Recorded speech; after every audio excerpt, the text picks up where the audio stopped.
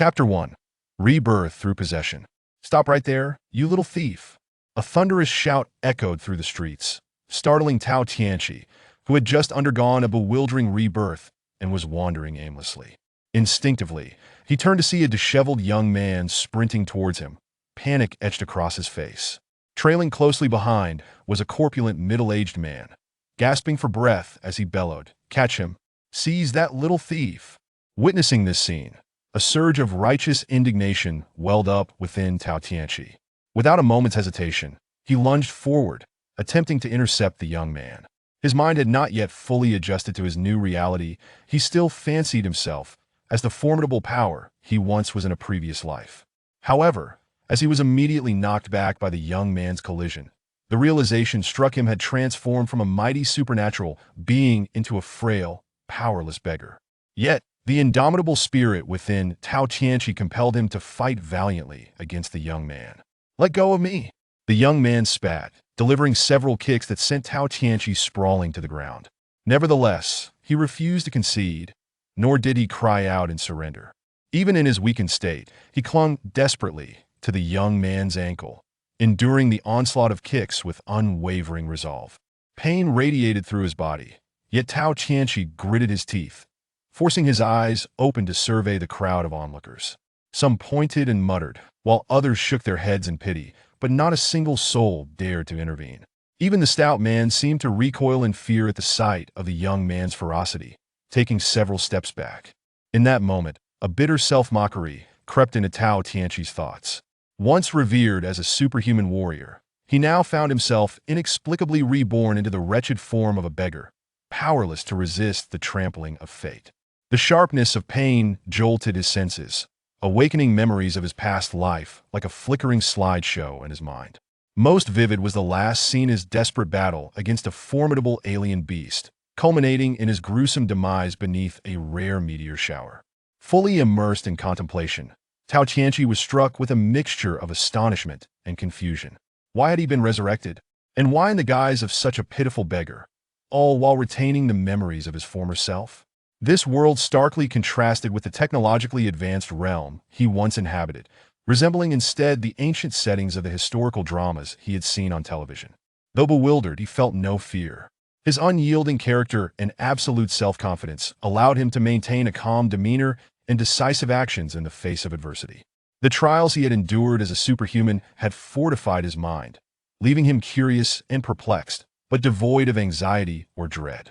He understood that the path of a strong individual is often fraught with twists and turns, and that only through perseverance could he carve out his own destiny. Despite the chaos swirling in his mind, Tao Tianqi instinctively clung tightly to the young man's ankle, gritting his teeth as he fought against despair. In that moment, his frail body seemed imbued with extraordinary tenacity, as if the exceptional abilities of his past life had been reborn within him. Just then, the sound of galloping hooves startled the onlookers.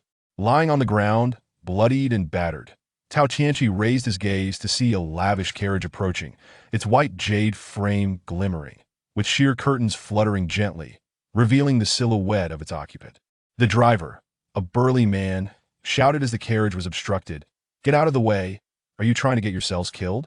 With that, he lashed out at the crowd with his whip. A scream pierced the air, and chaos erupted as the onlookers, including the stout man, scattered in fear, leaving only Tao Tianqi and the young man he clung to. Frustration flickered in the driver's eyes as he noticed the two still standing in defiance. Just then, the curtain of the carriage was drawn back, revealing a young man in white, holding a paper fan, his handsome features adorned with a nonchalant grin. "You've got some grit for a beggar," he remarked, his voice smooth yet laced with disdain. At that moment, Tao Tianqi could barely muster the strength to lift his head, managing only a fleeting glance at the young man before succumbing to unconsciousness.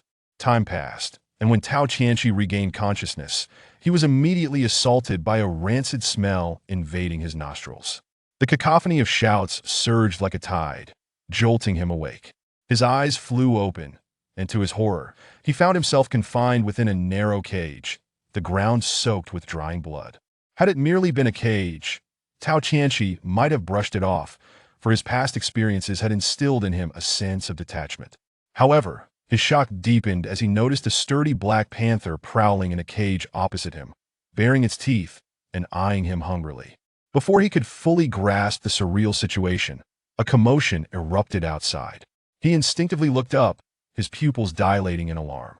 He realized he was trapped in a circular pit, roughly 10 meters in diameter, with smooth walls rising 5 meters high. The scene reminded him of the underground fighting arenas of his previous life, and he finally comprehended the dire predicament he faced. He's finally awake. Douse him with blood and hoist the cage, a shrill voice announced, followed by the appearance of 4 muscular men at the edge of the pit. One of them raised a basin of blood and hurled it at Tao Tianqi, the foul stench nearly causing him to regurgitate his last meal. Before he could recover, the other 3 men tugged on thick ropes, lifting both cages into the air. Let that little brat fight the Black Panther. How unfair. One jeered.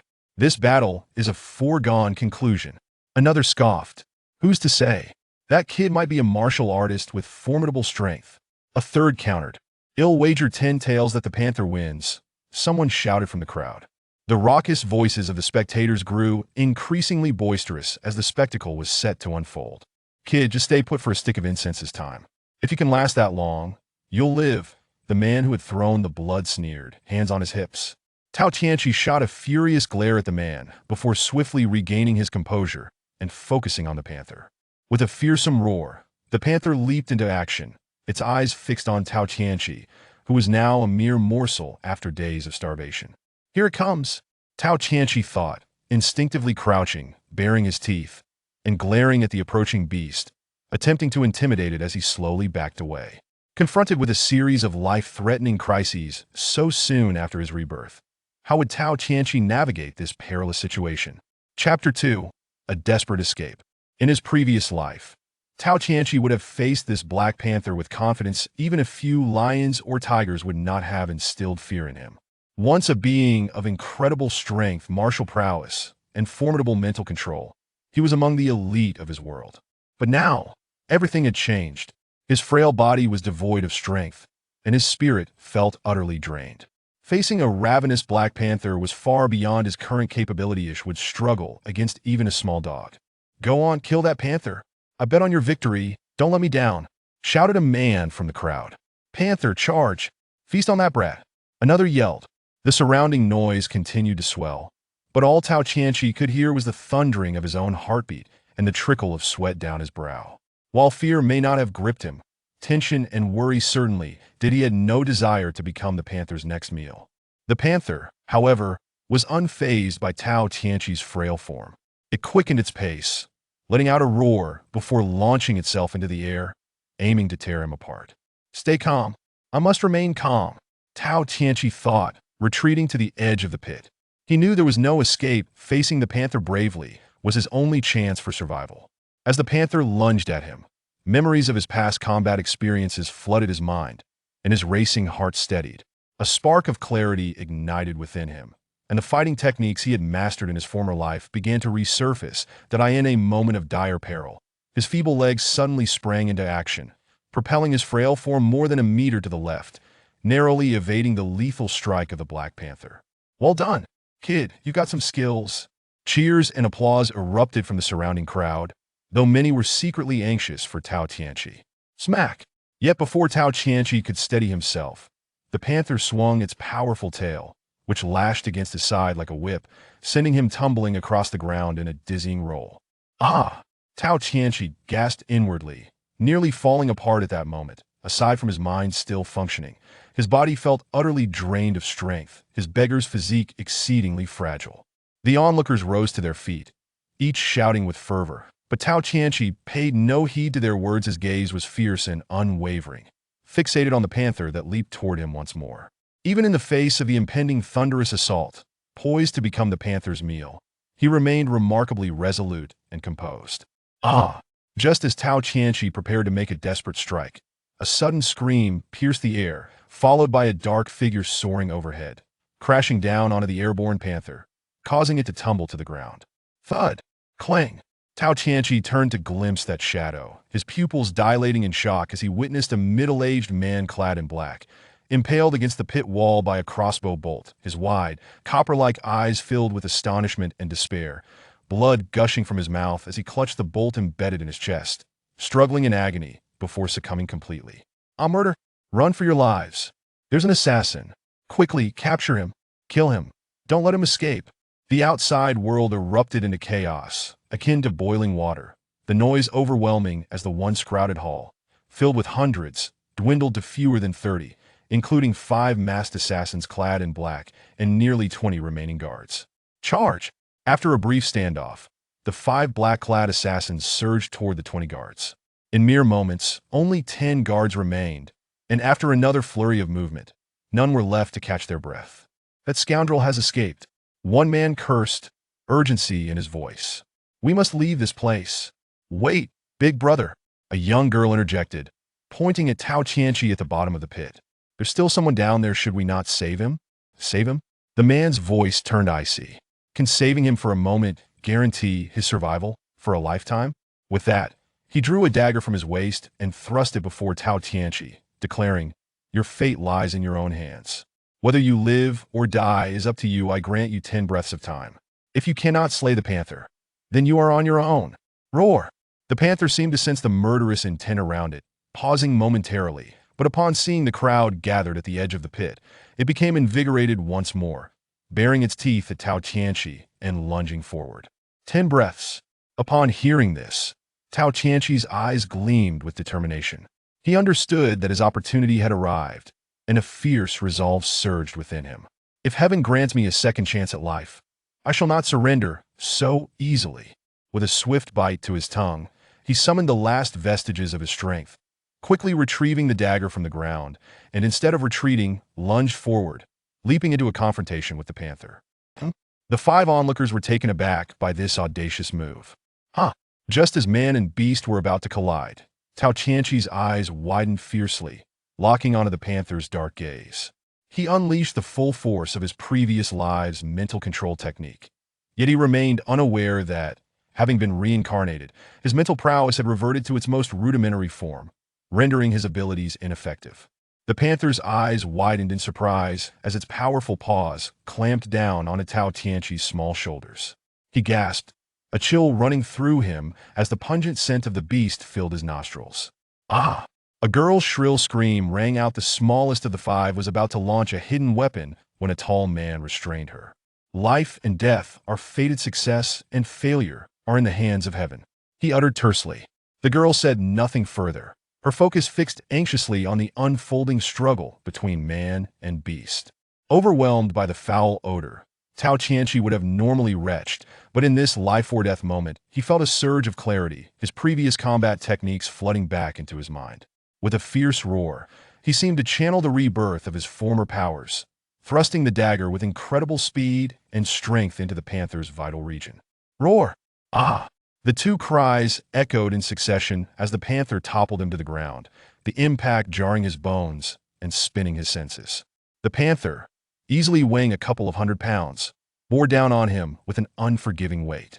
Yet, in his dazed state, Tao Qianqi smiled, for in that critical moment, his dagger had pierced the panther's heart. The beast barely had time to struggle before collapsing atop him with a final, anguished cry, its life extinguished. However, the exertion of his last ounce of strength, compounded by the panther's weight, caused him to lose consciousness. "Yay! He won!" The 5 onlookers cheered with delight at the sight. "This boy possesses some talent. Let's take him with us, and leave quickly," the tall man proclaimed. Once more saved, would the course of his reborn fate change? Chapter 3. The lowly girl. A tempest raged, dark clouds loomed ominously, and the heavens and earth merged into a single hue. The entire valley above was shrouded in darkness. Suddenly, a bolt of lightning descended from the sky like a magnificent sword, as if it sought to cleave the firmament in twain. The young boy, startled from his slumber by the thunderous roar, let out a muffled groan and slowly opened his eyes, due to prolonged malnutrition and severe injuries. He appeared exceedingly frail, struggling to rise from his bed. He moved only a few inches before a wave of excruciating pain shot through his back, leaving his face pale and contorted in agony. This boy was none other than Tao Qianqi, who had been rescued by a group of cloaked figures. Resigning himself to the futility of rising, Tao Tianqi first took note of his surroundings. The bed upon which he lay was the most comfortable and spacious he had ever experienced since his rebirth. The bedding, soft and warm, emanated a subtle fragrance. The room, though modest, comprising merely a bed, a table, 2 stools, and 2 ink-wash paintings, possessed a unique elegance and antiquity. Were it not for the sight of his own small limbs, Tao Tianqi might have believed himself to still be the revered hero of his past life. Yet, each time he awakened from slumber, the vestiges of his former glory evaporated like a fleeting dream, leaving him merely a penniless beggar, barely able to survive. Nevertheless, he remained undeterred, confident that a strong individual would thrive regardless of circumstance. Closing his eyes and inhaling deeply, he resolved to forget the burdens of his past and adapt to his present existence. Tao Tianqi reminded himself that the heavens had granted him a chance at rebirth for a significant purpose. As the ancient saying goes, when heaven is about to bestow a great responsibility upon a person, it must first temper their resolve, exhaust their strength, starve their body, and expose them to hardships. After a considerable time, as the pain in his injuries began to subside, Tao Tianqi made another attempt to rise. This time, after several tries, he succeeded. With a bittersweet smile, he bore the pain and perched himself on the edge of the bed. Looking up, he beheld a plate of delicate pastries, 2 apples, and a pot of tea before him. Joy surged within him as he swallowed hard, like a starved animal rushing to the table. He seized a handful of pastries and stuffed them into his mouth. Overwhelmed by hunger, delicious, exquisite, he exclaimed between bites, for when one is famished, anything tastes divine. Having devoured the pastries with ravenous zeal, he then turned to the apples, savoring each bite. Just as he was indulging in his feast, the door swung open, and a fragrant breeze wafted in. A young girl clad in a pink gown entered, her delicate features and flowing hair giving her an enchanting appearance, reminiscent of a celestial being from a painting.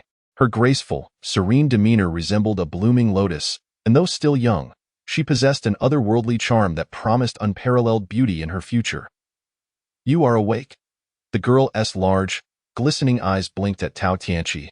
Her voice like a melody that danced through the air. She suddenly broke into a smile, her laughter ringing like silver bells. "Look at you. Your face is all smeared with food." Startled by her words, Tao Tianqi quickly set down the apple and wiped his mouth. Standing to face her, he was momentarily struck dumb, for she was the most adorable and beautiful loli he had ever encountered. The term popped into his mind inexplicably, but it fit her perfectly at that moment. As he wiped his mouth, he noticed that his clothes had been changed into a clean, oversized gray robe, evidently belonging to someone else. Seeing Tao Tianqi's comical actions and awkward expression, the girl burst into uncontrollable laughter. Her joyous laughter enveloped him like a warm spring breeze, dispersing the shadows in his heart. And his once despondent mood brightened considerably as he gazed at her exquisite visage, captivated. The girl appeared to be around the same age as this small beggar, approximately 14 years old.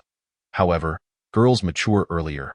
And given Tao Tianqi's malnourished state from years of begging, the girl seemed far more developed. "Hey, what are you staring at?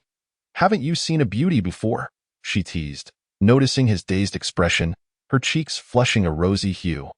Clearing his throat, Tao Tianqi, feeling somewhat embarrassed, replied with playful bravado, "I have encountered many beauties, but none as lovely and charming as you.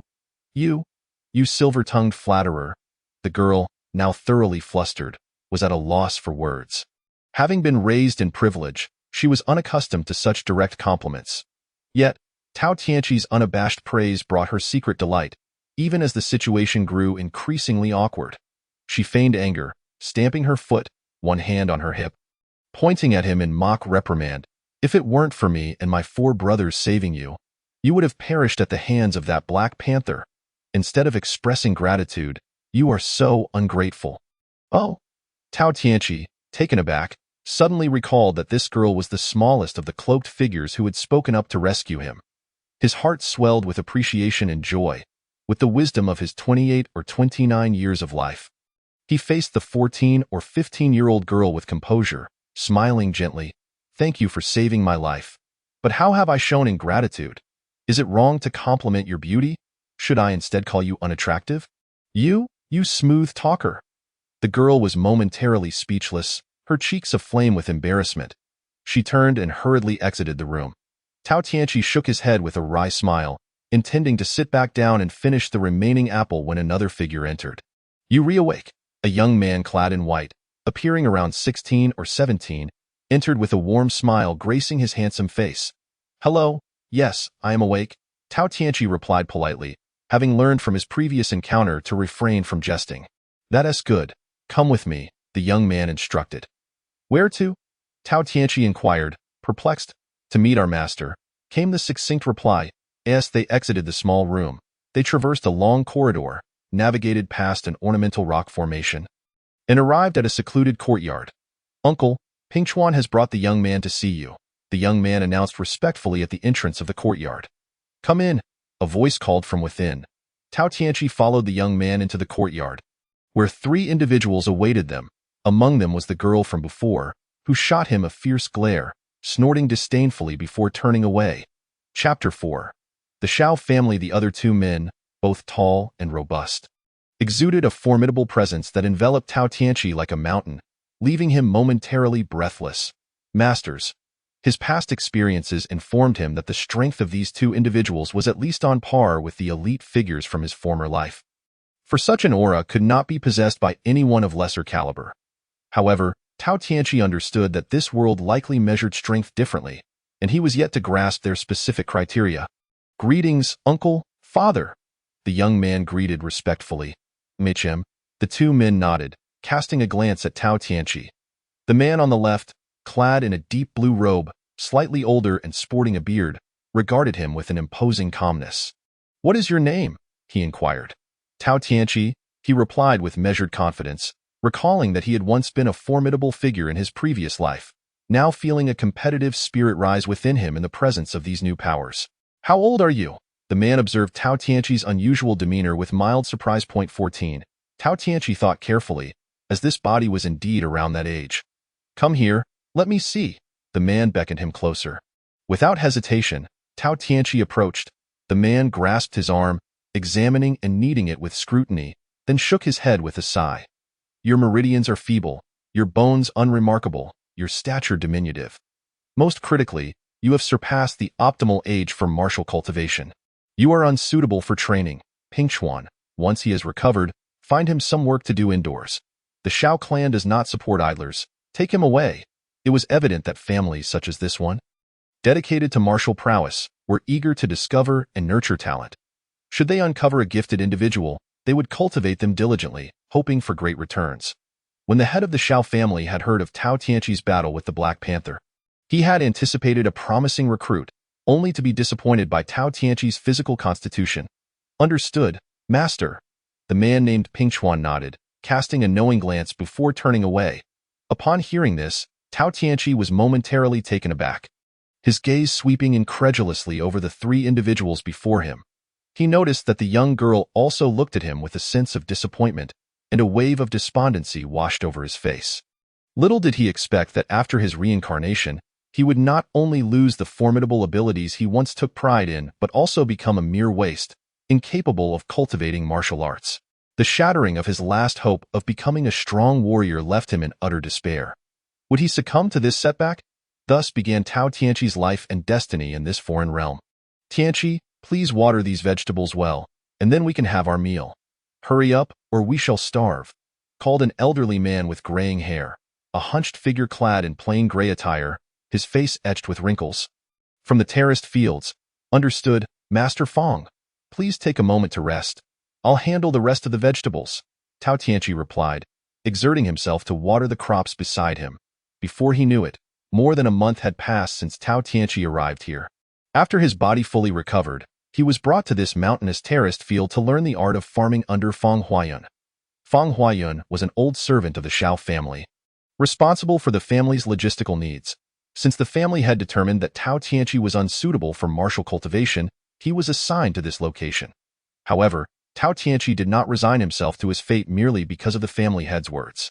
Aside from learning the intricacies of agriculture from Fang Huayun daily, he devised various ways to strengthen his physique and enhance his power, even secretly practicing the internal martial arts techniques from his past life. Unfortunately, After more than a month of trials, he finally understood the family head's statement. His current body was indeed unsuitable for martial arts. He made no progress even with the internal martial arts he once excelled in, which left him thoroughly disheartened. The Shao family has a lineage of nearly a century and is considered a significant force within the remote confines of Shingen City. The family members all revere martial arts. Regardless of gender, those deemed qualified to practice martial arts begin their training at the age of 6. Currently, the Shao family comprises 3 generations, with a thriving population of over 50 individuals, including servants. The martial arts practiced by the Shao family are ancestral secrets passed down through generations in this world. The majority of people cultivate using spiritual energy, and the Shao family is no exception. This method of cultivation is also classified into various realms and levels. According to Feng Huayun, the Shao family's inherited martial arts secrets are exceptionally powerful, divided into 2 principal realms, the Qi gathering stage and the spirit transformation stage, each consisting of 10 levels. The most formidable figures within the Shao family are the parents of the current family head, who represent the first generation of the family. However, these 2 esteemed elders have retired to a life of leisure, entrusting their eldest son, Shao Ju, with the family's affairs. Presently, all matters of the Shao family are managed by Shao Ju, while the elders enjoy their twilight years, rarely disturbed unless by significant events in Shao Ju's generation. There are only him and his brother, Shao Feng. Yet, Shao Ju and Shao Feng each have 5 children. Shao Ju has a son and a daughter, while Shao Feng has 3 sons. This trigenerational structure comprises the core of the Shao family. Tianqi, it is truly a pity. Feng Huayun paused to catch his breath, sitting beside Tao Tianqi. Given his age and lack of martial background, such physical labor was inevitably taxing. What a pity! Tao Tianqi wiped the sweat from his brow. Continuing to water the vegetables while inquiring, "It is a pity that you are not suited for martial cultivation," Feng Huayun sighed. Our world is exceedingly harsh and realistic. If one cannot cultivate martial arts, they will forever remain an inferior being, much like I have. Fortunately, I encountered the Shao family. Though my life has been somewhat laborious, I have never had to worry about food and clothing. You, too, are not suited for martial cultivation. Now that I am aging, you should learn diligently from me, and one day you can take over my duties. Your future days may not be as grand as those of martial practitioners, but you will certainly manage to live comfortably. I understand. Tao Tianqi responded with a heavy heart, falling silent as he immersed himself in the laborious tasks of farming. Feng Huayun's previous words seemed to pierce the most vulnerable part of his heart. He was, by nature, an extraordinarily resilient individual, endowed with remarkable abilities. Yet, after his rebirth, he found himself in such a lamentable state, leaving him profoundly disheartened. Nevertheless, Tao Tianqi refused to succumb to despair. He resolved, in secret, that even if he lacked the aptitude for martial cultivation, he would not surrender easily. He was determined to grow stronger, employing any means necessary. Having once stood as a revered powerhouse in his past life, it was unbearable for him to be reduced to a position of scorn and derision. Such a dismal sentiment could likely only be comprehended by those who had lived through similar experiences. The day's arduous labor weighed heavily upon Tao Tianqi, whose body was still recovering from malnutrition. Fortunately, the Shao family treated their servants with a degree of generosity, and the evening meal was quite sumptuous, leaving him well fed. Upon returning to his quarters early, he cast a glance around the room. Feeling a twinge of melancholy, the once refreshing single room he had occupied was now replaced by a larger dormitory shared with 3 others. Although the space was more ample, the presence of 3 additional individuals made him feel distinctly uncomfortable. As the other 3 had yet to return, Tao Tianqi quickly washed up and climbed into bed, burying his head beneath the covers to sleep. Exhausted in both body and spirit, he soon fell into a deep slumber. However, in the dead of night, he was once again startled awake by that peculiar dream, beads of sweat dotting his forehead. He gazed at the ceiling, the dream vividly etched in his mind, as clear as reality itself. Ever since his rebirth, he had experienced this dream no fewer than 10 times, leaving him bewildered. Gradually regaining his composure, he sensed that this dream was indeed extraordinary. He resolved that should he encounter it again, he would grasp it firmly and study it thoroughly. After more than half an hour of tossing and turning, he finally drifted back into slumber, and true to form, he found himself once more amid the strange dream. In this dream, Tao Tianqi floated in the ethereal expanse of the cosmos, surrounded by meteors hurtling toward him, leaving him with no means of evasion. Each impact felt akin to an electric shock, causing him to break into a cold sweat as he had done in previous dreams. Yet this time, he was mentally prepared. Regardless of the meteor's relentless assault, he gritted his teeth and compelled himself to endure. Strangely, unlike before, he did not awaken from the barrage of meteors. Having weathered the onslaught, the dreamscape abruptly transformed. Tao Tianqi found himself suspended in a misty sky, confronted by a colossal stone radiating a golden luminescence. He was taken aback, feeling remarkably lucid, as if he were not dreaming at all. His curiosity piqued, he hastened toward the massive stone, discovering that he could fly. This surreal, yet vividly real sensation filled him with wonder. Upon arriving at the stone, he focused his gaze and was astonished to see it inscribed with countless peculiar golden characters, numbering in the thousands. Strangely, although he had never encountered such script before, he could comprehend it effortlessly. Regardless, he was determined to unveil the secrets inscribed upon the stone. After a brief observation, he finally located the starting point of the golden characters, clearly displaying the words Shenhun Tianwan in slightly larger script. He silently repeated the phrase, pondering its significance. Blinking, he continued to read. It revealed. The Shenhun Tianwan is an immensely powerful cultivation method, unique in its nature. Unlike other cultivation techniques, it focuses specifically on the human brain. The average person's brain utilizes approximately 10% of its capacity, while the remaining 90% lies dormant or suppressed. Even the world's greatest athletes or scientists manage to access merely an additional 5% beyond the norm. Imagine how formidable humanity could become if the brain operated at full capacity.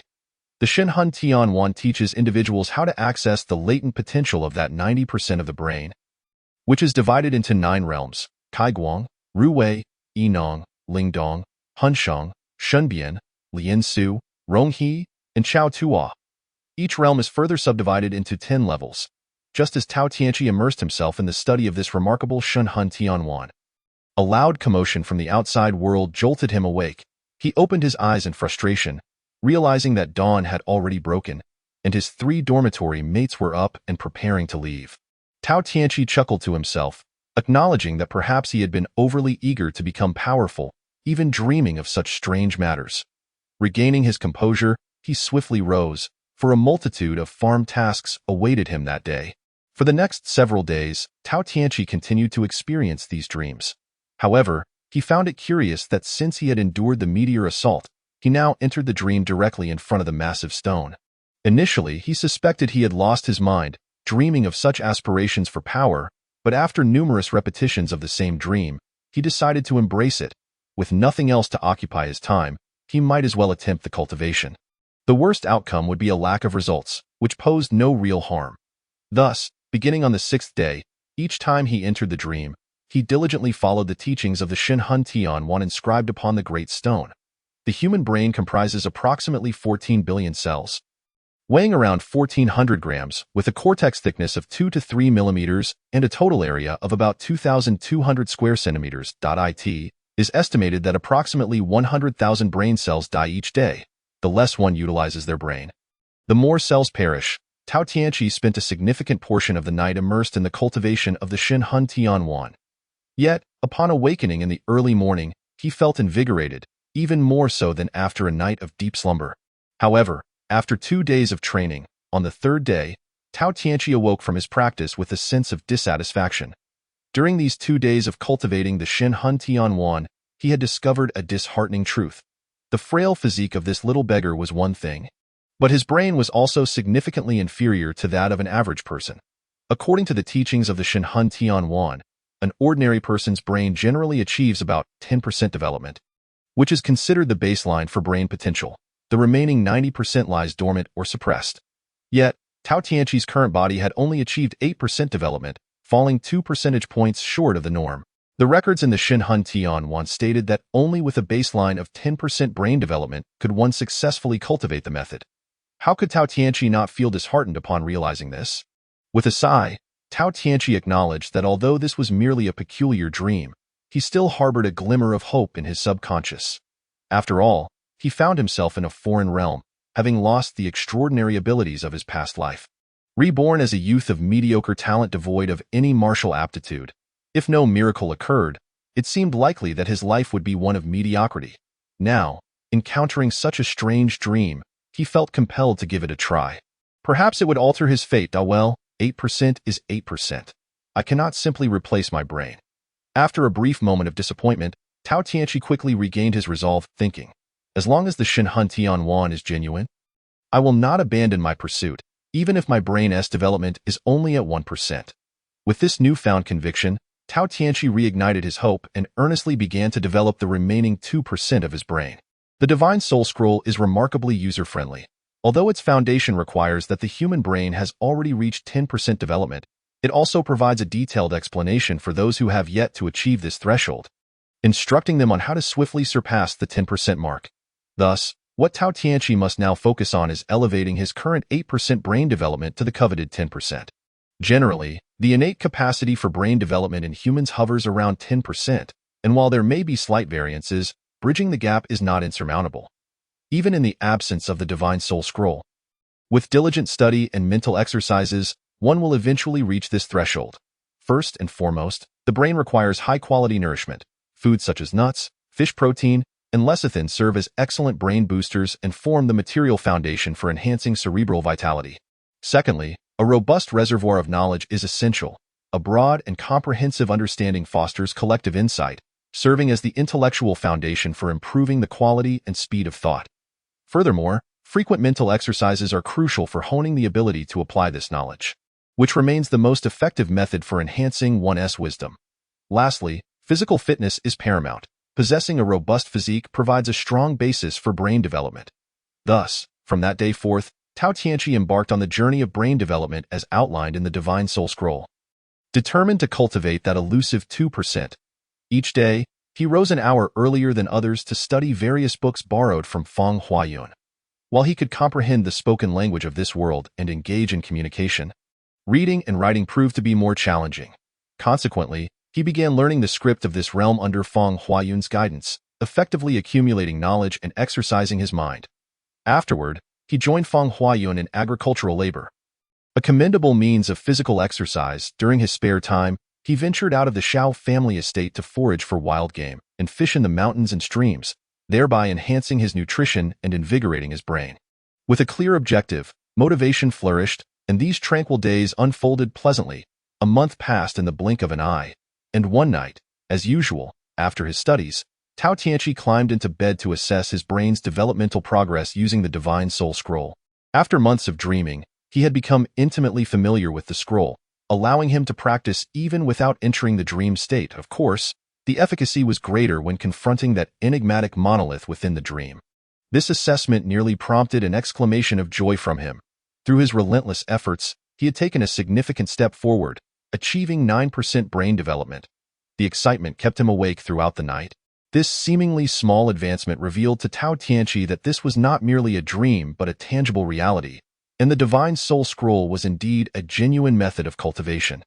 Though incredible, everything was undeniably real, granting him a profound sense of peace. On the following morning, as was his routine, Tao Tianqi rose early, clutching a book on agriculture borrowed from Old Feng, and settled down in the corridor to read. Since successfully developing 1% of his brain, he felt more alert than ever, his mind sharper and more potent. His memory had notably improved. Sentences that once required 4 or 5 dozen readings to commit to memory could now be retained after merely 10 to 20 repetitions. However, no other aspects had changed. After all, he had only developed the portion of the brain that is typically accessible to an average person. While the changes were subtle, they ignited a fervent hope within him. As he envisioned his past self, a powerful superhuman with extraordinary abilities, bolstering his confidence in future brain development. Up so early, engrossed in your studies. Just as Tao Tianqi was deeply focused, a melodious voice, akin to the sound of silver bells, broke through his concentration. I hadn't realized you were so diligent. Startled, he recognized the voice of the enchanting young lady, Xiao Linglong, the current head of the family's youngest daughter. He quickly rose to his feet. Though he was thin, he was nearly as tall as her, standing close to 1.60 meters. He cast a swift glance at her. Today, she donned a pale yellow gown, her waist-length hair cascading like a waterfall, casually tied back, with her delicate features, bright eyes, and flawless skin. She radiated beauty that compelled him to forcefully divert his gaze, despite having encountered her a second time. He still felt that such beauty could only belong to the heavens, rare to behold in the mortal realm. "Oh, it's you?" Tao Tianqi said, attempting to maintain his composure as he turned his gaze to a nearby tree. However, in that seemingly casual glance, he could tell that Xiao Linglong was in an exceptionally good mood, her demeanor exuberant. "How rude!" Xiao Linglong pouted, playfully scolding him. "What do you mean by you?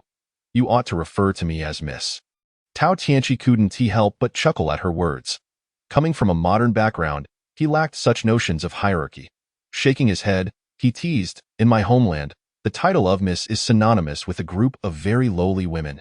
And your noble and ethereal presence, Linglong, certainly cannot be compared to that, so I cannot bring myself to utter it." "Oh, is that so?" Xiao Linglong raised an eyebrow, her expression curious. "Where are you from?" "Isn't Miss just a term of respect for young ladies? Why is it a derogatory term in your homeland?"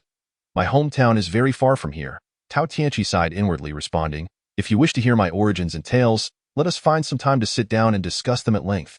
Chapter 7. Arrogant guardian of the estate, you were just rambling on, looking all wise and old. As Xiao Linglong's figure faded from view, a sudden voice interrupted, harsh and unexpected. "You, a mere servant, think you can entertain our miss with stories? Do you even deserve it?" Tao Tianqi frowned at the voice, turning to face the speaker. A burly man in his late 30s approached, his appearance unremarkable, yet his snake-like eyes hinted at malice. "It's you." Tao Tianqi's expression darkened as he recognized the man. He was Sun Yingwu, one of the guards of the Xiao family, known for his formidable prowess in the Xiao household. Aside from the direct descendants, he was considered a notable figure. However, through the discussions of the family, Tao Tianqi had gleaned that Sun Yingwu was treacherous and ruthless, a man not to be trifled with in the hierarchical Xiao family. Even the servants were divided into ranks. The highest was the steward, who managed all affairs of the household, wielding significant authority. Excluding a few direct descendants, he held the most power. Next were the 4 guards, all of whom were exceptionally skilled and responsible for the safety of the estate and its inhabitants. They were highly respected and wielded considerable influence, followed by the captains of the 2 martial arts teams, who were slightly less powerful. Finally, there were the members of the martial teams, with individuals like Tao Tianqi and Feng Huayan being the lowest of the load. A sharp crack echoed, and before Tao Tianqi could react, he felt a searing pain on his left cheek, as if it had been sliced by a blade, causing him to involuntarily stumble sideways and land on the grass outside the corridor. Thud! Tao Tianqi fell to the ground, the world spinning around him, his left cheek swelling instantly, and his mouth filled with blood. "Humph! You have no sense of decorum," Sun Yingwu sneered, casting a disdainful glance at Tao Tianqi. "As a servant, you dare to jest with our miss? She is magnanimous and will not hold it against you. But I shall teach you a lesson today, so you understand your place. If I hear you speaking out of turn again, I will not let you off so easily." Upon finishing his words, he shot a fierce glare at Tao Tianqi, and with a flourish of his sleeve, strode away into the distance. Tao Tianqi, bewildered by the blow he had received, spat out blood in a fit of rage, his teeth clenched, and his fingers dug deeply into the grass beneath him. His eyes burned with fury as he glared at the retreating figure of Sun Yingwu. If his gaze could kill, Sun Yingwu would have perished 100 times over. However, Tao Tianqi was not an impulsive individual. On the contrary, he was remarkably rational. He understood that he was currently no match for Sun Yingwu and that he must endure humiliation and hardship until he could exact his revenge when he grew stronger. The greater the external pressure, the more motivated he became, cultivating an indomitable spirit. Rising to his feet, Tao Tianqi shook his head as if to cast off the recent unpleasantness and worries. After a period of calming down, he made his way to the cafeteria. The Xiao family estate was quite expansive, with numerous buildings. The cafeteria alone was divided into 3 sections. In this strictly hierarchical and brutal world, even the cafeteria had various tiers. Individuals like Tao Tianqi, who lacked martial prowess, were relegated to the 3rd cafeteria, which offered the least desirable meals. The other 2 cafeterias catered to different groups. The first was exclusively for the family's direct descendants, providing the finest fare, while the second served those lower-class individuals qualified to practice martial arts. This second cafeteria was the most crowded, as even slightly stronger and more gifted youths could practice simple martial arts. The Xiao family relied on this strength to protect their safety, making individuals like Tao Tianqi, who possessed no martial talent, rare and largely overlooked. "Tianqi, you've arrived." Upon entering the cafeteria, Fang Huayun greeted him, then asked in surprise, "What happened to your face?" "Good morning, Fang Lao." Tao Tianqi nodded in acknowledgement. Despite his foul mood, he concealed it well and offered a vague excuse to divert attention. "Tianqi, after we finish breakfast, let us take a stroll around the fields. If there is nothing pressing, I'll take you to the training ground," Fang Huayun said, cheerfully sipping his porridge as he chatted with Tao Tianqi. The training ground? That sounds great. For someone who had been an adept in his past life, martial arts was an integral part of his existence. Although Tao Tianqi could not practice martial arts now, the mere mention of the training ground stirred a sense of excitement within him. "You might not be aware, but there is an incredibly thrilling duel happening at the training ground today," Fang Huayun exclaimed, his eyes sparkling with enthusiasm. "What duel?" Tao Tianqi inquired. "You really are oblivious to the world outside your window," Fang Huayun chuckled. "Our clan's only daughter, Miss Linglong, has been in seclusion for 2 months and finally broke through to the 7th level of Qi gathering yesterday. Today, the clan will conduct her evaluation. 2 months in seclusion? No wonder I haven't seen her around lately," Tao Tianqi mused, then asked, "Fang Lao, is the 7th level of Qi gathering impressive?" "Absolutely. Although our Xiao family has about 30 to 40 martial practitioners, including the direct descendants, those who can break through to the 7th level are few and far between," Fang Huayun explained. Nodding earnestly. It is said that the 7th level is a watershed. Below this level, with enough effort, most practitioners can attain it, but to cross into the 7th level is exceedingly rare. Once one enters, the path ahead becomes significantly easier. In our family, it is unprecedented for someone as young as 14 to reach the 7th level. Even our patriarch only broke through at 15. You can imagine how formidable our Miss Linglong's talent is. "Ah, that impressive," Tao Tianqi exclaimed, astonished. He thought to himself, no wonder that young girl was so exuberant this morning. She must possess considerable strength. "Let us finish up and take a stroll before heading to the training ground," Fang Huayun suggested, rising. "Even though we cannot practice martial arts as servants of the Xiao family, we must still grasp some knowledge about it." "All right," Tao Tianqi nodded and followed Fang Huayun as they departed. The Xiao family's training ground was as vast as half a football field, its surface entirely paved with thick blue stones. By the time Tao Tianqi and Fang Huayun arrived, a considerable crowd had already gathered. The crowd was roughly divided into 2 groups. One formed a semicircle with over 30 individuals, while at the center of the semicircle sat an elderly man in a white robe and an elderly woman in a blue robe. Despite their advanced age, both radiated vitality and vigor. Behind them stood 2 middle-aged men and 2 middle-aged women, each accompanied by 2 young me and at this moment, the young girl, Xiao Linglong, stood at the center of the circle, marking the presence of all 3 generations of the direct descendants of the Xiao family. Just in time. "It hasn't started yet." Fang Huayun appeared quite excited, taking Tao Tianqi's hand as they joined the semicircle. Tao Tianqi curiously surveyed the scene, particularly focusing on the 2 elderly figures. Recognizing them as the patriarch of the Xiao family's parents, the highest-ranking individuals in the family, he was familiar with most of the other attendees as well. As more people gradually joined. After a brief wait, the patriarch Xiao Ju stepped forward, his face aglow as he proclaimed, "Everyone, my daughter Linglong successfully broke through to the 7th level of Qi gathering yesterday and is here today for her evaluation." "Good!" The crowd erupted in cheers, their gazes fixated on the elegant figure at the center, filled with excitement, admiration, and anticipation. At this moment, Xiao Linglong appeared somewhat nervous, her delicate face flushed, her beautiful eyes darting about. "It's about to begin. I'm so looking forward to it." Miss is truly a gifted prodigy, breaking through to the 7th level at just 14. Her future is boundless. I wonder who Miss S' opponent will be? The surrounding crowd buzzed with excitement. Even Fang Huayun engaged in animated discussions with those nearby, her cheeks flushed with exhilaration. Throughout this, Tao Tianqi remained observant, taking note of everyone's reactions, including Sun Yingguo, who stood among the crowd, occasionally barking orders to maintain order.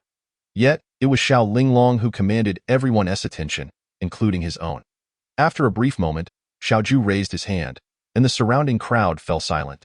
He then called out, "Xiao Yi, come forth to duel with Linglong." Ah? A middle-aged man clad in gray robes, of average stature, with a dark complexion and a kind expression, stepped forward in surprise, saying awkwardly, "Patriarch, I cannot even defeat a young lady at the 6th level of Qi gathering, let alone miss at the 7th level. And no need for further words." Xiaoju waved his hand, his voice authoritative, instantly imposing his command. Xiao Yi hesitated slightly, not daring to speak further, and quickly approached the center of the arena, cupping his fists in salute to Xiao Linglong, exclaiming, "Miss, please, please, Uncle Yi." Upon seeing him step forward, Xiao Linglong visibly relaxed, her tension easing. "Fang Lao, is Xiao Yi quite formidable?" Tao Tianqi asked in a hushed tone. Xiao Yi is one of the stronger subordinates in our Xiao family, boasting impressive strength at the 6th level of Qi gathering. "He is quite formidable," Fang Huayan replied quietly, her gaze unwaveringly fixed on the two in the center. 6th level of Qi gathering, just one level below that girl. She should be able to handle it, Tao Tianqi thought, a surge of unspoken anticipation welling up within him. He then casually glanced at Sun Yingwu and inquired, "Fang Lao, if Xiao Yi has reached the 6th level yet hasn't he secured a position of power, how formidable must the 4 great guardians be?" "The 4 great guardians." Fang Huayan glanced at Tao Tianqi and replied, "They are all true experts at the transformation realm. They are on an entirely different level." The transformation realm.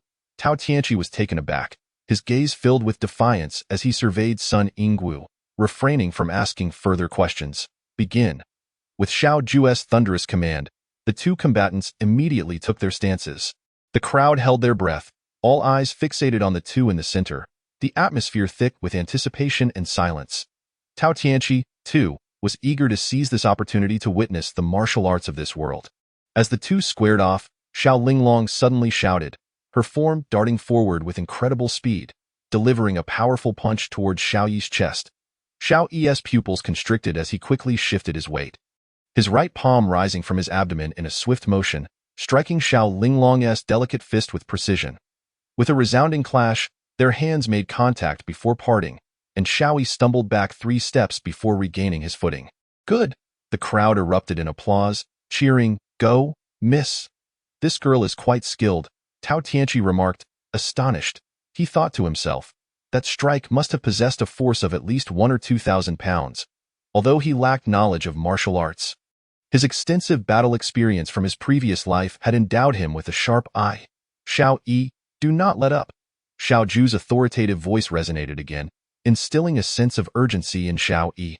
"Be careful, Uncle Yi." Xiao Linglong smiled slightly, and as soon as Xiao Yi steadied himself, she charged forward again, leaping into the air to deliver a kick to him.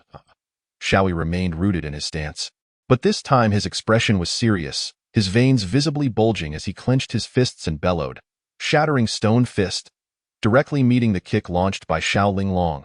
A crisp sound echoed as her white long boot shattered into fragments, leaving the onlookers utterly astonished.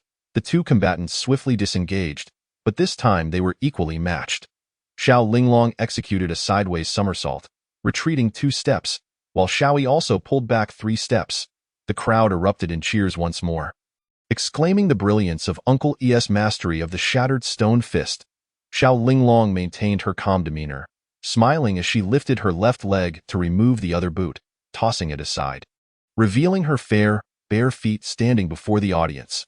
This sight sent a thrill through the hearts of all the young men present. What's going on? How could that fellow's shattered stone fist match the young lady's prowess? Tao Tianqi asked in astonishment. Xiao Yi employed his ultimate technique, which is no ordinary martial art, Fang Huayan responded, visibly tense. The young lady and Xiao Yi differ by 1 tier in strength. If Xiao Yi unleashes his ultimate move while the young lady refrains, his attack power would not be inferior to hers. Chapter 9. A heroine among women, what an impressive ultimate technique! Tao Tianqi exclaimed, taken aback. In his previous life, he had only focused on continuously honing his physical strength and mental abilities, never encountering any technique that could instantaneously enhance combat prowess.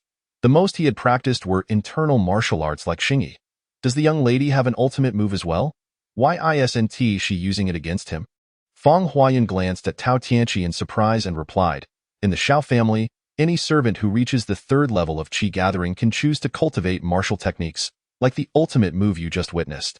However, direct descendants must reach the sixth level of Qi gathering before they can select martial techniques. The young lady is currently at the seventh level of Qi gathering, so she certainly possesses an ultimate move. But such techniques consume a great deal of true energy and are difficult to control. She won't employ them unless absolutely necessary. You should pay more attention to martial knowledge in the future. Although we cannot practice, it's beneficial to have some understanding to avoid being ridiculed by others. Oh? She's making her move again. Tao Tianqi nodded, focusing intently as he asked, "Is the young lady using her ultimate move?" "I can't tell. Keep watching closely," Fang Huayun replied, somewhat impatiently. As the two combatants resumed their duel, the atmosphere fell silent, with the crowd eagerly watching the two fighters. This time, Xiao Linglong approached her third strike with noticeably more caution than before, demonstrating a balance of offense and defense. After exchanging over 10 moves, despite Xiao Yi occasionally employing his shattered stone fist, he posed no threat to Xiao Linglong, consistently finding himself at a disadvantage. Each time they clashed, he struggled to maintain his balance, retreating several steps. Xiao Linglong's seemingly gentle strikes bore the force of 1,000 pounds, delivering incredible power with each hit.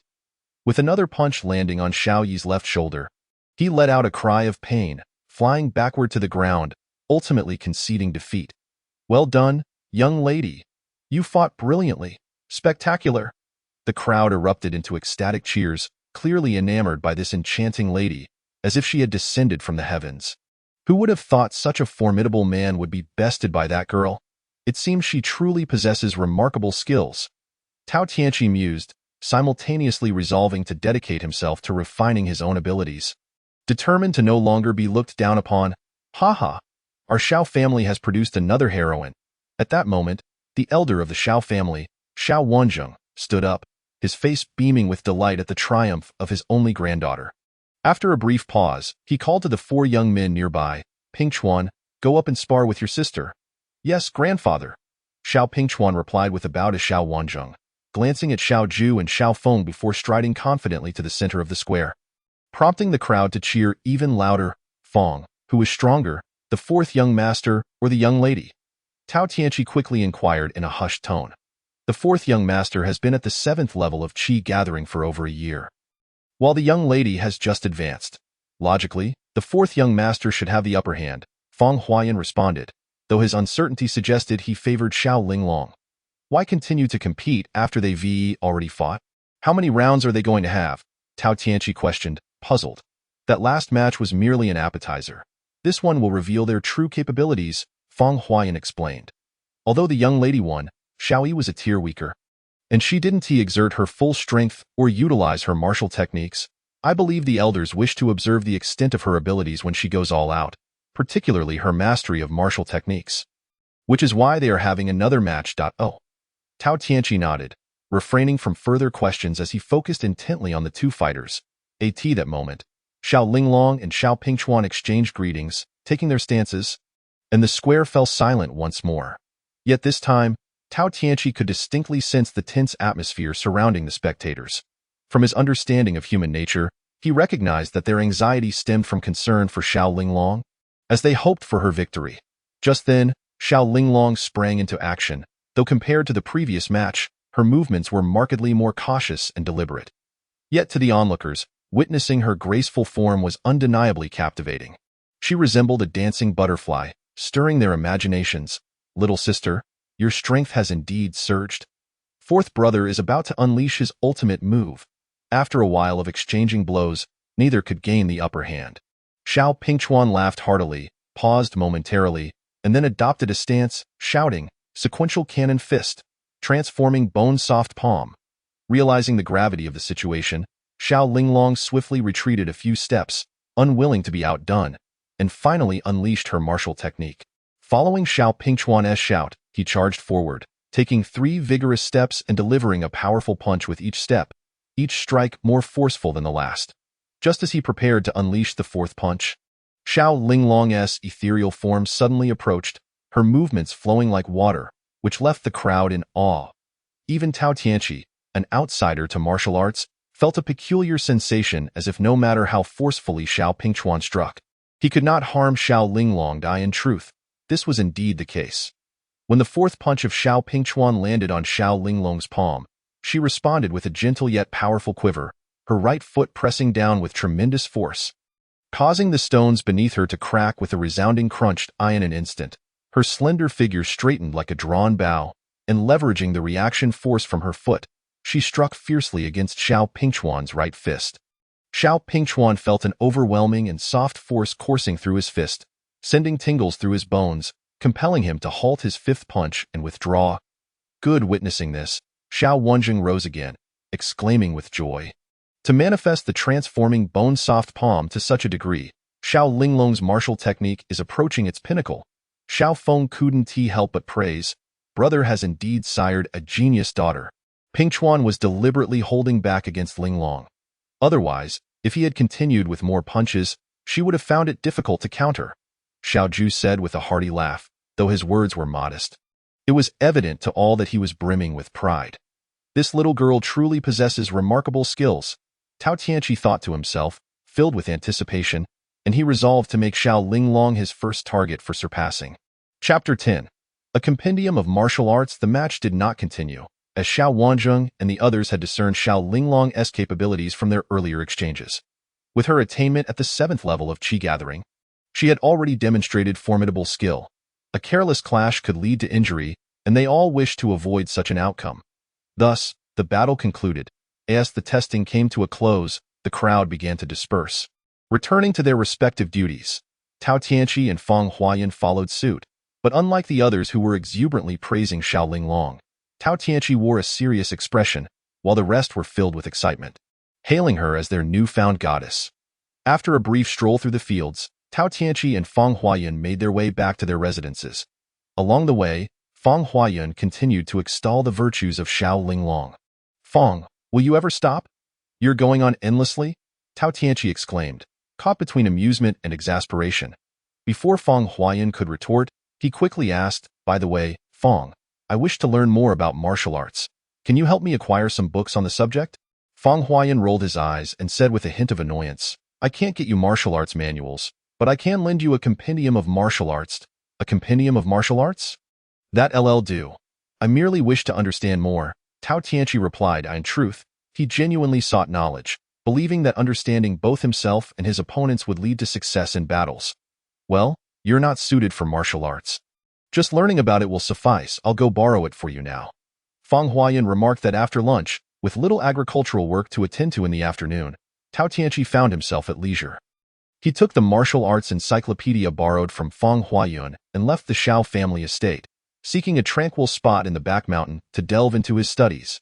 To his surprise, he discovered the existence of books akin to encyclopedias in this world, which he found rather delightful. Tao Tianqi, captivated by the martial arts encyclopedia, had, over the past few months, managed to grasp the written language of this realm, rendering the text accessible to him. Having recently unlocked 1% of his brain's potential, Tao Tianqi's memory and comprehension had significantly improved compared to earlier. He dedicated 3 to 4 hours to thoroughly absorb the contents of the slim volume before sunset. This martial arts encyclopedia essentially introduced a plethora of knowledge pertaining to martial cultivation in this world. For instance, it delineated the various realms of martial cultivation. Although Tao Tianqi had previously heard Feng Huayan discuss this knowledge, the details were far more elaborate in the encyclopedia. It stated that martial cultivation could be classified into 2 major realms, gathering qi and transforming spirit. Beyond these realms, there were presumably even more formidable existences. However, the encyclopedia did not elaborate on realms beyond transforming spirit, indicating that breaking through to that stage would undoubtedly be quite challenging. Both the gathering qi and transforming spirit realms are subdivided into 10 tiers. The gathering qi stage primarily involves absorbing external spiritual energy to cultivate true energy within the body, with the 3rd tier serving as a pivotal watershed. Upon reaching this tier, one can generate a faint true energy within, which explains why attaining the 3rd tier allows for the practice of certain martial techniques. The 7th tier of gathering qi represents a significant watershed. Many practitioners struggle to surpass this level, as it necessitates using the cultivated true energy to impact the body's 2 most formidable meridians. Run and do successfully unblocking these meridians is no easy feat. The text describes that those who achieve this are exceedingly rare. This achievement hinges not only upon diligence but also on innate talent, aptitude, comprehension, and opportunity. Many practitioners spend their entire lives unable to break through to the 7th tier of gathering qi. However, once one does, the subsequent cultivation becomes considerably easier as long as one is willing to exert effort. Yet, the challenge of transitioning from the 10th tier of gathering qi to the realm of transforming spirit is not to be underestimated. It is no less arduous than moving from the 6th to the 7th tier of gathering qi. This is because even at the 10th tier of gathering qi, practitioners are still utilizing external spiritual energy to cultivate their true energy. To transcend this limitation and achieve the fusion of one's true energy with external spiritual energy is a formidable challenge indeed.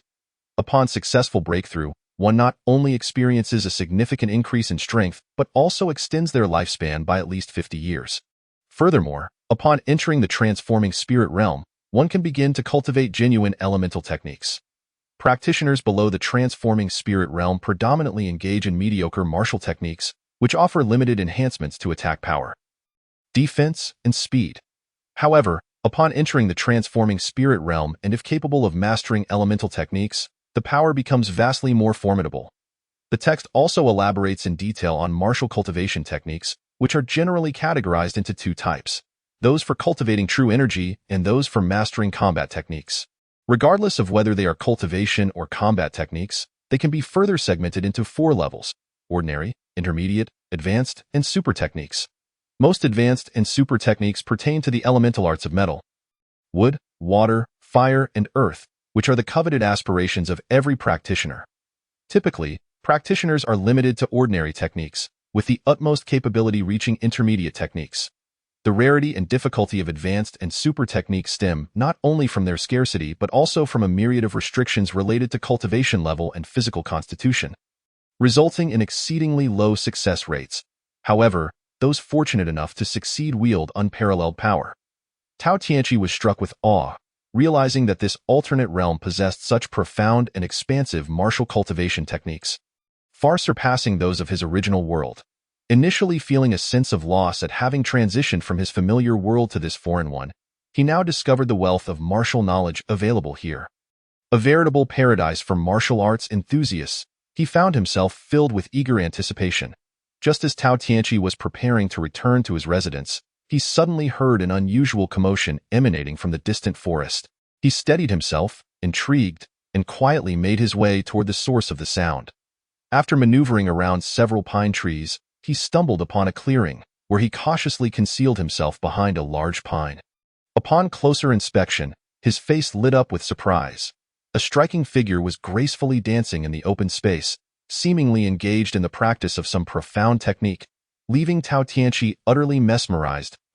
Just as he was lost in this captivating sight, he suddenly felt his body lighten, and before he knew it, he was involuntarily airborne, crashing to the ground several meters away, landing in a rather undignified manner before Xiao Linglong. Though he sustained no serious injuries, the situation was undeniably awkward. Chapter 11. Intensifying conflicts. What is happening? Xiao Linglong exclaimed, her brows knitting in astonishment as she came to an abrupt halt. Miss, this person dares to spy on your martial training, came the abrupt voice. Struggling to rise from the ground, Tao Tianqi focused his gaze and was met by none other than Sun Yingguo, the one who had slapped him earlier that morning. A wave of resentment washed over him. Is that so? Xiao Linglong turned to face Tao Tianqi, her beautiful eyes revealing a hint of confusion. Tao Tianqi shot a furious glare at Sun Yingguo, inhaled deeply to quell his anger, and then fixed his gaze firmly on Xiao Linglong's sparkling eyes, resolutely declaring, I did not. You dare to quibble? Sun Yingguo bellowed, interrogating him. If you did not spy on the young lady's training, then what are you doing here? Tao Tianqi straightened his back and, with measured composure, replied coldly, I merely passed through. Furthermore, how would you know I was spying on the young lady's training if you weren't doing the same? It seems you are the one crying thief, impudent. Sun Yingguo's expression shifted, his eyes narrowing like a venomous snake fixated on Tao Tianqi. Were it not for Xiao Linglong's presence, Tao Tianqi might have faced another beating. Humph! You have been exposed. Tao Tianqi keenly observed the change in Sun Yingguo's countenance, emboldened by his apparent discomfort. Unafraid, he pressed on. I am but an incapable waste unable to cultivate martial arts, a truth that even the young lady knows. However, you, guardian son, are a martial genius. If you were to spy on the young lady's training, you might actually learn a move or two." Before he could finish his sentence, Sun Yingwu could no longer restrain himself and made a move towards him, but was promptly halted by Xiao Linglong's intervention. "Guardian son, what do you think you are doing?" Xiao Linglong's delicate face hardened, and she rebuked him sharply. "Miss, do not listen to this waste's nonsense. He is slandering me out of spite."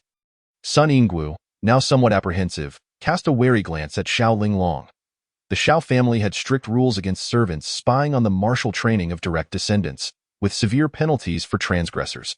After all, only direct descendants could cultivate the family's authentic martial arts secrets, necessitating vigilance against lower-ranking individuals. This was simply common sense. "How have I wronged you?" "We have no grievances or enmity," Tao Tianqi scoffed inwardly. Aware that he had successfully provoked Sun Yingwu, even unmasking his deceit and inciting his fury. "You disrespected the young lady this morning, and I punished you. Thus you seek to retaliate," Sun Yingwu roared. "When did I disrespect you?" Xiao Linglong's confusion deepened as she scrutinized Sun Yingwu. "This morning, I merely exchanged a few words with the young lady, and guardian son overheard, claiming I was disrespectful, and without further ado, he assaulted me." Tao Tianqi interjected. "Guardian son is truly attentive to the young lady, always shadowing her every move. He is well aware of everything that befalls her." Sun Yingwu's face turned ashen upon hearing this. The insinuation was unmistakable. Tao Tianqi was accusing him of stalking Xiao Linglong. "Miss, I did not.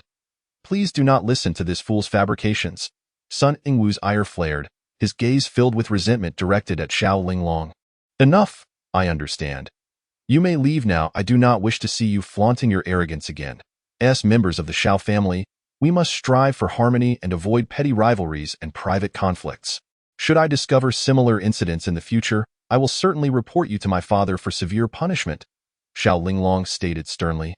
"Yes, Mississippi, I take my leave."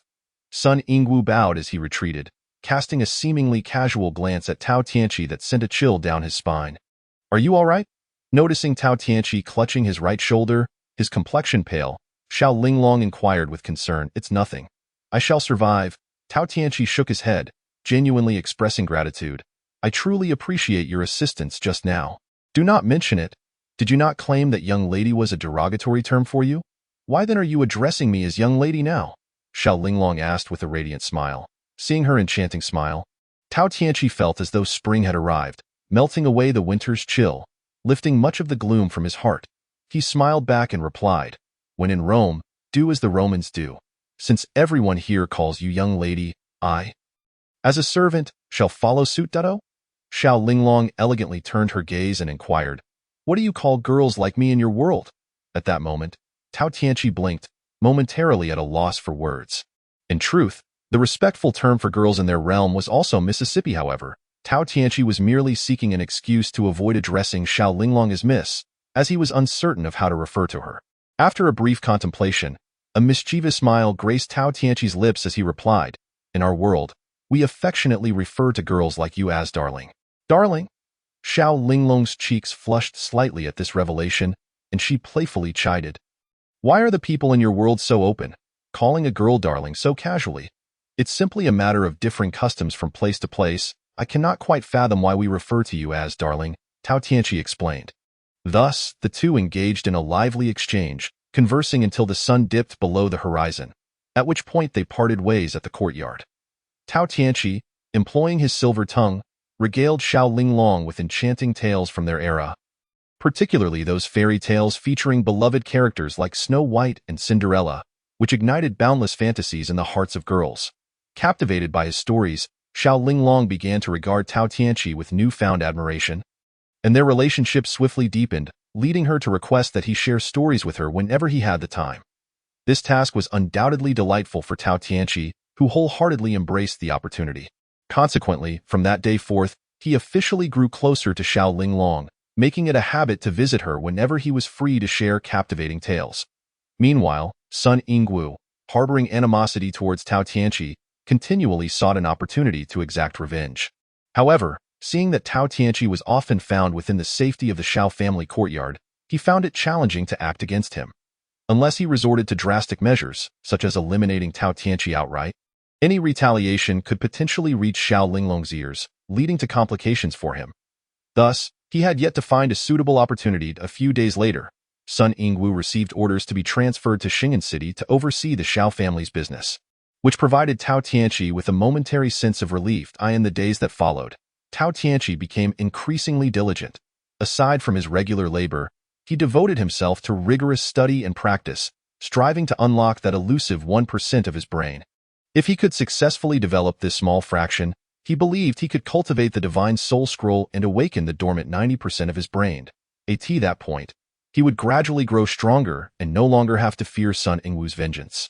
Yet, was unlocking the brain truly such a simple endeavor? Chapter 12. Encountering retribution. To Tao Tianqi's dismay, that 1% of his brain seemed as if it were encased in ice. Over a month had passed without any sign of progress. This led him to despair, as he began to believe that the brain of this little beggar was particularly stubborn and resistant to development. However, Tao Tianqi found himself with no alternative, for lacking the aptitude to cultivate martial arts. He had no choice but to place all his hopes on unlocking his brain. Thus, he persevered, diligently following the guidance provided in the Divine Soul Scroll. Tianqi, now is the transition between summer and autumn, and the mountains are filled with delicious wild fruits and vegetables. Shall we go gather some? Early one morning, after breakfast, Fang Huayan set off with Tao Tianqi, carrying a basket as they ventured into the mountains. Unbeknownst to Tao Tianqi, Sun Yingwu had just returned from Xing'an City to attend to matters concerning the Shao family. As dawn broke, he prepared to return to Xing'an City, only to coincidentally spot Fang Huayan leading Tao Tianqi towards the mountains. A sinister smile crept across his face as a cunning plan took shape in his mind, prompting him to stealthily follow them. Old Fang, this mountain is vast. Where exactly are we going to gather wild fruits and vegetables? Tao Tianqi inquired as they strolled along. This is the Lianhuan mountain range, a place of immense size, and the deeper you go, the more perilous it becomes. No one knows where the mountains ultimately lead. Even our Shao family's martial experts only dare to venture into the first 3 mountains. They are hesitant to approach the latter peaks, Fang Huayan explained. Are there formidable beasts lurking within these mountains? Tao Tianqi asked, intrigued. Perhaps. In truth, I've never ventured deep into the mountains myself. I've only accompanied others to the 3rd peak, where I encountered some wolves and leopards, Fang Huayan replied. An hour later, the pair arrived at the opposite side of the mountain. Just as the sun began to rise, the air was filled with a gentle mist, and a faint fragrance wafted through the atmosphere, creating a refreshing and serene ambience. Neither of them possessed any martial arts skills, and given their disparity in age, it would not be an exaggeration to say they were as defenseless as a child. Therefore, Fang Huayan refrained from delving deeper into the mountains, opting instead to remain at the junction between the 1st and 2nd peaks, where wild fruits and vegetables flourished abundantly. Here we are, Fang Huayan declared, setting down his basket and collapsing onto the ground in exhaustion. This place is spacious and teeming with various wild fruits and vegetables. We shall search in this vicinity. At that moment, they were blissfully unaware that a pair of malevolent eyes were fixated on them from a short distance away. All right. Although Tao Tianqi felt some fatigue, his youth afforded him greater stamina than Fang Huayan. Upon hearing his companion's words, he promptly moved forward to seek out wild edibles. Wait, you should take a break. Fang Huayan chuckled ruefully, handing Tao Tianqi a bamboo whistle. Youth is a blessing. Take this whistle. If anything happens, blow it with all your might, and I will come rushing to your aid. But please, do not wander too far, understood? Tao Tianqi nodded, lacking experience in the wilderness. He grasped the bamboo whistle but said little as he ventured onward. What a perfect opportunity! Sun Yingwu felt a surge of joy upon witnessing this scene. After enduring over a month of pent-up resentment, he finally had the chance to exact his revenge. To him, it was intolerable that a mere waste of a boy like Tao Tianqi had outmaneuvered him, a formidable martial expert and guardian of the Shao family, causing him to tread carefully in his duties during this time. The thought of it filled him with rage, and he longed to dismember Tao Tianqi now. He had finally caught a break.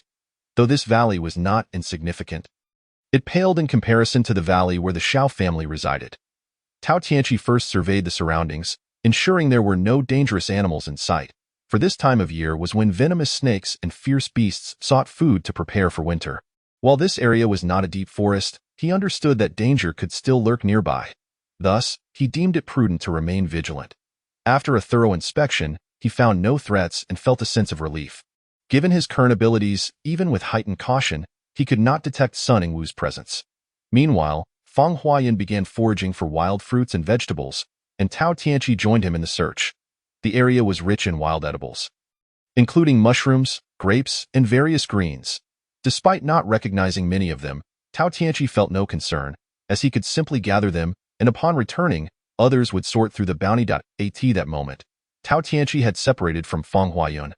Venturing alone, Sun Yingwu silently appeared a short distance behind him, preparing to deliver a heavy blow to Tao Tianqi before disposing of him in the depths of the mountains to feed the wild beasts. Suddenly, a small white rabbit bounded out from the underbrush, forcing Sun Yingwu to conceal himself once more. He was a cautious man. He would not act unless he was certain of success. Upon seeing the rabbit, Tao Tianqi felt a flicker of joy as an idea struck him. He wished to catch the little creature and present it to Xiao Linglong as a pet. Without hesitation, he set down his basket and stealthily pursued the rabbit. However, the nimble little creature sensed the danger and darted away. "Don't run," Tao Tianqi exclaimed, chiding himself for his current lack of agility, and promptly gave chase. Before long, the chase led them to the end of the valley. The rabbit seemed to sense Tao Tianqi's weakness, bounding playfully as if to taunt him with its speed. With each pursuit, Tao Tianqi felt increasingly frustrated, particularly as he recognized that his speed, coordination, and agility had diminished significantly compared to his past life. While he maintained confidence in his ability to regain his strength, the recent lack of progress, especially in unlocking even the basic 10% of his brain, left him feeling discontented and anxious. Now, being outsmarted by a mere rabbit only fueled his irritation. "Stop running!" As the rabbit paused once more, Tao Tianqi seized the opportunity to leap forward, akin to a hungry wolf pouncing on its prey. "Here it comes! You shall pay!" Just as Tao Tianqi was about to catch the rabbit, he suddenly felt a tremendous force from behind, propelling him forward over 3 meters. Tao Tianqi let out a piercing scream, utterly bewildered by the situation unfolding before him. Even the most intrepid of souls would find their heart racing at this moment, and his face turned ashen. The little white rabbit was originally perched at the edge of a grassy slope, and under normal circumstances, Tao Tianqi's leap would not have carried him far. Yet, in a surreal twist, he soared over the grass and plummeted down the slope, which stood a daunting 3 to 4 meters high, landing with a resounding splash into a small creek below. Chapter 13. Peril in the Mountains. To make matters worse, the creek was neither deep nor wide. Tao Tianqi found himself upside down, crashing headfirst against the rocks. And with a splashing sound, he lay sprawled in the water. Instinctively, his hands flailed about, grasping onto a floating log, as the swift current carried him deeper into the mountains, unaware that this was all orchestrated by Sun Yingwu. "Heh, if the fall doesn't kill you, the water surely will." Sun Yingwu's figure appeared beside the slope, watching cruelly as Tao Tianqi was swept away by the stream, feeling an immense sense of satisfaction. He then turned and vanished into the valley, heading towards Xing'an City, executing his plan with stealth and precision. Fang Huayan was taken aback by Tao Tianqi's cry. Not far from him, he hastily set down his basket and rushed over, only to find Tao Tianqi's basket still there, yet he was nowhere to be seen. Panic-stricken, he began searching frantically, guided by the sound he had just heard. He reached the edge of the slope and was met with a sight that drained the color from his face. Through the crushed grass, it was clear that Tao Tianqi had fallen into the creek. Oh no! Fang Huayan knew all too well where this creek led. Without a moment's hesitation, he turned and ran towards the Xiao family estate, praying fervently that Tao Tianqi would be unharmed. Although Tao Tianqi was merely an ordinary servant, Fang Huayan had grown quite fond of this sensible and obedient boy during their time together, genuinely hoping that no misfortune would befall him. Meanwhile, Tao Tianqi, drifting along the creek in a daze, lost track of time. He felt an increasing chill enveloping him, a bone-deep coldness that sent shivers through his body. Suddenly, he sputtered and coughed up water, gradually regaining consciousness. The impact from his fall had not been severe, allowing him to awaken swiftly. Upon opening his eyes, The surroundings filled him with dread, and he silently thanked his lucky stars. He frantically groped along the creek's edge, seeking stones or vegetation to halt his movement, as he sensed the current growing fiercer, wider, and deeper, and the water's temperature was so low it felt as if it could freeze him to the core. If he did not stop soon, he would either drown or succumb to the cold. However, after several desperate attempts to grab hold of something, he found the stones too small to bear his weight, and the plants too frail to withstand a tug, leaving him increasingly anxious. Just then, an instinctive, primal fear surged within him, a sensation he had encountered a few times in his past life, which he referred to as his sixth sense, a feeling that did not always manifest but invariably heralded danger. Immediately alert, Tao Tianqi shook his head vigorously, attempting to calm his racing heart. Ignoring the frigid water, he gritted his teeth and plunged beneath the surface, retrieving a stone from the creek bed. His pace slowed, yet he remained in perilous motion. Through the crystal-clear water, he finally spotted the source of his foreboding. A massive python, thick as a human thigh and measuring 5 to 6 meters in length. Coiled around a sturdy tree trunk protruding from the creek, it appeared to be lying in wait for unsuspecting prey. Tao Tianqi gasped in shock and quickly submerged, grasping another stone, too frightened to approach any closer. He braved the bone-chilling water, holding his breath as he cautiously edged towards the shore, treading lightly to avoid drawing attention. In his current state, encountering the python would undoubtedly lead to his demise, compelling him to proceed with utmost caution. Fortunately, calm and experienced, Tao Tianqi soon reached the bank, stealthily climbing onto solid ground. He gasped for air, trembling and collapsing onto the ground, not from fear, but from the sheer exertion that had drained his strength. For a while, he lay there, recovering his energy as his body returned to normal. Carefully, he parted the underbrush to gaze across the creek. The python still languished on the tree, occasionally lunging into the water to snatch up small fish, sending shivers down Tao Tianqi's spine. Good heavens! I never imagined such a colossal serpent lurked in these mountains. If it weren't for that sudden instinct, I would have surely met my end in its jaws. He thought, heart still racing as he began to crawl away from the area of danger. At that moment, Fang Huayun rushed back from the mountains, breathless and nearly collapsing at the estate's entrance. Almost fainting from exhaustion. "This is bad. This is bad," he exclaimed, sitting on the ground, his face pallid and drenched in sweat. "What happened, Elder Fang?" The disciples guarding the entrance were taken aback by his state and quickly gathered around him. "Quick, hurry to the second valley and rescue Tianqi. He fell into the creek and was swept away into the mountains," Fang Huayun urged with strained breath. "What? Tianqi fell into the creek?" The guards were alarmed. Two of whom were Tao Tianqi's roommates, and they cared deeply for him. "I'll inform the head of the family. You all take Elder Fang and go ahead." The group quickly split into two parties. As the guards rushed into the estate, they encountered Lu Linglong, who had just come out for her morning practice. "Uncle Lu, what is going on? Why the hurry?" she inquired, noticing Lu Yun's frantic demeanor. "Miss, Elder Lu has just returned and said Tianqi fell into the creek and was swept into the mountains." Lu Yun explained, bowing respectfully. Lu Linglong's expression shifted dramatically, a wave of inexplicable heartache washing over her. Memories of her warm interactions with Tao Tianqi flashed through her mind, and she realized she had come to regard him as her closest companion in the Shao household.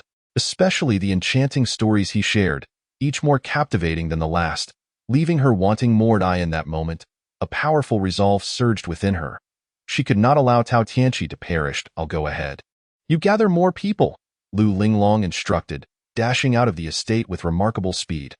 Lu Yun paused momentarily, muttering to himself before rushing back inside. After what felt like an eternity, Tao Tianqi finally stood up, having crawled over 100 meters, and confirmed that the python had not noticed him, allowing him to breathe a sigh of relief. He then set off in the direction of the estate. But he was deep within the mountains, fraught with peril. Would he manage to escape unscathed? Chapter 14. The strange beast. After a series of tense activities, the initially bone-chilling sensation began to improve. However, the most distressing feelings he now experienced were fatigue and hunger, as the energy expended during his recent endeavors in the stream had completely consumed the food he had eaten that morning. Coupled with the subsequent intense physical exertion, it was no surprise that he felt ravenous. Nevertheless, Tao Tianqi could not afford to dwell on these discomforts.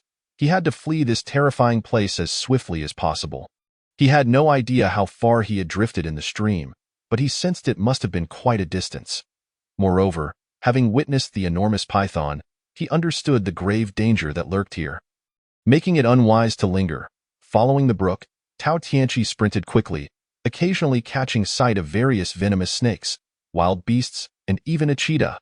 However, thanks to his cautious demeanor, he managed to avoid peril at every turn.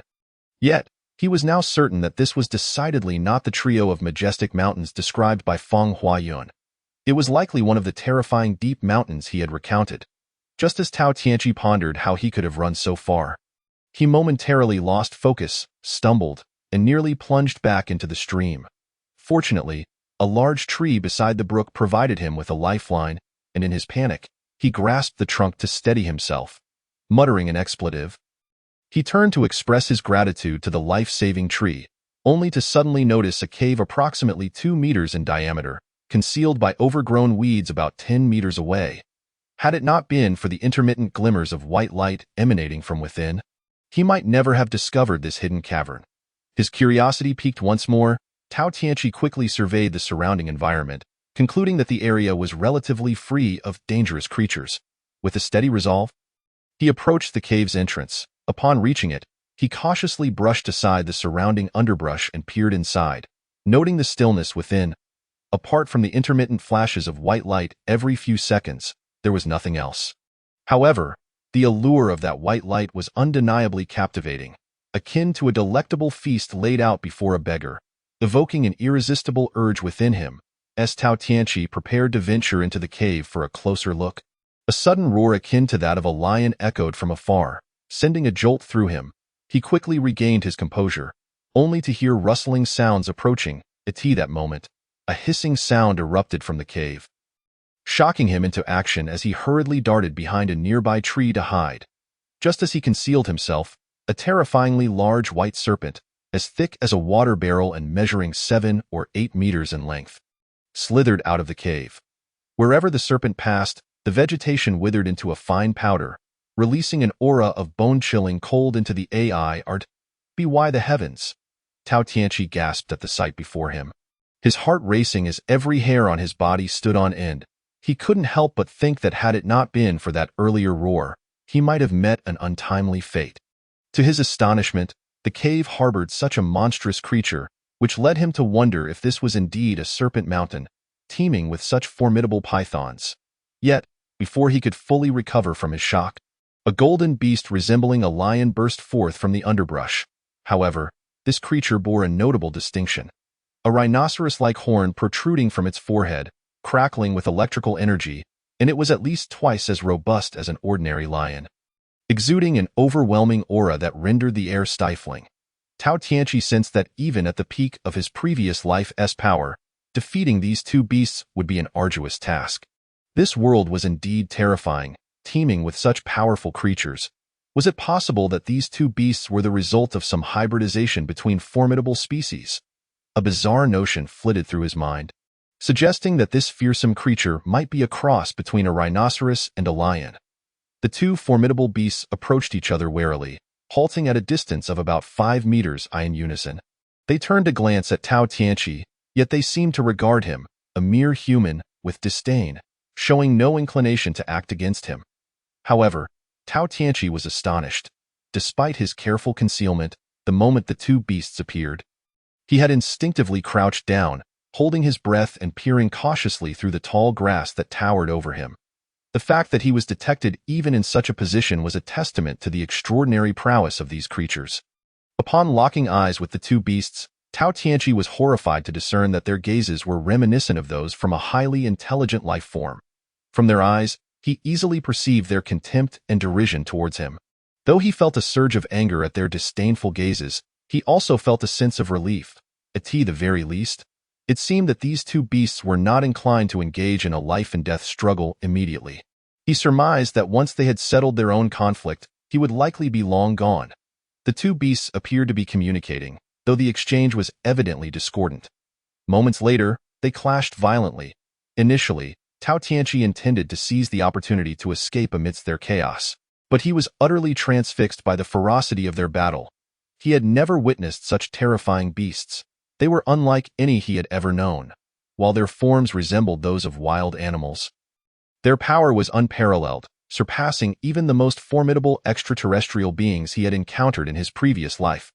These two creatures possessed immense physical strength, capable of obliterating a tree large enough for 2 or 3 men to embrace. Moreover, they unleashed energy waves that were simply unfathomable. The white serpent could spit ice arrows, exhibiting formidable penetrating and corrosive power. Even if one were not completely pierced, a mere strike would turn them into a puddle of icy water. Conversely, the lion-like creature was equally formidable, with incredible speed, tremendous strength, and tough skin that provided exceptional defense. The horn on its forehead could unleash lightning-like attacks, incinerating everything in its path to charred earth, leaving Tao Tianqi utterly dumbfounded. Chapter 15. The marvelous white fruit, powerful, truly astonishing. Tao Tianqi was overwhelmed with shock and excitement. Having once been a superlative expert in his previous life, he found himself inexplicably transported to such a formidable world. How could he not be exhilarated? He felt a burgeoning belief that if he worked diligently, he too might one day attain a strength akin to that of these two beasts. The battle between the two ferocious creatures raged on with such intensity that it could only be described as cataclysmic. Within a 30-meter radius of their conflict, all flora and fauna were reduced to ashes.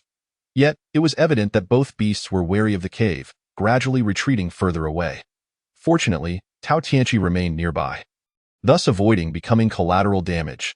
As he watched the two beasts move away, he fought to suppress his urge to follow them and instead shifted his gaze to the cave not far off.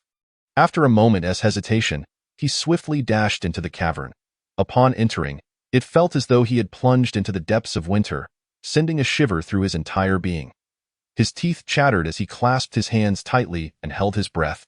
Moving cautiously deeper into the cave, drawing from his past experiences, he understood that no two tigers could coexist in one mountain. This cave was not large, and given the serpent's formidable nature, it would be impossible for another beast to inhabit it. Even if it were possible, it would have undoubtedly emerged to assist in the face of such a powerful lion. Thus, he was certain that no other beasts lurked within.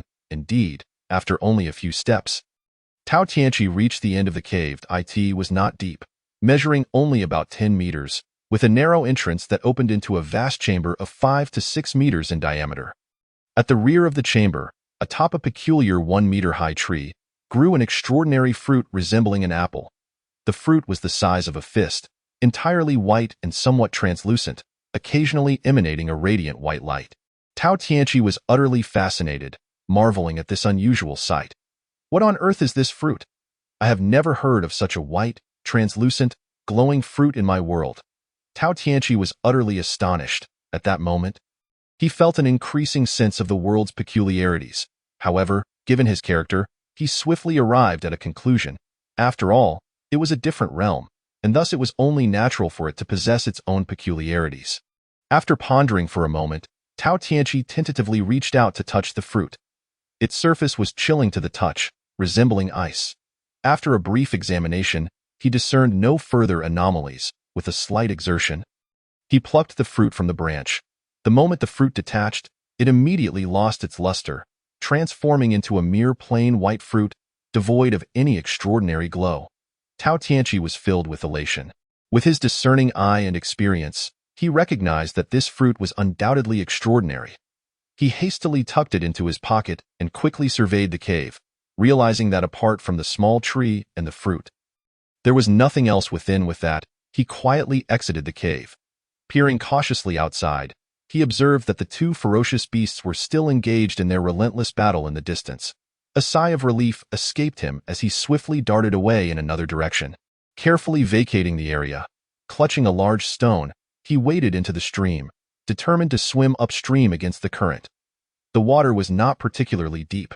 In fact, the deepest part of this section barely submerged to his neck. He cautiously held the large stone, slowly making his way upstream along the stream. Comparatively, the shore was far easier to traverse, yet at that moment, even with threefold courage, Tao Tianqi dared not venture recklessly on land. The two beasts were far too terrifying, especially since he had stealthily plucked the fruit guarded by the white serpent. Should he be discovered, he would undoubtedly face dire consequences. Thus, Tao Tianqi chose to reverse his path. Although the icy waters posed a formidable challenge, Tao Tianqi was undeniably in high spirits. This misfortune had turned into a blessing. Not only had he witnessed the fierce struggle of such powerful beasts, igniting his motivation for cultivation, but he had also obtained a peculiar white fruit. Even a fool could discern that this fruit was exceptional, which brought him immense joy. Though traversing upstream was arduous, it allowed him to evade numerous dangers and save considerable time. After half an hour, Tao Tianqi had distanced himself from the battleground of the two beasts, to the point where even the sounds of their clash were inaudible. Only then did he finally relax completely. He exhaled deeply, feeling an overwhelming sense of relief. However, he was still a considerable distance from the place where he had initially fallen, so he remained cautious, continuing to struggle through the water with the large stone in his embrace. After another half hour, the last vestiges of his strength dwindled to nothing. He had no choice but to crawl back onto the shore to rest. Otherwise, one misstep could lead to being swept away by the current. Struggling to reach the bank, he was fortunate that it was not too high. Tao Tianqi collapsed onto the ground, his complexion pale. Gasping for breath, it seemed that since he could remember, he had never felt as exhausted as he did at that moment, that time. Tao Tianqi was not only fatigued, but also famished and cold, too lethargic to move even a finger. After lying there for a while, his stomach growled incessantly, and he could no longer endure the discomfort. Suddenly, an idea struck him as he recalled the fruit in his pocket. Tao Tianqi quickly retrieved the fruit and examined it. The milky white skin glistened as if dripping with nectar, making one's mouth water. It was not merely an unusual fruit, even if it were poisonous. He could hardly resist it. Even if it meant death, he would rather perish as a glutton.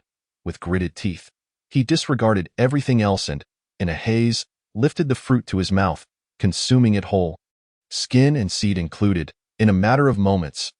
Wow! It was delicious. In truth, the flavor of this fruit was not dissimilar to that of an apple, but due to his hunger, anything he ate at that moment seemed exquisite. The fruit dissolved instantly upon contact, and the moment it entered his mouth, he felt an odd sensation, as if icy water were surging through his esophagus. In an instant, that chilling sensation made his stomach extremely uncomfortable. What was happening? Could it truly be a poisonous fruit? Tao Tianqi suddenly sat upright, his face paling with fear. However, with this movement, the discomfort that had been localized in his stomach abruptly spread throughout his entire abdomen. It felt as if a multitude of ice pops had been dumped into his belly, causing excruciating pain and spasms in his intestines, a sensation beyond description. Wow! Tao Tianqi's complexion shifted dramatically as he hurriedly thrust his fingers down his throat, trying desperately to expel the fruit he had just consumed. Yet, after several attempts, he found no success. Panic set in as he realized that the pain was intensifying once more. It was no longer confined to his abdomen. Even his limbs and mind felt as though they were submerged in sub-zero temperatures, as if countless needles were incessantly stabbing him. This sensation was utterly torturous, making him feel as if he were on the brink of death. Damn it! Tao Tianqi could not contain his anguish any longer and roared in agony. He refused to believe that he, who had survived encounters with alien beings and meteor showers, would succumb to a mere poisonous fruit. Chapter 16. A hair's breadth from death. Tao Tianqi gritted his teeth, his face contorted in pain, yet his indomitable spirit held him upright. Strangely, even in this unbearable agony, he felt an unimaginable strength surging within him, as if he could punch a tiger dead at that moment. After enduring for another 5 or 6 minutes, the torment not only persisted but intensified.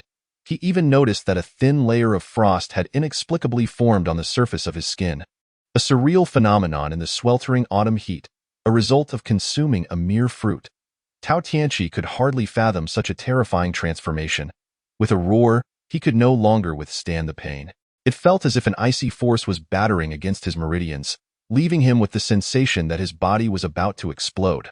Suddenly, he sprang to his feet and hurled a punch at a nearby tree. With a crack, the rigid trunk bore the deep imprint of his fist. In the aftermath of that strike, Tao Tianqi sensed a slight alleviation of the frigid force coursing through him. Elated, he unleashed a barrage of punches and kicks upon the tree until his fists were bloodied and bruised. Only then did he cease his assault, Boom! The moment he stopped, an astonishing sight unfolded before him. The massive tree, large enough to be embraced by a person, had been shattered under his relentless assault. Tao Tianqi was taken aback, glancing from his bloodied hands to the severed tree. The point of rupture was drenched, not merely in blood, but in icy water that chilled to the bone. Impressive. Tao Tianqi's face twitched as he reveled in the newfound strength he had gained. Suddenly, the agonizing sensation dissipated, replaced by a refreshing coolness, akin to bathing in cool water on a hot summer day, a feeling of indescribable relief washing over him. This abrupt transition from excruciating pain to sheer comfort rendered Tao Tianqi almost ethereal. As if he had transcended reality, gradually, he sank to the ground, closed his eyes, and focused on his inner sensations until he felt no further anomalies within. Only then did he breathe a sigh of relief.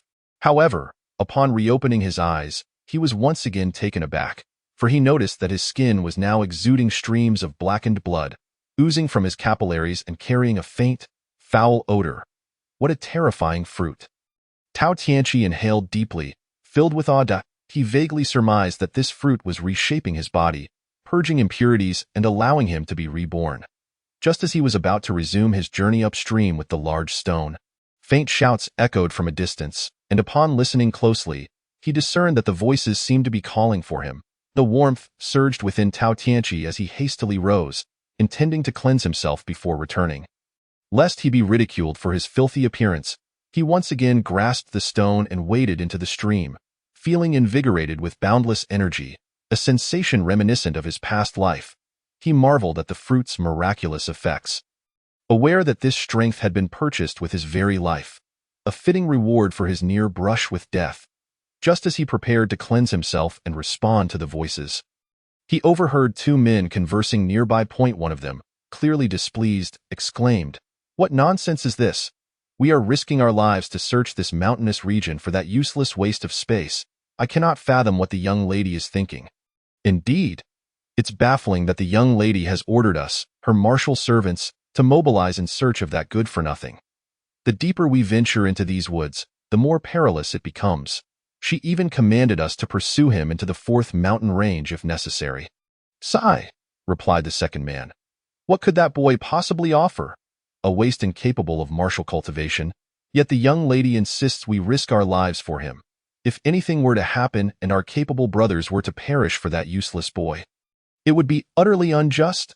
The first man's frustration grew with each word. Upon hearing such a conversation, Tao Tianqi's expression darkened, and he suppressed the urge to shout, his hands clenched in righteous indignation. Yet, amidst it all, a warmth that was difficult to articulate filled his heart. Although this group of servants looked down upon him, he learned from their words that Xiao Linglong was exceedingly anxious about him, going so far as to command them to take risks in search of his whereabouts. Upon realizing this, Tao Tianqi's previously irate heart transformed into one of sweetness, as he felt that his recent perilous endeavor of capturing rabbits for that girl was indeed worthwhile. "Do you two have any leads?" Just as Tao Tianqi was lost in thought, a melodious and familiar feminine voice resonated from outside. Xiao Linglong had followed closely behind, her delicate face etched with worry as she inquired of the two who had just spoken. The two, having scarcely searched, replied in unison without a second thought, "No, no found. This is the third mountain already." A deeper shade of concern clouded Xiao Linglong's originally anxious countenance. "Miss, the third mountain is already the limit of our reach.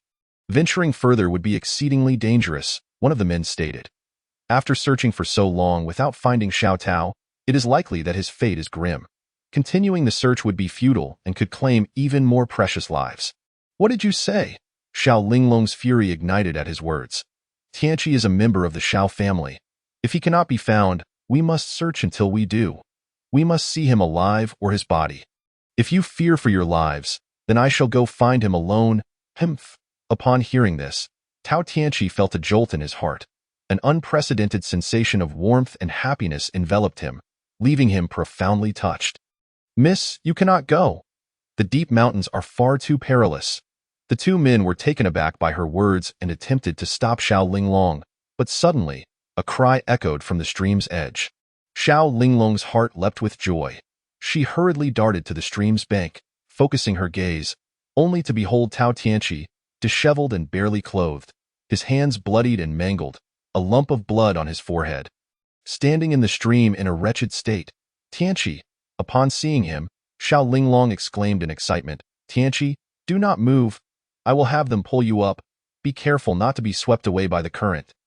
"All right," Tao Tianqi nodded, feeling Xiao Linglong's genuine concern warm his heart.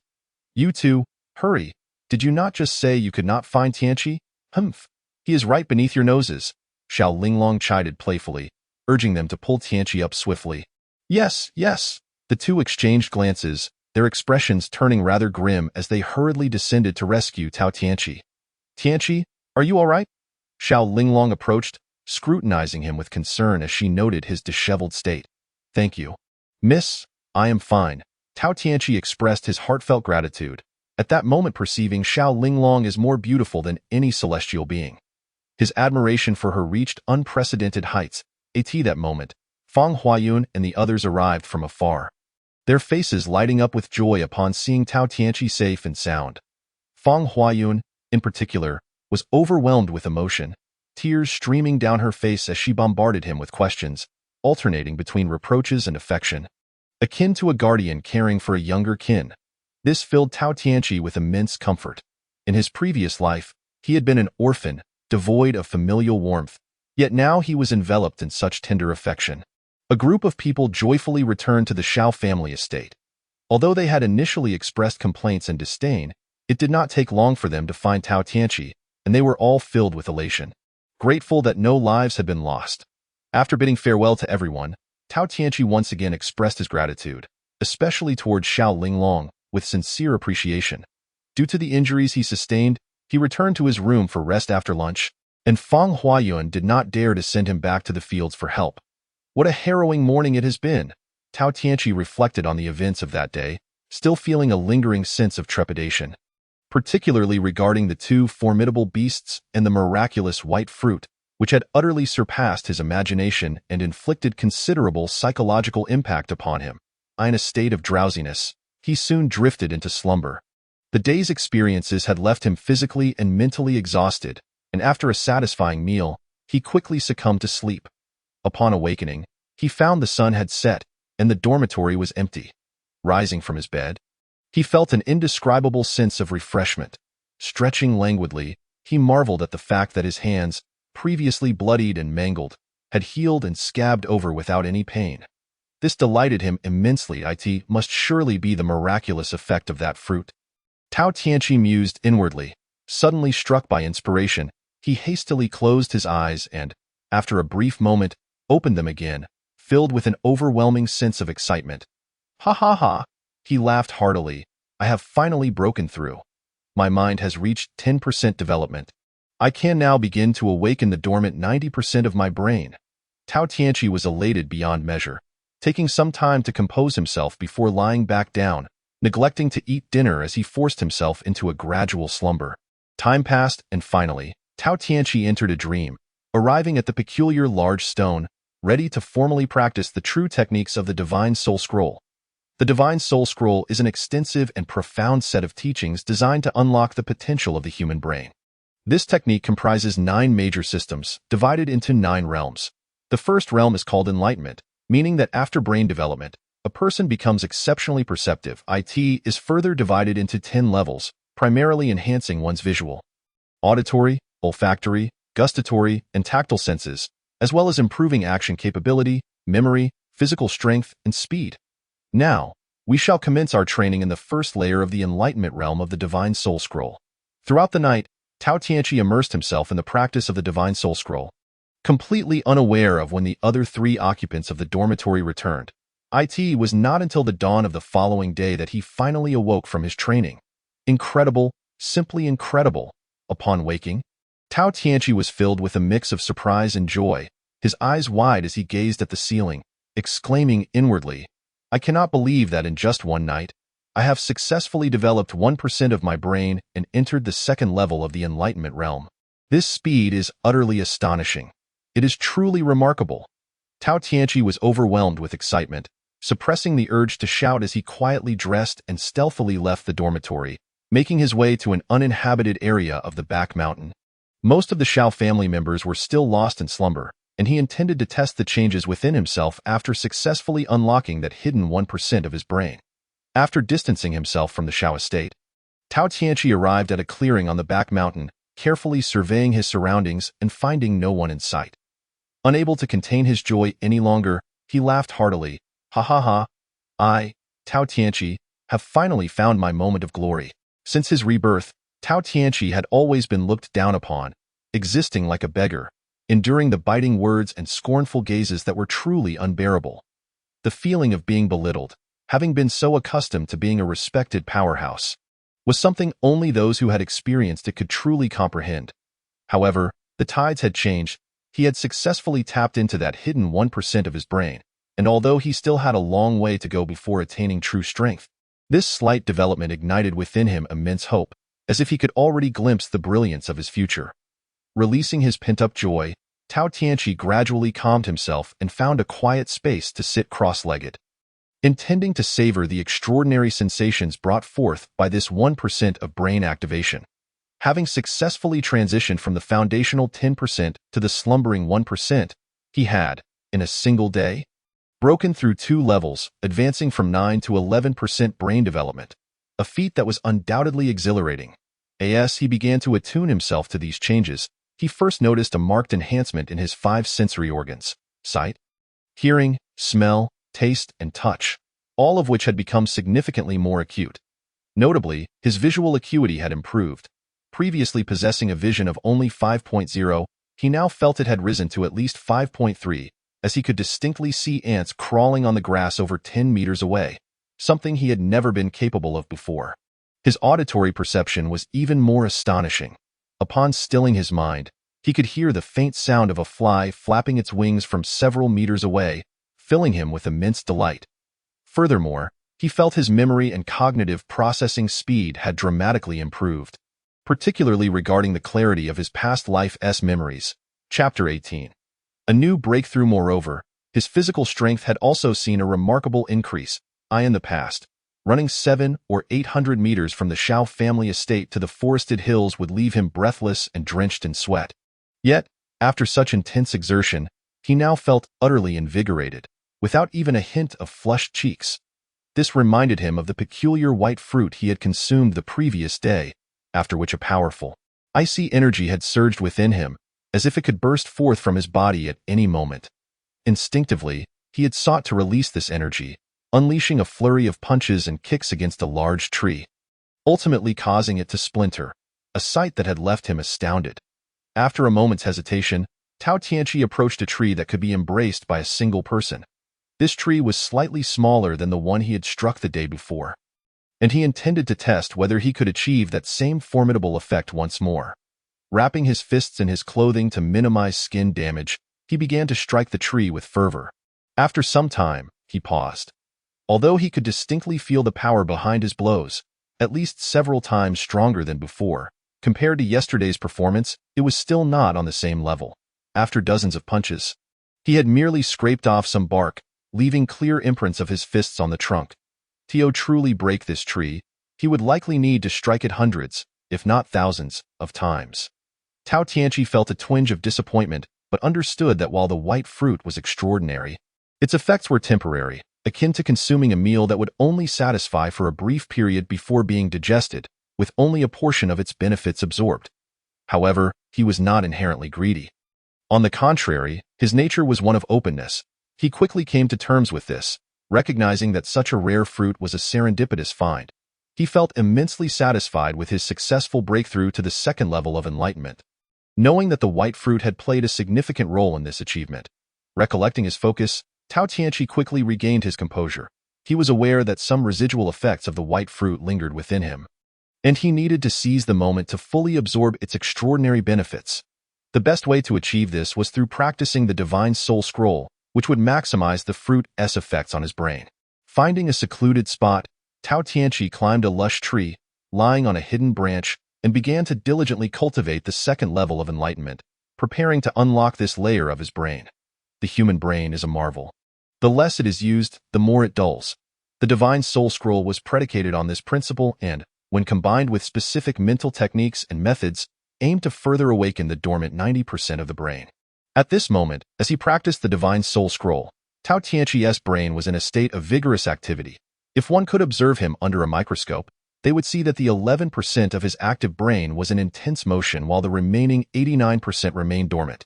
If one were to scrutinize closely, they would notice that the area of activity was gradually expanding, with the brain cells slowly infiltrating the inactive portions, coaxing a small fraction of them into motion, much like a martial artist utilizing their inner energy to gradually impact their meridians. Thus, his brain was slowly awakening through this dynamic process. The entire morning passed as Tao Tianqi immersed himself in the Divine Soul Scroll.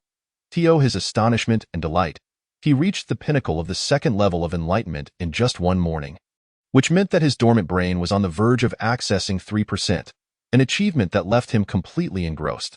Tao Tianqi understood that such an opportunity was exceedingly rare, and he had no intention of relinquishing it. This wondrous sensation was something he yearned to experience again and again. Thus, he forgot about lunch, continuing his cultivation with singular focus. In his state of deep concentration, he lost track of time, unaware that he had missed 3 meals. As a result, Fang Huayan came to check on him, only to find him missing. Although a hint of concern crossed her mind, she ultimately decided against causing a commotion or searching for him. Acknowledging that Tao Tianqi was a grown man, as evening approached, Tao Tianqi remained oblivious to the passage of time, wholly absorbed in a remarkable state of being. Had anyone seen him at that moment, they would have been astonished by the faint white glow emanating from his head. Indeed, his mind was racing at an unprecedented pace. After a full day of cultivation, he had reached a critical juncture. His brain, in its rapid activity, occasionally emitted a faint luminescence reminiscent of fireflies, particularly from the back of his head, where the glow was most intense, even causing his hair to stand out within the whirlwind of his mind. A thread of energy as fine as a hair began to form, coursing through his cranial meridians and gradually transmitting throughout his body. At that moment, Tao Tianqi felt a resounding thud within his head, akin to fireworks exploding in the sky, though no sound accompanied it. This sensation was the result of his brain generating vital energy, successfully breaking through the barrier of the second level of enlightenment and entering the third level, creating an illusion of liberation. Once he transcended this constraint, it felt as if he had shed a painful shackle, and he experienced an unparalleled sense of relief and joy. Another breakthrough. Ha ha! Tao Tianqi opened his eyes, overwhelmed with excitement, shouting triumphantly. To have advanced 2 levels in a single day felt utterly surreal. With a swift motion, Tao Tianqi leapt from the 2-meter-high tree trunk, landing gracefully on the ground. At that moment, he felt utterly rejuvenated, an unprecedented sensation of comfort and exhilaration coursing through his entire being. The third level of enlightenment. Ha ha! Such speed was akin to flying, simply marvelous, with a face beaming with joy. Tao Tianqi extended his arms, continuously scrutinizing himself and reveling in the transformation he had undergone. At this moment, the changes in his 5 senses were the most pronounced. In merely a day, he felt his vision and hearing had significantly enhanced compared to the morning. He could even hear the sounds of someone practicing martial arts 100 meters away, and with a casual glance, he could clearly see mosquitoes flying 2 or 3 dozen meters away. It was as if he had stepped into a brand new world, one that was strikingly clear and vivid. This sensation reminded him of a person who had grown accustomed to a blurry black and white television suddenly being presented with a sharp, colorful screen, a truly qualitative leap. Chapter 19. The beginning of martial arts training. Moreover, Tao Tianqi could distinctly sense his strength augmenting. Even after a day without food, he felt invigorated, filled with vitality. Although he still experienced hunger, his overall capabilities were markedly enhanced. His endurance and resistance to hunger had both improved significantly. However, what mattered most to Tao Tianqi was his physical strength. He regarded the enhancement of the 5 senses and memory as secondary. At this juncture, he desperately needed power to prove himself. In a cruel world dominated by martial prowess, lacking strength would render him vulnerable to bullying, regardless of his other talents. Returning to the great tree, Tao Tianqi wrapped his right hand in his clothing, took a deep breath, and channeled the fine strands of vital energy coursing through the newly opened meridians within him towards his hand. He then struck at a branch of the tree, as thick as an adult's thigh, with all his might. With a crisp crack, To Tao Tianqi's astonishment, the thick branch was severed with a single blow. The force he had unleashed was at least 400 to 500 pounds, comparable to that of someone who had practiced hard qigong for several years. For a mere 14-year-old boy, this was nothing short of miraculous. Furthermore, after cutting through the tree, he felt no pain in his hand, which left him both astonished and elated. Realizing this was the effect of the vital energy. The Spirit Soul Sky scroll mentioned that upon reaching the third level of enlightenment, a powerful flow of energy would manifest in the mind, known as vital energy, which is the purest and most formidable force in the universe. Mastering this force made one invincible. This is truly wonderful. This is the power of vital energy. Just this one strike surpasses the combined might of my punches from this morning. The power at the third level of enlightenment is even more impressive than I anticipated.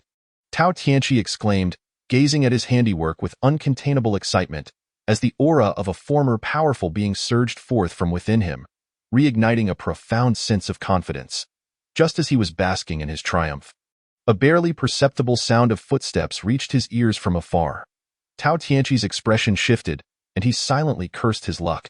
Had this been a day prior, he would have been oblivious, but now, in just a single day, he had transformed remarkably. He quickly turned and walked forward, fearing that if the newcomer saw his handiwork, he would have to expend considerable effort to explain. Tao Tianqi resolved to conceal his newfound strength until he had truly become formidable.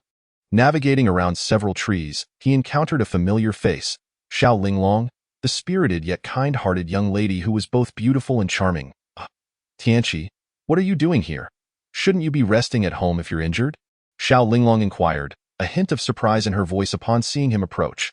Tao Tianqi smiled reassuringly and replied, I was feeling somewhat bored after staying indoors all day, so I decided to take a stroll as the sun set and the weather became cooler. After uttering this, he felt a surge of delight. Both his intellect and eloquence had improved immensely, and his reflexes were notably sharper. To his further delight, he could distinctly smell the refreshing fragrance of the young lady's presence from 3 or 4 meters away, compelling him to inhale deeply. All these signs indicated that his abilities had indeed grown stronger. Xiao Linglong took a few steps closer, her brows slightly furrowing as she scrutinized Tao Tianqi without speaking. Is something wrong? Tao Tianqi asked, his expression tense, fearing that Xiao Linglong might have noticed something unusual.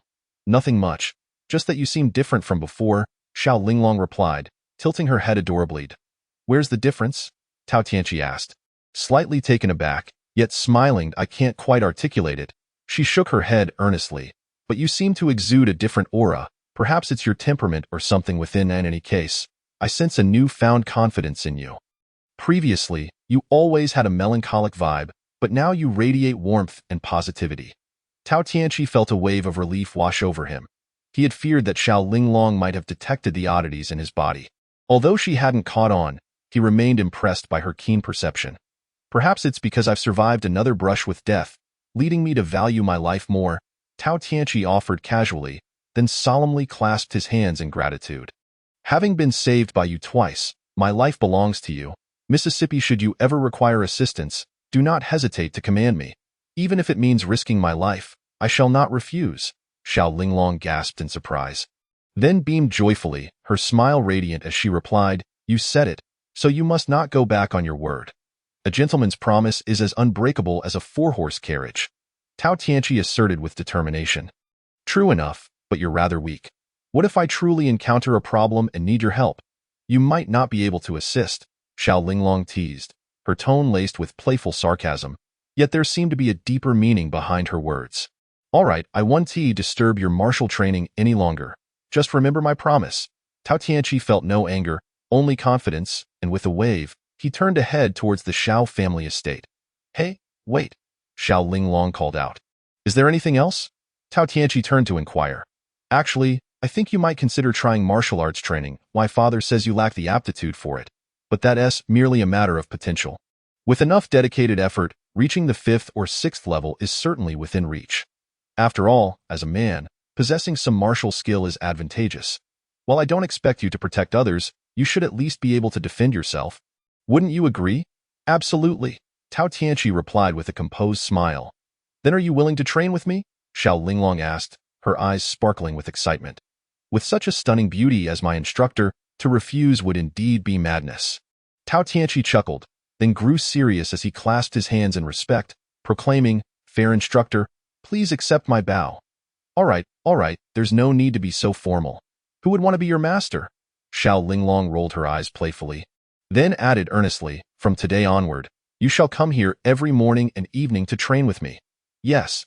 Tao Tianqi nodded vigorously, filled with gratitude. Seeing the earnestness in Tao Tianqi's demeanor brought joy to Xiao Linglong's heart. She then assumed a stance and continued, "Follow my movements in practice. I will now impart to you the foundational knowledge of our Xiao family's cultivation technique, the Sacred Qi Returning Origin Technique. Return home and practice diligently. Once you have grasped it, I will formally teach you the first level of the Sacred Qi Returning Origin Technique." Chapter 20. Harmonizing Soul and Martial Arts. All right. Tao Tianqi nodded emphatically and asked gratefully, "Is the Sacred Qi Returning Origin Technique the most powerful technique of your Xiao family?" "Indeed." Xiao Linglong confirmed with a nod.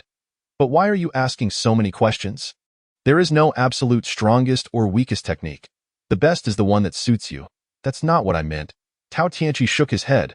"I meant to say that as a servant of your Xiao family. How could I train in your family's most powerful technique? If the head of the family finds out, I fear it might cause you trouble." "You still have some conscience," Xiao Linglong replied warmly, her smile radiant. "You needn't worry about that, as long as you and I keep it a secret. Who would know? Besides, given your innate potential, even if you were to practice a more powerful technique than the Sacred Qi Returning Origin Technique, you wouldn't get far. Rather than waste time on an inferior technique, it's better to give you the best, as you might achieve something remarkable." "Thank you." Tao Tianqi felt deeply moved. "Now, consider it your daily repayment for telling me stories," Xiao Linglong said playfully, her eyes twinkling. "Now let us begin. Focus your mind and embrace the essence." The Sacred Qi Returning Origin Technique is a profound method wherein practitioners utilize special postures and relaxation techniques to affect the internal organs and meridians of the body, harnessing the spiritual energy of the heavens and earth. This technique enhances bodily functions, promotes blood circulation, and cultivates true energy through breathing and guidance.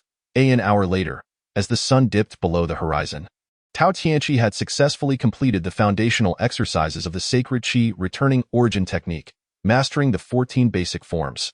Who would have thought? Xiao Linglong concluded her practice and gently patted Tao Tianqi's shoulder, her charming visage radiating joy as she remarked, "Your memory is remarkably impressive. In merely half an hour, you have mastered the 14 foundational forms of the Sacred Qi Return to Origin Technique. When I learned these forms from my father, it took me several days. That is certainly due to your excellent teaching, Linglong," Tao Tianqi replied, scratching his head in flattery, his heart swelling with excitement. He was acutely aware that had it not been for his brain's development, reaching the third level of enlightenment, resulting in a remarkable enhancement in memory, he would not have achieved such results. "You truly have a way with words." Xiao Linglong beamed with delight, thrilled that her first experience in teaching martial arts had yielded such positive effects. "Well, it's getting late. Let us continue tomorrow. For now, let us return for dinner and rest, as I am absolutely famished." "Thank you for your efforts, Linglong." Tao Tianqi expressed his heartfelt gratitude, gazing at the perspiring Xiao Linglong. To avoid drawing attention from others, they parted ways. Upon returning to the dining hall, Tao Tianqi began to eat, astonished to discover that not only had his physical capabilities significantly improved, but his appetite had also increased considerably. Previously, he could manage only 2 steamed buns in a meal, yet tonight he devoured 6 in one go and still felt unsatisfied. Had it not been for the peculiar gazes directed at him from those around, he likely would have eaten several more. Upon entering his room and noticing that the other 3 had yet to return, Tao Tianqi seized the opportunity to practice the 14 foundational forms of the Sacred Qi Return to Origin technique that Xiao Linglong had taught him. These forms comprised simple physical movements and breathing techniques. Yet, with his prior martial arts training, Tao Tianqi understood the critical importance of foundational knowledge in any martial discipline. It was akin to constructing a skyscraper without a solid foundation. Success would be unattainable. Thus, he placed immense significance on this initial martial arts training. After practicing diligently 3 times until he felt warm and invigorated, he paused just as his dormitory mates returned. Quickly washing up, he climbed into bed to continue cultivating his formidable technique, the Divine Soul Tome. Having experienced a breakthrough to the 3rd level of enlightenment after just 1 day's practice, He held great expectations for the Divine Soul Tome. However, to his disappointment, after a night of cultivation, he had merely reached the pinnacle of the third level without achieving a breakthrough. Yet, Tao Tianqi was not a greedy individual. After a brief moment of disappointment, he quickly regained his composure, recognizing that if a technique were too easy to master, it likely lacked potency. Only through gradual, methodical advancement could one attain the best outcomes. The following morning, Tao Tianqi awoke early from his cultivation of the Divine Soul Tome. Even after a night of practice, he felt invigorated, as the Divine Soul Tome specifically targeted brain development, providing the best relaxation for his mind, surpassing that of sleep. Thus, upon awakening, he felt no discomfort whatsoever. Quietly departing from the Xiao family's courtyard, he arrived at the designated meeting place with Xiao Linglong, who had not yet arrived. Tao Tianqi took a moment to center himself, employing his heightened sensory abilities to assess his surroundings. Noting that there was no movement within a 50 to 60-meter radius, he relaxed completely and began practicing the foundational 14 forms of the sacred Qi return to origin technique while awaiting Xiao Linglong. "You are performing splendidly." After a brief period, a melodious feminine voice startled him from behind. He was taken aback, astonished that despite his carefulness, he had not sensed Xiao Linglong's approach. This left him feeling incredulous. "When did you arrive? I didn't notice you at all," Tao Tianqi exclaimed in astonishment. "Hee," Xiao Linglong giggled playfully. "If even you could sense my presence, then my concealing breath technique would be a waste of effort." "Concealing breath technique?" Tao Tianqi inquired, intrigued, realizing there existed such advanced techniques in the world. Despite his ability to hear the flutter of a mosquito's wings from several meters away, he had failed to perceive Xiao Linglong's arrival, leaving him both shocked and curious about this remarkable method. "Let's not dwell on that for now." Xiao Linglong redirected the conversation. "I observed you practicing the foundational 14 forms of the sacred Qi return to origin technique. And I must say, you execute them exceptionally well, as if you have been training for years. Were it not for my direct instruction, I might suspect you had secretly learned our family's technique."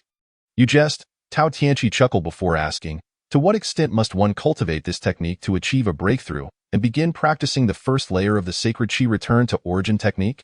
Mastering the foundational 14 forms of the sacred Qi return to origin technique depends on one's aptitude, talent, and diligence. It may take as long as 3 to 5 years or as little as 2 to 3 months. You will feel a warm sensation at the lower back, gradually spreading throughout your body. Once you experience a comforting warmth after practicing the 14 forms, your physical strength will have notably increased, typically enabling an output of around 200 pounds of force. At that point, you would have made significant progress and could officially commence the first layer of the sacred Qi return to origin technique. Xiao Linglong explained, experiencing warmth and achieving an attack power of approximately 200 pounds after just one practice. Tao Tianqi blinked in surprise, secretly elated. He had felt that warmth after practicing the previous day and had already surpassed the 200-pound threshold in terms of attack strength, indicating he had met the requirements for the first layer of the sacred Qi return to origin technique. However, he hesitated to voice this realization, recalling Xiao Linglong's earlier comment that it typically took months to see results. Given that he had only practiced for a day and was widely regarded as unsuitable for martial arts, he feared that revealing his rapid progress would lead Xiao Linglong to view him as a prodigy. Even if she did not, she would undoubtedly question him relentlessly. After a moment of contemplation, Tao Tianqi decided to keep this information to himself for the time being. "From today onward, you shall train with me daily in the sacred Qi return to origin technique. With your dedication and my guidance, I believe you can achieve a breakthrough in no more than 3 years, or as quickly as a year and a half. At that time, I will teach you the first layer of the technique." Xiao Linglong encouraged, "For now, focus on your practice here. I will train nearby. Should you encounter any difficulties, call for me." "Understood," Tao Tianqi nodded, watching as Xiao Linglong moved away, his mind racing with thoughts of how to extract the first layer of the sacred Qi return to origin technique from her. After practicing several times, Tao Tianqi decided to cease further training, as he had already mastered the foundational 14 forms of the sacred Qi return to origin technique. And no matter how he practiced, he found no further progress to be made. Continuing would yield no benefits. He needed new techniques to supplement his training. Noticing that Xiao Linglong was still engaged in her practice, Tao Tianqi refrained from interrupting her and instead took the opportunity to cultivate the Divine Soul Tome. Despite having reached the pinnacle of the third level of enlightenment the previous night, he had not achieved a breakthrough, leaving him with a sense of regret. Finding a large tree, Tao Tianqi feigned rest, leaning against the trunk as he closed his eyes and began cultivating the Divine Soul Tome. The third level of enlightenment in the Divine Soul Tome proved to be significantly more challenging than the previous levels, requiring greater engagement of brain cells and a wider area of the brain. After 2 hours, just as Xiao Linglong was about to conclude her practice, Tao Tianqi finally succeeded in breaking through to the fourth level of enlightenment.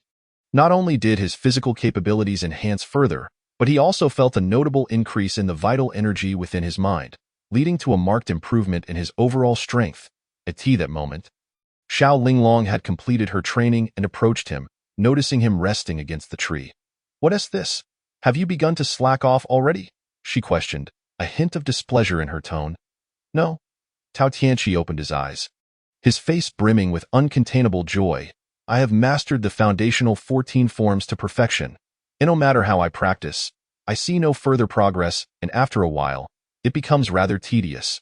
Perhaps you could teach me something new, as repeatedly practicing those forms is quite monotonous. The pursuit of martial arts is inherently tedious. If you find it so dull so quickly, I suggest you reconsider your path," Xiao Linglong replied, somewhat irritated. Observing the changing expressions on Xiao Linglong's beautiful face, Tao Tianqi had a flash of inspiration. With his brain now operating more efficiently than before, he continued to speak with a gentle demeanor. "Linglong, please do not be upset. Perhaps as your father suggested, my physique truly is ill-suited for martial arts. Regardless of my efforts, I see little progress, merely mimicking the forms superficially, if it were truly as you say. Desiring to cultivate the introductory 14 styles until my entire being is suffused with warmth and comfort, and possessing an explosive strength of 200 pounds, I fear I would not know when that breakthrough might occur. It would be far more advantageous for you to impart to me a greater array of techniques all at once, which I shall securely etch into my memory, ensuring they remain undisclosed to others. Thus, when the time comes for my gradual cultivation, even in your absence, I would harbor no lingering concerns. I pledge to seek your guidance whenever I encounter difficulties. What do you think? If one cannot master the introductory 14 styles, what use is there in pursuing the subsequent techniques?" Xiao Linglong tilted her head in retort. "Of course, they hold value. One must be prepared for any eventuality," replied Tao Tianqi, sensing the potential for persuasion. "What if one day I were to suddenly achieve a breakthrough while you have married or relocated elsewhere? I could not possibly seek out another for the contents of these techniques. What then? The likelihood of such a scenario is substantial. You would be better off teaching me more. Do you not trust me? If that is the case, I might as well forego cultivation altogether. Very well."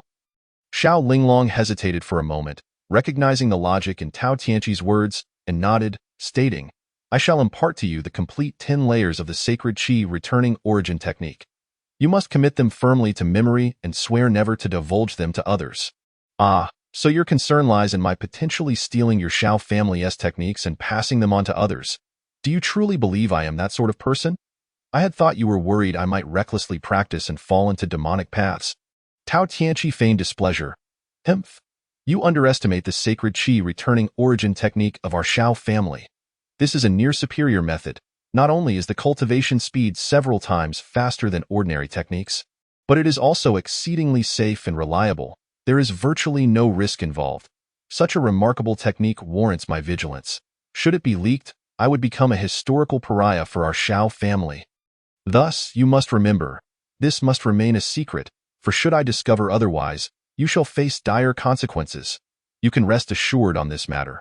I, Tao Tianqi, swear by heaven that if I were to recklessly share the techniques you imparted to me, may I be struck by heavenly retribution and meet an untimely demise." Tao Tianqi declared with utmost sincerity, inwardly elated to have convinced Xiao Linglong. "That is more like it."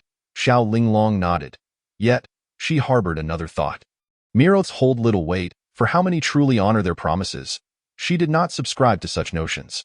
Her decision to teach Tao Tianqi the entirety of the sacred Qi returning origin technique stemmed primarily from her belief in his character and integrity. During their time together, they had come to understand one another well, and Xiao Linglong felt that Tao Tianqi was trustworthy. "It is getting late. Let us return for a meal. This afternoon, you may come again, and I shall impart the entirety of the sacred Qi returning origin technique to you," Xiao Linglong suggested. "Excellent," Tao Tianqi replied, brimming with excitement. bidding farewell to Xiao Linglong before parting ways to have breakfast and attend to farm work. In between, Tao Tianqi took the opportunity to test the power he had just attained at the fourth layer of illumination. To his delight, he discovered that his five senses were indeed sharper than ever, and his vital energy had grown to the thickness of 2 strands of hair. While the difference between 1 strand and 2 may seem negligible, that additional strand significantly augmented Tao Tianqi's strength. Furthermore, the meridians within his arms were now entirely unblocked, considerably more robust than before, and interconnected with certain meridians in his head. The vital energy from his head could swiftly flow down the meridians to his arms, enhancing both the strength and speed of his limbs to unprecedented levels. Tao Tianqi tested his newfound power. His punch could now exert force upwards of 1,000 pounds, an astonishing feat indeed. With a single strike, a tree trunk the thickness of a thigh splintered, showcasing immense power that left him thoroughly satisfied. As the days swiftly passed, Tao Tianqi completed his farming duties and hurried to the designated clearing to meet Xiao Linglong. This time, he did not practice while waiting. Instead, he sat cross-legged at the center of the clearing, gathering vital energy around his ears. With the assistance of this energy, his hearing became extraordinarily acute, allowing him to discern every sound within 100 meters. He could even hear a leaf fall from 50 meters away with crystal clarity. Tao Tianqi undertook this exercise because he had been struck by the efficacy of Xiao Linglong's concealment technique that morning. He sought to experience it once more and see if her technique could elude his heightened auditory perception at the fourth layer of illumination. Sure enough, within minutes, he detected the faintest sound of footsteps approaching swiftly. What puzzled him was the complete absence of breathing sounds, and the person's steps were remarkably unique, moving in a rhythm that seemed to merge with nature itself. The sound of their footsteps was even lighter than that of a leaf falling, only becoming noticeable to Tao Tianqi when they were within 10 meters of him, leaving him astounded. Yet, despite his astonishment, Tao Tianqi kept his eyes closed and feigned ignorance. It was not until the figure appeared beside him that he pretended to be surprised and turned to look. Linglong, you have arrived. Why do you always appear so mysteriously? Have you employed your concealment technique again? Tao Tianqi inquired tentatively. Indeed, I wish to ascertain whether you were being idle. It seems I caught you in the act. Humph. Xiao Linglong feigned anger. Idle? I merely completed a day's labor and felt rather fatigued, intending to rest and adjust my condition before practicing the sacred qi returning origin technique with you. Tao Tianqi replied, amused yet secretly delighted, for he could finally perceive the concealment technique at the fourth layer of illumination. Ah, I see. Xiao Linglong regarded him with sympathy before continuing. Then you may recuperate while I explain the contents of the sacred qi returning origin technique to you. Very well. Tao Tianqi looked at Xiao Linglong with gratitude, excitement bubbling within him as the first technique from this realm was about to unfold before him. Though he possessed an even more formidable cultivation method from his dreams, that was still a technique born of fantasy. Its current practicality was uncertain, but he wished to possess a tangible technique. Furthermore, he was eager to compare the peculiarities of this world's cultivation methods and ascertain their true strength. After all, the more knowledge one acquires, the more pathways one possesses.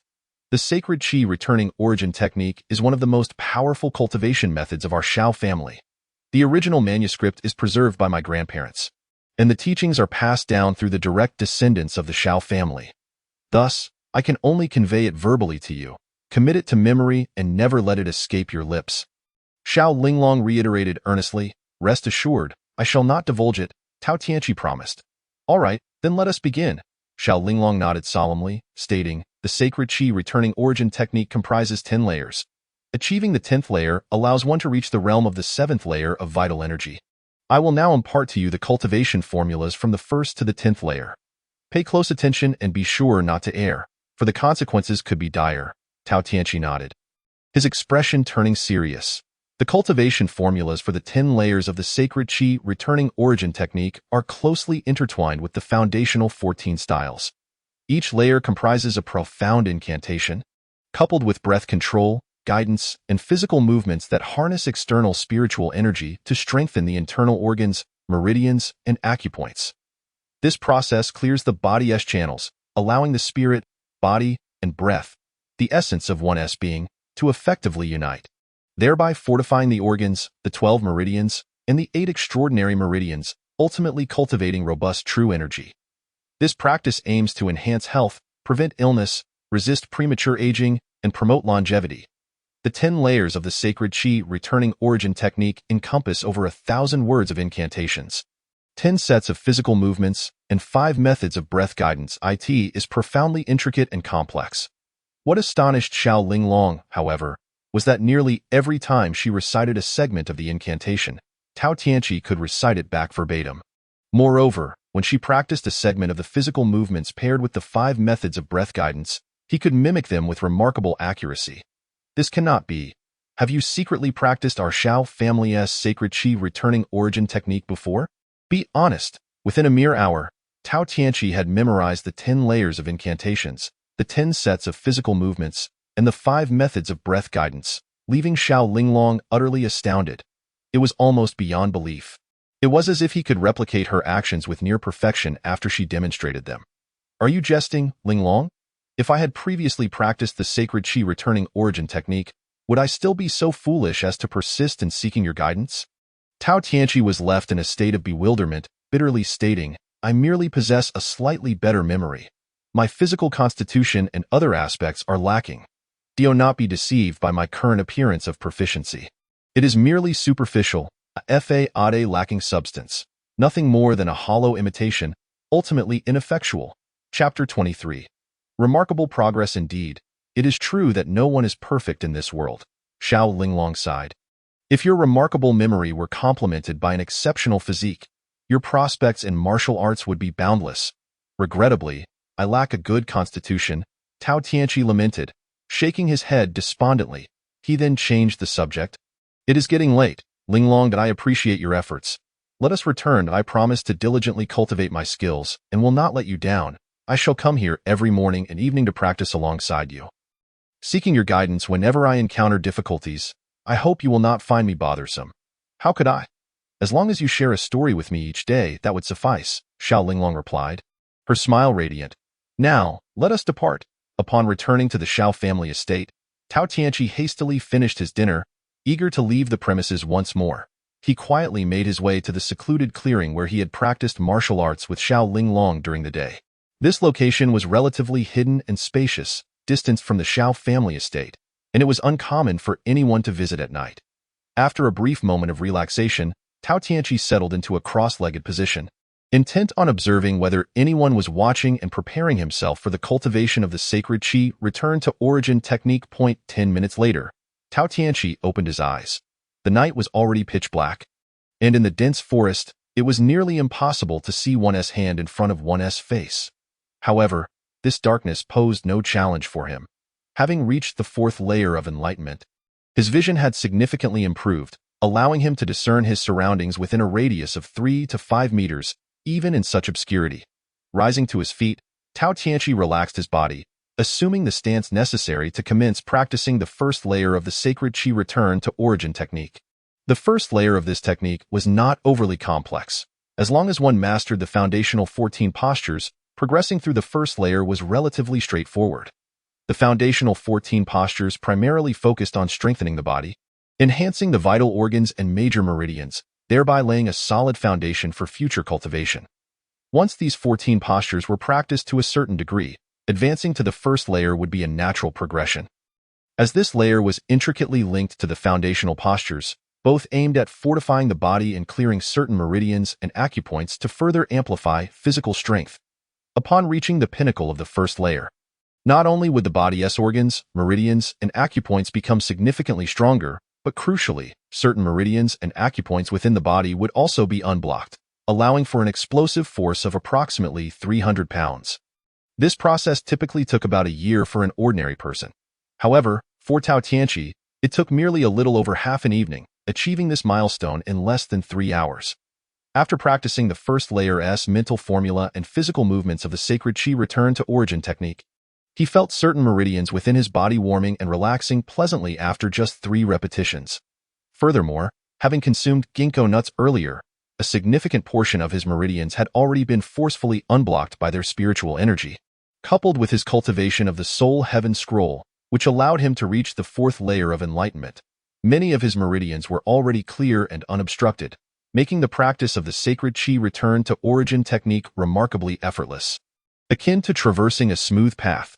Upon attaining the pinnacle of the first layer, Tao Tianqi was not satisfied with his progress and continued to practice according to the instructions for the second layer of the sacred qi return to origin technique. The meridians within his body gradually expanded and strengthened, becoming increasingly unobstructed. After another 2 hours, Tao Tianqi successfully broke through to the second layer of the sacred qi return to origin technique, reaching the second level of qi gathering. Upon entering the second layer, Tao Tianqi did not relent but persisted in practicing the third layer's formula. This time, the process took considerably longer, and only by dawn did he finally succeed in breaking through the barriers of the second layer, achieving the third layer of qi gathering and generating a faint trace of true qi within. Such speed was unprecedented. If Xiao Linglong or anyone else in this world were to discover Tao Tianqi's astonishing rate of cultivation, they would undoubtedly be left speechless in shock.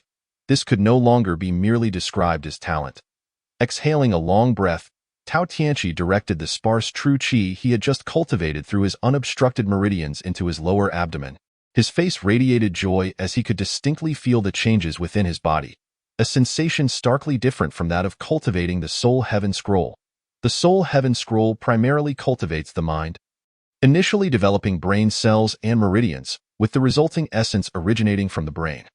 When one needs to utilize this essence, a simple command from the brain suffices, allowing the essence to swiftly traverse the meridians to the desired part of the body.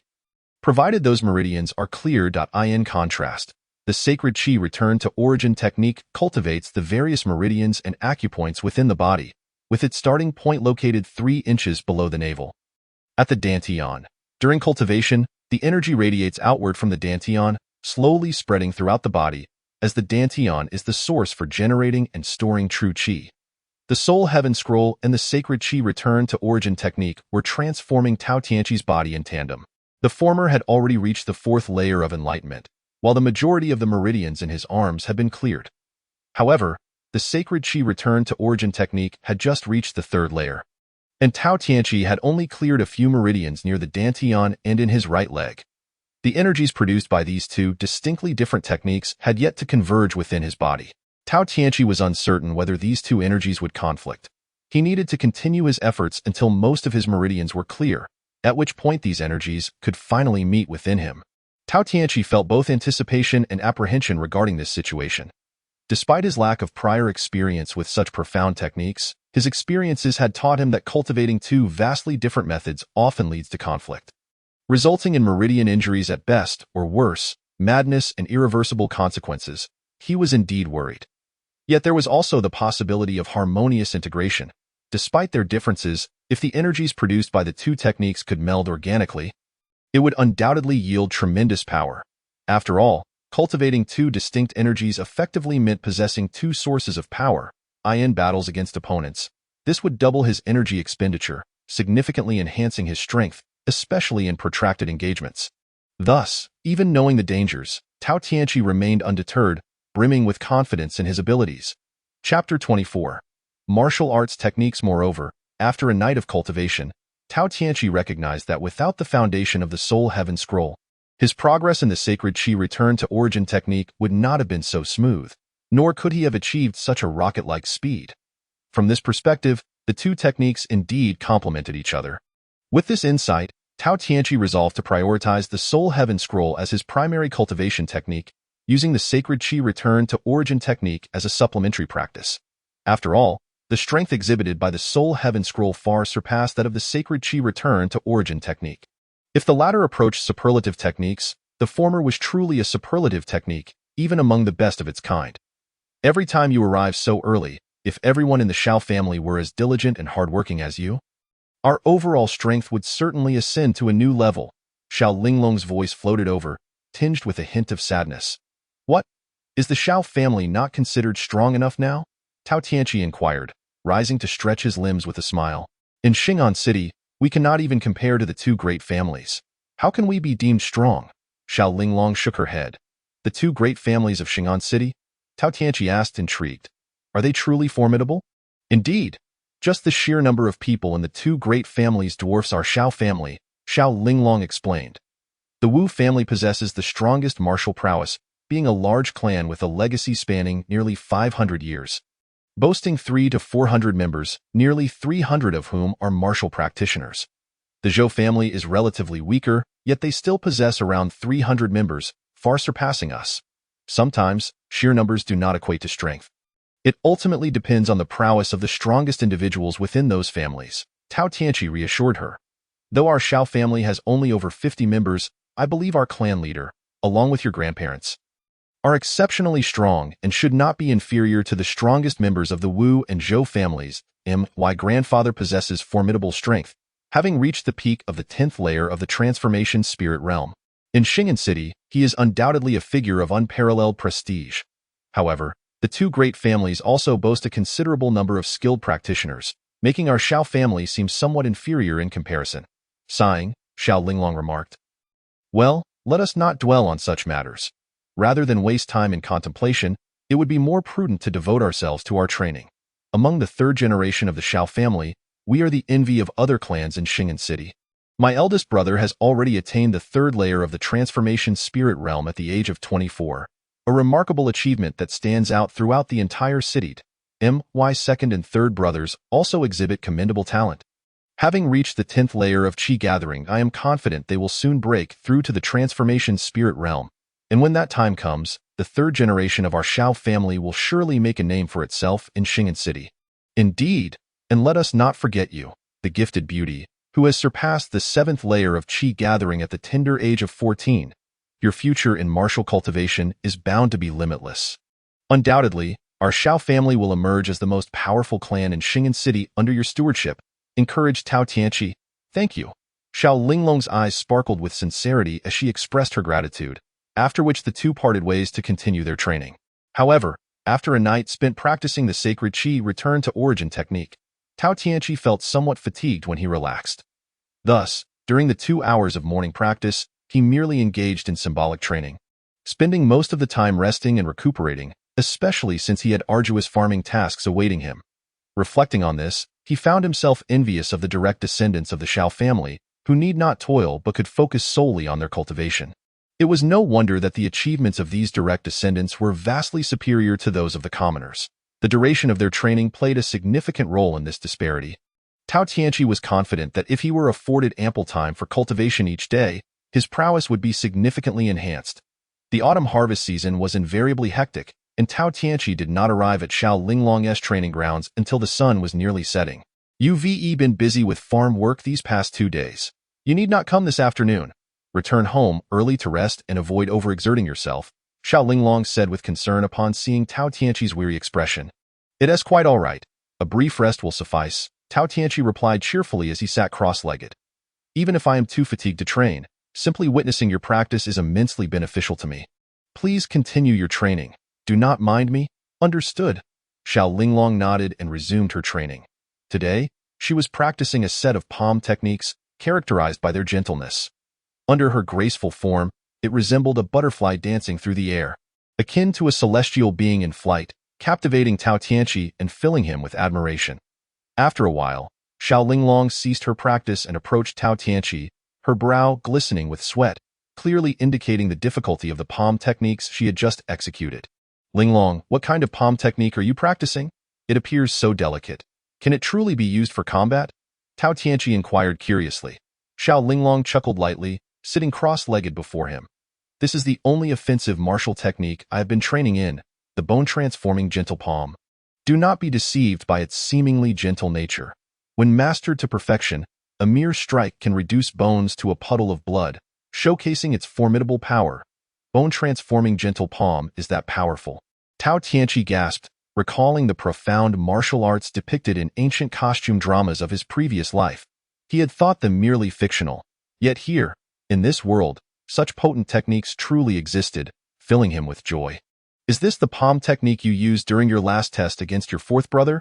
Tao Tianqi's eyes sparkled with excitement as he pressed for details. "Indeed, it is that very technique," Xiao Linglong confirmed with a nod. "I have heard that ordinary martial practitioners from the Xiao family may begin training in martial techniques upon reaching the third layer of Qi gathering, whereas direct descendants must reach the 6th layer first. Is that true?" Tao Tianqi continued to inquire. "Yes, that is a rule set by my grandfather. Generally, upon reaching the third layer of Qi gathering, individuals will generate potent true Qi within, allowing them to practice martial techniques. The Shao family requires its commoners to protect the household, thus it is essential they possess formidable skills. Therefore, most commoners in our family can choose a suitable martial technique to train in once they reach the third layer of Qi gathering. But this privilege is not extended to direct descendants. Why is that? Tao Tianqi asked, intrigued. The reason is quite simple, Xiao Linglong replied with a radiant smile. Training in martial techniques demands a significant investment of time and energy, leaving little room for true Qi cultivation. Perfecting a martial technique can be as arduous, if not more so, than enhancing one's true Qi. Moreover, mastering a martial technique to its pinnacle is often more challenging than breaking through to the 10th layer of Qi gathering. Many techniques also require advanced cultivation levels to practice. Without a certain level of proficiency, one cannot succeed. Furthermore, true Qi is of paramount importance for martial practitioners. The adage, one force can overcome 10 skills, holds true. With powerful true Qi, one can triumph over opponents without relying on any martial techniques, just as I defeated Uncle Dao with my 7th layer of Qi gathering without employing any martial techniques. Therefore, my grandfather advises us not to pursue martial techniques blindly, but to focus on cultivating our true Qi. Only when our true Qi is robust will we find the true path. Ah, I see, Tao Tianqi exclaimed, enlightened. However, his interest in martial techniques remained strong. The more Xiao Linglong spoke of them, the more he yearned to witness these legendary and challenging martial techniques. Yet, despite his capability to train in them, he hesitated to voice his desire and sought alternative methods to explore this fascination. After dinner, Tao Tianqi returned to his quarters. This evening, he planned to practice the Divine Soul Heavenly Scroll while also taking the opportunity to rest. As he felt somewhat fatigued from the day and night of labor, "Old Lu, I heard you broke through to the third layer of Qi gathering today. Congratulations!" A male voice called from the entrance, just as Tao Tianqi was about to lie down for the night. 3 figures entered the room. His 3 roommates, Lu Yun, Zhou Tong, and the portly Lu Dahai. "Ha ha ha, just lucky, just lucky." The middle-aged Lu Yun exclaimed joyfully, his happiness evident. "Old Lu, I heard the family head rewarded you with a martial technique. Is that true?" Zhou Tong, a young man in his 30s, inquired with eager envy, his eyes gleaming. He, like Lu Yun, was a martial practitioner of the Shao family, yet his cultivation had stagnated at the 2nd layer of Qi gathering. Martial technique? Tao Tianqi perked up at the mention. "Sure, keep your voice down. Little Tao is asleep." Lu Yun gestured for silence. The 3 then settled on their respective beds. Lu Yun produced a thin booklet from his robe, cradling it with excitement as he whispered, "This is the wind scar leg technique. The family head had me copy it by hand and strictly instructed me not to share it. Wow, Old Lu, you are indeed fortunate. You are now considered among the ranks of the skilled. Just remember not to forget your brothers who have shared both joys and hardships with you." Lu Dahai, a stout and good-natured man in his 40s, said enviously. Like Tao Tianqi, he felt inferior in the Shao family due to his unsuitability for martial cultivation. "Rest assured, my brothers have shared both the sweet and the bitter with me for so many years. How could I forget you?" Lu Yun patted his chest with a sense of pride and declared. Then the 3 of them gathered together for a brief chat. Lu Yun soon found an excuse to leave the room, both of them aware that he was eager to practice the wind injury leg technique. After a short while, the 2 washed up and went to bed. The farming season had left everyone quite fatigued, and it wasn't long before the sound of snoring filled the air. Tao Tianqi quickly got up, stealthily leaving the small hut, using his heightened senses to scout the area. He soon located Lu Yun, who was currently honing his martial skills in the training field, practicing the wind injury leg technique.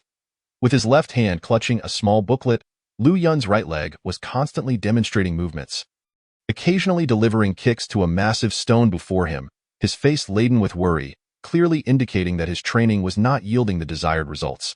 Typically, a practitioner at the 1st level of Qi gathering could unleash a force of 300 to 400 pounds, and upon reaching the 2nd level, this could rise to around 500 pounds. Once one cultivates their true energy to the 3rd level, their power would see a significant enhancement, with explosive force exceeding 800 pounds. Moreover, when paired with martial techniques, the resulting strength could approach 1,000 pounds, allowing them to contend with practitioners at the 4th level of Qi gathering. However, to harness the martial techniques effectively, one must master them to a certain degree, at the very least.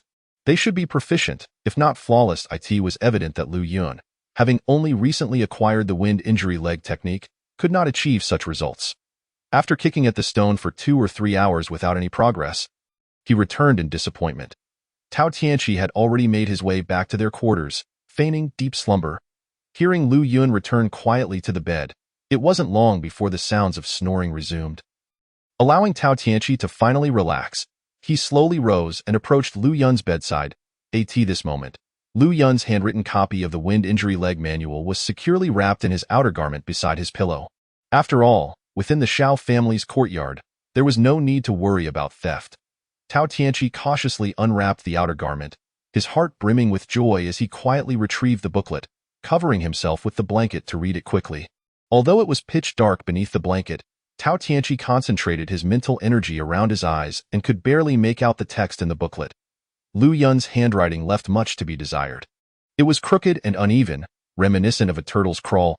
Thankfully, he could still decipher it, which relieved Tao Tianqi, allowing him to focus entirely on the content.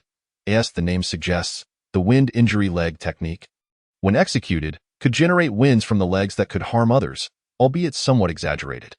Nonetheless, this indicates that if the technique were mastered to its fullest potential, its power would indeed be formidable.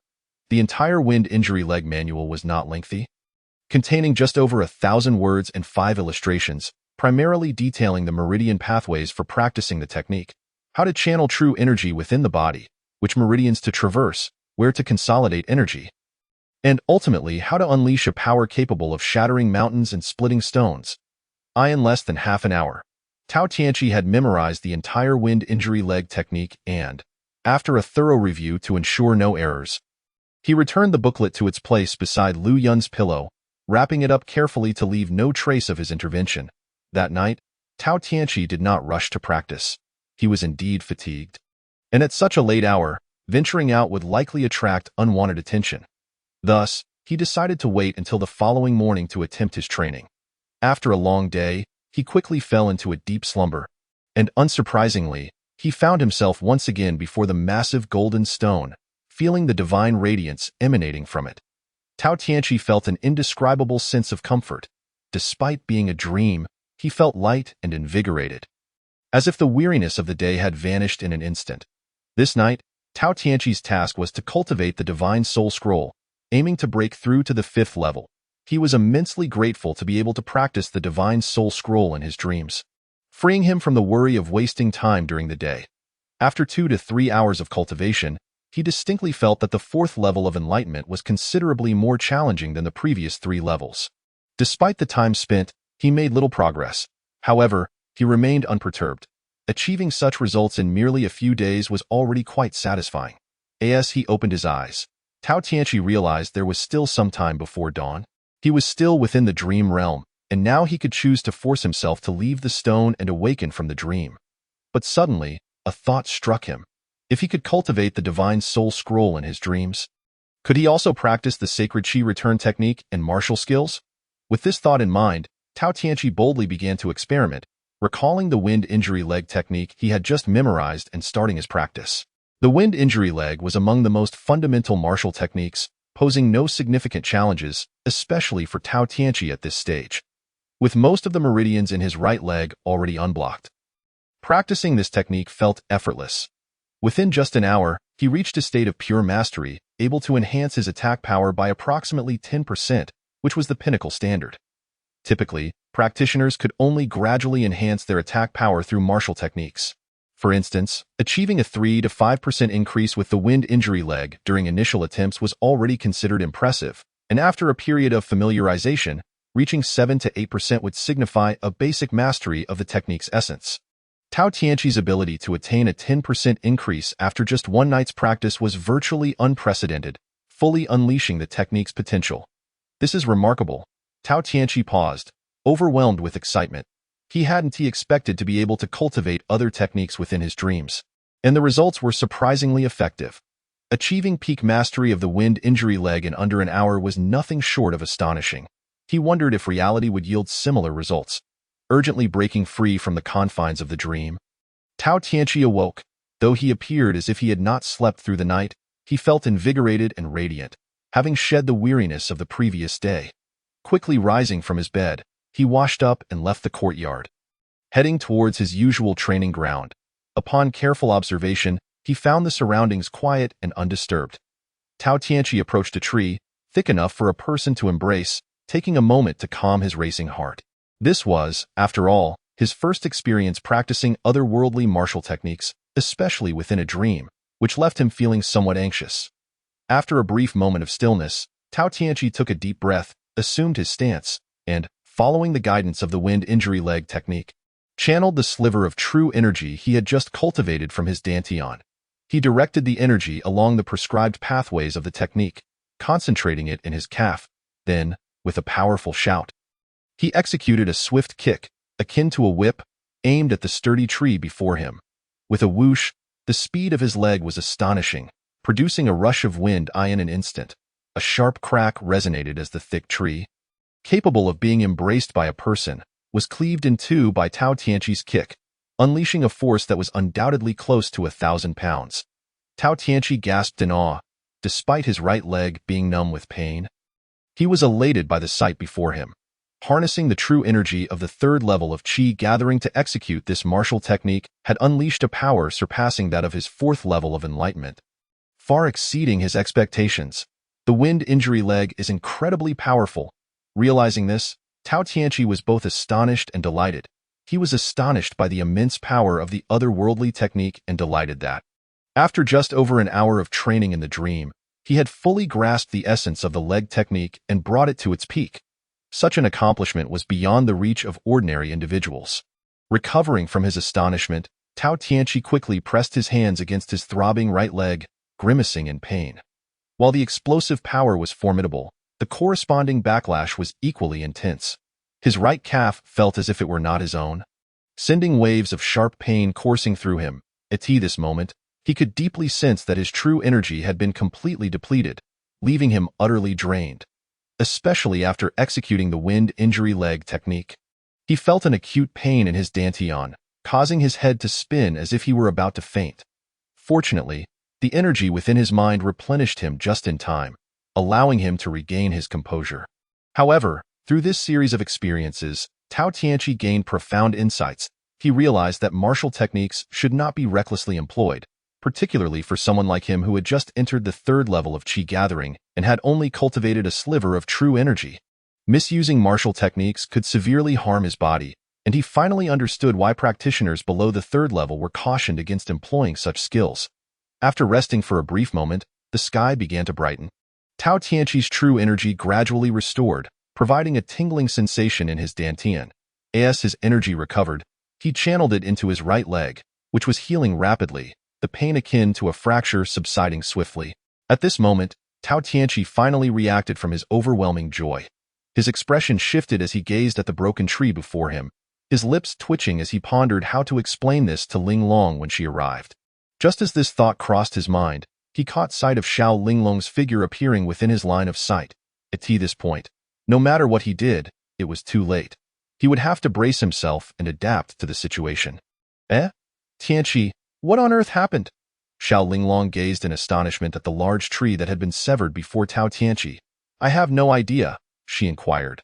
I found this tree broken upon my arrival and am equally curious as to who could have done this. Tao Tianqi, quick on his feet, feigned ignorance and remarked, "Oh." As Xiao Linglong approached the fallen tree for a closer inspection, her delicate brows furrowed slightly. This tree is remarkably sturdy, easily as thick as a person can wrap their arms around. To fell it would require at least a strength of 4 levels of Qi gathering. Could it be that someone was here just moments ago? I don't know, Tao Tianqi replied, shaking his head. But it doesn't matter. After all, there are quite a few practitioners at the 4th level of Qi gathering in the Xiao family. It would not be surprising if they came here to train this morning. True enough, Xiao Linglong conceded. Let us not dwell on this any longer. We should commence our training. First, please demonstrate the introductory 14 forms of a sacred Qi return technique for me, and then I shall impart some new knowledge to you today. Upon hearing this, Tao Tianqi's expression turned sour, for his right leg remained painfully numb. Not only was practicing the forms a challenge, but even walking felt arduous. After a moment of contemplation, he shifted the topic, asking, "What new knowledge will you be teaching me today?" I have already gone through several sets of the introductory 14 forms and am feeling quite fatigued. May I take a brief respite? With that, he forced out some sweat using his qi. Seeing the beads of perspiration glistening on his forehead, Xiao Linglong nodded in understanding and chose not to press further. In truth, the training of martial practitioners is not as simple as you might imagine. It is not merely about practicing these physical techniques and regulating breath. One must also enhance physical conditioning to attain optimal results, which facilitates breakthroughs in the shortest time possible. What do you mean? Tao Tianqi inquired, somewhat perplexed. Chapter 27. Breaking through the barrier. It means that starting today, you must run 10 laps around the valley for this young lady, and then chop down a tree to deliver to the kitchen. This is the best exercise for your body. Only by combining this with the sacred qi return technique can we achieve the best results. Do you understand? Xiao Linglong explained. Running and chopping trees? Every day? Tao Tianqi managed a bitter smile as he asked. Unless your cultivation reaches the 3rd level of qi gathering, you will need to focus on these foundational exercises before you can dedicate yourself entirely to mastering the techniques. Xiao Linglong replied, I understand. Mississippi, you may proceed with your training while I rest for a while before I go running and chopping trees. Tao Tianqi nodded, having no other suitable excuses and thus reluctantly acquiesced. Xiao Linglong, not dwelling on it further, offered a reminder and then turned to continue her training.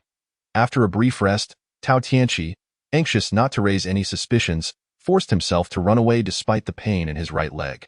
However, oddly enough, after struggling through 2 laps, he felt a swift improvement in his leg. Coupled with the calming of his true qi, by the time he had nearly completed the 3rd lap, the numbness and pain had vanished entirely, and his injury healed remarkably quickly. By the time he finished all 10 laps, his right leg felt as if it had never been harmed. Yet, having learned this lesson, Tao Tianqi resolved never to recklessly employ martial techniques without dire necessity. Throughout that morning, Tao Tianqi spent his time running and chopping trees. Although this level of physical exertion posed little challenge for him now, he had to maintain a low profile. Otherwise, if Xiao Linglong detected anything amiss, he would inevitably have to expend considerable effort to explain himself. The nature of humanity is such that once one tells a single lie, they must weave a web of further deceit to uphold that initial falsehood. Tao Tianqi found himself experiencing this very sensation. Tao Tianqi's days passed pleasantly as he trained alongside Xiao Linglong each morning and evening, toiled during the day, and practiced in his dreams with the colossal stone. His progress was astonishing. Within merely a month, his soul heaven scroll had reached the pinnacle of the 6th layer of illumination, poised to break through to the 7th layer at any moment. The sacred qi return technique had also attained the 5th level of qi gathering, making his strength nearly on par with Xiao Linglong's. Such rapid advancement would undoubtedly be the talk of the town if it were to be revealed.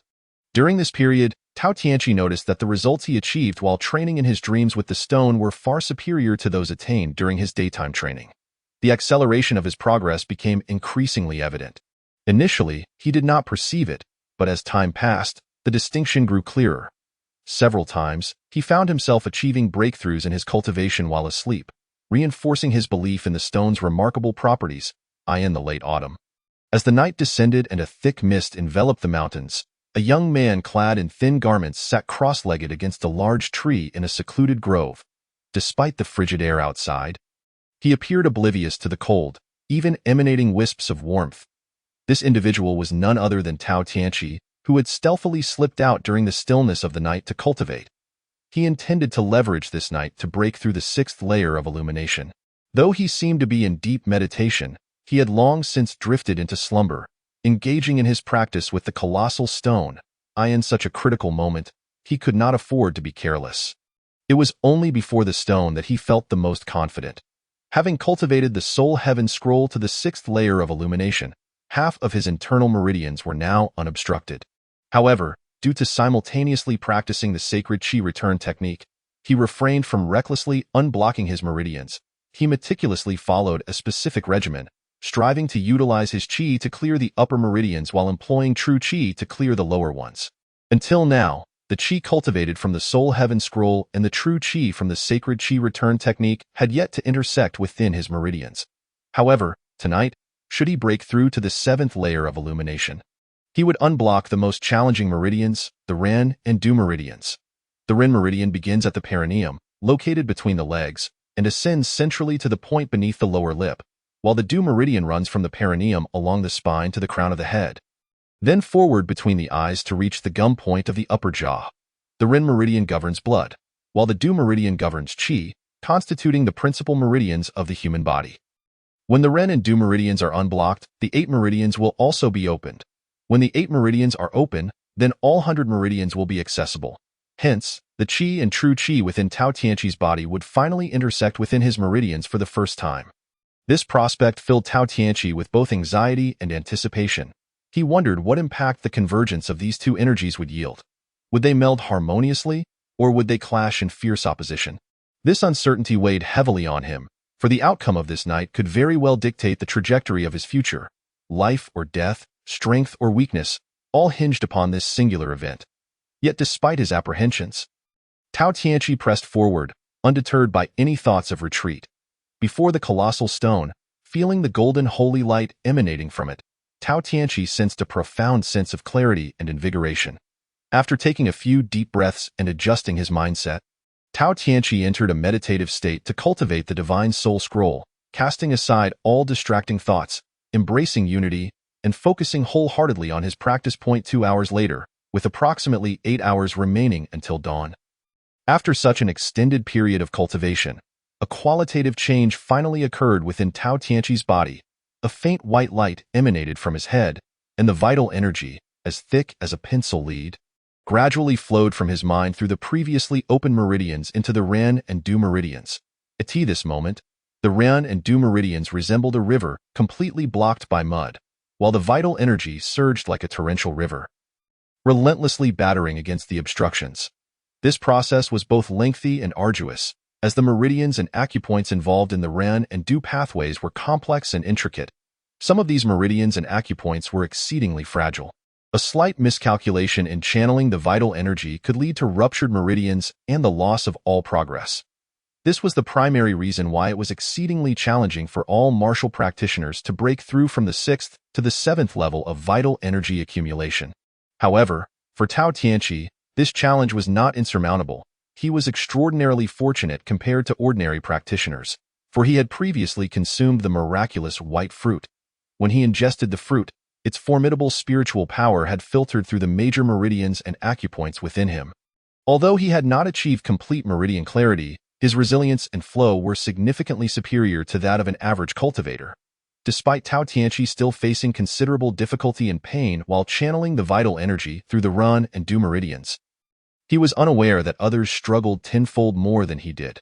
Even a prodigious martial talent like Xiao Linglong had spent 2 entire months in seclusion to successfully open her Ren and Du meridians, underscoring the immense challenge of this task. Moreover, the Ren and Du pathways possessed a particularly vexing characteristic. To completely open them, one must surge through in a single, uninterrupted effort. Otherwise, after a period of time, any unsealed sections would, like a virus, reinstate blockages in the already opened parts. Yet, achieving a singular, uninterrupted breakthrough was not merely a matter of willpower. It also depended on the sufficiency of vital energy and the precision of its control. Among other factors, this was why the opening of the Ren and Du meridians was fraught with difficulty. As time passed, 3 hours later, although Tao Tianqi's progress was slow, it was remarkably steady. Thus far, no dangers had arisen, and he felt confident that he could successfully open the Ren and Du meridians by nightfall. Another hour passed, and he had opened 3/5 of the Ren and Du pathways. However, at this moment, Tao Tianqi began to feel anxious, for with just a slight further advance, his vital energy would encounter the genuine qi within his body. At this juncture, Tao Tianqi could even sense the genuine qi on the other side boiling with anticipation. Seemingly eager for the vital energy to penetrate the Ren and Du pathways, ready to merge. Yet, at that moment, Tao Tianqi halted, not due to exhaustion of vital energy, but because he had to contemplate a crucial issue. Once he opened this section of the Ren and Du meridians, if the vital energy and genuine qi clashed within him, he could foresee only one outcome. His meridians would rupture, and he would meet with untimely demise. Although he was currently in a dream state, it felt no different from reality. Previously, he had experienced breakthroughs in dreams that translated into actual success upon awakening. Thus, if anything unforeseen were to occur in this dream, it would surely manifest in reality as well. leaving Tao Tianqi no room for carelessness. Having painstakingly traversed into this world, he had finally adapted to everything it entailed and had cultivated two powerful techniques. The thought of perishing now was deeply unsettling for him. At this moment, matters of technique and the world itself paled in comparison to the vivid image of an incredibly radiant figure and her angelic smile that suddenly flashed in his mind. Refusing to dissipate, Tao Tianqi found himself momentarily lost in confusion. Previously, he had been resolute in his determination to open the Ren and Du meridians, firmly believing in his eventual success. Yet, at this critical juncture, he felt a flicker of hesitation. He was not afraid of death or the loss of what he had gained. Rather, he feared losing that innocent and adorable young girl. As time swiftly flowed, Tao Tianqi's heart was torn with contradiction. Should he continue to push forward or cease? He hesitated for a prolonged moment, unable to commit. Just as he contemplated giving up, a golden holy light suddenly burst forth from the boulder. Even with his eyes tightly shut, Tao Tianqi could feel the brightness before him. Suddenly, a voice echoed in his mind, that of Xiao Linglong, with its melodious and elegant tone. While that may be true, if you remain so weak, what help could you possibly offer if I were to encounter difficulties? Though this voice was merely a memory, and he understood that Xiao Linglong spoke it to spur him toward martial cultivation, it was deeply etched in his mind. Like an enchanting spell, it incessantly provoked him to tea that moment. The purity of the holy light transformed this haunting echo into his greatest motivation, instilling within him an overwhelming surge of confidence. Charge forth! Tao Tianqi's expression tightened, and the wavering thoughts solidified in an instant. With a mental roar, the receding vital energy surged forth, and with a resounding crash, the formidable barrier within the Ren and Du meridians was effortlessly shattered by the vital energy. In the next moment, genuine qi surged forth to collide with the rolling vital energy. At that instant, Tao Tianqi's expression grew exceedingly grave, his heart racing to his throat as he silently chanted. Success or failure hinges on this one strike. As the two disparate energies collided, the scene was as tranquil as a gentle breeze, not even raising a single splash of water, let alone engaging in mutual repulsion or conflict. It was akin to the harmonious blending of water and milk. Tao Tianqi exhaled deeply, his countenance shifting to one of intense excitement and exhilaration. If he could introspect at that moment, his astonishment would be palpable, for his vital energy appeared as a nearly transparent stream of white, while his genuine qi manifested as a faint green stream.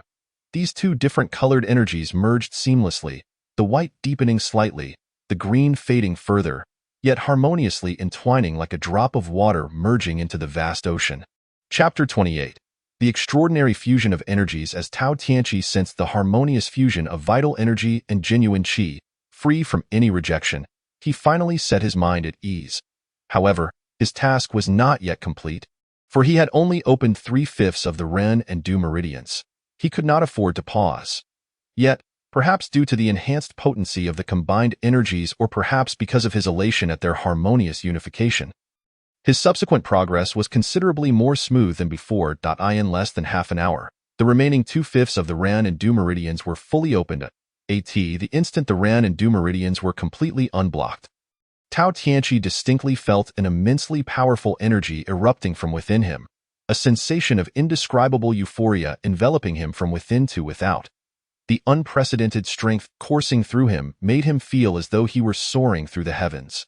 At this moment, he had finally successfully broken through to the 7th level of vital energy accumulation. To his astonishment, even the Holy Qi return technique elevated by 1 level, reaching the 6th level of vital energy accumulation.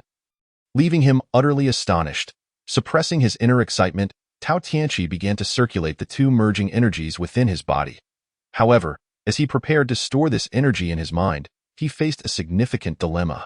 Did this fused energy stream count as vital energy or genuine qi? Should it be stored in his mind or in his dantian? Once again, Tao Tianqi found himself entangled in confusion. Nonetheless, this time there was no cause for concern. The fact that the two energies could already merge indicated that no major issues would arise. After a brief moment of hesitation, Tao Tianqi directed this energy to flow into his dantian. At that moment, a miraculous scene unfolded once more. The energy streamed into his dantian, rapidly swirling around before flowing out again. However, This time the energy emerging was transparent white, signifying pure vital energy. Upon witnessing such a scene, even though Tao Tianqi could not introspect, he instinctively understood that the energy expelled from his dantian must indeed be the primordial essence. Filled with joy, Tao Tianqi was utterly astonished to discover that his dantian possessed such a discerning capability. At that moment, a playful thought crossed his mind. He once again urged his true qi to extract the energy from his dantian, merging it once more with the primordial essence, and then directed this amalgamated energy into his brain. The brain cells and cerebral meridians, which had long been deprived of primordial essence, instantly became invigorated by this energy. However, this time, Tao Tianqi was struck with yet another wave of astonishment. He infused this entire flow of energy into his brain, only to find that the area designated for storing primordial essence showed no signs of rejection. Even the true qi seamlessly integrated within it, as if it were nothing more than pure primordial essence. This experiment left Tao Tianqi perplexed.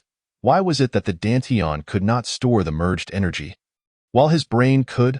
Logically, the storage capacity of the brain should not surpass that of the dantian, yet it managed to amalgamate two forms of energy. Tao Tianqi found himself utterly bewildered, but he was too content in the midst of this energy fusion to dwell on such queries. Trusting that clarity would come in due time, just as Tao Tianqi prepared to segregate the fused energy flow, a delicate hand struck his shoulder. Reflexively, he channeled this energy flow to condense along the meridians of his shoulder. Unleashing it outward, a shrill scream startled Tao Tianqi, shattering the moment. He hurriedly opened his eyes, his expression turning bitter as he realized the situation had soured. You possess such a tremendous amount of true qi within you? Xiao Linglong exclaimed in disbelief, her beautiful eyes wide with astonishment as she stared at Tao Tianqi. The moment she had struck his shoulder, the energy emanating from Tao Tianqi had hit her like 1,000 needles, leaving her utterly shocked. What true qi? Tao Tianqi was taken aback, a sudden realization dawning upon him as he feigned ignorance. Linglong, what's wrong? Are you all right? I just felt a powerful surge of true qi erupt from within you. Enough to make my hand ache. Xiao Linglong stepped closer, her delicate face etched with incredulity. Don't jest. Tao Tianqi chuckled lightly. To inflict pain upon someone of your caliber, who has reached the 7th layer of qi gathering, one must possess at least the strength of the 5th or 6th layer. Do I appear to possess such power? I have yet to step into even the 1st layer. You have a point? But why did I distinctly sense your true qi surging just now? Xiao Linglong's brows furrowed in skepticism. She could hardly believe her senses were mistaken. I would truly love to possess such formidable true qi. Then I wouldn't be looked down upon by you all. Ha ha ha. Tao Tianqi laughed heartily. If you doubt me, feel free to check for yourself. All right, to his surprise, Xiao Linglong genuinely approached, extending her hand towards his abdomen. Hey, you! Tao Tianqi was startled, instinctively retracting his body. However, in doing so, Xiao Linglong's hand inadvertently brushed against an inappropriate area. What are you doing? Xiao Linglong gasped, quickly withdrawing her hand, her face flushed with embarrassment. Pouting playfully, she shot him a reproachful glance, admonishing, lie down. Don't move, that I need to conduct a thorough examination? Fine. Tao Tianqi's face reddened, feeling a mix of bitterness and embarrassment as he complied, lying down as instructed. Xiao Linglong's eyes flickered, her face gradually regaining its composure. Stealing a glance at Tao Tianqi, who had closed his eyes, she exhaled in relief. She gently placed her right hand on his abdomen, and upon contact, an electrifying sensation coursed through her, a remarkable experience. As her mind wandered back to the spot she had just touched, Xiao Linglong found herself unable to resist lowering her gaze. Her cheeks once again flushed, her heart racing, breath quickening, yet filled with an overwhelming sense of shyness. What is happening to me? What am I thinking? Xiao Linglong swiftly steadied herself, scolding herself internally before closing her eyes to channel her true qi into Tao Tianqi's dantian. Seeking to sense it anew at that moment, although Tao Tianqi fared better than Xiao Linglong, given that his mental age was still anchored at 28 from his past life, he could not allow himself to exhibit excessive emotional fluctuations in the presence of this 14 or 15-year-old girl. Nonetheless, when Xiao Linglong's delicate hand made contact with his abdomen, even through the fabric of his clothing, he felt a wave of heat wash over him, his mouth dry, and even the little Tao Tianqi found it hard to resist the urge to lift his head. Fortunately, Xiao Linglong's hand lingered on his abdomen only briefly, allowing the heat to gradually dissipate. Indeed, it is completely empty within the Dantian. Could it be that I was mistaken? Xiao Linglong stood up, tilting her head in contemplation. Chapter 29. The visit from the Zhou family. I knew it. How could I possibly possess such formidable true qi? You must have misinterpreted your sensations, Tao Tianqi thought to himself. Feeling a sigh of relief, also grateful that he had fully merged his true qi with the primordial essence and stored it in his brain. Otherwise, he would have surely been exposed. Enough of this banter. Go and work on your physical training. I'll give you 3 more months, and if you cannot master the 14 foundational techniques of the sacred qi returning to origin art, then I shall cease my teachings. Xiao Linglong expressed a hint of disappointment, delivering her ultimatum before turning to resume her training. They say a woman's heart is as elusive as the depths of the sea, even before she had fully matured. Her thoughts were already quite inscrutable. Tao Tianqi chuckled to himself and proceeded to train. Before long, a month had passed. Ever since Tao Tianqi had advanced his spirit to the 7th layer of illumination, his subsequent training speed had noticeably slowed. The days when he could break through a layer in mere days were now a distant memory. It took him an entire month to ascend from the 7th to the 8th layer of illumination. While his sacred qi returning to origin art successfully broke through into the 7th layer. Now, Tao Tianqi's prowess was no trivial matter. He discovered that he could utilize both true qi and primordial essence to execute the wind injury leg technique. Moreover, as the primordial essence was significantly more potent than true qi, the resulting attack power was astonishingly enhanced. This realization led him to understand that primordial essence could entirely substitute for true qi. At his age, this was nothing short of extraordinary. He had yet to hear of anyone in Shingen City possessing such formidable strength at the mere age of 14. Even Xiao Linglong's breakthrough to the 7th layer of qi gathering at the age of 14 had caused quite a stir in the city. Upon reaching the 8th layer of illumination, Tao Tianqi's most profound realization was the enhancement of his strength. Now, he could effortlessly sever a tree that could be encircled by a single person. His power had come remarkably close to that of his previous life. Furthermore, he sensed that the extraordinary meridians, the 12 main channels, and various acupoints within him were almost entirely unblocked, with only a fifth of the delicate and feeble meridians remaining to be opened.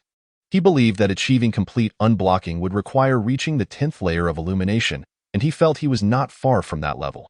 That morning, after finishing breakfast with Xiao Linglong post-training, Tao Tianqi was summoned by Feng Huayun, who led him to a carriage bound for Shingen City. The Xiao family resided in a mountainous area, isolated from the town. While they were self-sufficient in fruits, vegetables, and grains, they inevitably required certain essentials from the town, a task that Feng Huayun had always handled. Today, Feng Huayun was taking Tao Tianqi to the city for procurement. Not long after Tao Tianqi and Feng Huayun set off, a young man riding a tall horse arrived at the Xiao family courtyard in a flurry. Junior Zhou Wenbin pays his respects to the esteemed Xiao uncles. The young man, around 25 or 26, donned a blue brocade robe and bore a handsome countenance as he respectfully bowed to the Xiao brothers, Xiao Ju and Xiao Feng. "Ah, it is our esteemed nephew Wenbin. What brings you here?" Noticing Zhou Wenbin's anxious expression, Xiao Ju got straight to the point. Zhou Wenbin was a third-generation disciple of the Zhou family, one of the 2 prominent families in Shingen City. The Zhou and Xiao families had maintained a close relationship, leading to a familiarity between them. "I have come with pressing matters to discuss," Zhou Wenbin replied, regaining his composure. "Last night, our Zhou family was robbed, and the thief escaped. According to our scouts, the direction of the thief's escape was towards these nearby mountains, which are under your control, esteemed uncles. We cannot act recklessly. So my father has dispatched me to consult with you regarding the possibility of allowing our Zhou family to conduct a search within these mountains." "Ah, I see."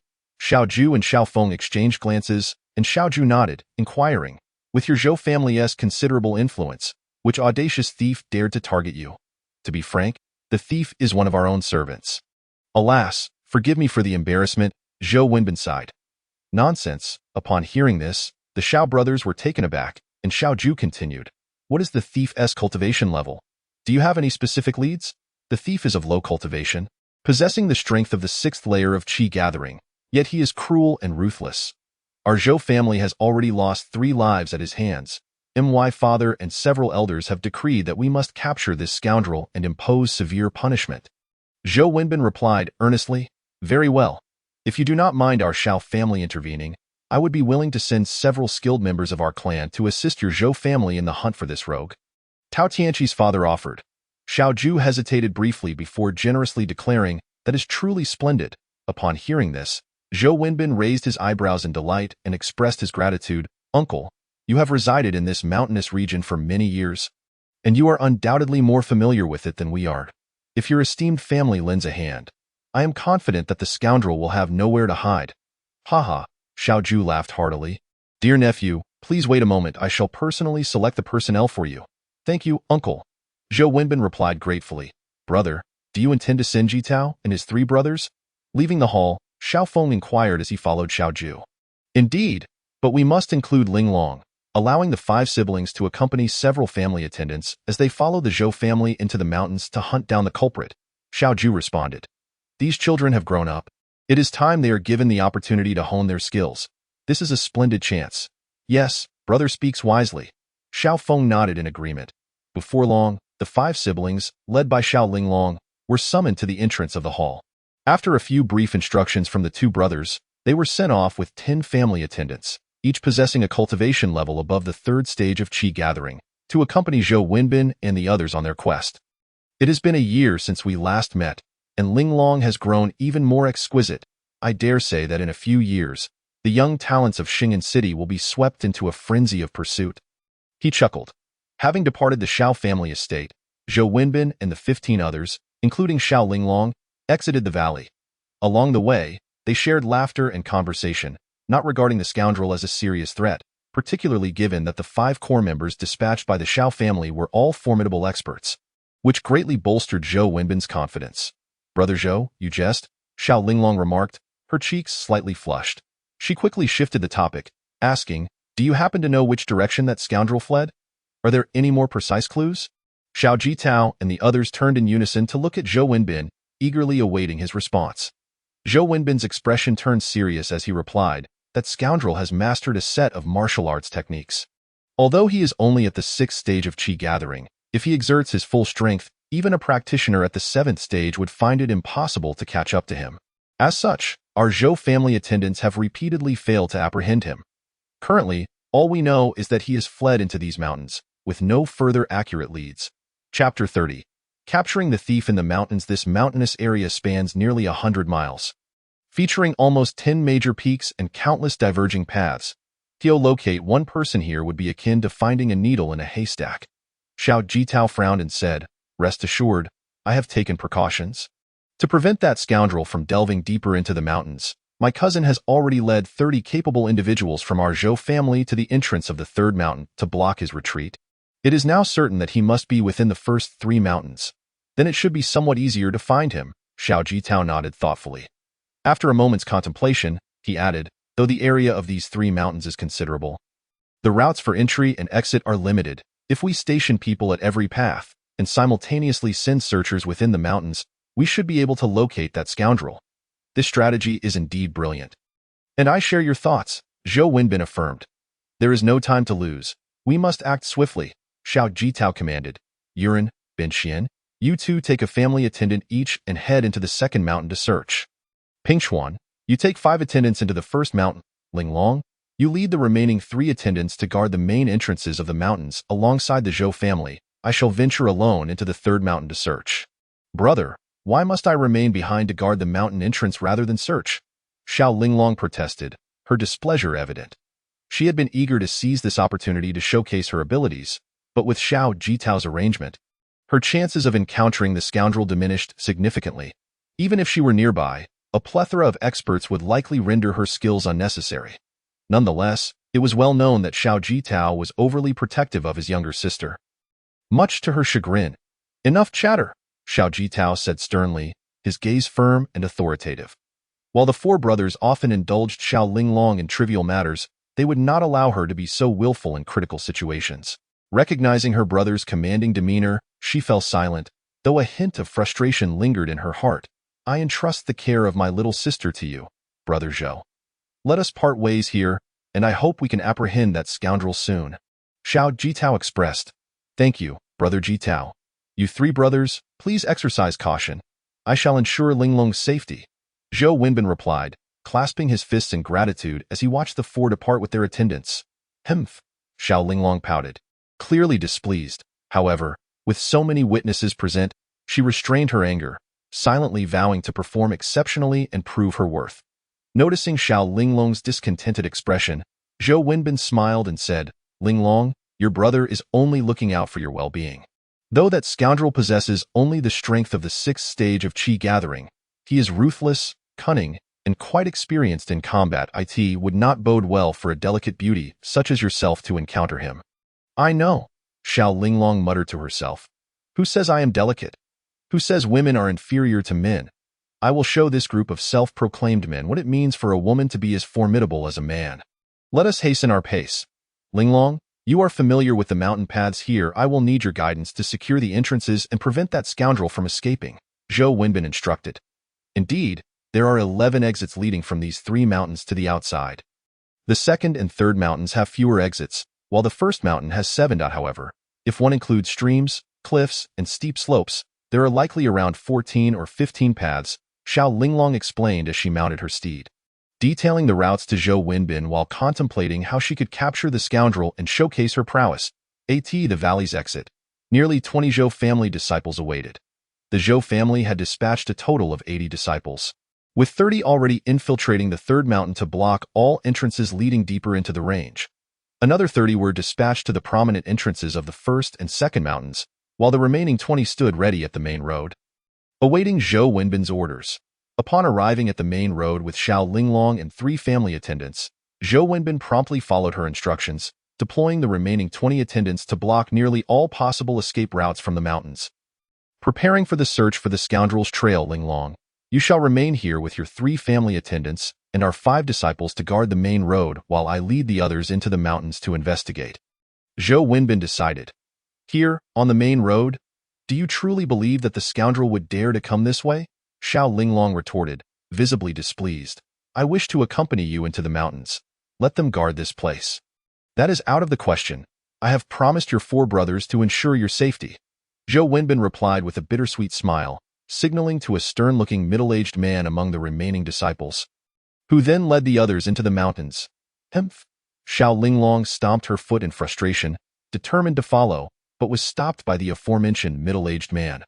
What are you doing? She snapped, her brows furrowing. Miss Xiao? Please hold on, he said with a forced smile. Consider this. Among us, you are the only one with significant strength. If you were to leave, who among us could withstand a sudden assault from that scoundrel? This man, Zhang Qi, was a formidable practitioner among the Zhou family subordinates, having reached the 7th stage of Qi gathering. He was astute, mature, and level-headed. Zhou Wenbin had retained him here not only to prevent the scoundrel from escaping, but also to ensure Xiao Linglong's safety. Would that scoundrel be foolish enough to choose this route? Xiao Linglong countered, her brows knitting in skepticism.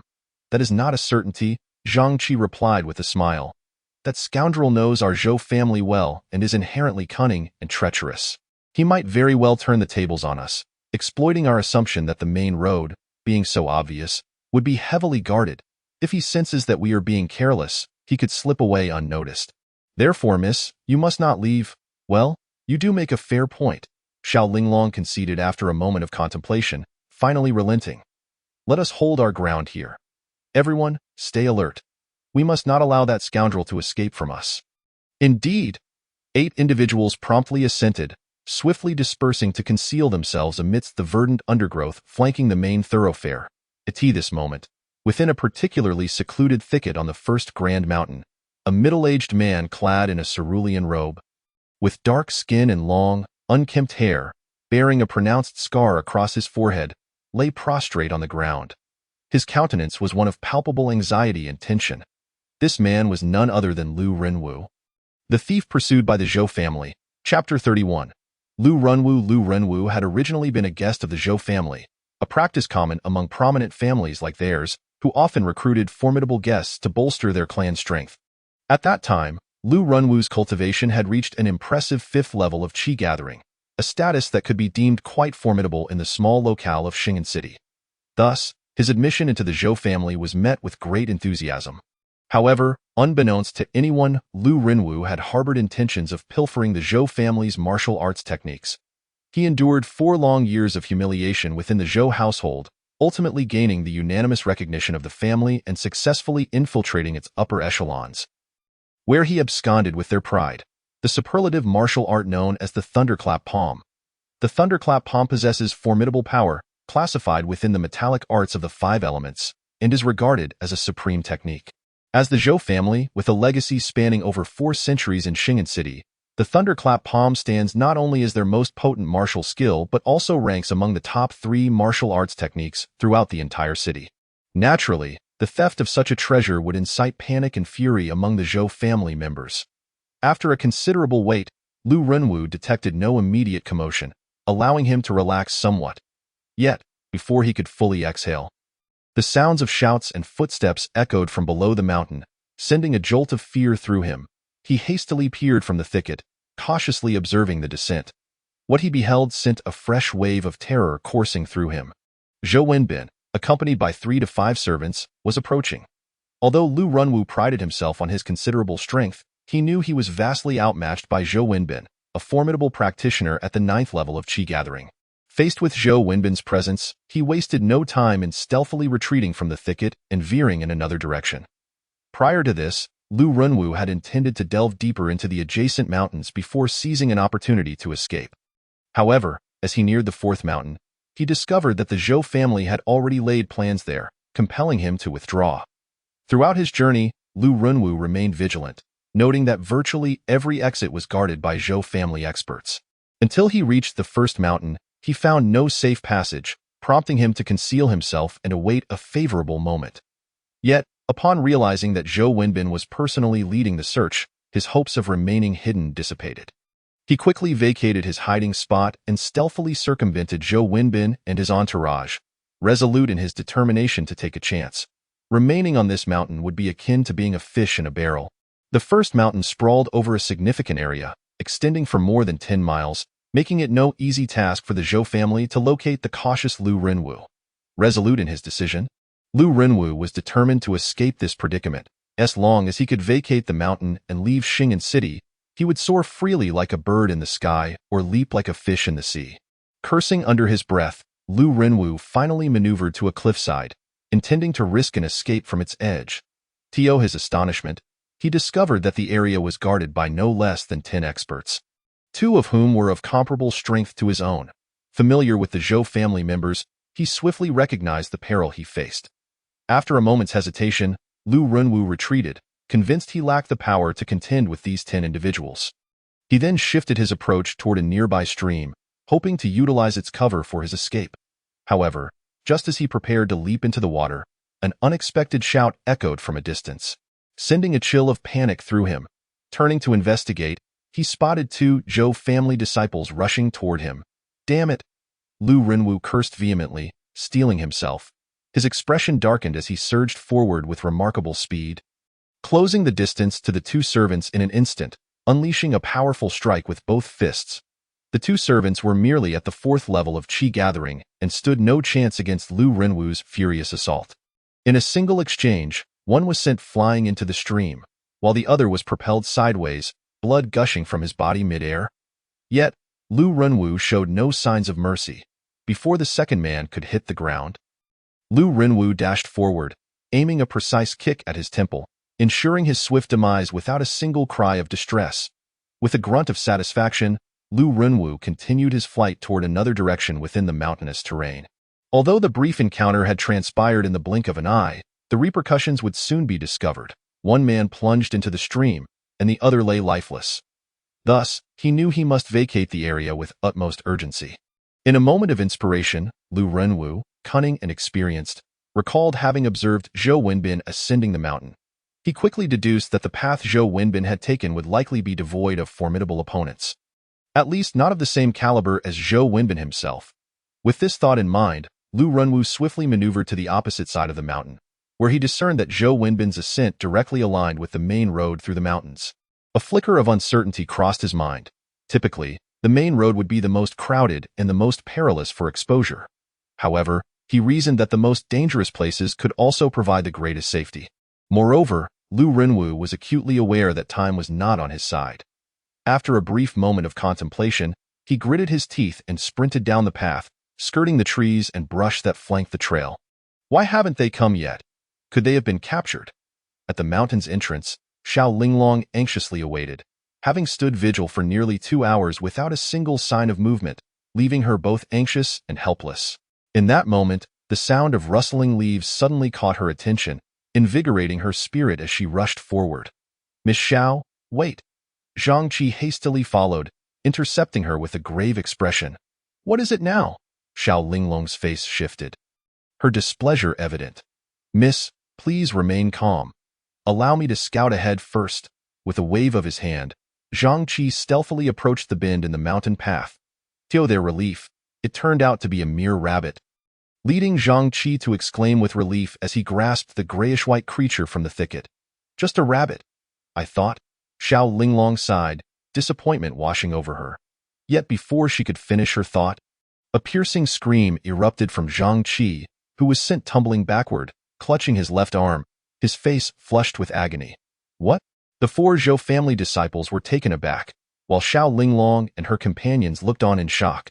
Rushing to his side, a chilling, mocking laughter echoed as Lu Renwu appeared, his form flickering into view before them. "Zhang Qi, you remain as foolish as ever. Humph! With the 7 steps to death powder coursing through your veins, you might as well lie still on the ground." Chapter 32. The pursuit of Lu Renwu, you scoundrel, Lu Renwu. Zhang Qi ground his teeth in fury, but the potent toxin coursing through him rendered him unable to move, lest he meet his demise. "That is indeed Lu Renwu." Xiao Linglong's heart raced as she cast a wary glance at the fearsome figure before her, feeling immensely grateful for Zhang Qi's earlier intervention. Otherwise, she would have been the one lying incapacitated. "Ha! Curse away, for soon you shall have no opportunity left." Lu Renwu's excitement surged as he surveyed the approaching crowd, his cold smile widening. "Once I eliminate this old fool, the rest of you will pose no threat whatsoever." With that, he surged forward, aiming a palm strike at Zhang Qi's head. "Stop!" Xiao Linglong cried out vehemently, her anger flaring. Yet, the distance rendered her unable to assist. In a moment of inspiration, she swiftly removed a hairpin from her hair and hurled it with all her might. The hairpin sliced through the air with remarkable force. "What?"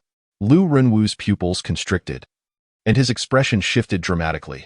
From the power behind Xiao Linglong's throw, he discerned that this seemingly delicate maiden possessed formidable strength. Initially, Lu Renwu had approached with cautious optimism, believing that among Xiao Linglong's group of 8, only Zhang Qi posed a genuine threat. The others, in his estimation, were hardly worthy of concern. Yet, he was utterly blindsided to find that the most unassuming of them, the dainty beauty, held comparable power to his own. After a brief moment of astonishment, Lu Renwu swiftly regained his composure. He could not afford to underestimate this newfound threat. His path to survival lay before him, and he was determined not to squander it. With a roar, Lu Renwu unleashed his exceptional agility, retreating while simultaneously launching a counterstrike at the hairpin. "What?" Lu Renwu was taken aback as the hairpin struck with unexpected force. The realization that this young girl possessed the strength of a 7th-level Qi-gathering practitioner struck him like a thunderbolt, causing his expression to darken. He had initially underestimated her, and now he found himself on the defensive. Xiao Linglong swiftly descended before Lu Renwu, immediately adopting a defensive stance, her heart racing with a mix of excitement and anxiety. This was her moment to shine. He was the thief, Lu Renwu. Signal him, capture him. The disciples of the Zhou family, in fervent pursuit, erupted into shouts, one of them hastily producing a signal bamboo stick to launch into the sky. The atmosphere instantly grew tense. Attempting to send a signal? "Not on my watch." Lu Renwu's expression tightened as he casually flung a coin, striking the bamboo stick just as it was about to leave his companion's hand, sending it crashing down. "Continue signaling." The remaining 3 Zhou disciples synchronously raised their signal bamboo sticks, launching them skyward. Despite Lu Renwu's rapid movements, one bamboo stick escaped his reach, emitting a piercing whistle as it ascended before bursting in the air. "Damn it, I told you to signal. May you all meet your demise." Lu Renwu seethed with fury. He swiftly retrieved over 10 coins from his pocket, channeling his energy into his right hand, and forcefully hurled them towards Xiao Linglong and her companions. "Everyone, be cautious," Xiao Linglong screamed, her focus reaching an unprecedented peak. She thrust her palms forward with remarkable speed, creating afterimages as she intercepted no fewer than 7 or 8 coins. Yet, 3 or 4 still flew past her, resulting in 2 anguished cries from the Zhou and Xiao families as a servant from each was struck in the face, their pain echoing in the air. Ha ha ha!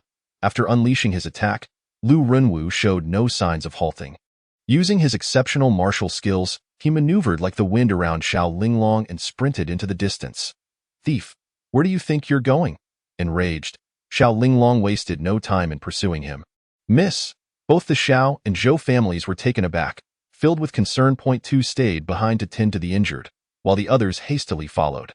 Just as Xiao Linglong and her companions engaged Lu Renwu, Tao Tianqi and Feng Huayun, returning from procuring daily necessities, finally arrived at the valley, their cart laden with goods, their faces aglow with excitement. "Old Feng, this Xing'an city is quite sizable, isn't it? The resources are abundant, though it is a bit distant from our Xiao family. Otherwise, visiting the city every so often would be quite delightful," Tao Tianqi remarked with a grin. "Our Xiao family intentionally resides in this valley. Far removed from the clamor and disturbances of the city, it is rich in spiritual energy, allowing our disciples to cultivate and live in peace," Feng Huayun replied. "However, for those of us who cannot practice martial arts, living in the city does seem rather appealing." "Indeed," Tao Tianqi nodded, then suddenly struck by a thought, inquired, "Old Feng, do you know why the young lady and the others caused such a ruckus at the Lin family's fighting arena last time? They even killed some of their people."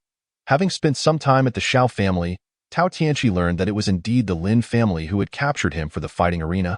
Yet he remained oblivious to the reasons behind Xiao Linglong's actions. "That was the Lin family's own doing," Feng Huayun spat. "In Xing'an City, the Lin family is merely a minor clan, lacking in strength yet exceedingly arrogant. They even operate a beast fighting arena, capturing individuals to pit against wild beasts for profit. On that occasion, our young lady and 4 young masters had ventured into Xing'an City for leisure, and 2 young servants inadvertently became separated from them.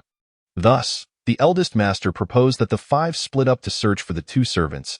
At that time, the Lin family was actively seeking to capture defenseless men to force into combat with beasts, and they set their sights on our 2 young servants. They followed them to a relatively secluded area and attempted to attack. However, our 2 servants were no pushovers. Each possessed formidable strength, having reached the 3rd level of Qi gathering, and the Lin family's group struggled to subdue them for quite some time.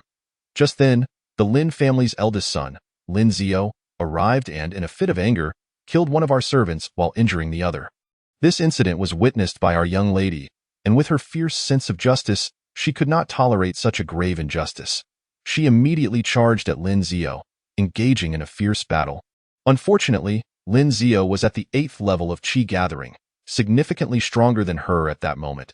Instead of avenging her servants, she nearly fell victim to his lecherous advances, only to be saved in the nick of time by the 3rd and 4th young masters.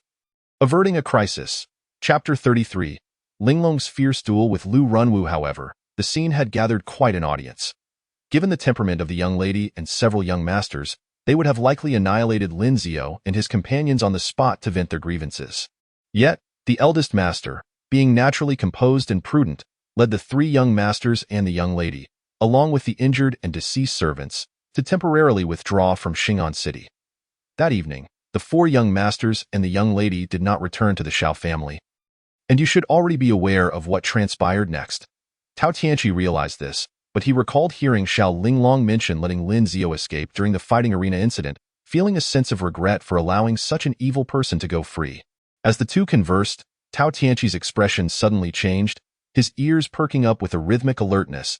He hurriedly lifted his head, squinting into the distance, where he spotted 2 figures racing toward them along the winding mountain path. Linglong? Recognizing the figures, Tao Tianqi was taken aback. Despite the distance of several hundred meters, his keen eyesight allowed him to discern their features clearly. "What's wrong?"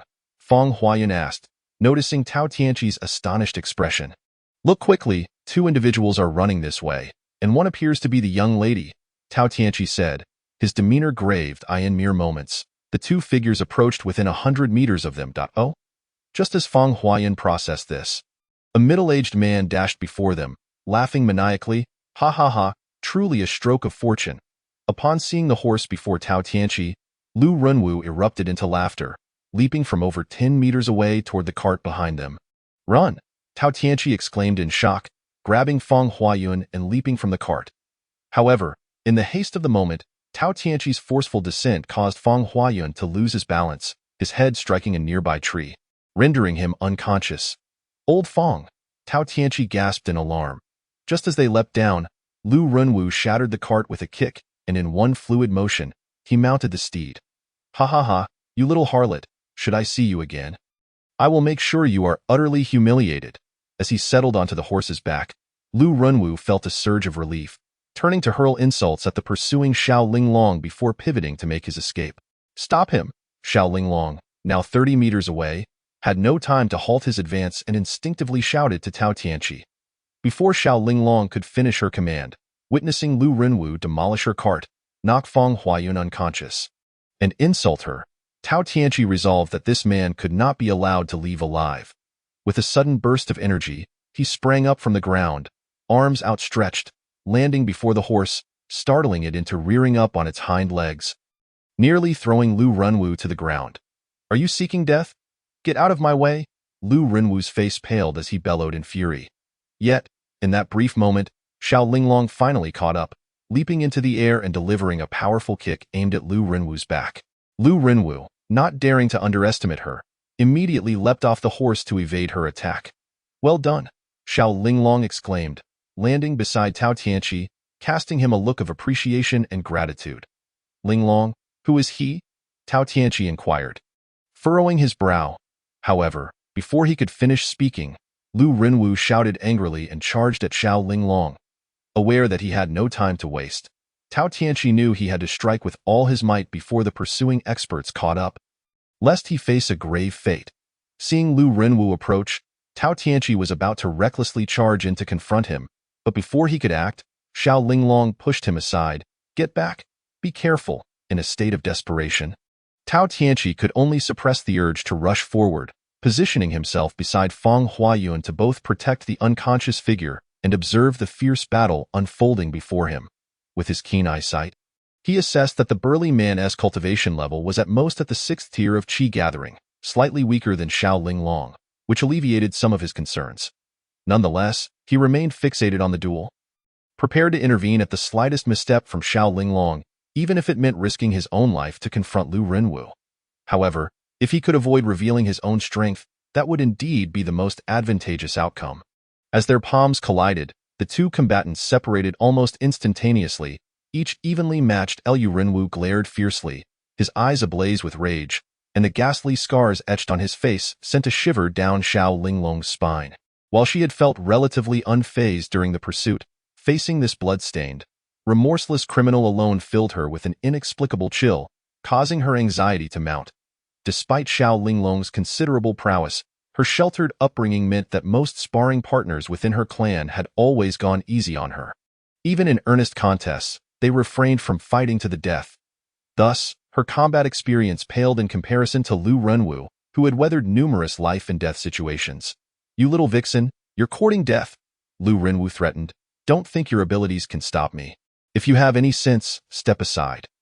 Otherwise, I won't hesitate to show no mercy." "You scoundrel, it is you who is seeking death," Xiao Linglong retorted. But before she could finish her sentence, she felt a blur before her eyes as Lu Runwu launched his attack. "You!" Xiao Linglong's complexion paled as she hastily countered. Normally, in her battles with her clan members, she would finish speaking and assume a stance before engaging. Yet, Lu Runwu's sudden ambush caught her completely off guard, plunging her into a disadvantageous position. "Despicable scoundrel!" Tao Tianqi shouted in fury and anxiety from the sidelines. Though Xiao Linglong's cultivation surpassed Lu Runwu's by 1 tier, the brief exchange had already revealed a clear disadvantage for her. While Lu Runwu might not match her in sheer force, his strikes were insidiously calculated, aiming directly for her vital points, willing to risk injury to inflict harm upon her. Several times, Xiao Linglong found openings to strike back at Lu Runwu. Yet each time she hesitated, opting for defense over offense, retreating into a shell of caution. unable to unleash her full potential. Despite Xiao Linglong's higher cultivation, Lu Renwu's extensive battle experience made him a formidable opponent, causing her to struggle increasingly, with the specter of defeat looming ever closer. Tao Tianqi watched in mounting distress, several times tempted to disregard his own safety to aid Xiao Linglong, but reconsidered the implications of revealing his prowess and resolved to bide his time for the opportune moment. After exchanging dozens of blows, Xiao Linglong finally could no longer restrain herself and unleashed her mastery of the Bone Transformation Soft Palm. In previous encounters with opponents of lesser cultivation, she had easily triumphed. Yet this Lu Renwu, crawling out from the heap of corpses, posed a significant challenge. Be careful, Linglong. Tao Tianqi felt a slight relief as he saw her resort to her ultimate technique, channeling her vital energy. Xiao Linglong executed the Bone Transformation Soft Palm to its utmost limit, engaging Lu Renwu once more. As soon as their palms met, Lu Renwu felt his bones weaken and his energy drain. And after several exchanges, Xiao Linglong completely turned the tide of battle in her favor. Growing more composed with each strike, she forced Lu Renwu into a retreat, poised to claim victory at any moment. Yes, keep it up, Linglong, Tao Tianqi exclaimed, filled with exhilaration, shouting encouragement. With a series of rapid strikes, Xiao Linglong unleashed 3 consecutive palms. Though they appeared delicate, their speed was astonishing, each impact forcing Lu Renwu to stagger back, his body weakening. The final blow sent him tumbling to the ground, blood spilling from his mouth. After all, he was only at the 7th tier of Qi gathering, fully unleashing his martial technique. An advantage that could not simply be compensated for by experience. You little vixen, you're pushing me to my limits, Lu Renwu roared, springing to his feet, wiping the blood from his mouth, his expression twisted in fury. Well done, Linglong, press the attack. Don't give him a moment to recover, Tao Tianqi shouted, filled with fervor. Martial techniques, are they? Today, I shall show you what true super techniques are, Lu Renwu glared at Tao Tianqi. His eyes filled with disdain. He then spread his legs, bent his arms across his chest, palms facing upwards, slowly drawing energy from his core, his face a mask of concentration and pain. What technique is this? Tao Tianqi's expression shifted dramatically as he sensed the immense energy coalescing in Lu Renwu's palms, a foreboding feeling creeping over him, even as someone at the 8th tier of enlightenment. Watch out, Linglong, Tao Tianqi shouted, his form darting forward to assist Xiao Linglong in countering Lu Renwu's overwhelming force. But just as he moved, Lu Renwu stepped forward, unleashing a thunderous roar as both palms struck out towards the advancing Xiao Linglong. Xiao Linglong sensed the impending danger and channeled every remaining ounce of vital energy into her palms, pushing the Bone Transformation Soft Palm to unprecedented limits, meeting Lu Renwu's assault head-on. With confidence in her 7th tier cultivation, she believed she could withstand Lu Renwu's 6th tier martial technique.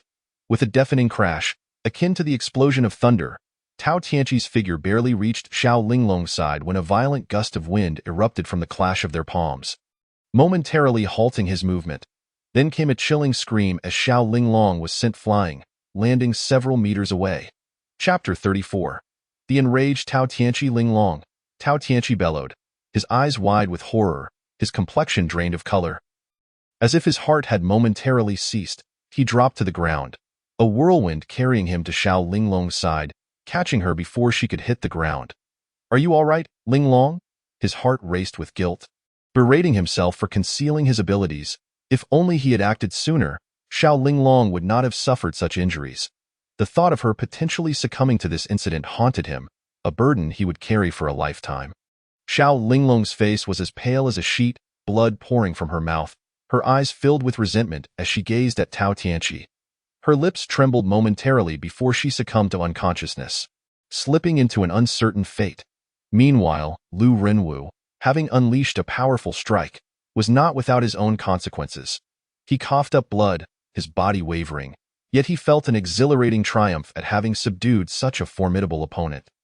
He envisioned a future of carefree roaming in distant cities. Those who obstruct my path shall find only death. Lu Renwu wiped the blood from his mouth, looking disdainfully at Tao Tianqi. Go him. Tao Tianqi was merely a powerless youth, and slaying him would be as effortless as having a meal. He had no intention of sparing him.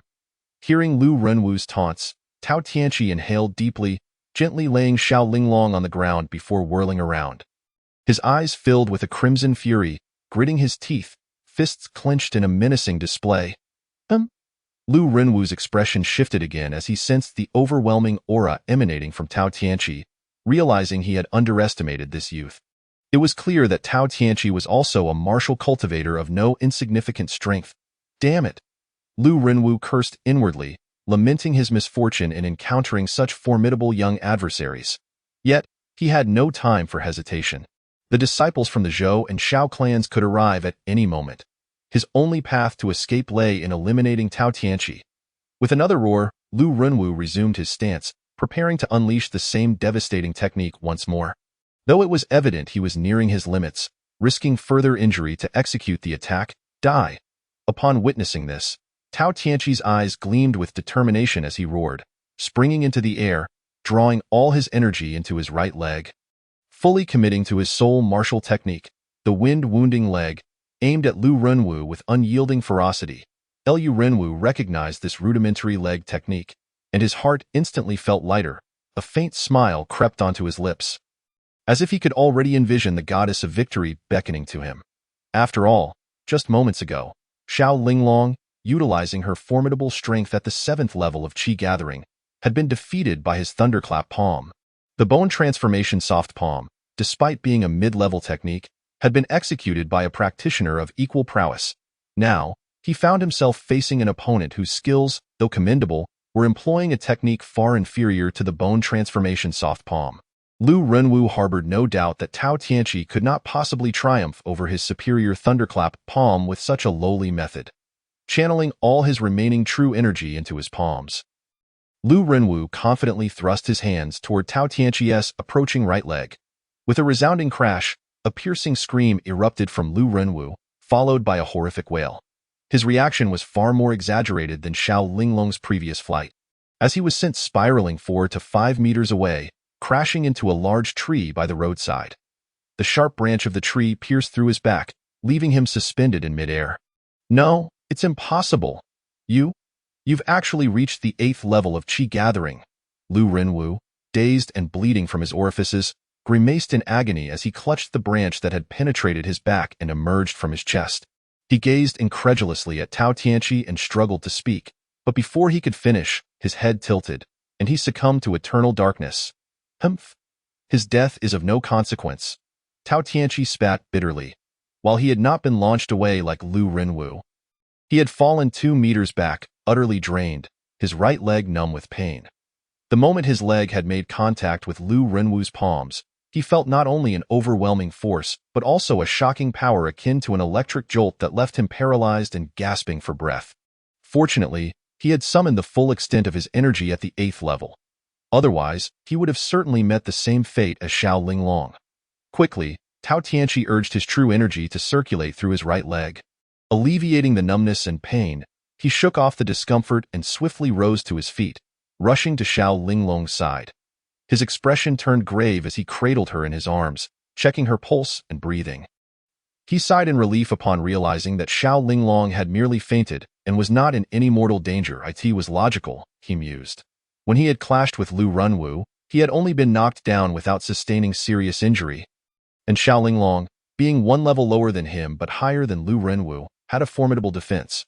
Although Lu Renwu's technique was powerful, it was unlikely he could have killed someone fully prepared like Xiao Linglong in a single strike. With that thought, Tao Tianqi's worries dissipated completely. He gently laid Xiao Linglong back on the ground, wiping away the blood at the corner of her mouth. His gaze drifted toward Lu Renwu's lifeless body hanging from the tree. Filled with rage, when suddenly, he noticed a damaged pouch at Lu Renwu's waist, causing his pupils to dilate. Tao Tianqi stood up and hurried to Lu Renwu's side. He reached into the small pouch at Lu Renwu's waist and pulled out 2 aged, apricot yellow booklets. Upon closer inspection, he found one was titled Thunderclap Palm and the other Swift Wind Steps. They were indeed 2 martial arts techniques. Ha ha! Tao Tianqi's eyes sparkled with excitement. This was precisely what he had been lacking. Even during their confrontation, he had sensed the immense power behind Lu Renwu's palm technique. With the intent of probing, he had hoped to discover such treasures, and to his astonishment, they were indeed on Lu Renwu's person. along with an unexpected martial arts step technique. How could he not rejoice?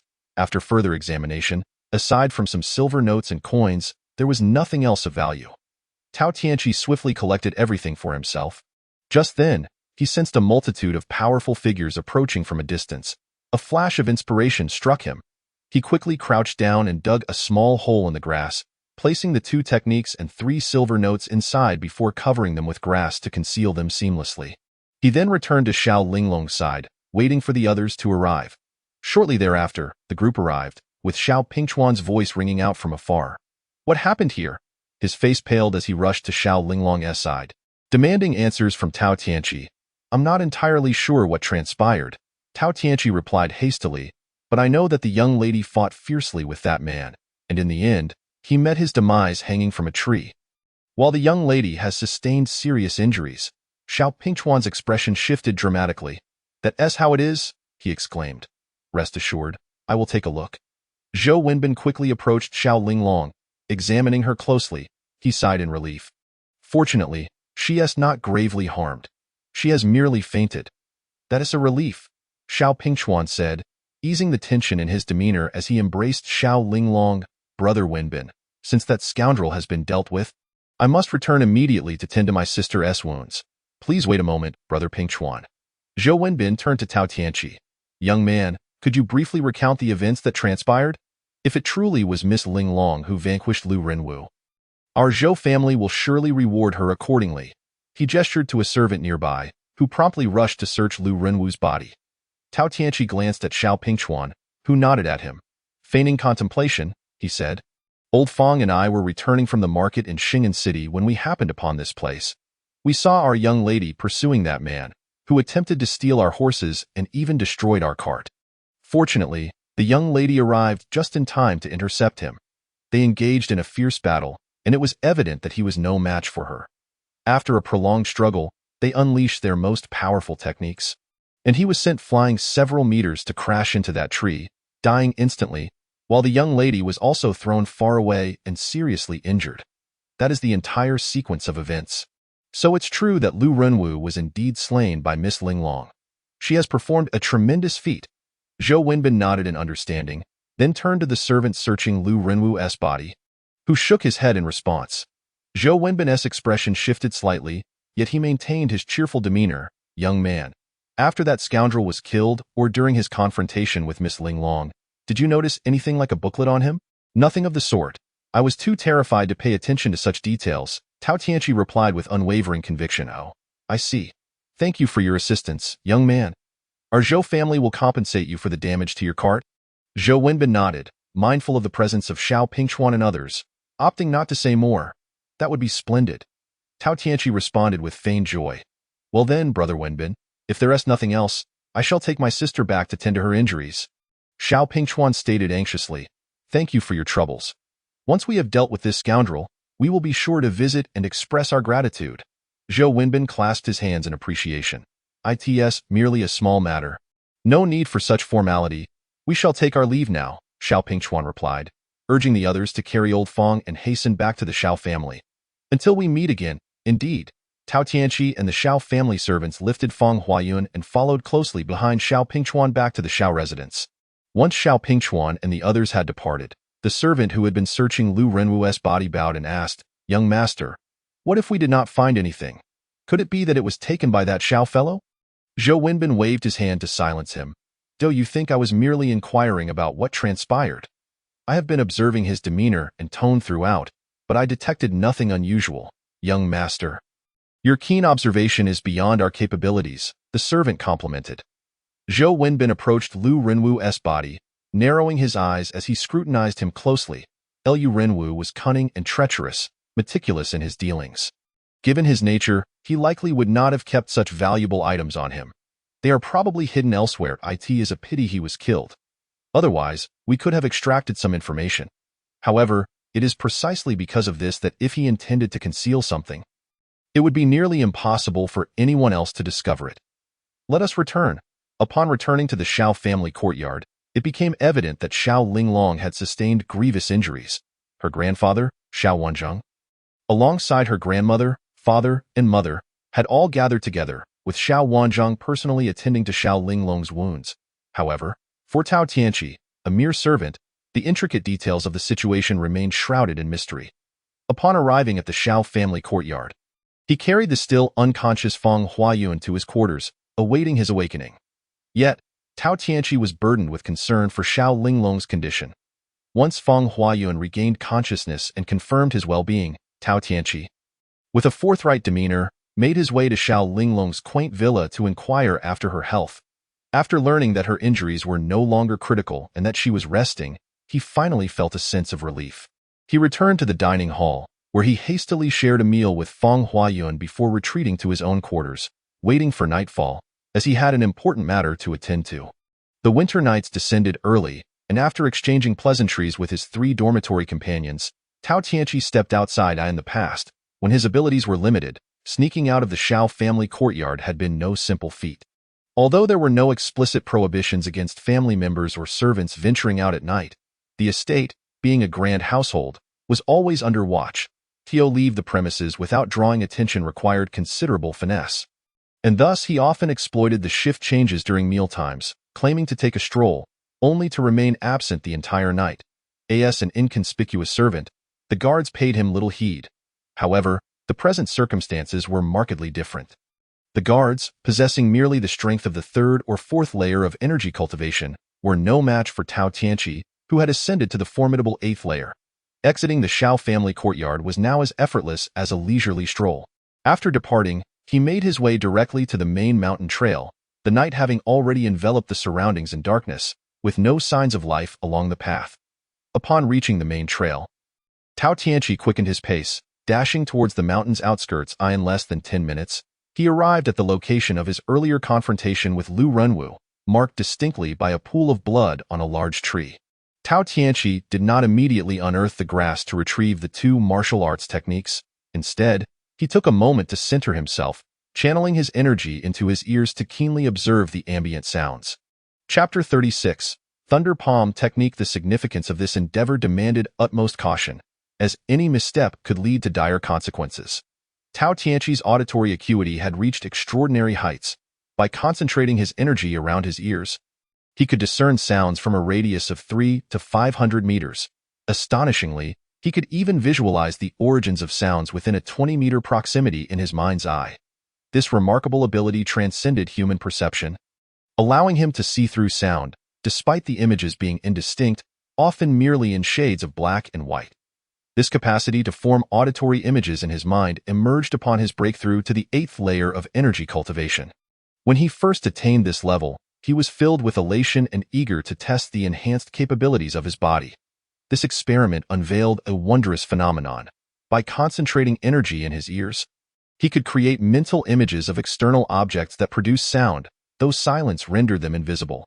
Since acquiring this extraordinary skill, Tao Tianqi had never been deceived by Xiao Linglong's concealment technique.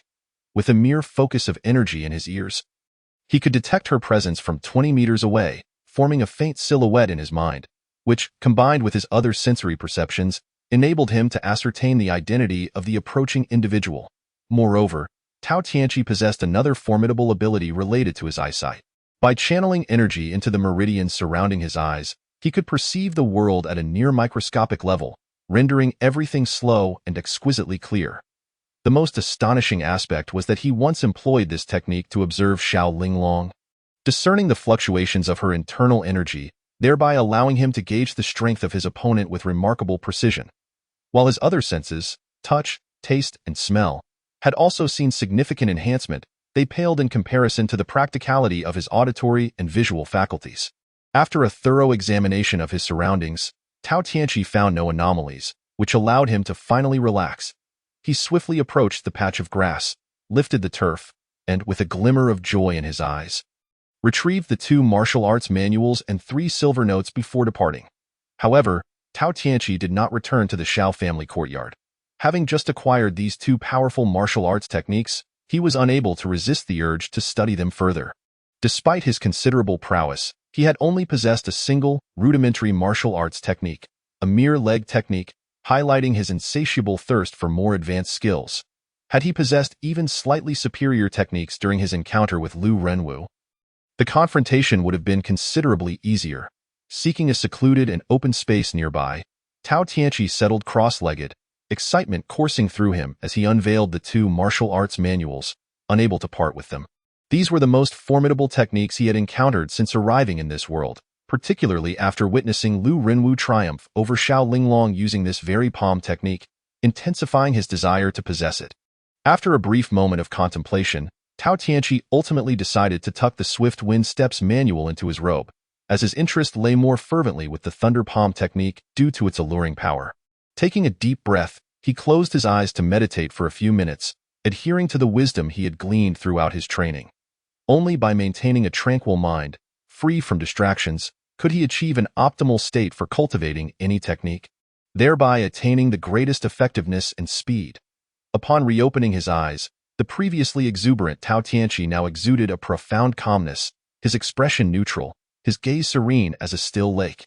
Utilizing the faint moonlight, he turned to the first page of the Thunder Palm manual. With his heightened vision, he could see clearly even in the absence of light, possessing the ability to navigate the darkness as if it were day. A handwritten manuscript, upon observing the text within, which was both resonant and vigorous, and varied in size and shade, Tao Tianqi surmised that this must be a secret manual surreptitiously copied by Lu Renwu. Certainly not the original. It was quite possible that this hand-copied manuscript had attracted the attention of the Zhou family. However, Tao Tianqi was indifferent to such matters. As long as the characters were legible, his ability to recognize them sufficed. He refocused his thoughts and continued reading. Although the Binlei palm was indeed formidable, its content was not as complex as Tao Tianqi had envisioned. The entire technique was not significantly thicker than the wind injury leg, comprising roughly 1,500 characters. After a meticulous study and analysis, he had spent about an hour on it. The manual elucidated that the Binlei palm was a true superlative martial arts technique, divided into 3 forms. The first form required one to attain the 6th level of qi condensation to practice. The second necessitated entry into the spirit transformation realm, while the third form was mentioned only briefly, indicating that no one from the Zhou family had successfully cultivated it in over 300 years, understanding the formidable nature of this palm technique. Closing his eyes in contemplation, he mentally filtered through all the contents of the Binlei palm until he could recall it flawlessly. Only then did he rise to commence his practice. The Binlei palm belonged to the metal attribute of the 5 elements, harnessing the elemental lightning energy from the heavens and earth, combining it with his true qi to unleash immense power, far superior to relying solely on one's own strength. Nevertheless, the first form of the Binlei palm predominantly relied on one's true qi with minimal assistance from lightning spiritual energy, rendering its potency incomparable to that of the second and third forms. After 2 hours of practicing various movements and familiarizing himself with the meridians and acupoints, Tao Tianqi had essentially grasped the essentials of the Binlei palm. However, he was disheartened to find that this technique was far more challenging than he had anticipated. Numerous attempts ended in failure, starkly contrasting with his previous experiences with the wind injury leg. Reflecting on this, Tao Tianqi chose not to force himself to continue the practice, but instead sought the reasons behind his struggles. Though he had considered the difficulties inherent in martial arts techniques, he felt he should be able to master it in a short span of time. He simply hadn't uncovered the key yet. After pondering for a while without arriving at a better solution, he resolved to enter a dream state to practice before the mysterious giant stone. Upon entering the dream, Tao Tianqi first calmed himself, adjusting his somewhat anxious mindset before practicing before the giant stone. To his astonishment, after merely 1 round of practice, he felt a tremendous improvement. He continued to cultivate for over an hour, realizing that he had effortlessly mastered the technique, as if he had previously learned it, merely revisiting it now, a stark contrast to the arduous experience earlier in reality. Shortly thereafter, Tao Tianqi awoke from his slumber, exhilarated, and approached a robust tree that could be embraced by 2 individuals. He assumed a stance, intending to test the results of his dream practice and the might of the Binlei palm. First, he activated his true qi along the prescribed route of the first form of the Binlei palm, gradually channeling his qi into his right palm. Although his hand appeared unchanged, he distinctly felt a certain element in the surrounding space rapidly converging upon it, imparting a sensation akin to an electric shock. If it were someone else, they might not comprehend this feeling, but Tao Tianqi, having experienced modern high technology, recognized the sensation of electricity and the power of currents. In no wonder he had felt a similar electric-like sensation when in contact with that thief today. It turned out that practicing this palm technique could genuinely draw upon the elemental lightning of nature, and this was merely the first form. He could scarcely imagine the terrifying power of the second and third forms, wondering if they would indeed unleash lightning-like might. If so, it would be extraordinarily formidable. After a brief moment of sensation, Tao Tianqi felt an overwhelming excitement, then tightened his expression, uttering a low shout before striking the tree trunk with force. With a sharp crack, Tao Tianqi was astonished to discover that his seemingly casual strike had penetrated deeply into the sturdy trunk, reaching a depth of nearly 1 foot.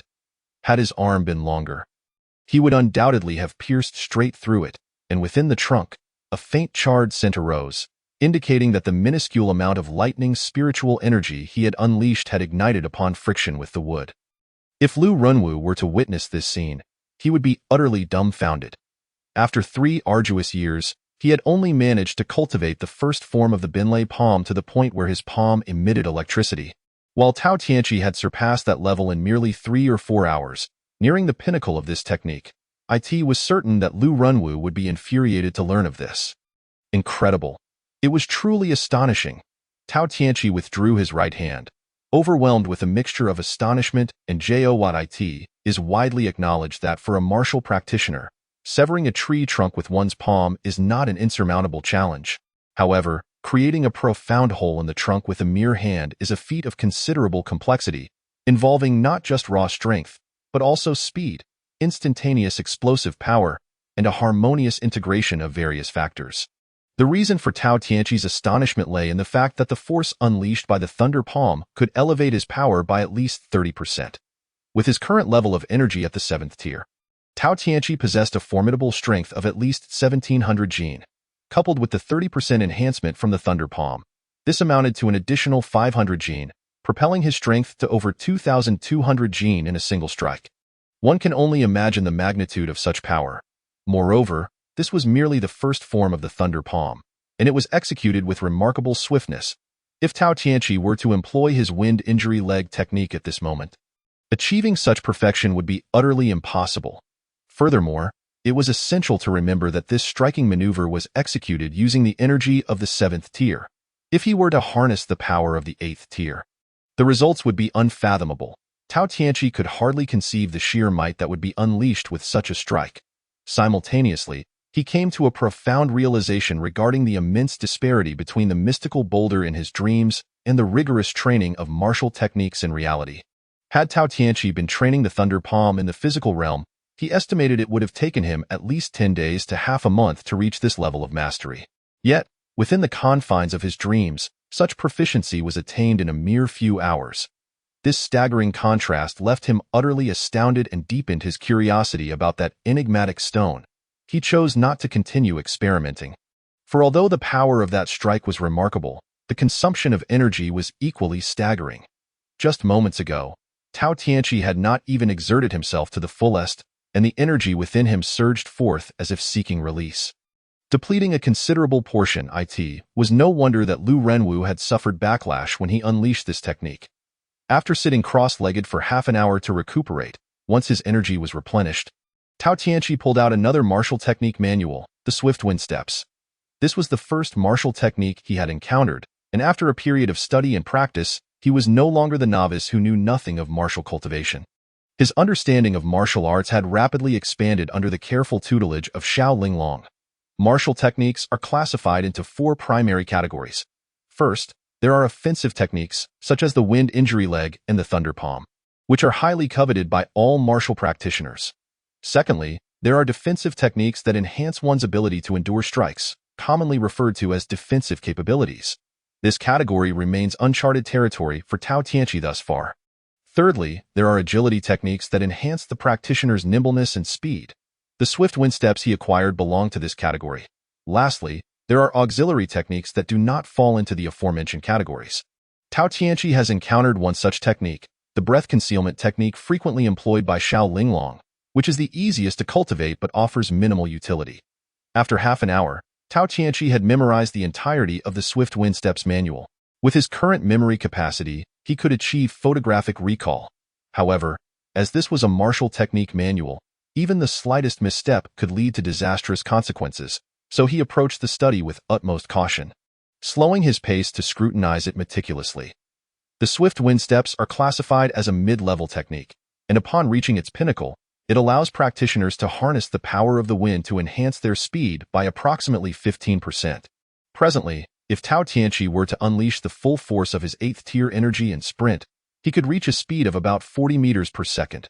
Yet, with the aid of the swift wind steps, he could elevate his speed to an impressive 46 meters per second. Though this may seem a mere 6-meter difference, it significantly impacts his overall velocity during full exertion. When Xiao Linglong pursued Lu Renwu, the latter, being a tier below her in cultivation, could achieve a maximum speed of 30 meters per second without employing any agility techniques. In contrast, Xiao Linglong could easily reach 34 or 35 meters per second. However, due to Lu Renwu's training in the swift wind steps, he could momentarily elevate his speed to 35 meters per second or even more, despite still being short of the technique's pinnacle. Moreover, as he had a head start, Xiao Linglong found it impossible to overtake him. Had it not been for Tao Tianqi's timely intervention to disrupt Lu Renwu's plans, the latter would undoubtedly have escaped successfully. Such is the advantage conferred by possessing agility techniques. After nearly 2 hours of slumber, including an hour of drifting into sleep, Tao Tianqi awoke with a smile, his eyes sparkling with excitement. He was unaware of how long other practitioners took to master martial techniques. But he had fully comprehended and adeptly mastered both techniques in less than a night's time. While he had not yet reached their peak, he was exceedingly close, and how could he not feel exhilarated? Ha ha, with these 2 martial techniques, my prowess will be significantly enhanced. Tao Tianqi's confidence surged anew as he grasped both manuals, casting a glance at them before resolutely channeling his energy into his palms. Gradually, the 2 manuals turned yellow and withered, ultimately transforming into a pile of ash that he blew away into the air. Time to go. Tao Tianqi laughed heartily, channeling his true energy along the route of the swift wind steps. Infusing it into the Yongquan acupoint at the soles of his feet, he felt an overwhelming surge of power coursing through his legs and feet, as if he could leap into the sky. With a mighty exertion, he transformed into a gust of wind, racing towards the Xiao family courtyard. Although he was utilizing the energy of the 7th tier, his explosive speed rivaled that of his 8th tier energy. In no time, Tao Tianqi found himself amidst the dense woods of the valley, elated by the sensation of speed. However, he also felt a twinge of disappointment, for the swift wind steps only enhanced linear speed. In short-range turns, its effectiveness diminished significantly. Chapter 38. Visitors from the Zhou family. No wonder Lu Renwu did not employ this agility technique during his encounter with Xiao Linglong. It became clear that this technique was only suited for straight-line dashes. Nonetheless, considering it was merely a mid-level technique, perfection was an unrealistic expectation. The results it yielded were already commendable, especially in scenarios involving escape or pursuit. As dawn broke, members of the Xiao family began to emerge from the courtyard, attending to their various tasks. With Xiao Linglong still recovering from her injuries, she was unable to train. So Tao Tianqi took a moment to recuperate in his usual training area before returning to the Xiao family courtyard to check on Feng Huayun. Feng Huayun was recovering swiftly, having merely been knocked unconscious, much of which was due to fright. He suffered no serious harm. After sharing breakfast, the 2 headed to the fields to apply fertilizer. Just as they had completed about half of their work, Lu Yun rushed over, calling out to Tao Tianqi and Feng Huayun, "Old Feng, Tianqi, hurry back with me. The Zhou family has sent someone to reward you." Oh? The 2 exchanged glances, and Feng Huayun's face lit up with joy as he dropped the water ladle. "Tianqi, let us go. That rogue destroyed my beloved carriage, and they surely must compensate us for it." Ha ha! Tao Tianqi offered a wry smile, setting down his tools to follow the 2 back to the Xiao family courtyard. At that moment, the Xiao family courtyard was abuzz with activity. Not only had Zhou Wenbin arrived, but also Zhou Changxiang, the 4th brother of the Zhou family's head, had come in person. The entire courtyard was filled with an atmosphere of harmony and celebration. "Thank you immensely for your family's support, especially Miss Linglong, who has made significant contributions. My elder brother specially dispatched me here to express our sincere gratitude on behalf of the Zhou family." Tao Tianqi heard a resonant male voice from the hall, followed by words of acknowledgement from Xiao Juk. Reporting to the family head, Elder Feng and young Master Tao have arrived. Lu Yun announced with a bow. Good, you may leave, Xiao Zhu nodded, turning his gaze to Feng Huayun and Tao Tianqi. Greetings, family head. Both of them bowed in unison. Indeed, both of you performed admirably this time, assisting Ling Long in thwarting that rogue. And today the Zhou family has come to express their gratitude, Xiao Zhu remarked. Your praise is unwarranted. It is our duty as servants of the Xiao family, Feng Huayun hastily replied with humility. While Tao Tianqi maintained a composed demeanor, his expression unchanged. Our Xiao family believes in rewarding merit and punishing wrongdoing. Last night, when Linglong awoke, this family had also heard of the events. Especially you, young Master Tao, who bravely risked your life to intercept the rogue's steed despite lacking any martial cultivation.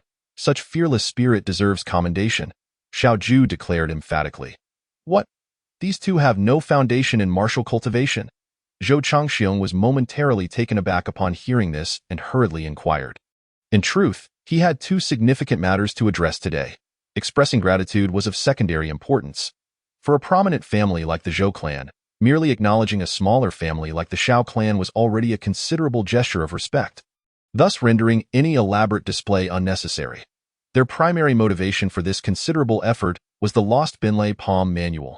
Yesterday, Zhou Wenbin had meticulously recounted the events to the head of the Zhou family and several key figures, and they were incensed by the failure to recover the Binlei Palm manual. This was the most powerful martial arts technique passed down through their lineage, never to be divulged to outsiders. Should it be leaked, not only would the Zhou family lose face, but it would also jeopardize their dominance in Xiang'an City. Consequently, the upper echelons of the Zhou clan resolved to return to the Xiao family to gather information, particularly regarding Tao Tianqi, who had intercepted Lu Runwu the previous day. He was the only one fully aware of the detailed circumstances. It was impossible for them not to harbor suspicions about Tao Tianqi. However, the strength of the Xiao family could not be underestimated, and the Zhou and Xiao clans had maintained a cordial relationship. The Zhou family would not directly confront or interrogate Tao Tianqi, as that would only sour their relationship. Therefore, they had to adopt a more subtle approach. Thus, when hearing Xiao Zhu mention that Tao Tianqi possessed no martial arts foundation, it filled the Zhou family with astonishment and profound disappointment. Generally, how could someone devoid of martial arts training dare to steal martial arts manuals? To be candid, Brother Zhou, Feng Lao has been an old servant of our Xiao family. Due to health issues, he is unable to practice martial arts, and young Tao is in a similar predicament, as his physique is not suited for martial training, which is why he has always been engaged in menial tasks for our Xiao family. Xiao Zhu replied truthfully, Dado. I observe that this young man has a well-proportioned physique and exudes vitality, unlike someone incapable of martial arts, Zhou Changxiong remarked, puzzled. Tao, please allow Elder Zhou to examine your condition, Xiao Zhu said decisively, aware of Zhou Changxiong's intentions. Hearing this, Tao Tianqi felt a tremor of apprehension and bowed deeply to Xiao Zhu, then turned and bowed deeply to Zhou Changxiong as well. The onlookers were mildly pleased to see Tao Tianqi display such decorum, unaware that he had used these two bows to subtly channel his inner energy into his head for storage. Who could discern Zhou Changxiong's intentions? Tao Tianqi had to be cautious.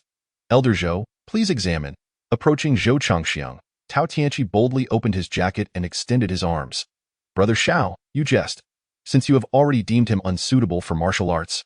What further examination is necessary? Moreover, whether the disciples of your esteemed family can practice martial arts holds no consequence for me, Zhou Changxiong remarked with a chuckle. Seeing Tao Tianqi's nonchalance made him believe half of Xiao Zhu's words. Yet his cautious nature compelled him to continue flattering while discreetly observing Tao Tianqi. Wait, that's not right.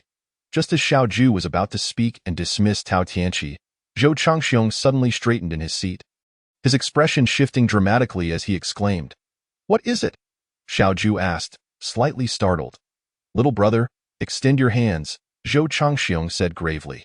Tao Tianqi hesitated briefly, then nodded and stretched out his arms once more. Such exceptional aptitude, such astonishing bones, such robust meridians. Zhou Changxiong exclaimed in a series of 3 remarks, causing everyone present, including Tao Tianqi, to turn pale. Brother Xiao, surely you jest? With such a physique, if he is still deemed unsuitable for martial arts, I doubt there exists anyone more suitable in the entire world. Zhou Changxiong questioned sternly, quickly probing his inner energy within Tao Tianqi's body. However, to his dismay, he sensed not a trace of inner energy. leaving him both disappointed and frustrated. Impossible? Xiao Ju's expression also shifted as he hurriedly said, "Little Tao, come here." Chapter 39. The delicate betrothal Tao Tianqi felt a bitter pang of realization. He had reached the 8th layer of the Kaiguang realm, with all aspects of his physical capabilities significantly enhanced compared to before. It would not be an exaggeration to describe it as a complete transformation, making him indeed suitable for martial arts. Regaining his composure, Tao Tianqi quickly calmed himself and approached Xiao Ju, feigning overwhelming excitement as he asked, "Head of the family, is it true that Elder Zhou believes I am suitable for martial arts?" "Let me see." Xiao Ju frowned slightly and grasped Tao Tianqi's right arm for a closer examination, immediately taken aback as he demanded, "What has transpired? 6 months ago, you were clearly a frail individual with ordinary bones and weak meridians. How have you suddenly transformed into someone with robust meridians, exceptional bones, and a formidable physique?" "I'm not certain," Tao Tianqi replied, maintaining his facade. "Have you encountered some fortuitous event recently?" Xiao Ju inquired suddenly. "Fortuitous event?" Tao Tianqi pondered momentarily before suddenly exclaiming with joy, "I recall now. Not long ago, I accompanied Fong Lao into the mountains to gather wild game. I accidentally fell into a stream and was carried deep into the mountains. I consumed a type of white wild fruit and felt as if my body was being pricked by needles, enduring several bouts of pain until I fainted. It was truly terrifying. I thought I had ingested some poisonous fruit. However, upon awakening from my slumber, I found myself completely fine and even felt my body had become significantly stronger. I had thought it was merely due to the nourishing meals from our Xiao family." He added, patting his head with an innocent smile, "You foolish child," Xiao Ju exclaimed, genuinely delighted. "You must have inadvertently consumed some heavenly fruit, which transformed your body. Truly, a blessing in disguise.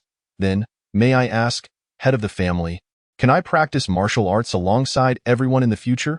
Tao Tianqi implored with hopeful eyes that, of course, such remarkable aptitude should not go to waste. Xiao Ju affirmed. Cough, cough. The bystanders, including Zhou Changxiang, could no longer contain their disbelief. They had come with the intention to investigate Tao Tianqi, only to unearth a remarkably talented martial artist, leaving them feeling as though they had lost more than they gained. "My apologies, Brother Zhou. I momentarily lost my composure," Xiao Ju chuckled awkwardly. "Let us return to the matter at hand. Do you have any further inquiries for Tianqi?" Upon learning of Tao Tianqi's exceptional martial arts potential, Xiao Ju immediately altered how he addressed him, underscoring the significance of a gifted practitioner. "Congratulations on acquiring such a talented martial artist for your esteemed family," Zhou Changxiong said, clasping his hands and displaying a warm smile. He then turned to Tao Tianqi and inquired, "Little brother, I have a question I hope you can answer honestly. Will you oblige?" "Elder, please speak," Tao Tianqi replied, his expression tightening as he clasped his hands. "It is nothing too pressing. I merely wish to ask if you observed anything on Lu Renwu when he battled Miss Linglong," Zhou Changxiong queried. "Nothing." Tao Tianqi resolutely shook his head. "I was terrified at the time, and didn't dare to observe that ferocious thief. After he perished, did you notice anything fall from him?" Zhou Changxiong probed delicately. "No. Seeing Our Lady faint, my focus was solely on her. I couldn't possibly pay attention to him," Tao Tianqi answered calmly. "Could it be that the thief stole something valuable from your family?" Xiao Ju interjected. "It's not particularly valuable, just a painting that our elder cherishes greatly. Although it may not be worth much, it holds sentimental value for our elder, hence the order to find it," Zhou Changxiong said with a smile. "Unfortunately, we searched Lu Renwu's corpse but found nothing, much to the elder's displeasure." "Oh, I see." Xiao Ju nodded, then turned to Tao Tianqi with a serious expression.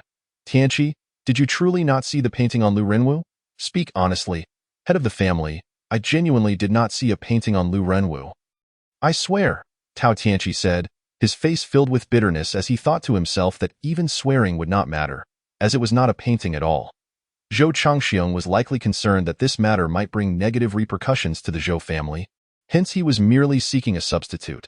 Never mind, Brother Shout, I believe this young brother would not deceive me," Zhou Changxiong said, waving his hand dismissively. "How about this? Once Linglong awakens, I will ask her. She might have some insights." "Ha ha ha," Zhou Changxiong suddenly laughed. "In fact, I came here today at the behest of the head of the family, not only to commend your family but also to discuss an important matter with you." "Brother Xiao, oh, What matter does Brother Zhou wish to discuss? Xiaoju asked, somewhat surprised. Our family head has taken an interest in Miss Linglong from your esteemed family, Zhou Changxiang, with a smile gracing his face. Spoke. Yesterday, Wenbin returned home and recounted the events in great detail, particularly the remarkable tale of Miss Linglong, whose intelligence and bravery enabled her to single-handedly vanquish the villain Lu Renwu. Our family head was immensely impressed, praising Miss Linglong as a paragon of youthful heroism, not yielding to any man. Hence, I was specifically instructed to come and propose a union between our families. What? A proposal? Xiao Ju was taken aback. His astonishment mirrored in the expressions of Xiao Feng and Tao Tianqi, causing an uproar of discussions among those present. Cough. Cough. Xiao Ju cleared his throat, prompting an immediate hush. With a smile, he expressed, I am grateful for your family's admiration for my daughter. However, she is still quite young, having just turned 15 after the new year. To be frank, I am rather reluctant to marry her off so soon.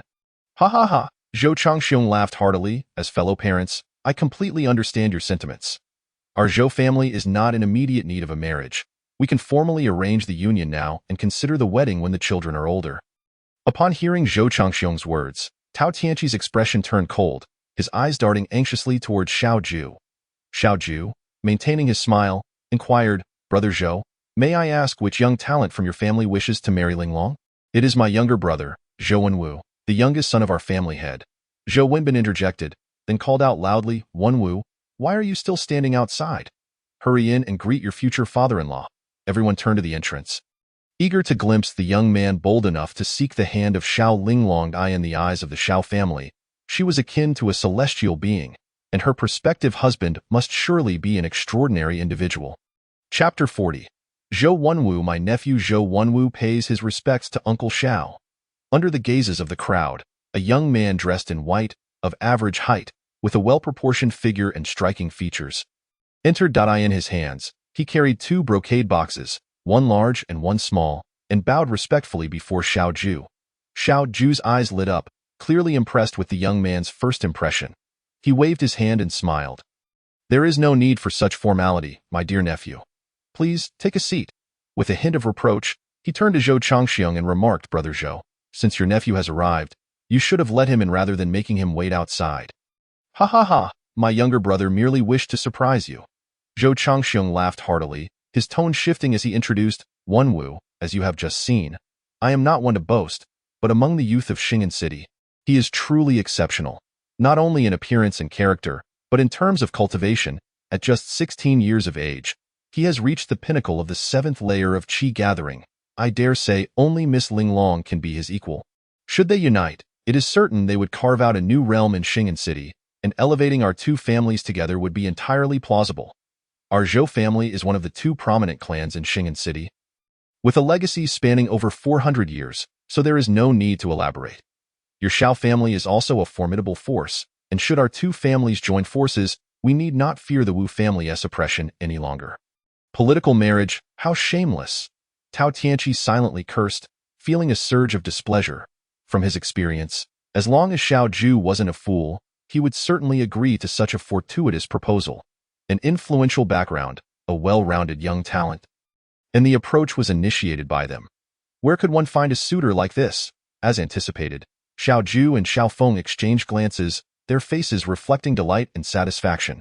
Xiao Ju nodded and said, Everything Brother Zhou has mentioned is indeed correct. To be honest, I hold Zhou Wenwu in high regard, and I am quite willing to facilitate this marriage. However, this matter still requires the approval of our family elder. Please forgive me, but I cannot provide a satisfactory answer just yet.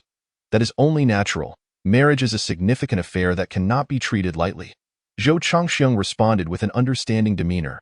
He continued, Let us grant your family 3 days to deliberate. Regardless of the outcome, I hope you can provide an answer within that time frame so our Zhou family can make the necessary preparations. Should the match be made, we can then discuss the engagement ceremony and other arrangements. 3 days are unnecessary. I shall report this matter to my family elder tonight and expect to give you an answer by tomorrow. Xiao Ju replied decisively, demonstrating sincerity. Excellent. Then it is settled. Zhou Changxiang rose. There are other pressing matters at home, so we shall take our leave. My younger brother, I await good news. Certainly, certainly. Allow me to personally see you off. Xiao Ju stood as well, You're too kind, brother. Zhou Changxiang declined courteously, then signaled to Zhou Wenwu, Wenwu, you have yet to present your gifts. Do stay a while longer. Yes, fourth uncle. Zhou Wenwu understood and chose to remain. As the head of the Xiao family personally saw them off, the other members of the Xiao family could not remain idle and followed suit. After more than 10 minutes, Xiao Ju and the others returned to the hall. Dear nephew Wenwu, please wait a moment. I shall take you to meet Linglong shortly. You will stay in our Xiao residence tonight, and tomorrow, I shall send someone to escort you back, Xiao Ju generously stated. Thank you, uncle. Zhou Wenwu responded with great joy, bowing and then taking a seat. Xiao Ju scanned the crowd, his gaze lingering on Feng Huayun and Tao Tianqi, and declared, Old Feng, your assistance in capturing the bandit on Zhou's behalf has not gone unnoticed. The Zhou family has generously rewarded you with a luxurious carriage and 200 taels of silver to help ease your worries. You may collect your reward from the storeroom shortly. What? Feng Huayun was instantly overwhelmed with excitement. Not to mention the luxurious carriage, the 200 taels of silver was no trivial sum. Feng Huayun diligently served the Xiao family, receiving a meager monthly salary of only 10 taels. To receive 100 taels, half of the reward, was akin to a year's worth of his earnings. How could he not be overjoyed? Thank you, family head. Thank you, Zhou family. Feng Huayun bowed deeply in gratitude. This is merely the reward you deserve for your valor. Xiao Ju waved his hand. Go collect your reward. Tianqi, after you receive yours, please visit me at my residence. Yes, Tao Tianqi nodded slightly, still in a daze. Everyone else may return to your duties, Xiao Ju announced. Wenwu, come with me. Thank you, uncle, Zhou Wenwu replied, feeling a mixture of anticipation and nervousness as he prepared to meet his future wife. Hearing this, Tao Tianqi hesitated, then steeled himself to address Xiao Ju, family head. I can let old Feng handle my reward. I am concerned about Miss Linglong's condition. May I accompany you to see her? Him? Xiao Ju raised an eyebrow, momentarily taken aback. Had this been the old Tao Tianqi, he would have likely felt displeasure, as it was a challenge to his authority. However, the current Tao Tianqi was different, having been recognized for his exceptional martial arts aptitude. Xiao Ju did not wish to be overly severe. Losing such talent would be a significant loss. After a brief moment of contemplation, Xiao Ju nodded in agreement. However, this scene caught Zhou Wenwu off guard. He scrutinized Tao Tianqi closely. Although Tao Tianqi might not possess his striking looks, he had the advantage of being close to Linglong, which made Zhou Wenwu wary. Leaving the hall, Xiao Ju led the two to Xiao Linglong's quarters. Although Tao Tianqi had a good relationship with Xiao Linglong, after living in the Xiao residence for half a year, he had never had the opportunity to visit her room. Following Xiao Ju now, he felt indescribable joy. Xiao Linglong, as the only daughter among the third generation of the Xiao family, was cherished and adored. Despite the prevailing societal preference for sons, her abilities had always matched or surpassed those of her brothers. And with her inherent beauty and diligent demeanor, she was beloved by all. Xiao Linglong's quarters were situated in a separate courtyard, modest in size but exquisitely decorated. Various potted plants were arranged neatly.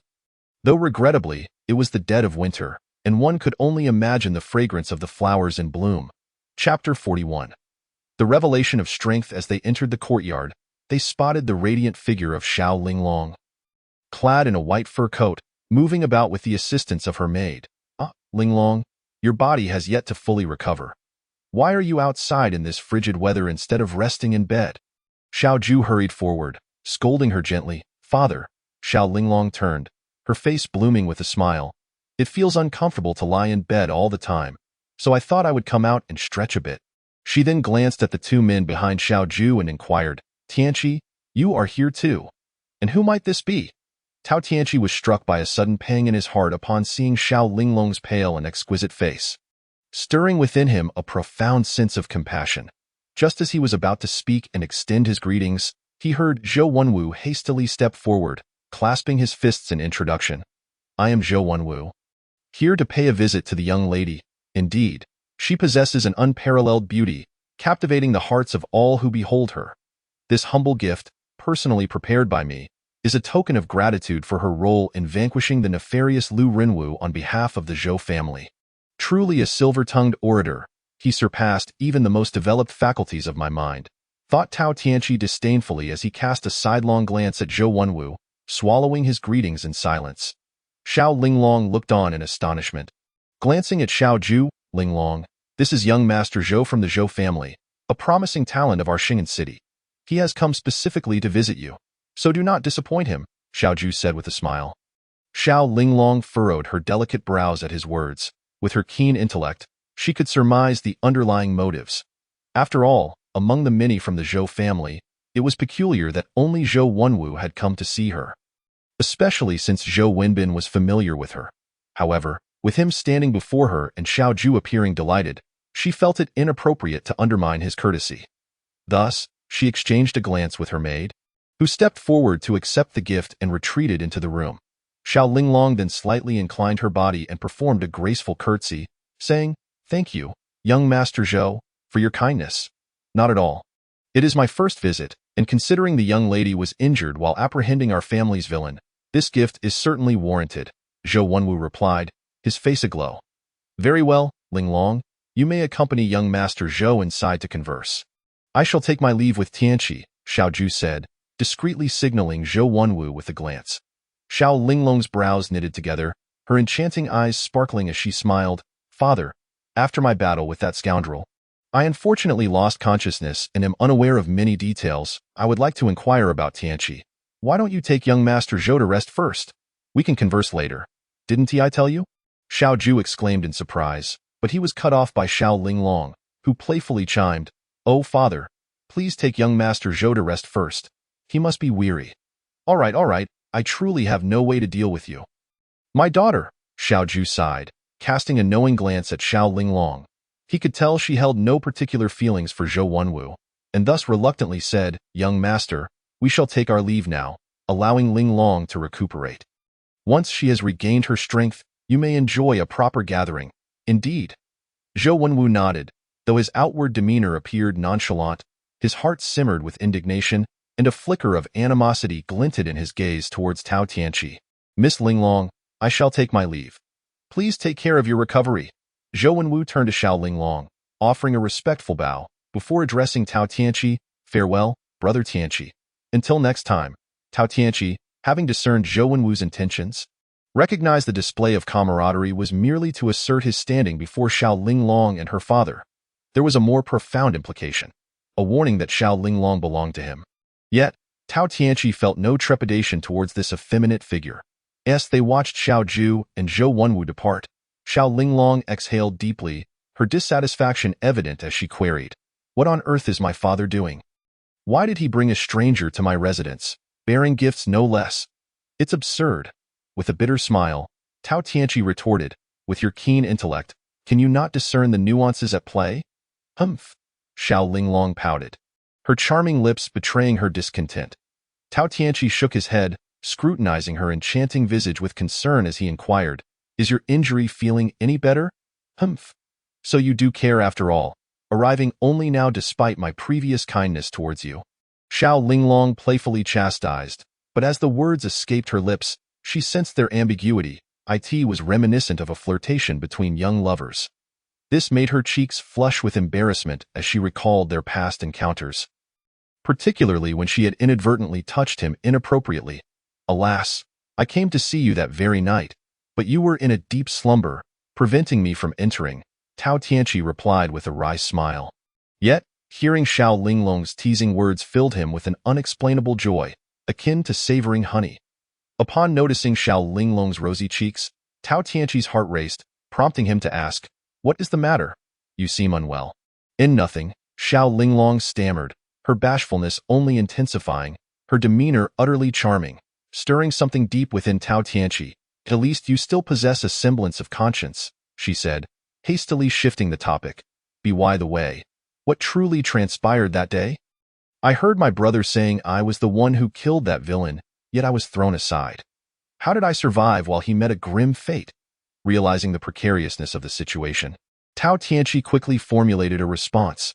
The situation unfolded thus. "I saw you hurled by that scoundrel and was engulfed with concern. Without a second thought, I let out a roar and charged at him like a wild beast. No, even more ferocious. I recall unleashing a strength I never knew I possessed, and that villain was sent flying several meters away, ultimately meeting his end against a tree." The vivid imagery and accompanying gestures elicited laughter from Xiao Linglong. However, The knowledge that he had recklessly charged to her defense filled her with gratitude, and her gaze towards Tao Tianqi softened, brimming with affection, while he found himself entranced. You mean to say you suddenly exhibited such immense strength? After a moment of contemplation, Xiao Linglong's eyes widened in surprise. Yes, quite significant strength, Tao Tianqi replied, momentarily taken aback, scratching his head. He felt a twinge of anxiety. Should he disclose his true capabilities to Xiao Linglong? Quickly, demonstrate the introductory 14 forms of the sacred Qi return to origin technique for me, she exclaimed, her excitement palpable. Here? Tao Tianqi blinked in confusion.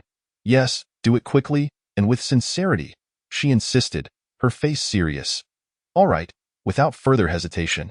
Tao Tianqi assumed the stance and executed the forms. How does it feel? Xiao Linglong eagerly approached, her face alight with anticipation. Do you feel warm and invigorated? Indeed, I do feel that way, Tao Tianqi affirmed, closing his eyes and nodding. Really? She exclaimed, her joy unmistakable. Do you feel as though your body is brimming with strength? Absolutely. I feel as though I could fell a bull with a single punch. He continued to nod. Truly? Hurry, strike this small tree with all your might, Xiao Linglong exclaimed, pulling him towards a slender peach tree. This one? What if I break it? Tao Tianqi teased, fully aware that she was testing his strength. But he felt compelled to maintain a light-hearted facade to avoid raising her suspicions. Don't worry about compensation. Just strike it, she urged, exasperation creeping into her tone. Fine, but you're responsible if it breaks. Tao Tianqi nodded, shaking out his right arm, controlling his strength to around 200 pounds, and struck the thinner branch of the peach tree. With a crisp crack, the branch snapped in two. Wow. When did I become so powerful? Tao Tianqi feigned excitement. Yay! Upon witnessing him break the branch, Xiao Linglong squealed in delight, clasping his arm and jumping in jubilation, her soft form brushing against his shoulder, igniting a rush of blood to his cheeks. Had he not mastered controlling his internal energy, he might have been overwhelmed. I knew you had reached the pinnacle of the introductory 14 forms. It truly astonishes me that you achieved such prowess in just 2 to 3 months. It's simply incredible. Xiao Linglong was oblivious to Tao Tianqi's flustered state, her joy surpassing even her own breakthroughs in cultivation. There's something I only learned today, Tao Tianqi said, regaining his composure and setting aside thoughts of romantic entanglements. Earlier today, your father revealed I possess an exceptional martial physique. Oh? How so? Xiao Linglong's eyes sparkled with interest as she clutched his arm tightly, their closeness palpable. Do you recall the incident when I fell into the brook in the mountains? In the depths of the mountains, I encountered a peculiar white fruit, which I, Tao Tianqi, simply recounted to Xiao Linglong. She listened with a blend of surprise and joy, her smile blooming like a flower as she exclaimed. So, does this mean you can cultivate martial arts in the future? And your innate talent is exceptional. That is simply splendid. Indeed, I will require your guidance in the days to come, Linglong. Tao Tianqi felt that their actions were rather too intimate. Although he relished this sensation and even wished for their ambiguity to persist indefinitely, he was acutely aware that this was Xiao Linglong's residence, and not far off was a maid who was observing them. Thus, he subtly distanced himself from her while clasping his hands in greeting. Needless to say, once my injuries heal, I shall officially instruct you in the first layer of the sacred Qi returning origin technique. However, you must absolutely not disclose to my father that I have imparted our Xiao family's technique to you. He will undoubtedly inquire about certain matters, and may even wish to teach you other techniques. So do be cautious not to let anything slip, Xiao Linglong advised earnestly. Rest assured, I know how to handle it. Tao Tianqi nodded, conveying a profound look of gratitude towards her. In any case, do not forget our initial agreement. Xiao Linglong said with a smile, now that you possess the foundation to become a formidable warrior, once you grow stronger, you must ensure to protect me. May I interpret this as a veiled declaration of affection from you? Tao Tianqi raised his brow and teased. Humph, I shall ignore you.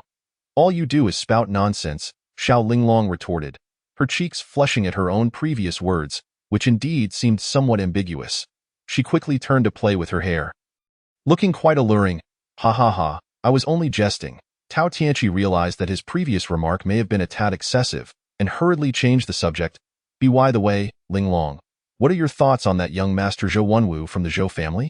I have never interacted with him, How could I possibly have any feelings? Xiao Linglong countered, her eyes narrowing with curiosity.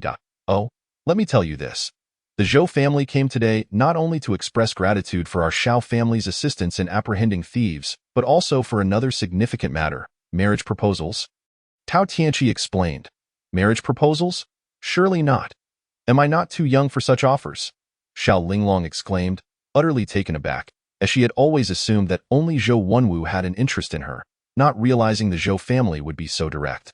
Indeed, they suggested that the engagement could be arranged now, with the wedding taking place in a couple of years. Tao Tianqi continued.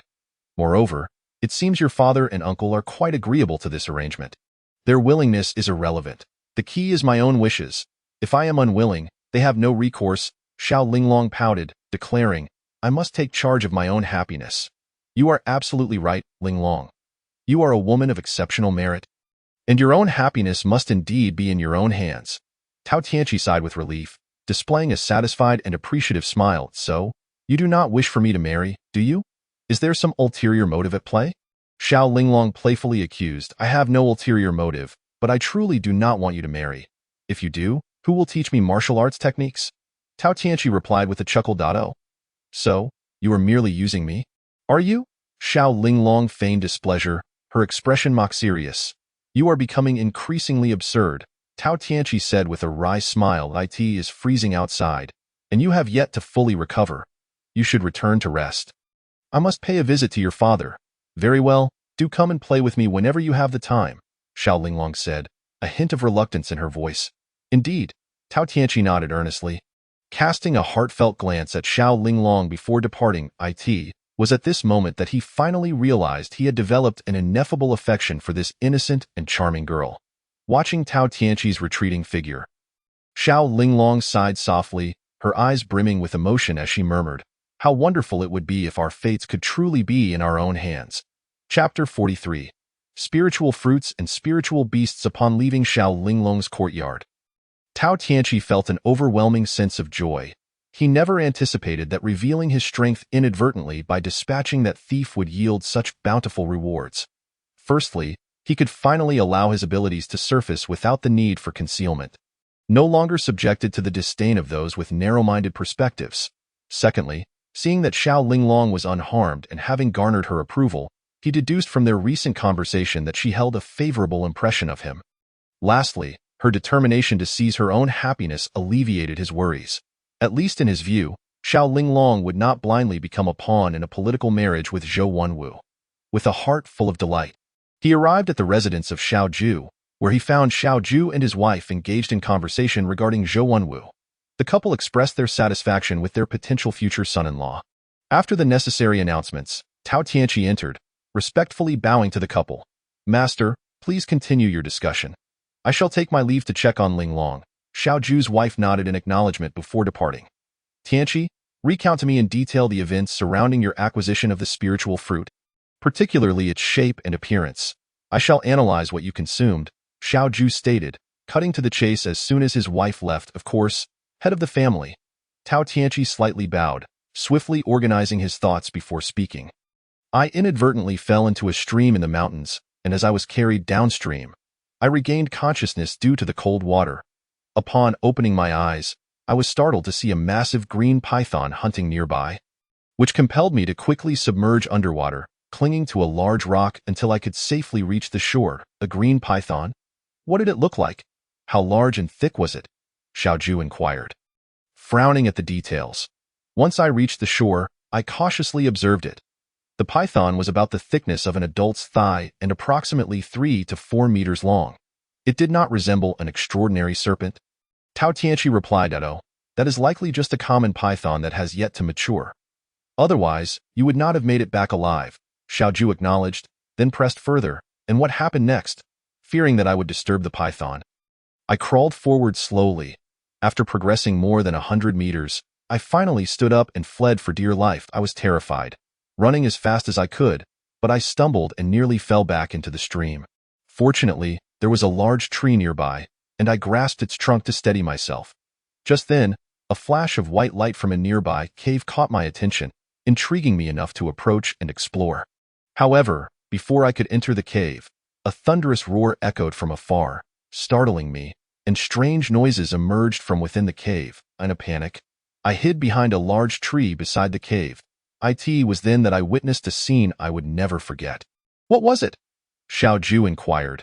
His interest piqued. It was a colossal beast resembling a lion, but it was at least twice the size of an ordinary lion, adorned with a horn on its forehead akin to a rhinoceros, which occasionally emitted sparks of electricity, truly terrifying, Tao Tianqi described. What? The golden-horned frenzied lion beast? Xiao Ju exclaimed in astonishment. The golden-horned frenzied lion beast? So, that enormous creature is known as the golden-horned frenzied lion beast. Tao Tianqi noted, mentally recording this information. Master, what exactly is this golden-horned frenzied lion beast? It is an extraordinarily powerful innate spiritual beast, not something that our ordinary martial practitioners can contend with, Xiao Ju marveled. Then further inquired, how did you escape? Given your frail physique, it is improbable that you could elude the pursuit of the golden-horned frenzied lion beast. I certainly could not escape, Tao Tianqi continued, but before I could flee, a gigantic pure white python emerged from the cave. This python was on an entirely different level compared to the one I had previously seen. It was about 10 meters long and as thick as a water barrel, radiating an aura that sent chills down my spine. Wherever it slithered, the surrounding flora would turn to ice, and to my astonishment, it could exhale ice arrows, truly formidable. Another innate spiritual beast, Xiao Ju gasped. Clearly taken aback, his demeanor turning grave as he said, from your description, that white python must be the ice crystal white python beast. The ice crystal white python beast and the golden-horned frenzied lion beast are both innate spiritual beasts? Tao Tianqi asked inquisitively, what exactly are innate spiritual beasts? He had never heard of such creatures in his previous life. These spiritual beasts, like us human martial practitioners, are classified as innate or acquired. Acquired spiritual beasts are not particularly fearsome, but once they ascend to the rank of innate spiritual beasts, their power becomes cataclysmically terrifying. I never imagined that such formidable innate spiritual beasts would reside in these remote mountains. And not just one, Xiao Ju lamented with a shake of his head. Master, what do you mean by innate and acquired? Tao Tianqi scratched his head, feeling quite perplexed. Haha, discussing this with you at this stage is premature. I shall explain it to you once you grow stronger in the future. Xiao Ju smiled and inquired, you have yet to disclose where you obtained that spirit fruit. It was in the cave inhabited by the ice crystal white python beast. I stealthily entered while the two innate spirit beasts were engaged in battle and discovered a tree resembling an apple tree, albeit significantly smaller, standing only about a meter tall. This tree bore a single fruit, roughly the size of a fist, entirely snow-white with a slightly translucent quality, occasionally emanating a soft white glow. It felt icy to the touch, and its taste was quite similar to that of an apple. However, after consuming it, I felt an overwhelming discomfort, as though my stomach were filled with ice cubes, and my entire body was beset by a sensation akin to being pricked by countless needles. Causing me excruciating pain, I nearly believed I was on the brink of death, yet unexpectedly, I survived. Tao Tianqi recounted in detail, leaving nothing unspoken, for he, too, sought answers from Xiao Ju. Could it be the legendary Yuming white fruit? Xiao Ju's lips twitched, his expression shifting as he muttered. What is the Yuming white fruit?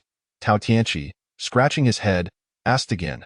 The Yuming white fruit is one of the 5 innate spirit fruits in the world, flourishing in extremely cold regions rich in water attribute spiritual energy.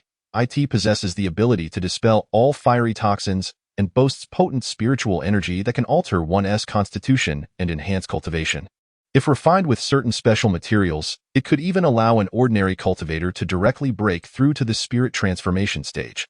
Xiao Ju lamented, and yet, this legendary innate spirit fruit was consumed by you as if it were merely an apple. You are truly squandering a precious resource. Chapter 44. The visit from Zhou Wenwu. I truly had no idea what that fruit was.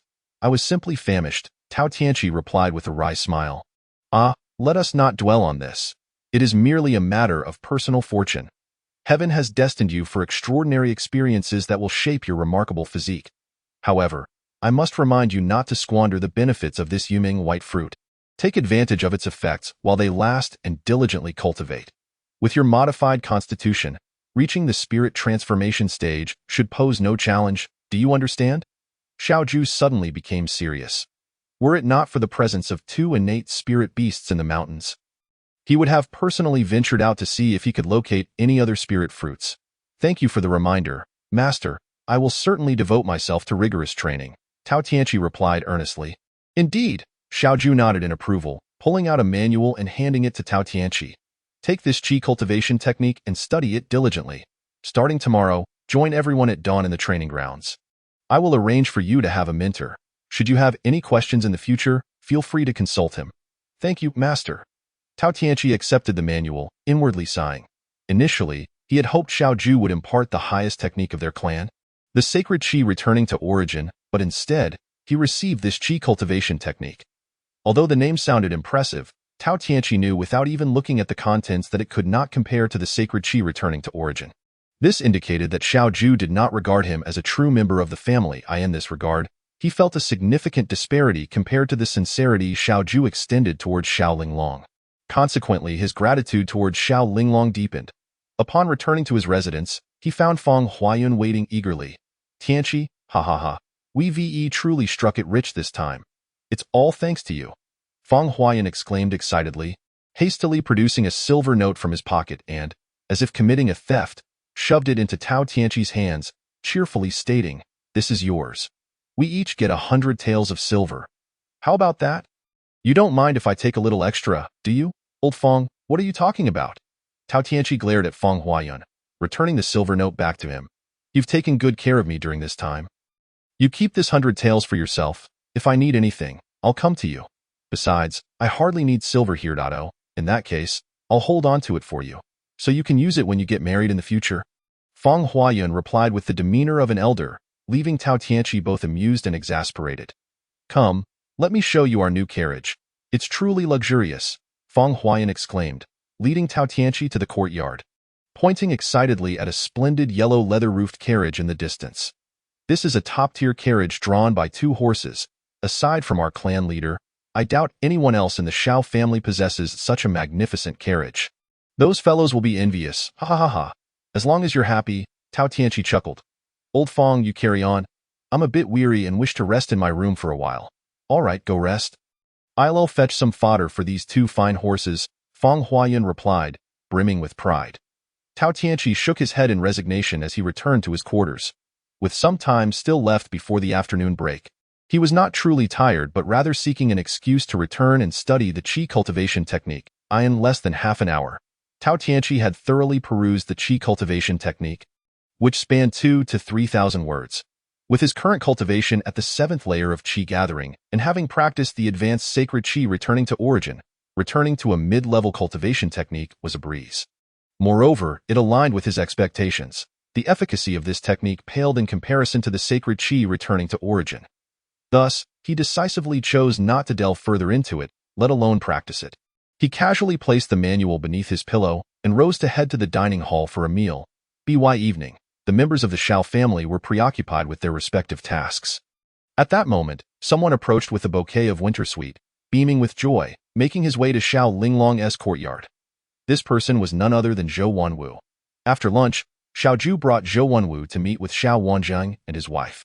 The couple was highly pleased with this talented young gentleman from the Zhou family and, without much deliberation, consented to his union with Xiao Linglong. Thus, emboldened, Zhou Wanwu meandered through the mountains after leaving the Xiao couple's residence.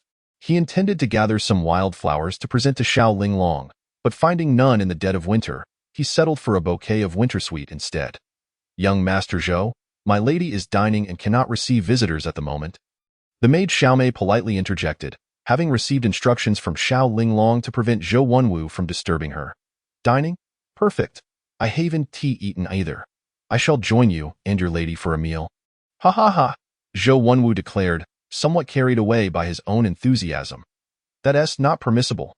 The lady's meal must not be interrupted," Xiaomei exclaimed, taken aback, hastily refusing his request. "I am your future son-in-law, not just anyone." Zhou Wanwu's expression turned cold at her words, causing Xiaomei to retract her delicate hand in fright as he strode confidently past her. "Who is causing a ruckus here?" Xiao Linglong emerged from the hall upon hearing the commotion, only to see Zhou Wanwu sauntering in with flamboyance. He struck what he believed to be his most charming pose and presented the wintersweet to her, beaming, "Ling Long, this is for you. Have you finished your meal? How is your health, my lady?" Xiaomei hastily followed him, calling out in alarm, "Enough, you may leave now." Xiao Linglong waved her hand dismissively.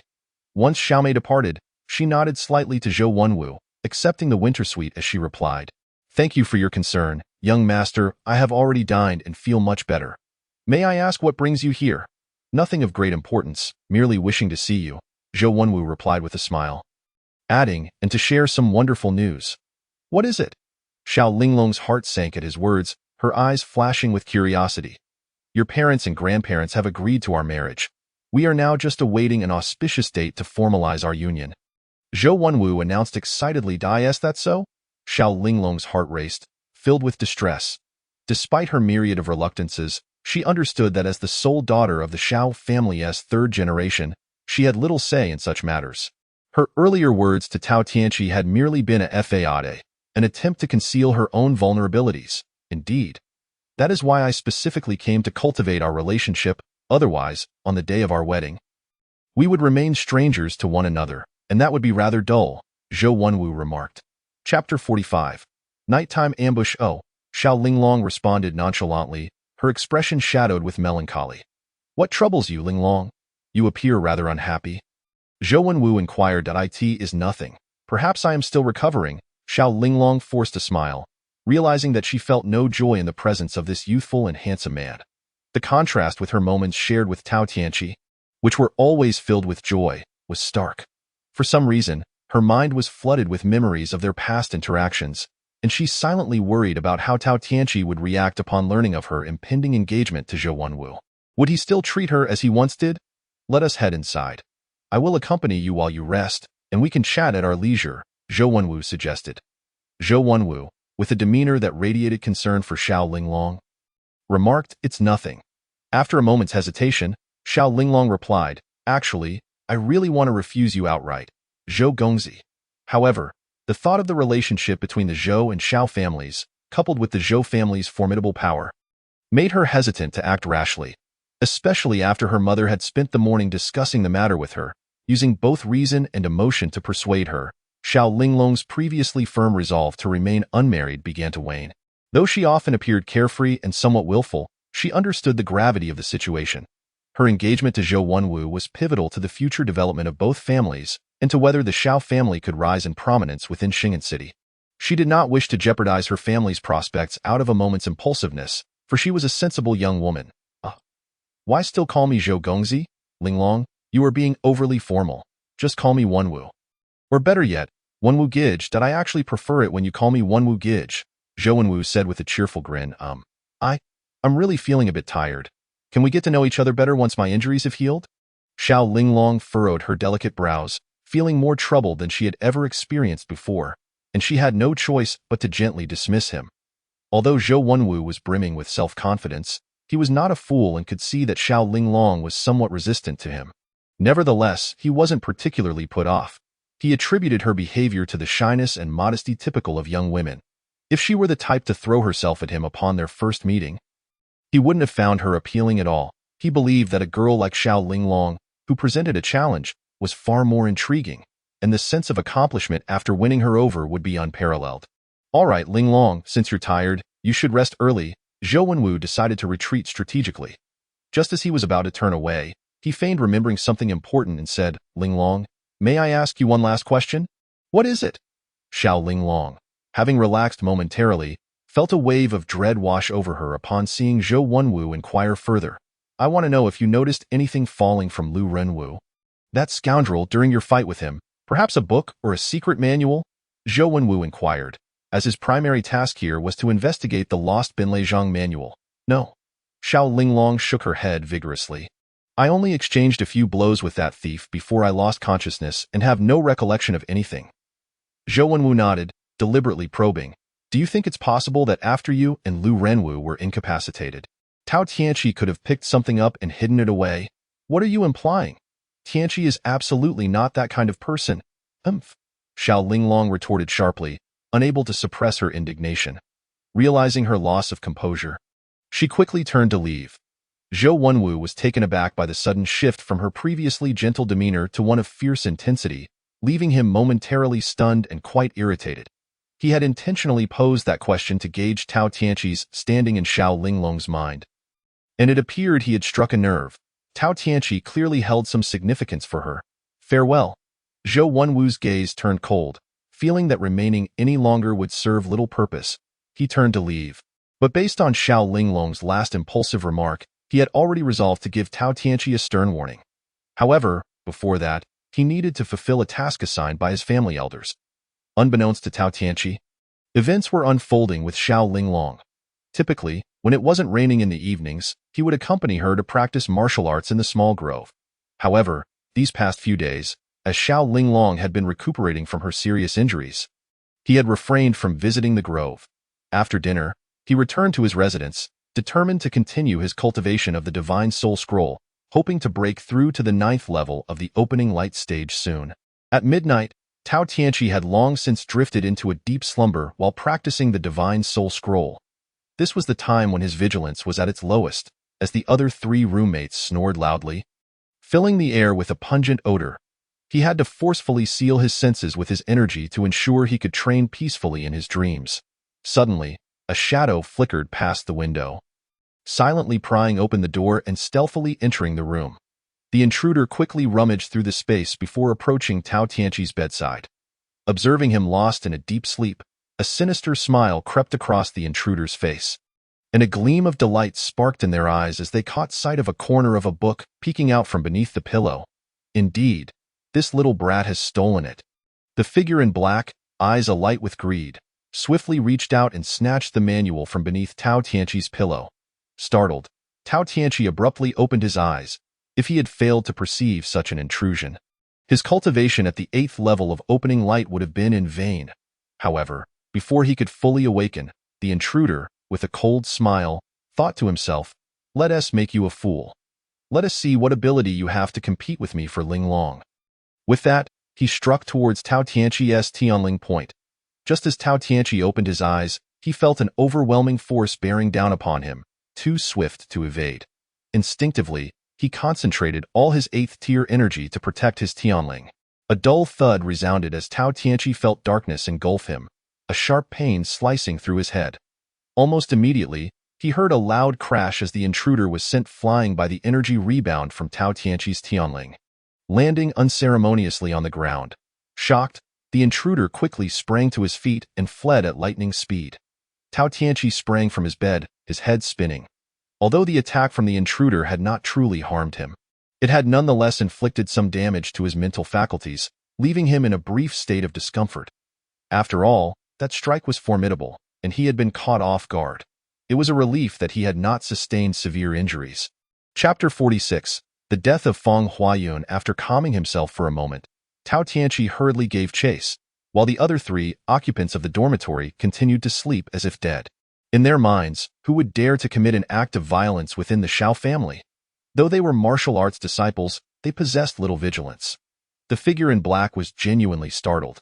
He had never anticipated that Tao Tianqi would unleash such an incredible surge of power at a critical moment, not only blocking his 7th-tier peak energy but also sending him flying, which was utterly unbelievable. Quickly escaping the Xiao family's estate, the intruder took refuge in a large tree, cautiously observing his surroundings. His audacity stemmed from possessing the advanced auxiliary technique, the turtle breathing technique. Once activated, he would be indistinguishable from a corpse, making it nearly impossible for even a transformation realm master to detect him. Tao Tianqi burst from his room, harnessing both energy and true qi. He concentrated his energy around his ears to detect any movements and focused his true qi around his eyes to survey the area. To his disappointment, he found no signs of anything amiss. Who is this scoundrel, daring to ambush me in the dead of night? Tao Tianqi, still groggy from sleep, struggled to regain his composure after the sudden attack, making it difficult for him to ascertain the identity of his assailant. Tao Tianqi remained silent, stealthily wandering through the Xiao family's compound, failing to locate any trace of the intruder. Reluctantly, he returned empty-handed. Upon returning to his dwelling, Tao Tianqi caught a familiar scent, causing his expression to shift. "What a familiar smell," he murmured, quickly gathering his energy around his nostrils, heightening his sense of smell. Let me see. Feeling invigorated, Tao Tianqi, having never utilized his sense of smell for investigation before, decided to take on the role of a canine tracker. Following the familiar scent in the air, he gradually exited the Xiao family estate. Heading towards the family's horse-rearing grounds, as he approached a large tree not far from the stables, a strong metallic scent filled the air, causing him to wrinkle his nose in alarm and quicken his pace. What? Upon seeing a figure lying near the tree, Tao Tianqi's heart raced, and he swiftly descended beside the person. His pupils constricted, and his complexion turned ashen as he screamed, "Fong Lao!" The fallen individual was undeniably Fong Huayun. "Fong Lao, please don't scare me, Fong Lao!" Tao Tianqi exclaimed, rushing to support the bloodied Fong Huayun, his face paling at the sight. His keen instincts told him that Fong Huayun had already lost all signs of life. With a desperate determination, Tao Tianqi scooped up Fong Huayun and raced back towards the Xiao family estate, utterly disregarding the black-clad figure. Memories of their time together flooded his mind, and the warmth of Fong Huayun's kindness brought forth a torrent of tears. This was the first time he had wept for someone since arriving in this world. The elder had cared for him as if he were his own grandson. He vividly recalled Fong Lao's frequent words. "When I grow old and can no longer keep up, Tianqi, you will take my place. Though we may not be wealthy, we will ensure we are well fed." But now, Fong Huayun lay lifeless before him. How could one not be heartbroken? What happened, Tianqi? What happened to Fong Lao? Upon hearing the anguished cries of Tao Tianqi, the members of the Xiao family rushed out in haste. Xiaoju approached Tao Tianqi and inquired, "Master, please take a look at Elder Fong." With tears welling in his eyes, Tao Tianqi anxiously laid Fong Huayun down on the ground, exclaiming, "Do not panic, I shall examine the situation." Xiaoju was taken aback by the sight of Fong Huayun, quickly crouching beside him, feeling for signs of life. His countenance turned grave and filled with rage as he declared, "Elder Fong has been struck fatally in the Tianling Point. Tianqi, who is responsible for this?" "I do not know," Tao Tianqi replied. "I saw a man in black fleeing from the courtyard, so I followed him. When I reached the large tree outside the horse yard, I found Elder Fong lying motionless on the ground. I approached and saw that he, at this point, Tao Tianqi was overcome with grief and could say no more. Send out the order. Everyone is to be on high alert and search for any suspicious individuals." Xiaoju was exceedingly furious, for the murder of a member of the Xiao family beneath his very eyes was akin to being openly insulted. Yes, the onlookers dispersed immediately, leaving only a few, including Xiao Feng, behind. Suddenly, Tao Tianqi raised his head, his eyes flashing with intensity as he glared at a young man across from him. His nostrils twitched slightly, detecting a familiar scent that matched what he had sensed earlier. He coldly demanded, "What are you doing here?" I heard the commotion and came to see what was happening. Why should I not be here?" Zhou Wenwu feigned confusion, his expression darkening as he retorted. "You do not suspect that I killed this elder, do you?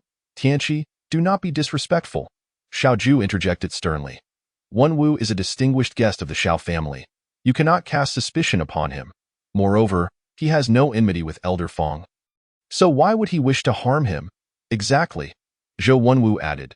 "Not only do I not even know this elder, but even if I did, I would never commit such a heinous act. I am on the verge of becoming your Xiao family's son-in-law. Would I be foolish enough to engage in such treachery? Humph." Tao Tianqi chose not to argue further, but shot Zhou Wenwu a glance filled with resentment and hostility. He was certain of his instincts and believed that the man in black was indeed Zhou Wenwu. Even without witnessing the act himself, he could deduce the truth with near certainty. However, he lacked sufficient evidence and, as a subordinate of the Xiao family, could not accuse a guest of such heinousness. No one would believe him. Furthermore, even if the Xiao family were aware that Zhou Wenwu had slain Fong Huayun, they would likely refrain from pursuing the matter, as it would be foolish to offend such a powerful family over a mere subordinate. As the commotion escalated, disciples soon returned with reports. It was speculated that Fong Huayun had received 2 batches of fine horses sent from the Zhou family earlier that day, and thus, unable to sleep from excitement, he had come to inspect the horses, only to encounter robbers who not only stole 200 taels of silver notes from him, but also killed him. Tao Tianqi found this speculation utterly unconvincing. Yet the Xiao family members believed it wholeheartedly and dispatched others to search for the robbers. Eventually, Even Xiao Wanzheng and his wife arrived to investigate, and even the injured Xiao Linglong made her way there. Upon seeing Fang Huayun's lifeless body, she was deeply moved and shed tears. Fang Huayun's care for Xiao Linglong was akin to that of a family member. Thus, witnessing the demise of this kind and respectable elder, who had dedicated his life to the Xiao family, left her heartbroken. What does it mean to serve with utmost devotion until death? Fang Huayun's selfless dedication to the Xiao family throughout his life is the epitome of this sentiment. In a simple side hall, a mourning altar was hastily erected. At this moment, the majority of the Xiao family members were still searching for the murderer, leaving only a few, including Tao Tianqi and Xiao Linglong, to keep vigil for Fang Huayun. Linglong, your health has yet to fully recover.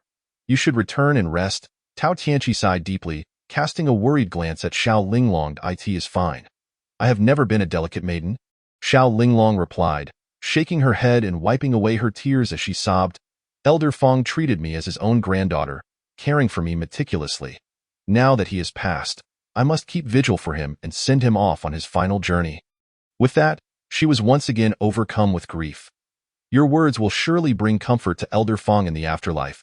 Tao Tianqi sighed, feeling an even deeper fondness for Xiao Linglong, his gaze filled with tender affection and profound concern. Indeed, Xiao Linglong nodded, then softly asked, Tianqi, what exactly happened that night? With the Xiao family's security being so tight, how could we have been ambushed? You are the only one in the Xiao family I can trust. Tao Tianqi said, glancing around quickly before lowering his voice, if I tell you, will you believe me? Of course, we are the best of friends. If I do not trust you, whom should I trust? Xiao Linglong asserted firmly. Tao Tianqi felt a warmth in his heart at her words, sending her a grateful look as he quietly recounted the events of that night. What? You mean to say? Xiao Linglong's expression changed dramatically, her surprise evident. Indeed, although I did not see him in person, my sense of smell is quite acute, and I can tell that the individual I encountered is the same as that man in black. Tao Tianqi stated resolutely, Linglong, do you believe me?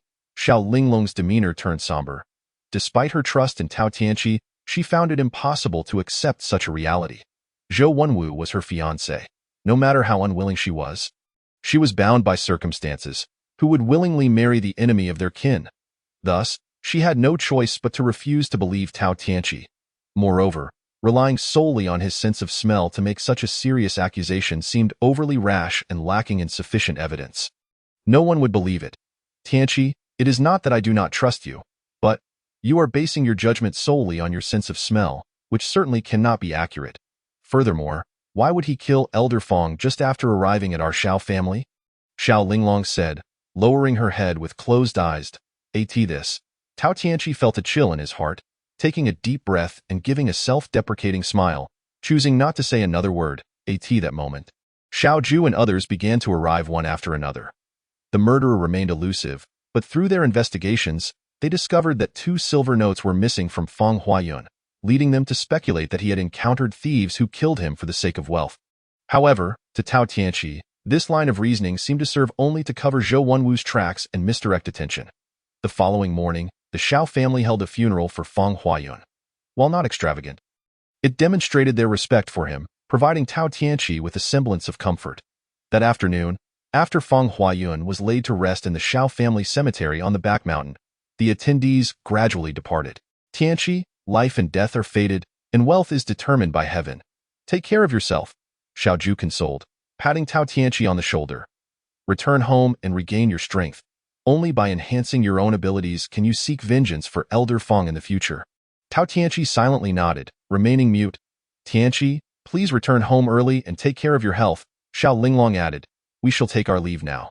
Tao Tianqi glanced at Xiao Linglong, slightly nodding without a word. Uncle, I am deeply saddened by the sudden misfortune that has befallen your family. Please accept my condolences, Uncle and Linglong. Zhou Wenwu said respectfully at the cemetery entrance. I wish to return to the Zhou family to inform my parents of this matter and our engagement, so they may make a decision soon. Tao Tianqi's ears perked up at Zhou Wenwu's words, his expression darkening as he formulated a plan. I regret not being able to properly host you during this unfortunate incident. I hope you can forgive me, Xiao Ju expressed apologetically. Since you wish to return, I shall not keep you. I will send someone to escort you shortly. No need, Uncle. The Zhou family is not far from here. I can ride back swiftly, Zhou Wenwu replied. Very well. I will pack a few items for you to take to your grandparents and convey my regards. Xiao Ju nodded, and the group slowly departed the cemetery. The cemetery was left in silence, with only Tao Tianqi remaining. He knelt before Feng Huayun's grave, silently making a vow. Rest assured, Elder Feng, I shall avenge you. May you find peace. Upon concluding his words, Tao Tianqi rose resolutely and descended the mountain. Once he reached a secluded area, he summoned his inner energy to execute the swift wind step, transforming into a gust of wind and vanishing from sight. Half an hour later, Zhou Wenwu, riding a white steed and carrying a large bundle, galloped swiftly from the Shao family residence. Tao Tianqi had already concealed himself atop a large tree along the mandatory path. Upon witnessing Zhou Wenwu pass by, his eyes sparkled with a fierce glint, brimming with murderous intent. However, Tao Tianqi refrained from acting, for Zhou Wenwu had departed from the Shao family. Should he perish en route, it would inevitably implicate the Shao family. Although the Shao family treated Tao Tianqi with indifference, Xiao Linglong had always been kind to him, and he did not wish to bring her trouble. Thus, he stealthily followed, seeking the opportune moment to strike.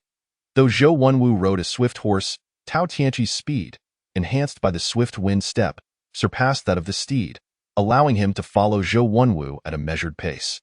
The Zhou residence lay to the west of Xing'an City, while the Shao family was situated to the south, with a direct distance of less than 30 miles. Riding a fast horse, one could reach the destination in under an hour. Tao Tianqi trailed Zhou Wenwu without finding a suitable moment to act, ultimately accompanying him to the Zhou residence. He resolved to find an opportunity to strike there, for even if the Zhou family conducted an investigation, it would not lead back to the Shao family. Young master, you have returned, remarked the gatekeeper respectfully. Where is my father? Zhou Wenwu inquired immediately, alighting from his mount. He should be dining at his quarters. The gatekeeper replied, albeit uncertainly. Good, Zhou Wenwu exclaimed, rushing towards his father's residence. What happened, young master? The gatekeeper and his companions exchanged puzzled glances, unable to comprehend the situation. Tao Tianqi observed the unfolding events and then, from another direction, stealthily infiltrated the Zhou family's courtyard, quietly keeping pace with Zhou Wenwu as dusk approached. Despite the Zhou family's stringent defenses, it was nearly impossible for them to detect Tao Tianqi, a formidable being endowed with superior auditory and visual acuity. Seeing Zhou Wenwu hastily enter a larger villa, Tao Tianqi paused outside, scaling a nearby tree to conceal himself. He then closed his eyes, channeling his essence into the meridians near his ears, instantly becoming acutely aware of all movements within a radius of 20 to 30 meters. Chapter 48. Unexpected gain. At this moment, Zhou Wenwu entered the courtyard, where a middle-aged man and a middle-aged woman emerged from within. 3 indistinct figures materialized in Tao Tianqi's mind. Why has Wenwu returned so late? A deep, authoritative voice resonated. It belonged to Zhou Wenwu's father, Zhou Changsheng. Father, mother, I encountered a minor incident at the Shao family residence, hence my early return, Zhou Wenwu replied. What transpired? Let us discuss it inside, Zhou Changsheng queried. Somewhat astonished, Tao Tianqi then heard the sound of a door closing. Although the image in his mind faded due to the distance, he could still clearly hear their conversation. Pray tell, what incident occurred? Zhou Changsheng pressed urgently. Father, please remain calm. Allow me to explain, Zhou Wenwu began. Did you not ask me to investigate the whereabouts of the Thunderclap Palm manual? Following Wenbin's instructions, I stealthily infiltrated the quarters of that fellow named Tao Tianqi, intending to search for it. However, I was utterly unprepared for the fact that he is a formidable expert. What do you mean? Zhou Changsheng inquired. I discovered a manual beneath that fellow's pillow, initially believing it to be our family's Thunderclap Palm manual. I intended to steal a glance, but as soon as I obtained it, he noticed me. His inner energy was remarkably robust. I had intended to incapacitate him with a single strike, ensuring my actions went undetected. To my shock, my palm strike aimed at his crown was repelled, sending me flying. I was so startled that I hastily fled. Zhou Wenwu recounted in his narration. Zhou Wenwu deliberately altered the details. Had he simply taken the manual and departed, he likely would have faced no significant repercussions. However, his ambition to incapacitate Tao Tianqi resulted in losing his chance to compete with him for Xiao Linglong's affection. Naturally, he would not tarnish his own image in front of his parents. So, this scoundrel came to investigate me. Tao Tianqi seethed with anger upon hearing this. To deflect your attack and send you flying? Zhou Chongqing exclaimed in astonishment. Does that fellow possess such formidable strength? Your uncle mentioned he appears to be around 14 or 15 years old. Could you have mistaken him for someone else? Impossible. Zhou Wenwu forced a bitter smile. That fellow pursued me relentlessly. Fortunately, I was clever enough to use the tortoise breathing technique and concealed myself in a tree outside. Evading his search, tortoise breathing technique? Tao Tianqi's heart jolted at the mention of this technique, secretly astonished that Zhou Wenwu possessed such a powerful skill, capable of eluding his keen senses. He speculated that this tortoise breathing technique must surpass Xiao Linglong's concealment technique. And what happened next? Zhou Chongqing continued his inquiry. After that fellow searched for a while without discovering my whereabouts, he returned to his residence, allowing me to breathe a sigh of relief. I took off my night gear. Intending to find a place to dispose of it, however, just as I removed my attire and descended from the tree, I spotted an old man emerging from the horse stable, and my thoughts were entirely focused on that fellow Tao Tianqi. And I failed to notice the old man. When I finally saw him, he had already seen me. Fearing my identity would be exposed, I approached and struck the old man's crown, only to discover he was so fragile that my casual strike ended his life. Zhou Wenwu, you wretched scoundrel. Tao Tianqi's fury ignited upon hearing those words, his eyes turning crimson as he trembled with rage. His hands dug deeply into the tree trunk. Although he had suspected Zhou Wenwu to be the culprit, hearing it confirmed from his own lips fueled his anger. You foolish child, how could you be so careless? Zhou Chongqing and his wife gasped in shock. Oh, Chongqing scolded angrily before asking, what happened next? Did the Xiao suspect you? Not at all. I concealed my actions well. Aside from that fellow Tao Tianqi, no one else harbored any suspicion towards me, Zhou Wenwu replied weakly. How did that fellow Tao Tianqi come to suspect you? Did he see your face? Zhou Chongqing pressed sternly. No, that fellow didn't see my figure, let alone my face. I suspect he might harbor resentment against me and is merely guessing, Zhou Wenwu hastily explained. If that is the case, it is somewhat fortunate, Zhou Chongqing remarked. Yet, you remain inexperienced.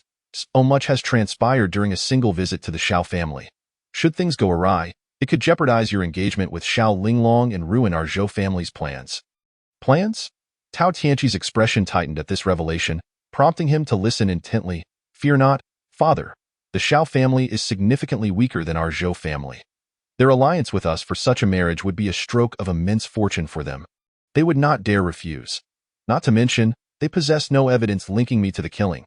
Even if they did, they would not dare act against me. Instead, they would willingly align with our Zhou family to strengthen their own position. Zhou Wenwu declared with unwavering confidence. While that may be true, you must not let your guard down. The old man from the Xiao family is not to be trifled with in his prime.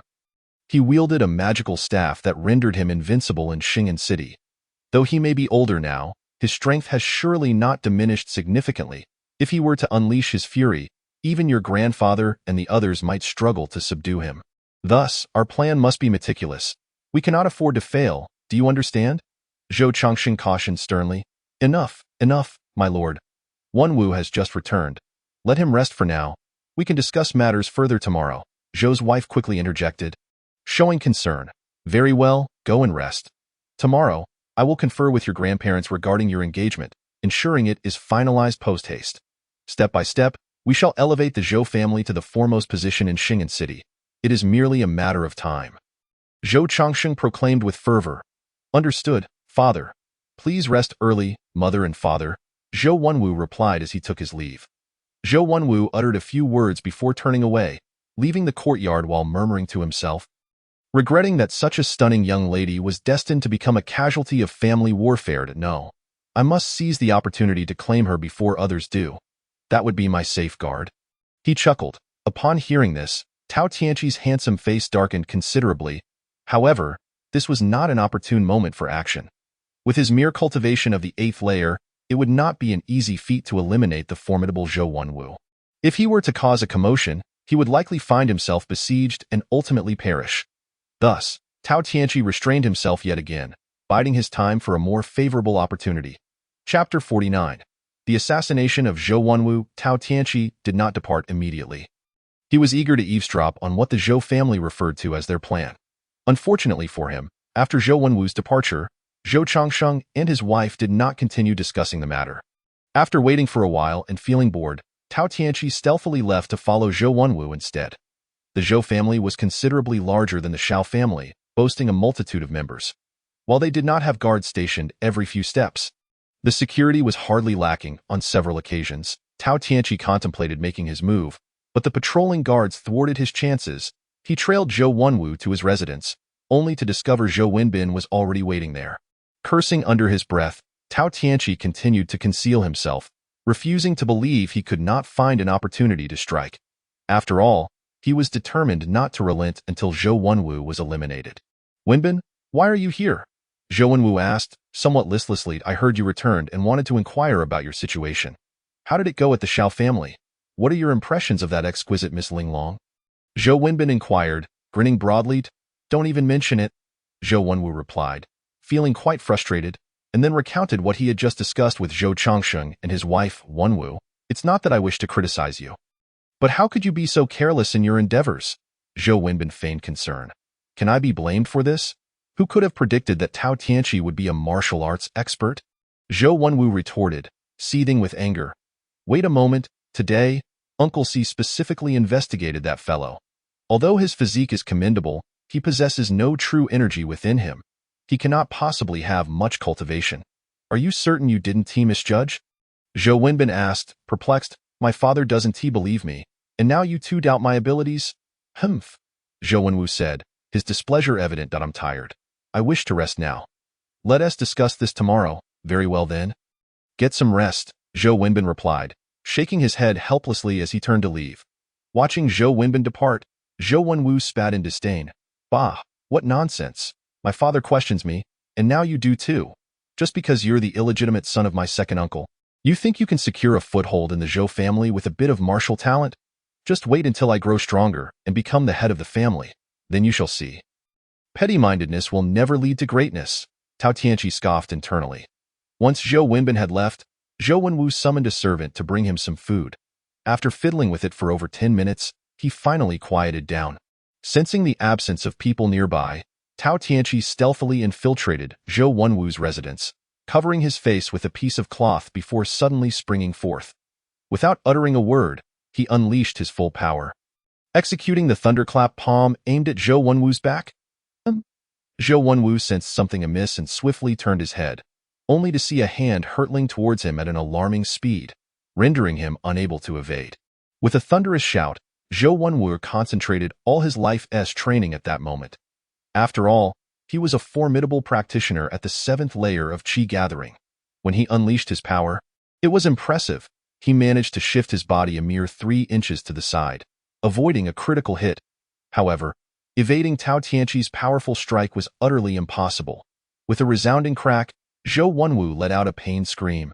His body propelled to the left as he soared through the air, completely paralyzed and spitting blood, crashing into the furniture, which splintered into pieces. "This fellow truly possesses remarkable skill," Tao Tianqi lamented internally, regretting that his strike had not struck a vital point. Just as he was about to advance for a follow-up blow, he suddenly heard hurried footsteps approaching from a distance. Realizing the urgency of the situation, he shot an irritated glance at the unconscious Zhou Wenwu before hastily leaping out of the window, employing the gale steps to flee. Just as Tao Tianqi stepped out the door, there came a loud crash behind him as it was flung open. The intruders were Zhou Wenwu's fourth uncle, Zhou Changxiong, and Zhou Wenbin. Had Tao Tianqi been even a moment slower, he surely would have been caught. "Wenwu!" Zhou Changxiong exclaimed, his face paling as he saw the chaos and Zhou Wenwu sprawled on the ground. He swiftly darted to Zhou Wenwu's side, lifting him from the floor and hastily channeling his true energy to heal him. "How dare the scoundrel ambush my brother?" Zhou Wenbin exclaimed, glancing at the injured Zhou Wenwu before quickly darting out of the window in pursuit. In no time, Zhou Changsheng and the others arrived at Zhou Wenwu's quarters, all taken aback by the scene before them. Zhou Changsheng immediately ordered a full search to capture the assailant without fail. After more than 10 minutes, Zhou Wenwu gradually regained consciousness, aided by Zhou Changxiong and the others. Zhou Changsheng anxiously inquired, "Wenwu, how do you feel?" Zhou Wenwu coughed up another mouthful of blood, his complexion as pale as a sheet. His gaze unfocused as he lay in Zhou Changxiong's embrace. I am fine. Who on earth possesses such audacity to ambush us in the Zhou family? Zhou Chongqing sighed in relief, then furiously demanded an explanation. I don't know. I didn't see clearly, Zhou Wenwu replied with great difficulty. Brother, from my examination, it seems the assailant employed our Zhou family's thunderclap palm, Zhou Chongqing stated with a bitter expression. What? Zhou Chongqing gasped in disbelief, while the others were equally astonished. Zhou Chongqing hurried to Zhou Wenwu's side, lifting the fabric to reveal his wounded shoulder, his expression shifting dramatically as he questioned, Wenwu, recount how you got injured. I was just eating when I suddenly sensed a looming danger behind me. I turned around and saw a hand coming at me. Instinctively, I gathered my true energy and shifted my body slightly to the left. Then, I felt a tremendous force strike my shoulder, accompanied by a numbing sensation, and before I knew it, I was flying through the air, unconscious, Zhou Wenwu weakly explained. Master, Wenwu is gravely injured. Let him rest before we continue questioning, Zhou's lady said tearfully. Very well, Zhou Chongqing nodded, gesturing for everyone to leave, keeping only his wife and a few others nearby. Wenwu, rest well. Tonight, I shall personally keep watch over you, Zhou Chongqing said with concern. Zhou Wenwu conveyed a grateful glance before lying down and slowly drifting off to sleep. Brother, who could have dared to ambush Wenwu? After tidying the room, Zhou's lady sat beside Zhou Wenwu, while Zhou Chongqing and Zhou Chongxiang conversed quietly in the outer hall. I just took a look, and based on Wenwu's account, it's undeniable that the assailant employed the thunderclap palm. Furthermore, to wield such immense power, the first form must have reached its peak. However, I cannot fathom who would dare to launch an attack. Zhou Chongqing shook his head, his expression graved. To ambush my son is akin to slapping me in the face. Chapter 50. The thief from the Divine Sword Gang. Brother, do you think it could be that scoundrel Lu Renwu's accomplices? Zhou Chongqing speculated with a furrowed brow. Quite possibly, Zhou Chongqing replied, his brow knitting in thought. This is the only plausible explanation. Otherwise, how could an outsider know our Zhou family's thunderclap palm? Lu Renwu had likely taught the technique to one of his allies. And now that he is dead, that individual seeks revenge against our Zhou family for Lu Renwu. Indeed, that is the only theory we can entertain now. It remains to be seen if Wenbin and the others can apprehend that scoundrel. Zhou Chongqing sighed. Before long, Zhou Wenbin and the others returned one after the other. Uncle, fourth uncle. Zhou Wenbin saluted. Well? Zhou Chongqing inquired urgently. We did not capture the assailant, Zhou Wenbin responded, his expression grave. When I pursued, I didn't even catch a glimpse of him. It's evident that he possesses considerable skill and exceptional agility. Exceptional agility. Zhou Chongqing and his brother exchanged glances, further convinced of their suspicions. Zhou Chongqing rose, his tone firm. From today onward, our Zhou family will be on high alert throughout the city. Everyone must remain vigilant. If anyone appears suspicious, seize them immediately. Those who dare resist shall face no mercy. Understood. The members of the Zhou family bowed in response and retreated one by one. At this moment, Tao Tianqi, who was desperately fleeing, remained oblivious to the fact that his deliberate execution of the Thunder Palm had yielded such remarkable results. No one in the Zhou family suspected the Xiao family, let alone him. However, to err on the side of caution, after escaping the Zhou family's territory, Tao Tianqi did not immediately head to the Xiao family, but instead ran in the opposite direction, northward, until he encountered a larger village where he finally stopped. It was already past midnight, and the biting cold enveloped the air. Despite the village being relatively sizable, not a single soul could be seen. Tao Tianqi was not there for leisure. He merely sought to evade the pursuit of the Zhou family. Noticing the absence of any movement behind him, he felt a sense of relief and casually found a large tree, intending to spend the night there and return to the Xiao family the following day. Just as he climbed the tree, he soon heard distant, unusual sounds. Tao Tianqi quickly perked up his ears to listen intently. Brother, we have already plundered the third village. What grand scheme is the Divine Sword Gang planning that necessitates such wealth? A young man whispered curiously. Plundering villages? Tao Tianqi furrowed his brow at the mention, a surge of righteous indignation rising within him, yet he did not act immediately and continued to eavesdrop. Why ask so much? Just do what the leader commands. The less you know, the longer you can keep your life, came the voice of a middle-aged man, initially reprimanding the younger one before adding in a hushed tone. I can tell you, our Divine Sword Gang is planning a massive operation, supposedly to attack a certain large family in Shingen City. Oh? Attack a certain large family? Which one? The young man suddenly became intrigued, but quickly covered his mouth. Awkwardly chuckling, I know I shouldn't ask, so I won't. Good. That means you understand. The older man shot him a glare and continued, but even if you ask, it's useless. I don't know either. Let us go back and claim our rewards. We've done well this time and will surely receive a decent bounty. All thanks to my brother. The young man quickly agreed. Stop. Just as the two were merrily preparing to leave the village and return to the Divine Sword Gang, a sudden bellow startled them. They focused and, aided by the dim moonlight, saw a slender gray-clad boy standing before them, around 14 or 15 years old. Initially taken aback, they thought their thievery had been discovered by the villagers. But upon realizing it was merely a boy, they felt reassured. Where did this brat spring from? The two exchanged glances, and from each other's eyes, they discerned a lack of fear. Drop the ill-gotten gains on you, and I might spare your lives. Otherwise, Tao Tianqi's eyes gleamed sharply as he coldly declared. Having just perched atop the tree, he had already used his keen sight to gauge the two men's strengths. From their true qi, he discerned that the young man's was feeble, barely at the fourth layer of qi gathering, whereas the middle-aged man's was significantly stronger, likely at the sixth layer in Tao Tianqi's eyes. They were not worthy of concern. Haha, brother, did I hear correctly? This brat dares to threaten us? The young man found it amusing. Seems he has some martial arts background. Truly a young bull not fearing tigers. The middle-aged man sneered, recognizing that Tao Tianqi possessed some level of strength. Otherwise, a typical child from an ordinary family would have long fled in fear, much less dared to threaten them. Hey, kid, we are not mere thieves. If you know what's good for you, step aside quickly, or I won't hesitate to make a few holes in you. The young man drew a 2-foot-long sword, counter-threatening. Stop wasting breath on him. The middle-aged man barked. He has seen our faces and knows our identities. Can we let him go? Kill him. All right. The young man's expression darkened as he glared at Tao Tianqi like a venomous snake. You chose the wrong path. Blame your misfortune. With that, he lunged forward, thrusting the sword at Tao Tianqi's chest. Throughout it all, Tao Tianqi remained remarkably calm, regarding their conversation with disdain. As the young man lunged with the sword, Tao Tianqi, unperturbed, summoned his true qi into his right palm and struck fiercely at the sword. With a crisp sound, the young man's sword was effortlessly shattered by Tao Tianqi's seemingly casual blow. Before the young man could register the shock, he let out a cry as Tao Tianqi delivered a powerful kick to his abdomen, sending him flying several meters away, where he landed and convulsed on the ground, ultimately lying still, clearly having suffered fatal internal injuries from the blow.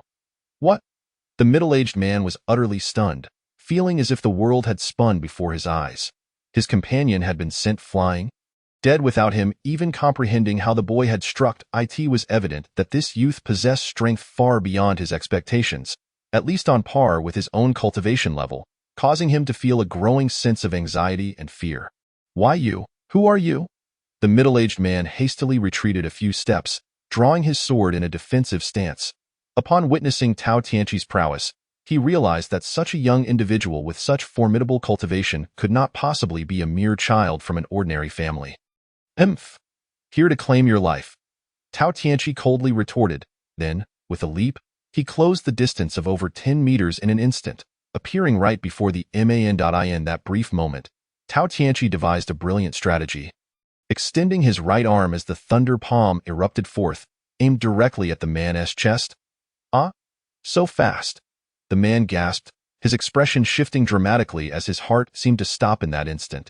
Overwhelmed with tension, he hastily summoned all his true qi, raising the sword horizontally in front of him, gripping the hilt with one hand while bracing the blade against Tao Tianqi's palm. Crack! The sturdy sword shattered before Tao Tianqi, crumbling like brittle twigs, and without losing momentum. Tao Tianqi's palm struck against the man's chest, sending him reeling backward to the ground, howling in agony. The thunder palm! You're the young master of the Zhou family. The man trembled, clutching his chest and spitting blood, his eyes filled with terror and pleading. At least you have some insight. Tao Tianqi smirked subtly, realizing the renown of the Zhou family's thunder palm. He had initially intended to frame the Zhou family, but now it seemed unnecessary. He considered that the Divine Sword Gang should possess considerable strength, perhaps not weaker than the Zhou family, and igniting a feud between these two clans would be most advantageous. Why, young Master Zhou, I was blind to your greatness. Please spare my life. The man, enduring his pain and paralysis, struggled to rise, throwing all his loot at Tao Tianqi's feet, pleading, Young Master, this is all the wealth we've stolen. I beg you to spare my life. Do you think I lack for wealth? Tao Tianqi scoffed coldly, lifting the severed sword to inspect it, causing the man to break into a cold sweat. He was paralyzed and in pain. With just a casual move, Tao Tianqi could easily take his life. However, being a seasoned individual, he sensed that Tao Tianqi had yet to strike, indicating a glimmer of hope.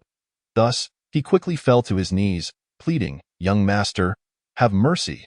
I am willing to fulfill any condition you set. Just spare my life. If that is the case, you believe you still possess some value, do you? Tao Tianqi toyed with the broken sword, a smile dancing on his lips. If you can provide me with a reason not to kill you, I might just spare you. Really? The man exclaimed in delight, hastily sitting down on the ground and beginning to remove his cotton coat. Tao Tianqi watched in confusion, unsure of the man's intentions. As he stripped down to just a shirt, only to continue shedding layers. What are you doing? Tao Tianqi furrowed his brow. I have no interest in seeing a grown man's nakedness. Please wait, and you will soon understand. The man awkwardly replied, resembling a drowning person grasping at a lifeline, unwilling to relinquish the slightest hope. Tao Tianqi observed silently until the man finally stripped down to his bare chest. Flipping the shirt inside out and presenting it to Tao Tianqi, declaring, Young Master, this shirt contains a hidden treasure. It is embroidered with a martial arts technique. Oh? Tao Tianqi slightly paused, taking the shirt and examining it closely. Indeed, a small piece of yellow fabric was stitched onto it, no larger than a back piece, densely inscribed with hundreds of tiny characters and 3 small illustrations.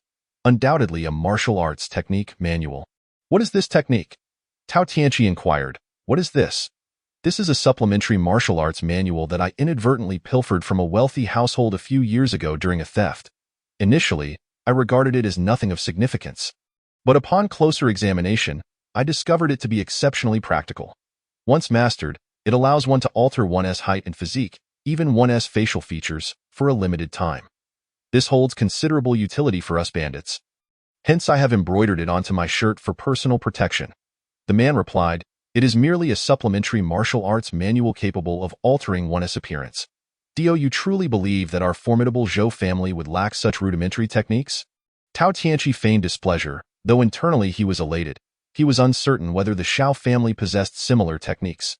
Even if they did, he could not yet acquire them. For the time being, possessing this manual alleviated his concerns about being pursued by a slender young waiter responded with a quick acknowledgement before hastily attending to his duties. Tao Tianqi, while sipping his tea, perked up his ears to listen attentively.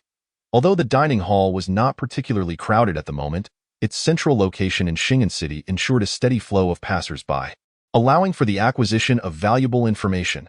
Chapter 53. Mistaken identity. Brother, you may not be aware, but the Zhou family was ambushed last night by an unknown expert. Soon after, a sudden voice pierced through the air, causing Tao Tianqi to change his expression. He quickly harnessed his vital energy, channeling it to enhance his hearing, and closed his eyes to follow the conversation in his mind's eye, which revealed 2 burly men, each carrying a large sword, making their way towards the heart of the marketplace. Oh, that can't be true. Who would dare provoke such a powerful force as the Zhou family? Another man exclaimed in astonishment. A friend of mine works for the Zhou family, and he told me directly. Anyone capable of stealing from them must possess considerable strength. Furthermore, the Zhou family has set up a recruitment arena in the marketplace early this morning, likely out of fear that the assailant might strike again.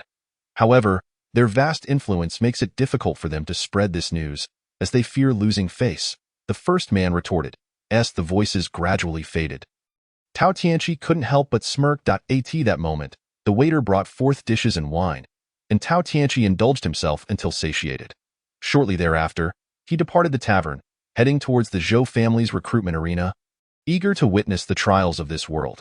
Upon reaching the city square, he observed a throng of people gathered around a circular fighting platform, approximately 1 meter high and 10 meters in diameter. Two robust men were engaged in combat, while a middle-aged man, resembling a referee, took notes nearby at Su Zhongxing. You two may step down and rest. A short while later, the referee called out, having determined the victor. The Zhou family seeks to recruit 10 martial cultivators. Anyone with a cultivation level of at least the third layer of Qi gathering is welcome to try their luck, with promising candidates offered generous rewards. I am in. Just as the referee finished speaking, another burly man leaped onto the platform. For those with cultivation at the third layer or above, such a feat was not particularly daunting. Many wandering cultivators or patrons from other families could easily reach this level. Particularly, those from smaller families viewed this as a golden opportunity to enter the Zhou family, one of the two most powerful clans in Xing'an City, an opportunity akin to leaping over the Dragon Gate. Thus, many cultivators eagerly rushed forward.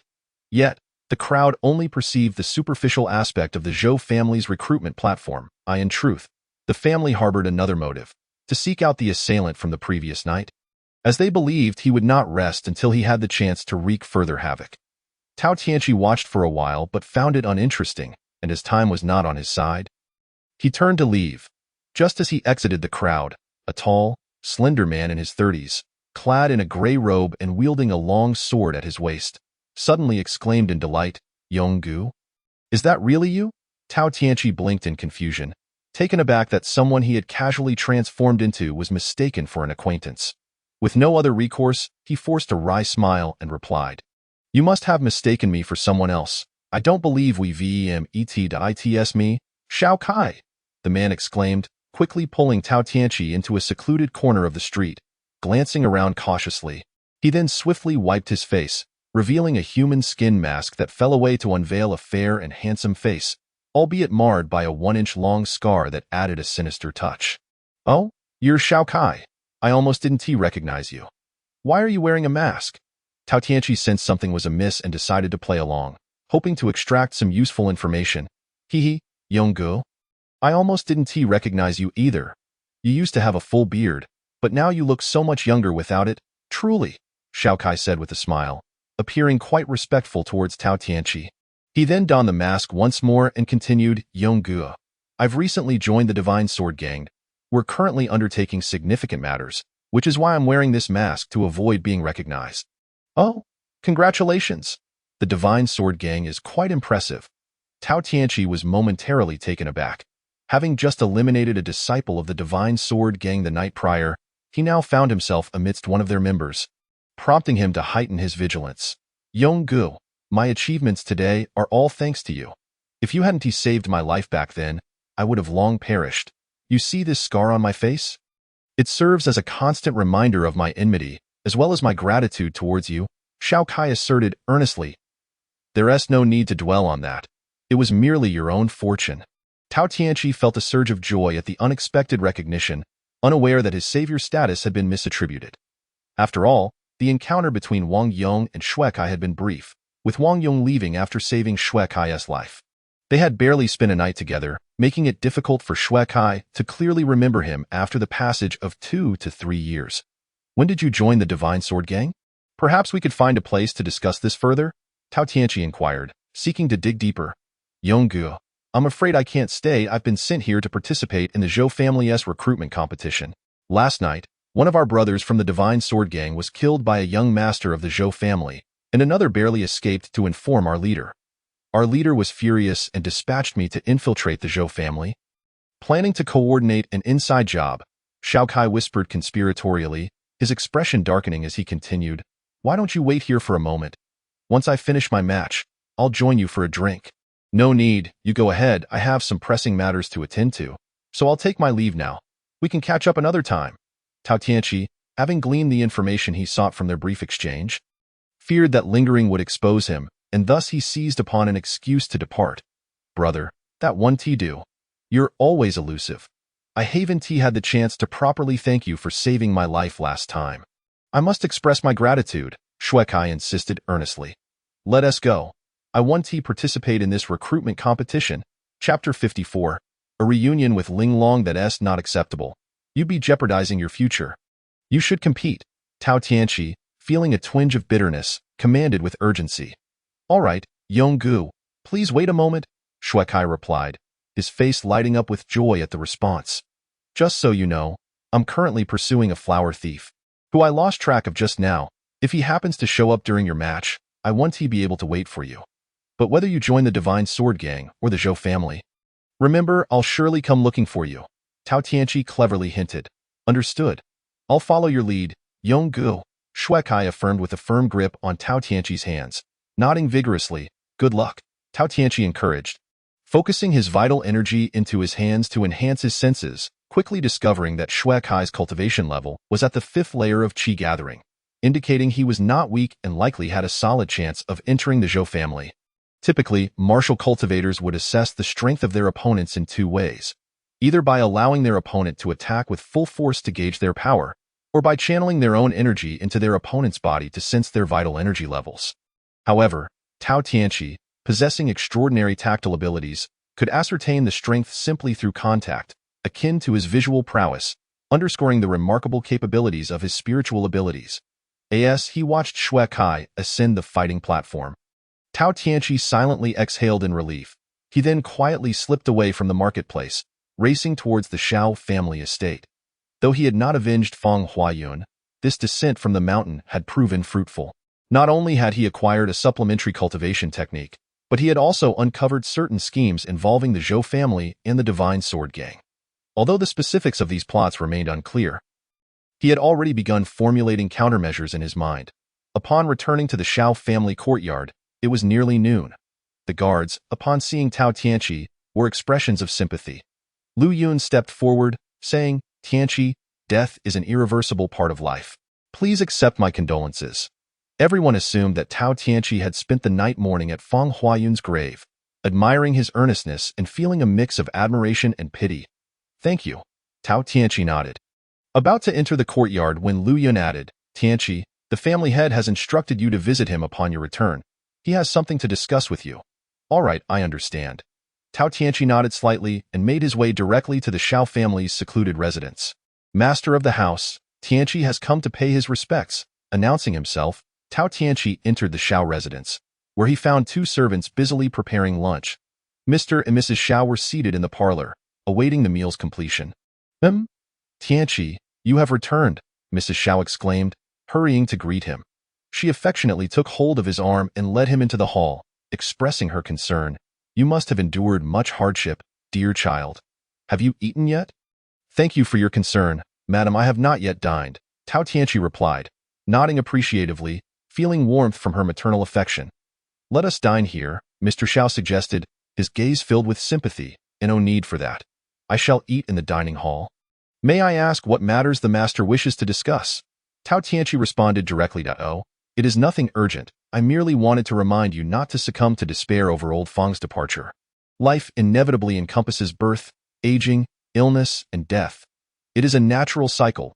Do not dwell in sorrow. Rise above the pain. A man must stand tall and not be defeated by minor setbacks," Mr. Shao advised. "Thank you for the guidance." "Master, I understand." Tao Tianqi nodded in acknowledgement. "Very well, then you should return and rest well. Starting tomorrow, you will join the other martial disciples at the training grounds. I have arranged for you to have an excellent teacher." "Mr. Shao declared. "Understood.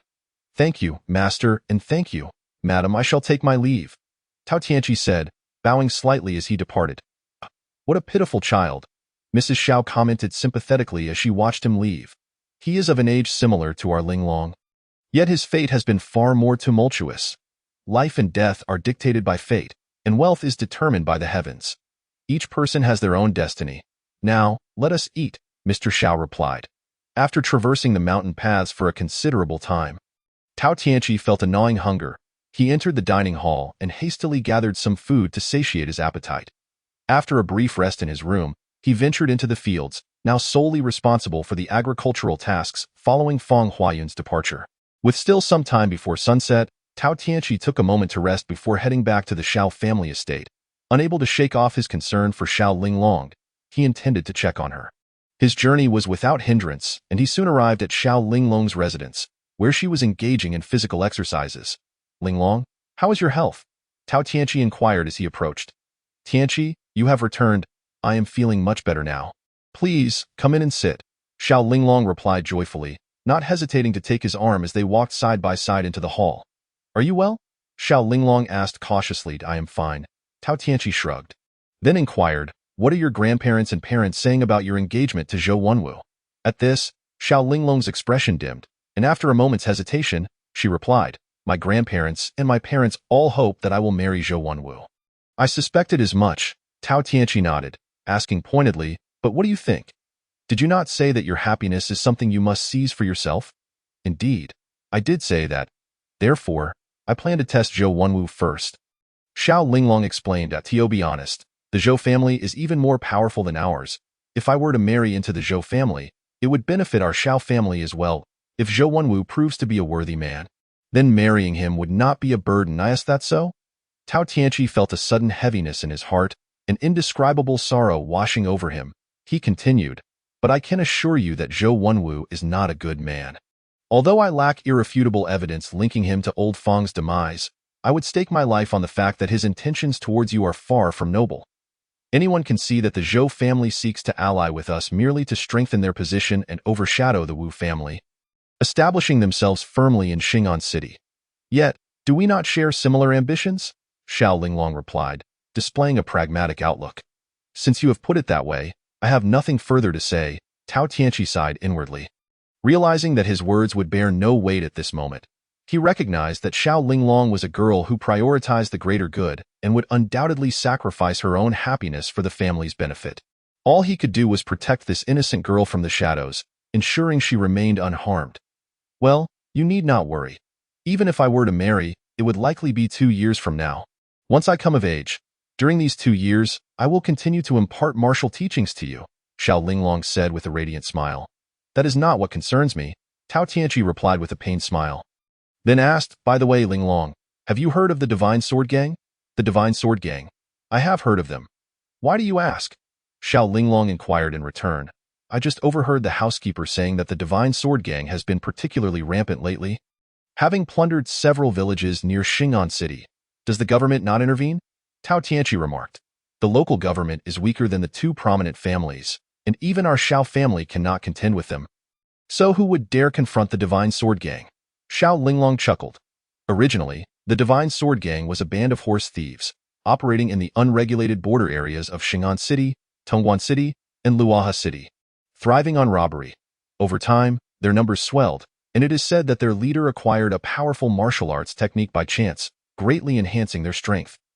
Many weaker factions sought to align themselves with this gang, allowing it to rapidly expand and eventually rebrand itself as the Divine Sword Gang. Rumor has it that this gang has become incredibly arrogant in recent years. Even the Wu family cannot stand against them, leading to a situation where the local authorities can only turn a blind eye to their pillaging. "Now it makes sense," Tao Tianqi exclaimed, connecting the conversation he had overheard last night between 2 members of the Divine Sword Gang and the words of Xue Kai he had encountered today. He finally grasped the magnitude of their impending scheme. They were undoubtedly intent on carving up the lucrative territory of Xing'an City. "All right, Linglong, knowing that you are recovering swiftly brings me peace. Please rest, as I must prepare for dinner," Tao Tianqi said as he rose to leave. "Very well," Xiao Linglong smiled gently, standing to see him off. "I hear my father has found you an excellent master. You should train diligently with him in the coming days.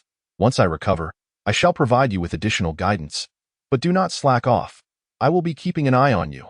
Seeing the playful and charming demeanor of Xiao Linglong stirred feelings within Tao Tianqi, and he silently vowed to protect this angelic girl at all costs. He nodded earnestly, bid her farewell, and returned to his quarters. After dinner, Tao Tianqi retired early, feeling physically and emotionally exhausted, particularly due to the sorrow stemming from Feng Huayun's death. Though he sought sleep, he continued his relentless practice of the Divine Soul Heavenly Scroll in his dreams, finding solace in the cultivation process. The following morning, Tao Tianqi awoke from his practice. Although he had not made significant progress overnight, he felt invigorated. The previous day's gloom completely lifted. "Tianqi is awake?" Lu Yun, having just risen, greeted him. "I heard that the master has arranged a teacher for you today. I wonder who the esteemed expert might be. Let us go meet him together." "Sounds good," Tao Tianqi replied, quickly freshening up before joining Lu Yun and others at the second dining hall. With his elevated status, both the dining hall and the quality of the meals had improved significantly. After a night of cultivation, Tao Tianqi's appetite was whetted by the sumptuous breakfast before him. Previously, he had been accustomed to scant offerings, merely a small dish, a few steamed buns, and a bowl of thin porridge. But here, one could freely indulge in eggs, take as many buns as desired, and enjoy nutritious options such as soy milk, rendering this dining hall a veritable paradise compared to the previous one. Just as Tao Tianqi and the others were savoring their meal, everyone suddenly halted, standing in unison to respectfully greet the two middle-aged men entering the hall. Guardian Sun, Guardian Wang. Unfamiliar with the customs of the place on his first visit, Tao Tianqi remained seated. However, Lu Yun quickly pulled him up, and although Tao Tianqi reluctantly rose, it drew disapproving glances from Guardian Sun and Wang, particularly from Sun Yingwu, who approached him directly. Sun, Guardian, Tianqi, he is here for the first time and does not understand the rules. Please forgive him, Lu Yun hastily explained. Continue with your meal. Sun Yingwu shot a glare at Lu Yun, who promptly fell silent, sitting obediently. Tao Tianqi cast a disdainful glance at Sun Yingwu, preparing to sit down. When Sun Yingwu barked, "Did I tell you to sit? What do you intend to do?" Tao Tianqi remained seated on the stool, his posture unwavering as he lifted his chin defiantly to meet Sun Yingwu's gaze. Observing Tao Tianqi's resolute demeanor, Sun Yingwu's expression darkened, and with a disdainful snort, he remarked, "I've heard that you, fortunate and blessed as you are, survived a fall into the depths of the mountains and, instead of meeting your demise, have instead gained a spiritual fruit that has transformed your physique. So what? It hardly seems to concern you, does it?" Tao Tianqi replied coolly, lifting a bowl of soy milk to his lips and drinking as if nothing were amiss. With a swift and furious motion, Sun Yingwu struck, sending the bowl of soy milk flying from Tao Tianqi's hands, plunging the scene into an immediate silence. "You have gone too far." Tao Tianqi leaped to his feet, glaring fiercely. "Gone too far? Humph! Do you even realize who you are speaking to?" Sun Yingwu thundered. "From this day forth, I shall be your mentor, and you dare to address me in such a manner? You are nothing but a disgrace to your ancestors." "What?" Tao Tianqi's face paled, his heart racing as he stared incredulously at Sun Yingwu, demanding, "The family head wishes for me to take you as my master. What, do you look down upon me, the protector of the household?" Sun Yingwu's expression was one of triumph as he reveled in Tao Tianqi's shock. "Humph!" Tao Tianqi snorted coldly and dashed out of the dining hall toward Xiao Ju's residence. However, he barely ran 100 meters before encountering the two brothers, Xiao Ju and Xiao Feng, emerging from their abode. "Family head." "Second family head." Tao Tianqi bowed respectfully. Tianqi, why have you come here instead of the training grounds?" Xiao Ju inquired with curiosity. "Family head, I seek clarification on a matter." Tao Tianqi clasped his fists respectfully. "Speak freely." Xiao Ju waved his hand. "Is it true that the family head intends for me to study under Sun Huan?" Tao Tianqi asked. "Indeed, Sun Huan possesses profound skills and a meticulous approach. He is the most suitable mentor for you. Is there a problem?" Xiao Ju countered. "Family head, Sun Huan harbors significant prejudice against me. If you appoint him as my mentor, my future will undoubtedly be troublesome." Tao Tianqi asserted resolutely. "I request a change of mentor." "You foolish child." Xiao Feng interjected. "Sun Huan is even older than I am. How could he hold a grudge against someone as young as you? Besides, our clan currently has only 2 protectors within the family. Sun Huan has just returned from an external assignment, and the previous protector already has 13 disciples. Sun Huan is the best choice. Who else could you possibly train under?" "I could train under the captains of the 2 martial arts teams or any other martial artist," Tao Tianqi retorted stubbornly. "Tianqi, your aptitude has been transformed by the spiritual fruit, making you an extraordinary martial artist. If we were to carelessly entrust you to an ordinary martial artist for training, it would be detrimental to your development. Originally, the second family head and I intended to personally guide you, but with the recent events plaguing the Xiao family, we lack the time and have no choice but to assign you to Sun Huan." Xiao Ju stated solemnly, "Do not say anything further. I shall personally take you to Sun Huan, and I assure you he will not make things difficult for you."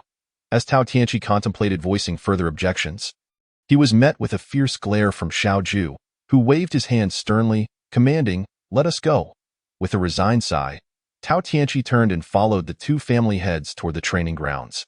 Upon arriving, Tao Tianqi observed a considerable number of martial artists already assembled, divided into 3 groups, one consisting of 16 members, another of 15, each practicing under the watchful eyes of two robust middle-aged men. Not far away, a group of 13 youths trained under the stout and sturdy Wang Lei, who was instructing them in the most fundamental martial arts routines. Sun Yingwu was diligently patrolling the area, correcting any improper movements with swift kicks and sharp reprimands, demonstrating his dedication to the task. Family head. Upon noticing Xiao Ju and Xiao Feng, the crowd immediately halted, greeting them with respect. Continue your training. Xiao Ju waved his hand dismissively and then called out, Sun Huyuan, come here. Yes, family head. Sun Huyuan hastened to the two brothers, casting a sidelong glance at Tao Tianqi before bowing respectfully. What instructions do you have? Family head? Sun Huyuan, allow me to introduce you to the young man I mentioned, the one who fortuitously ingested the spiritual fruit and transformed his physique. Tao Tianqi, Xiao Ju announced, I just met him this morning. Sun Huyuan nodded. I find this boy quite promising. His lively eyes reveal his intelligence, and he may well achieve significant accomplishments in the future. Feigning compassion like a cat mourning a mouse, Tao Tianqi muttered under his breath. Yes, I also hold high hopes for this child, Xiao Ju continued. I have entrusted him with our Xiao family's Qinkuan breathing technique, which parallels the Zhengqi technique you practice. Starting today, I hand this child over to you. Please guide him well. Yes, family head. I shall not fail your expectations, Sun Yingwu vowed earnestly. All right, Tianqi, from now on, follow your master Sun diligently in your martial training. Remember, once a disciple, always a son. Do not let the family head down. Xiao Ju admonished. Thank you, family head. I understand, Tao Tianqi replied with a somber expression, nodding. At this point, he felt he had no other options. He could temporarily accept the mentorship and later find excuses to avoid Sun Yingwu. The family head and second family head have matters to attend to. Focus on your training and strive to excel in the upcoming annual martial arts competition. There will be substantial rewards for outstanding performances. Xiao Ju encouraged, patting Tao Tianqi on the shoulder before departing with Xiao Feng. As soon as the Xiao brothers left the training ground, Sun Yingwu's true nature emerged. He straightened his back and pointed at Tao Tianqi, barking, You haven't even bowed to me to pay your respects as your master yet. Hurry and perform the 3 kneels and 9 kowtows. Do as you please. Tao Tianqi scoffed lightly. He had never regarded Sun Yingwu as his master and had no intention of bowing. What did you say? Kneel before me, Sun Yingwu, feeling his face flush with humiliation at being rebuffed in front of the gathered crowd, roared angrily, pointing a finger at Tao Tianqi. The martial artists training nearby turned to observe the commotion, casting sympathetic glances at Tao Tianqi, yet none dared to intervene. Sun Yingwu's fearsome reputation deterred any attempts to intercede. Tao Tianqi regarded Sun Yingwu with disdain, snorting through his nose, remaining defiantly still with his hands behind his back. With a swift motion, Sun Yingwu, incensed by Tao Tianqi's defiance, struck him sharply. Tao Tianqi's expression tightened. Although he could have easily evaded the weak slap, he gritted his teeth and took the blow, pretending to stagger backward to dissipate Sun Yingwu's force. Glaring at him, Tao Tianqi demanded, What do you want from me? What do I want? Humph. Sun Yingwu, surprised that Tao Tianqi had not been toppled by his blow, flashed forward and bellowed, I am your master. Once a disciple, always a son. The family head just stated this, and yet you dare defy my orders. This is insubordination. Should I choose to eliminate you now, I would bear no responsibility. So, will you kneel or not? Several leading martial artists, unable to bear the sight any longer, quickly approached, Wang Lei and 2 other captains, Pang Yonghua and Shi Zhongyong. Once Tao Tianqi as the 3 departed, Sun Yingwu once again inquired. Yet Tao Tianqi remained silent. However, his resolute gaze and upright posture revealed his unwavering stance. You are simply refusing to accept my goodwill and opting for punishment instead. Sun Yingwu was thoroughly infuriated. Lunging forward and delivering a sweeping kick to Tao Tianqi's knee, sending him crashing sideways to the ground. Although Tao Tianqi yearned to unleash his true power and confront Sun Yingwu, the urge was repeatedly suppressed. Despite his simmering rage, he maintained a calm and rational mind, aware that even if he unleashed his full strength, he could not possibly defeat the formidable Sun Yingwu, who was at the transformation level. Moreover, should he reveal his capabilities, he would be left entirely exposed and at a disadvantage. Setting aside whether Sun Yingwu might seize the opportunity for revenge, the mere fact that Tao Tianqi, so young, possessed such strength would likely provoke a ruthless response, possibly threatening his life. Furthermore, he had no way of explaining the situation to Xiao Linglong and Xiao Ju, so at that moment, he could only grit his teeth and endure. "Will you bow your head or not?" Sun Yingwu's figure flashed as he landed beside Tao Tianqi once more, planting a foot squarely on his shoulder, pressing him down forcefully against the ground. "I will not bow, even if it costs me my life. I will never submit to you." Tao Tianqi roared with fervent determination. "Do you believe I will not kill you?" Sun Yingwu lifted his foot, revealing a fierce red glow emanating from his toes, the energy so immense that it felt as though Tao Tianqi were facing a conflagration. At that moment, Lu Yun and Zhou Tong suddenly rushed over. Kneeling before Sun Yingwu, Lu Yun implored, "Lord Sun, I bow to you. Please, have mercy and spare Tianqi. This child is quite unfortunate, having just lost Elder Fong. He is disheartened and inadvertently offended you. I hope you can forgive him." "Indeed, Lord Sun, I, Zhou, also bow before you. Please let Tianqi go," Zhou Tong quickly echoed. "You too." Tao Tianqi was profoundly moved. He rarely spent time in the dormitory, and even when he did, it was merely to sleep or practice. He had little interaction with the three others. Aside from Lu Dahai, who like him could not cultivate, the other two were martial practitioners from the Xiao family. He never expected them to stand up for him in his moment of distress, filling him with immense gratitude. "Why did you two come here? Get back!" Sun Yingwu glared fiercely, his voice cold at this juncture. Many practitioners could no longer bear to watch, gradually gathering around to plead for Tao Tianqi. "Spare him, Lord Sun. He is still young and inexperienced. Please show mercy." Witnessing such a scene, Wang Lei and the other two martial captains felt helpless and approached once more. Wang Lei said, "Enough, Lord Sun. Why stoop to the level of a mere child? After all, he is now your disciple. Even if he does not kneel, he remains your student, and you will have ample opportunities to discipline him in the future. Spare him now to avoid any dire consequences." "Indeed, Lord Sun, just let it go," the two martial captains concurred. "Humph." Sun Yingwu swiftly scanned the crowd, a smirk playing on his lips. He then withdrew his foot, sternly announcing, "Today, I shall spare you, considering the faces of these brothers. Now, quickly rise and do not lie there like a dead man." To be honest, Sun Yingwu dared not truly harm Tao Tianqi, for he was now a favored individual in Xiao Ju's eyes. No longer a mere servant. Sun Yingwu had to take this into account. Thus he merely sought to assert his authority without truly threatening Tao Tianqi's life. "Old man, remember this." Tao Tianqi silently cursed as he rose from the ground. Sincerely expressing his gratitude to Lu Yun and the others, "Thank you all for your support. All right, everyone, go back to your training." Wang Lei waved his hand at an opportune moment, then turned to Tao Tianqi, advising, "Kid, do not be so stubborn. Sometimes, preserving your life is the most important thing." After that, he exchanged a knowing glance with Tao Tianqi, clearly indicating that he should avoid provoking Sun Yingwu in the future, lest his life be in jeopardy. "Thank you." Tao Tianqi nodded, yet in his heart, he scoffed, knowing that Sun Yingwu's desire to eliminate him would not be so easily fulfilled. "Listen well, from today onward, unless you are gravely ill, you must report to me for training every morning and evening without fail. Otherwise, you know the consequences. Do you understand?" Sun Yingwu commanded. "Understood." Tao Tianqi rolled his eyes and turned away, dismissively waving his hand at Sun Yingwu as he left the training ground. "Old Sun, it is clear you harbor a deep-seated grudge against that kid," Wang Lei remarked with a grin once the crowd dispersed. "Humph, what grudge could I possibly have?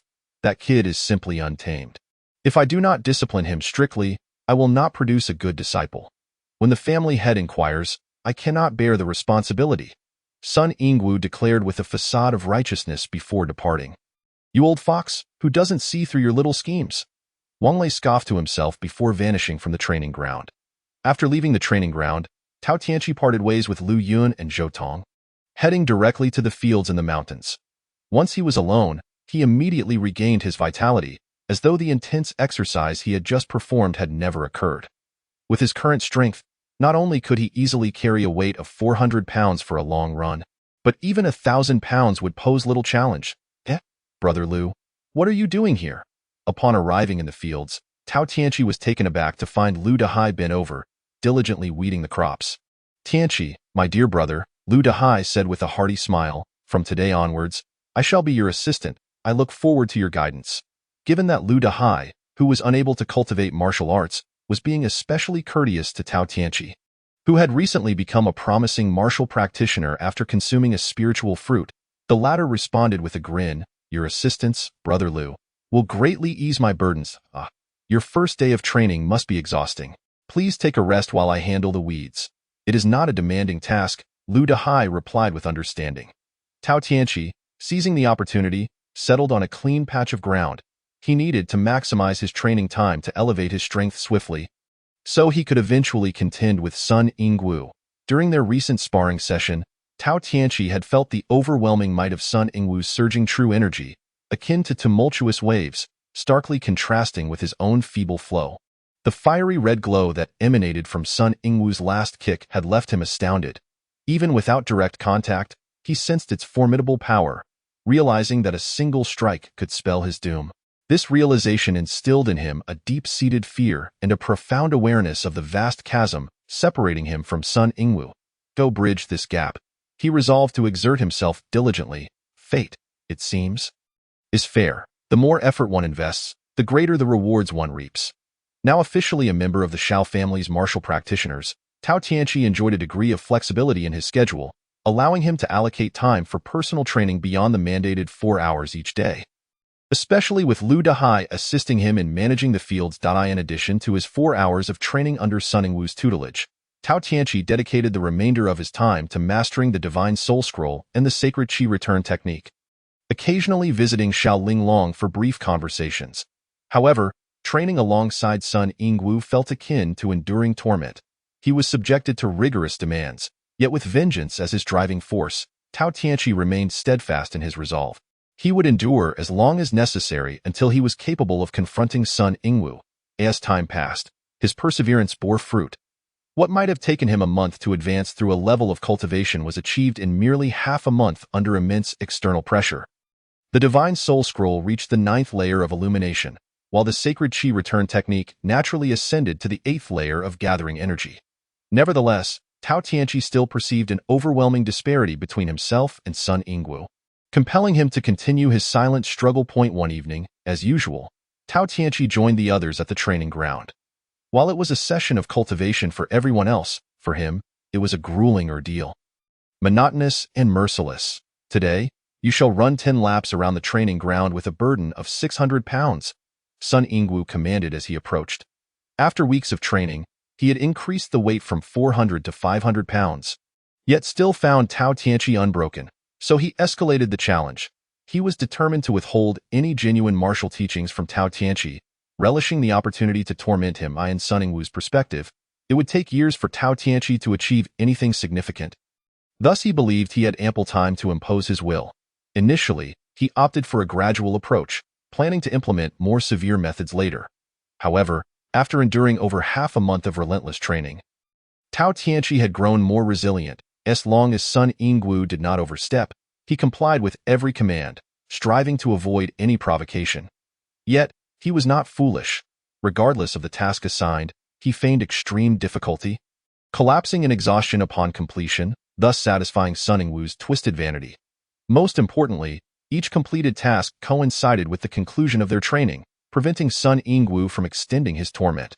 Despite the morning and evening training sessions, Sun Yingwu sought other ways to push Tao Tianqi's limits, only to be met with excuses about field work or other pressing matters.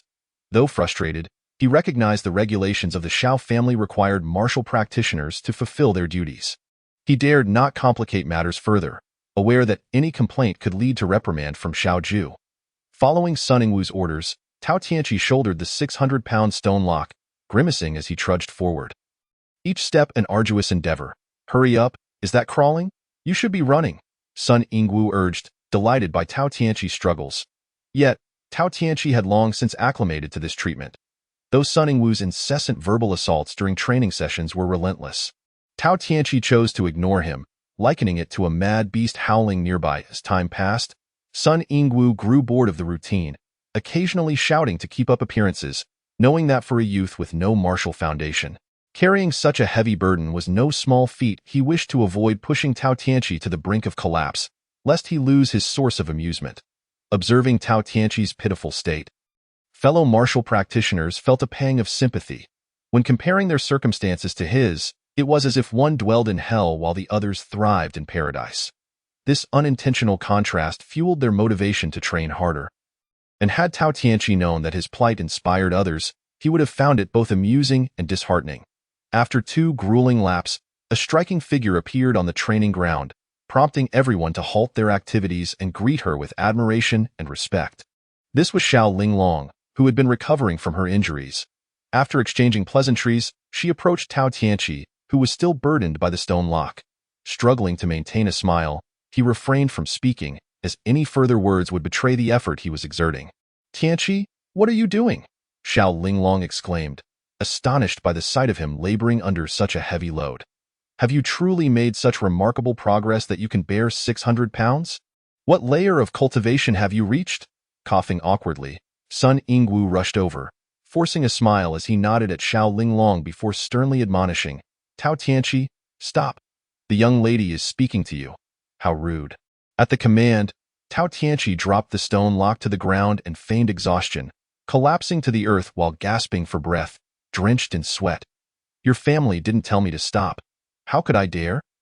"Ah, this lad is quite perceptive. I find him most agreeable." Sun Yingwu's lips quirked in a smirk, though he remained cautious, recalling his previous embarrassment before Xiao Linglong. Before he could finish, Tao Tianqi chimed in. "Miss, you have no idea how much Sun Hu Yuan dotes on me.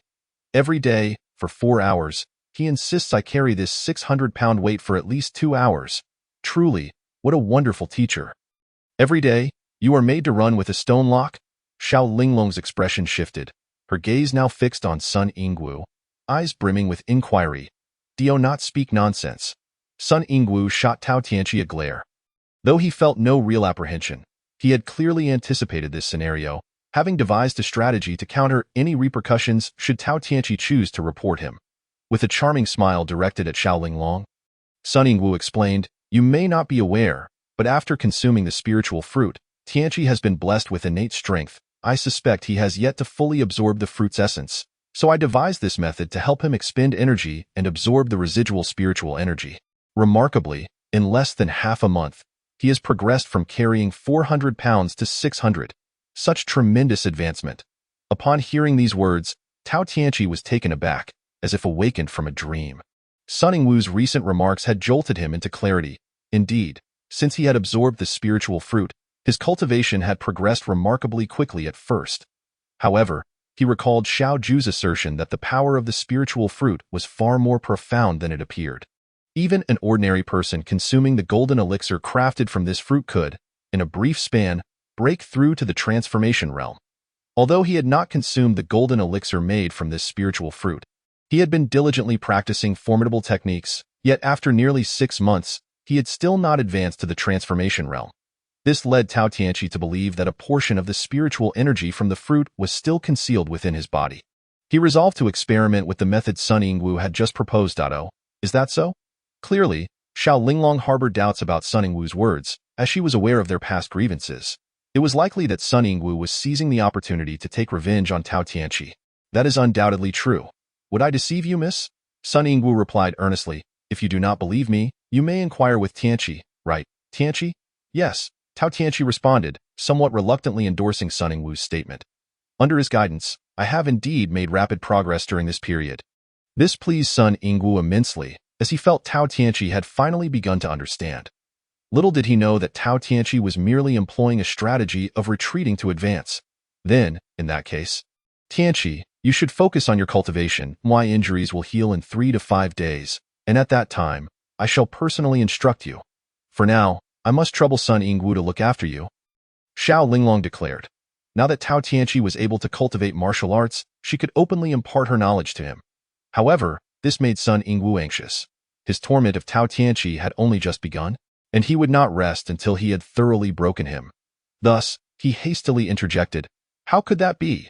A mere servant like Tianqi is unworthy of your personal tutelage. Mississippi, what if he hinders your cultivation progress? Can he bear the consequences? Let me take the responsibility. I assure you I will teach him well." Chapter 60. A flash of insight. "I say it shall be so. This matter is settled. Sun Yingwu, do not contest it further." Xiao Linglong asserted decisively.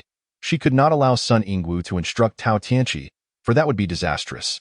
Should it be discovered that Tao Tianqi was practicing the highest cultivation technique of the Xiao family, the sacred qi returning to origin technique, she would surely face dire consequences.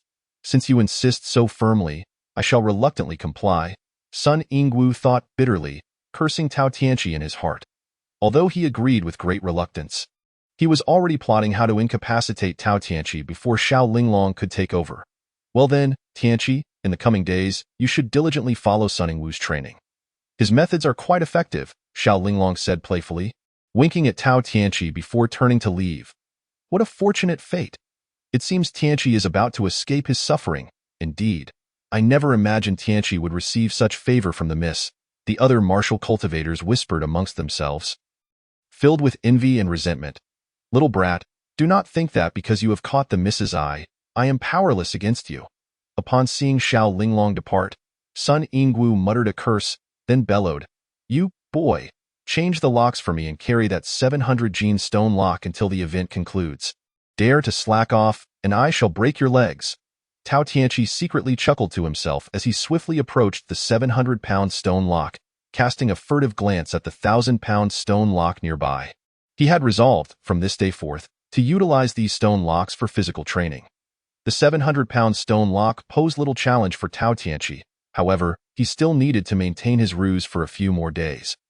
Thus, at the very moment the stone lock was secured around him, he feigned being crushed under its weight, letting out a series of exaggerated cries and even creating the illusion of an injury to his right arm. Much to the delight of Sun Yingwu, who watched from the sidelines. Time passed swiftly, and after 2 hours of rigorous training, the exhausted crowd at the training ground trudged toward the dining hall, with Tao Tianqi pretending to be no exception. After finishing his meal, he waited until nightfall before returning to the training ground to survey the area. He found it devoid of activity. The arduous labor and difficult training from the day had left everyone wearied. Aside from a few patrolling servants, the nighttime was largely empty of human presence. With a sudden flash, Tao Tianqi appeared beside the row of stone locks, effortlessly lifting a 1,000-pound stone lock and a 900-pound stone lock before racing toward the outskirts of the Xiao family estate. Despite bearing nearly 2,000 pounds of weight, his speed remained remarkably swift. While not exactly flying, he moved with a lightness that belied any sense of struggle. Having reached the 9th level of enlightenment, Tao Tianqi's physical strength alone surpassed 2,000 pounds, and with the support of his 9th level energy, the force he could unleash undoubtedly exceeded 4,000 pounds. Thus, the 2,000 pounds of stone locks were hardly a concern for him. Had the Xiao family not been unable to provide anything heavier, he would have preferred not to use these 2 locks at all. Silently departing from the Xiao family estate, Tao Tianqi sprinted toward the mountains on the right side of the valley. He intended to utilize the weight of the stone locks to run with all his might, aiming to exhaust himself completely and test whether, once all his energy, including physical strength, was depleted, he could absorb and digest the residual spiritual energy from the lingua. As Sun Yingwu had suggested, the 500-meter high mountain saw Tao Tianqi, clutching the 2 massive stone locks, running from the base to the summit and back down again, completing 5 full laps before finally exhausting his internal energy. Though somewhat anxious about his pace, he was also elated. The sheer consumption of energy from merely his 8th level energy was astonishing. However, if he continued at this rate, he would likely run until dawn before truly reaching physical exhaustion. Thus, after the 6th lap, Tao Tianqi transitioned from simple running to employing his energy to execute the Gale Step, propelling himself forward with renewed vigor. This time, the depletion was indeed significantly faster. Merely 2 laps were sufficient to exhaust both his 9th level energy and physical strength entirely. Fatigued, Tao Tianqi's legs trembled as he collapsed to the ground, gasping for breath. Having feigned such scenarios many times daily, he found it somewhat amusing to finally experience the reality of it, and he noted the considerable discrepancies between his actual state and his previous pretenses. After a brief moment of respite, Tao Tianqi struggled to his feet and climbed a large tree on the left slope of the 3rd mountain, immersing himself in focused cultivation. Sure enough, after just 1 hour of practicing the Divine Soul Scroll, he rediscovered the sensation he had experienced while cultivating below the 7th level, witnessing his progress accelerate at a visible pace. This feeling was exhilarating, akin to soaring through the skies. After 3 continuous hours of cultivating the Divine Soul Scroll, Tao Tianqi felt as though he had achieved the equivalent of several days of typical training. This revelation filled him with excitement. However, further cultivation yielded diminishing returns, as his energy was now fully replenished. Consequently, Tao Tianqi shifted to practicing the sacred energy return technique, which progressed even more swiftly than before. Within just 2 hours, he reached the pinnacle of the 8th level, on the verge of breaking into the 9th level. Matching his energy, this invigorated Tao Tianqi immensely. He finally comprehended the wisdom behind Sun Yingwu's words and felt a flicker of gratitude toward him. Nonetheless, it became clear that despite Sun Yingwu's cunning nature and narrow-mindedness, his experience in martial cultivation was undeniably vast. As dawn broke the following morning, the first rays of sunlight pierced the misty mountains. Tao Tianqi, situated halfway up the mountain, slowly opened his eyes, brimming with excitement. Despite having gone a night without sleep, he felt remarkably rejuvenated. After a night of cultivation, although neither technique had reached a breakthrough, he had nonetheless made significant strides. This realization led Tao Tianqi to understand that some residual spiritual energy from the Yunming white fruit still lingered within him. Previously, he had never fully exhausted his physical strength, focusing solely on cultivation, which had prevented him from completely absorbing its effects. He felt fortunate to have made this discovery in time. Had he waited any longer, that residual energy might have dissipated with the passage of time. While this residual energy did not greatly impact Tao Tianqi's progress, he could rely on his diligence to cultivate gradually. He recognized that it would significantly slow his advancement. After glancing at the sky, he realized with alarm that daybreak had arrived. Many individuals from the Shao family would have risen by now, and if he were to return while carrying the 2 massive stone locks, it would undoubtedly arouse suspicion. However, returning empty-handed left him uncertain about how to confront Sun Yingwu. Chapter 61. Cultivation in the mountains following the disruption caused by Xiao Linglong's visit the previous day. Tao Tianqi keenly sensed the psychological shift in Sun Yingwu's demeanor toward him. His perceptive faculties were so finely tuned that he could scarcely imagine the extent of their acuity. He even surmised that Sun Yingwu would have a particularly challenging time from this day until Xiao Linglong took over, likely concocting various schemes to torment him. After pondering for a moment, Tao Tianqi resolved to remain in the mountains for a couple of days, as long as he could achieve the 10th level of enlightenment and combine it with the powerful thunder palm technique he possessed. He felt utterly confident in his ability to confront Sun Yingwu head-on. With this in mind, Tao Tianqi devised a simple plan for the next few days. During the day, he would venture deep into the mountains to seek out spiritual beasts to enhance his combat skills and experience. At night, he would expend his energy and return to the 3rd mountain for restful slumber, wholly devoted to cultivation. However, before embarking on this plan, Tao Tianqi needed to find sustenance, for after a night of cultivation, he was ravenously hungry. With his increasing strength, his appetite had also multiplied, a fact that troubled him. In the winter wilderness, game was scarce, so Tao Tianqi resorted to fishing in a nearby stream. Fortunately, his formidable strength made catching fish a trivial task. Within half an hour, he had captured 3 large, plump fish. After starting a fire, he cooked and consumed them, acknowledging that while the flavor was not exceptional, it sufficed to satiate his hunger. After breakfast, he took a brief rest, concealed the 2 stone locks, and set off toward the 4th mountain, intent on seeking out spiritual beasts for training.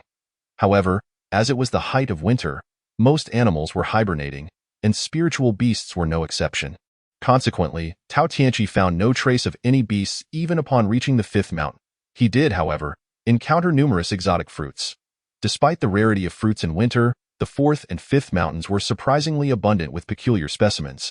Having previously consumed the Yunming white fruit, he felt a particular fondness for these fruits and gathered a substantial amount, munching on them as he walked. Given his current strength, the likelihood of being poisoned was virtually non-existent. After traversing to the mountain pass between the 5th and 6th mountains, Tao Tianqi finally stumbled upon a relatively concealed cave. Based on his previous experience, he surmised that spiritual beasts might inhabit this cave. However, he hoped to avoid encountering the 2 formidable innate spiritual beasts from last time. Given his current strength, he could only hope to flee from such powerful adversaries. He merely wished to meet an ordinary spiritual beast for some practice. Feeling somewhat anxious, as he had never before fought against a spiritual beast, Tao Tianqi approached the cave stealthily. Despite his confidence in his abilities, he remained cautious and vigilant, stopping approximately 10 meters from the cave entrance. He focused his energy to amplify his hearing, attentively listening to the sounds within. Soon, he discerned a series of snores, accompanied by a vivid image that formed in his mind. The image revealed a creature resembling a colossal bear, its size comparable to that of a small elephant, though Tao Tianqi could not ascertain whether it was indeed the spiritual beast that Xiao Ju had mentioned. Regardless, its substantial size suggested formidable strength, and he decided to test it. Finding a large stone, Tao Tianqi hurled it into the cave. Given that this was the creature's lair, it would be challenging to engage effectively within, so he aimed to draw it out for combat. With a furious roar, the beast was struck by the stone, jolting it awake. Dai Ti rose, shaking its fur-covered body, and slowly made its way out of the cave. Tao Tianqi leaped backward to a distance of about 15 meters from the cave entrance. Preparing himself for confrontation, as the creature emerged, its true form became apparent, an exceptionally robust being reminiscent of a bear, though with distinct differences. Standing nearly 3 meters tall when upright, it dwarfed Tao Tianqi, who barely exceeded 160 centimeters. Its head was relatively small, resembling that of a fox, and its fur was a blend of gray and white. Its powerful limbs and enormous, fan-like paws inspired trepidation. This truly resembled a small mountain. Tao Tianqi drew in a sharp breath, his astonishment evident as he murmured to himself, becoming increasingly cautious. Wow, wow, the bear emerged from its den, its sleepy eyes fixated on Tao Tianqi. With great force, it slammed its massive paws against the ground, causing the earth within a radius of several dozen meters to tremble violently, reminiscent of an earthquake. Clearly, Tao Tianqi's interruption of its slumber filled the bear with rage. Such power! Tao Tianqi was once again taken aback, inwardly speculating, could it be that I have encountered a primordial spirit beast once more? It seems I must allocate some time to peruse a book on spirit beasts in the future. Seeing that his attempts to intimidate Tao Tianqi had failed, the bear paused momentarily, then propelled itself forward on its powerful hind legs, charging at Tao Tianqi like a boulder. Despite its massive size, its speed and agility were surprisingly formidable. Come on, let's test the waters. Tao Tianqi's expression darkened, instantly turning serious as he channeled his energy into his fists, bracing for the bear's onslaught. The bear charged swiftly, halting abruptly less than 2 meters before Tao Tianqi, its right paw raised high, ready to strike without mercy. Tao Tianqi's countenance changed slightly. From his understanding of force, he knew that this strike could not be met head-on, otherwise it would surely result in death or injury. In a flash, as the enormous paw descended upon him, he sprang back 5 meters. With a resounding crash, the ground shook violently once more, as the bear's paw indented the earth half a meter deep where Tao Tianqi had stood. A spirit beast! Tao Tianqi exclaimed inwardly, overwhelmed with a mix of joy and fear. The joy stemmed from finally encountering a spirit beast, but the fear arose from the bear's immense strength. From that single blow, he discerned that its power was at least 4,000 to 5,000 pounds, and this was undoubtedly not its maximum strength. At present, the strongest force he could muster was also merely 4,000 to 5,000 pounds. How could he not be astonished? However, Tao Tianqi understood that victory in battle did not rely solely on brute strength.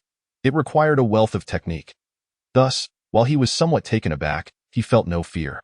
Having missed its attack, the bear roared in anger and lunged at Tao Tianqi once more, akin to a colossal rock plummeting from the heavens. Chapter 62. The mighty bear once again. Tao Tianqi evaded the bear's assault with his agile form. This time deciding to take the offensive, he swiftly circled behind the bear, unleashing his wind injury leg technique aimed at the bear's massive hindquarters. With a sharp crack, Tao Tianqi felt as if he had kicked a solid board, causing his leg to throb painfully. What formidable muscle defense, he thought, propelled by the recoil to flip backwards several meters, landing gracefully on the ground. Though his kick had failed to injure the bear, it had certainly inflicted significant pain, causing the bear's massive body to roll sideways before it regained its footing, its eyes glowing crimson with fury. After baring its teeth and letting out 3 furious roars at Tao Tianqi, it charged once more. "That I refuse to believe I can't defeat you." Tao Tianqi's expression tightened as he propelled himself off a sturdy tree behind him, shouting, "Here I come!" He launched forward, a bolt of energy surging through him as he aimed a punch at the bear's chest. The bear, sensing the impending attack, widened its eyes in surprise, crouching low as it swung its right paw with tremendous force, meeting Tao Tianqi's seemingly feeble punch head-on. With a deafening crack, the bear's paw was as unyielding as steel, and its strength was astonishingly overwhelming. Not only did it effortlessly deflect Tao Tianqi's punch, but it also sent him hurtling backward. Fortunately, Tao Tianqi was remarkably agile. He executed a flip in midair, landing deftly on the ground and swiftly employing his wind step technique to distance himself from the bear. The bear, merely taking a step back, charged at him once more with an insatiable hunger to tear him apart. What a powerful bear!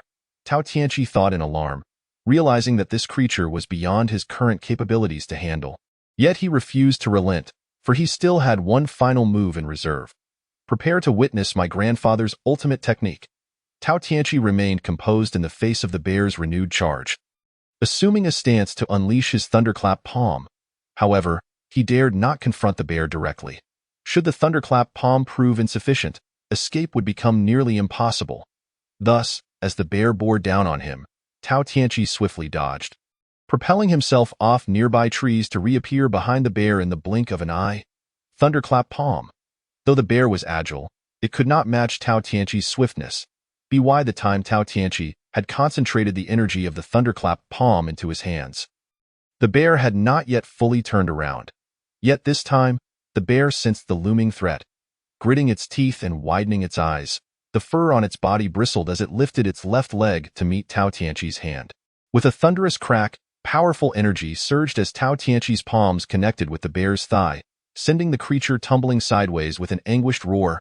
However, it had not sustained any severe injuries. It only experienced temporary paralysis and pain in its right leg. Damn it! Seeing the bear roll twice before regaining its footing, seemingly unscathed aside from a slight limp in its left leg, Tao Tianqi cursed inwardly. Quickly, he channeled the remaining energy into his legs, activating his wind step technique as he shouted, "I'll be taking my leave now. Perhaps we can play again another time." Having expended most of his energy in that last attack, Tao Tianqi knew that continuing the fight would likely lead to defeat or worse. Being killed by the enraged bear, it was wiser to retreat while he still had some energy left. After all, his objective was simply to practice and gain combat experience. He did not need to slay the bear. As Tao Tianqi vanished in a blur, the bear let out a furious howl, attempting to pursue him for a few steps, only to realize that its left leg was too numb to move, forcing it to retreat with a series of enraged roars back into its den. Tao Tianqi ran from the base of the 5th mountain to the halfway point of the 3rd mountain without stopping, relieved to find that the bear had not followed. However, just as he began to relax, he suddenly sensed an unusual sound nearby. Furrowing his brow, he squinted and turned his head, spotting a flickering blue light emanating from a dense thicket not far away. Startled, Tao Tianqi immediately readied himself. Just as he completed his preparations, a rustling erupted from the bushes, and 3 large gray-furred wolves sprang forth. Upon seeing Tao Tianqi alone, they charged at him as if they had found a delectable meal. Given the harsh winter, these wolves were likely on the hunt for food. 3 ordinary wolves. Tao Tianqi inwardly sighed with relief. Though his energy reserves were nearly depleted, he felt no fear facing these 3 common wolves. With a swift motion, he struck the first wolf charging at him on the head. The wolf yelped and stumbled a few steps before collapsing, twitching and bleeding profusely before lying still. Next, Tao Tianqi dispatched the other 2 wolves. One met a swift end with a broken neck, while the other fell to the ground after being struck in the midsection. With his current strength nearing 3,000 pounds, these ordinary wolves posed no threat at all. Killing them was no different than stepping on an ant. Just in time for lunch, nothing to eat. Tao Tianqi chuckled as he dragged one of the dead wolves toward the left side of the 3rd mountain. Upon reaching the 3rd mountain, Tao Tianqi hastily set down the wolf and retrieved 2 stone weights he had buried there, eager to train and replenish his energy after the recent battle with the bear. Sure enough, within half an hour, Tao Tianqi found himself utterly exhausted. He quickly ignited a fire to roast the wolf while he climbed a tall tree to meditate. 4 hours later, as dusk descended, Tao Tianqi had immersed himself in his training, forgetting hunger and the passage of time. When he finally emerged from his meditative state and opened his senses, he was greeted by the enticing aroma of roasted meat. However, before he could revel in his delight, he was startled by the sight before him. Beneath the tree where he sat, at least 20 wolves were fighting over the already cooked wolf meat. Chapter 63. Encountering a pack of wolves. Damn. A wolf pack. Tao Tianqi let out a bitter laugh, yet he bore no trace of concern. After more than 4 hours of dedicated cultivation, he felt a slight enhancement in his prowess. As if his vital energy was on the verge of breaking through to the 9th level of qi gathering. With a leap, he descended from a tree trunk nearly 3 meters high. Confronting a pack of 20 wolves as if they were mere chicks, upon sighting a diminutive human suddenly appear before them, the wild wolves were initially taken aback, then they collectively howled, their cacophony chilling to the bone. Without hesitation, the closest 3 or 5 wolves lunged at Tao Tianqi, clearly famished. You've encountered me. Consider yourselves unfortunate. Tao Tianqi's figure shifted, and in an instant, the attacking wolves let out pained yelps as they were sent flying backward, colliding with the oncoming pack and toppling numerous others. The wild wolves, terrified, scattered in panic. Yet their lack of intelligence soon led them to halt not far away, baring their teeth as they prepared to charge once more. Still not giving up, Tao Tianqi furrowed his brow. Just then, a piercing wolf howl echoed from the 4th mountain, causing the wolves to behave like startled rabbits, turning tail and vanishing in an instant. What on earth is happening? Tao Tianqi pondered, somewhat bewildered. Nevertheless, he was relieved that the bothersome wolves had vacated, allowing him to focus on his cultivation. He intended to attempt a breakthrough that very night. As Tao Tianqi turned to gather firewood for roasting a wolf as his evening meal, an unusual sound resonated from afar. He glanced back, his pupils narrowing in shock at the sight of 100 wolves rushing towards him. Led by a massive creature measuring over 2 meters in length and standing 1.4 meters tall, its golden fur reminiscent of a calf. Could this be the legendary Wolf King? Tao Tianqi's lips twitched in a grimace as he blinked and chuckled bitterly.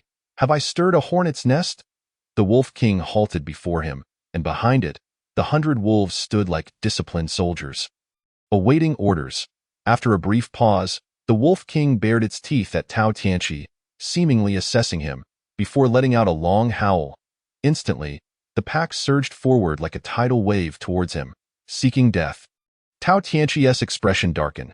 He leaped into action, delivering a sweeping kick that felled 7 or 8 wolves on the spot. While other cultivators at the 8th or 9th level of qi gathering might feel fear in the face of such overwhelming numbers, Tao Tianqi was undeterred. He possessed 2 formidable energies to interchangeably draw upon, alleviating any concerns about energy depletion. In less than 5 minutes, the relentless assault of wolves dwindled to fewer than 30. With a mound of carcasses littering the ground, blood pooling like rivers, at this juncture, Tao Tianqi's internal energy had barely been depleted to half, as most of his attacks had relied on his physical strength. Meanwhile, the Xiao family was embroiled in a frantic search for Tao Tianqi, having not seen him at the training grounds that morning or evening, nor in his dormitory or the fields. Lu Yun and others were understandably anxious. Hastily reporting the matter to Xiao Ju, they speculated that Sun Yingwu's harsh treatment might have driven Tao Tianqi away from the Xiao family. This led to a severe reprimand for Sun Yingwu from the Xiao brothers. Given Tao Tianqi's remarkable physique, transformed by spiritual fruits, he was an unparalleled martial talent. Should another family entice him away, it would be a significant loss for their clan, especially after Xiao Linglong learned of the situation and urgently ordered a search across the mountains. Little did they know that Tao Tianqi had already ventured deep into the 3rd mountain, battling the pack of wolves. Not even at night would the Xiao family dare to tread into the 3rd mountain, a perilous territory rife with spiritual beasts, and they frequently heard the howls of wolves. Thus, many disciples dispatched to scout the left side of the 2nd mountain quickly retreated, unwilling to delve deeper. In stark contrast, Tao Tianqi thrived amidst the chaos, exhilarated by the battle, wholly unaware of the Xiao family's growing concern over his disappearance. Just as he was about to dispatch the last few wolves, the Wolf King could no longer contain itself, unleashing a furious howl before leaping towards Tao Tianqi like a streak of yellow lightning, its speed surpassing even Tao Tianqi's full-speed gale step. Startled, Tao Tianqi's expression shifted dramatically as he braced himself for defense. The sharp claws of the Wolf King raked across his left shoulder with astonishing speed, leaving him no time to evade. Though not as powerful as the bear he had previously faced, The force behind the strike was formidable. Taken by surprise, Tao Tianqi was sent flying several meters away, tumbling to the ground. Before he could regain his footing, the Wolf King pounced again, this time aiming for his head. Not good. Tao Tianqi's pupils dilated as he sensed the overwhelming rush of wind. He propelled himself off the ground, darting away like an arrow. Narrowly evading the wolf's second assault, as he escaped the Wolf King's grasp, Tao Tianqi sprang into action, readying himself for the next encounter. What a formidable foe the Wolf King was! Its speed and power. Could it be a spiritual beast as well? Tao Tianqi was astounded, glancing at his left shoulder where the fabric was torn, revealing 4 deep gashes, blood flowing profusely. He inhaled sharply, remaining vigilant against the Wolf King's onslaught while subtly shaking his muscles. Now capable of perfect control over his body, the wounds rapidly sealed under his will, halting the bleeding. A grave expression crossed Tao Tianqi's face as the earlier sense of superiority dissipated, replaced by a palpable tension. He had not anticipated the Wolf King's strength to be so formidable, rivaling that of the bear he had encountered earlier. Chapter 64. Fierce Battle with the Wolf King with Low Growls. The Wolf King seemed to possess considerable intelligence. From their earlier skirmish, it had discerned that this seemingly frail human was, in fact, immensely powerful, prompting it to adopt a more cautious demeanor. The two adversaries faced each other for a brief moment, with Tao Tianqi seizing the initiative. Despite the Wolf King's might, it lacked the raw strength of the bear. If he exerted his full power, victory might be within reach. He simply needed to ensure the Wolf King could not exploit any openings. With a sudden burst of speed, he launched himself forward, executing a wind scar kick aimed at the Wolf King's head. The Wolf King, agile and quick, effortlessly dodged the attack, and like a martial arts master, it lunged forward, jaws gaping to bite into Tao Tianqi's thigh. Drawing upon the combat experience amassed over his lifetimes, along with his sharp intellect, Tao Tianqi had anticipated the need for a contingency plan should his initial strike fail. The Wolf King's speed surpassed that of the bear, and the likelihood of missing was high. With a swift pivot, he bent his left leg, crouching low just in time to strike the Wolf King's jaw with his toe. Though not a powerful blow, it was sufficient to deflect the wolf's head away, preventing it from sinking its teeth into him. Utilizing the momentum, Tao Tianqi surged forward, swiftly escaping the Wolf King's attack range. Yet he had underestimated the creature. Just as he believed he had evaded its reach, the Wolf King executed a sudden turn, its robust tail whipping towards him like a whip, slicing through the air with a whooshing sound. Tao Tianqi quickly performed a sideways flip, narrowly evading the Wolf King's sweeping tail, stumbling forward before leaping onto a sturdy tree 3 meters away. Springing off the trunk, he launched himself at the Wolf King's hind leg with a powerful strike. The Wolf King, no pushover, once again evaded Tao Tianqi's attack with a swift maneuver, pivoting to snap at his outstretched hand. Try to bite me. As Tao Tianqi found himself suspended in midair, evasion was not an option he entertained. Instead, he gritted his teeth and unleashed the formidable thunderclap palm technique, striking fiercely at the jaws of the Wolf King. With a howl of agony, the Wolf King was sent sprawling, losing more than a dozen of its sharp teeth, blood oozing from its mouth. However, Tao Tianqi did not emerge unscathed. He plummeted to the ground, his right palm drenched in blood from the Wolf King's razor-like fangs, the pain excruciating. Throughout this brief exchange, Tao Tianqi had been at a disadvantage. Yet at the critical moment, he managed to reclaim some ground with his most potent technique. Upon landing, Tao Tianqi sprang back into action without a moment's pause, for this was the opportune moment to slay the Wolf King. Having just struck it with his thunderclap palm, particularly to the head, the Wolf King was now dazed and unsteady from the electric shock coursing through its body. With a loud roar, Tao Tianqi pressed his advantage, delivering 3 consecutive strikes to the Wolf King's head. It's the moment of his third strike. A resounding thud echoed from his dantian, followed by a shattering sound reverberating in his mind, as a powerful surge of energy erupted from his dantian, spreading rapidly throughout his body, granting him an indescribable sense of exhilaration. In this tense moment of life and death, Tao Tianqi's sacred chi return technique unexpectedly reached a breakthrough. With a sharp crack, the Wolf King let out a series of pained howls before collapsing. Convulsing as streams of red and white liquid seeped from its mouth and nose, gradually succumbing to its fate. Tao Tianqi exhaled deeply, overwhelmed with joy and excitement. never having anticipated such an effortless breakthrough. He paid little mind to the 2 injuries he had sustained, wholly immersed in the elation of his advancement, as both types of energy within him reached the 9th tier. After a brief moment of respite, Tao Tianqi quickly scanned his surroundings, relieved to find no immediate threats, yet the pervasive scent of blood made him reluctant to linger. Dragging the Wolf King's carcass behind him, he made his way toward the second mountain.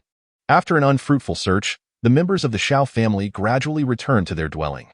Concerned that remaining too close to them might lead to discovery, Tao Tianqi halted at the mountain pass between the 2nd and 3rd mountains. This moment of relaxation brought forth a ravenous hunger. Having consumed little more than 3 fish and a few fruits throughout the day was hardly sufficient for one who had expended such energy. Thus, Tao Tianqi rekindled the campfire, using a sharp stone to skin the Wolf King's pelt, which he then placed over the flames to roast slowly. Seated beside the fire, Tao Tianqi remained vigilant, attuned to his surroundings while simultaneously practicing his cultivation and grilling the meat of the Wolf King, unwilling to let his hard-earned feast be devoured by other wild beasts. After 2.5 hours, the massive Wolf King was finally thoroughly roasted, during which no unwelcome beasts had interrupted his meal. It was Tao Tianqi's first experience consuming wolf meat, and although it bore a slight gamey flavor and was rather mediocre in taste, his intense hunger drove him to tear into the well-cooked flesh. In no time, the once mighty Wolf King was reduced to little more than its limbs and head. How satisfying! Tao Tianqi tossed the Wolf King's head to the ground, rising to pat his belly, feeling immensely gratified. At that moment, he inadvertently glanced at the severed head, and to his astonishment, a sticky, walnut-sized, golden-hued bead rolled out from within. What could this be? Tao Tianqi's eyes brightened with curiosity as he picked up the small bead. Pondering its nature and how it had escaped the flames unscathed, the bead felt warm to the touch, not at all burnt from the prolonged roasting, and Tao Tianqi could distinctly sense a powerful energy emanating from it. Could this be an energy orb unique to spiritual beasts? He had never encountered such beads in ordinary beasts. After a moment of contemplation, Tao Tianqi, with little knowledge of spiritual beasts, hesitated briefly before placing the bead into his mouth and sitting cross-legged to carefully attune his senses to it. However, after a considerable time, the bead remained inert within his mouth, leaving Tao Tianqi perplexed. The spiritual fruit he had previously consumed had dissolved instantly. This one, however, refused to yield. Perhaps it required chewing. Tao Tianqi hesitated for a moment before biting down forcefully. Crack! Ouch! I nearly shattered my teeth. It's so hard. Tao Tianqi spat out the bead, his face clouded with confusion as he muttered, "What on earth is this?" Chapter 65. The Peculiar Pearl. After a moment's contemplation, Tao Tianqi resolutely placed the pearl back into his mouth. Visions from his previous life of ancient costume dramas flooded his mind, particularly those tales of deities and demons where one often encountered the inner cores of mystical beasts. He suspected that this pearl was likely an inner core, yet he remained uncertain about the method of ingestion. However, the thought of forcing this pearl into his stomach was daunting.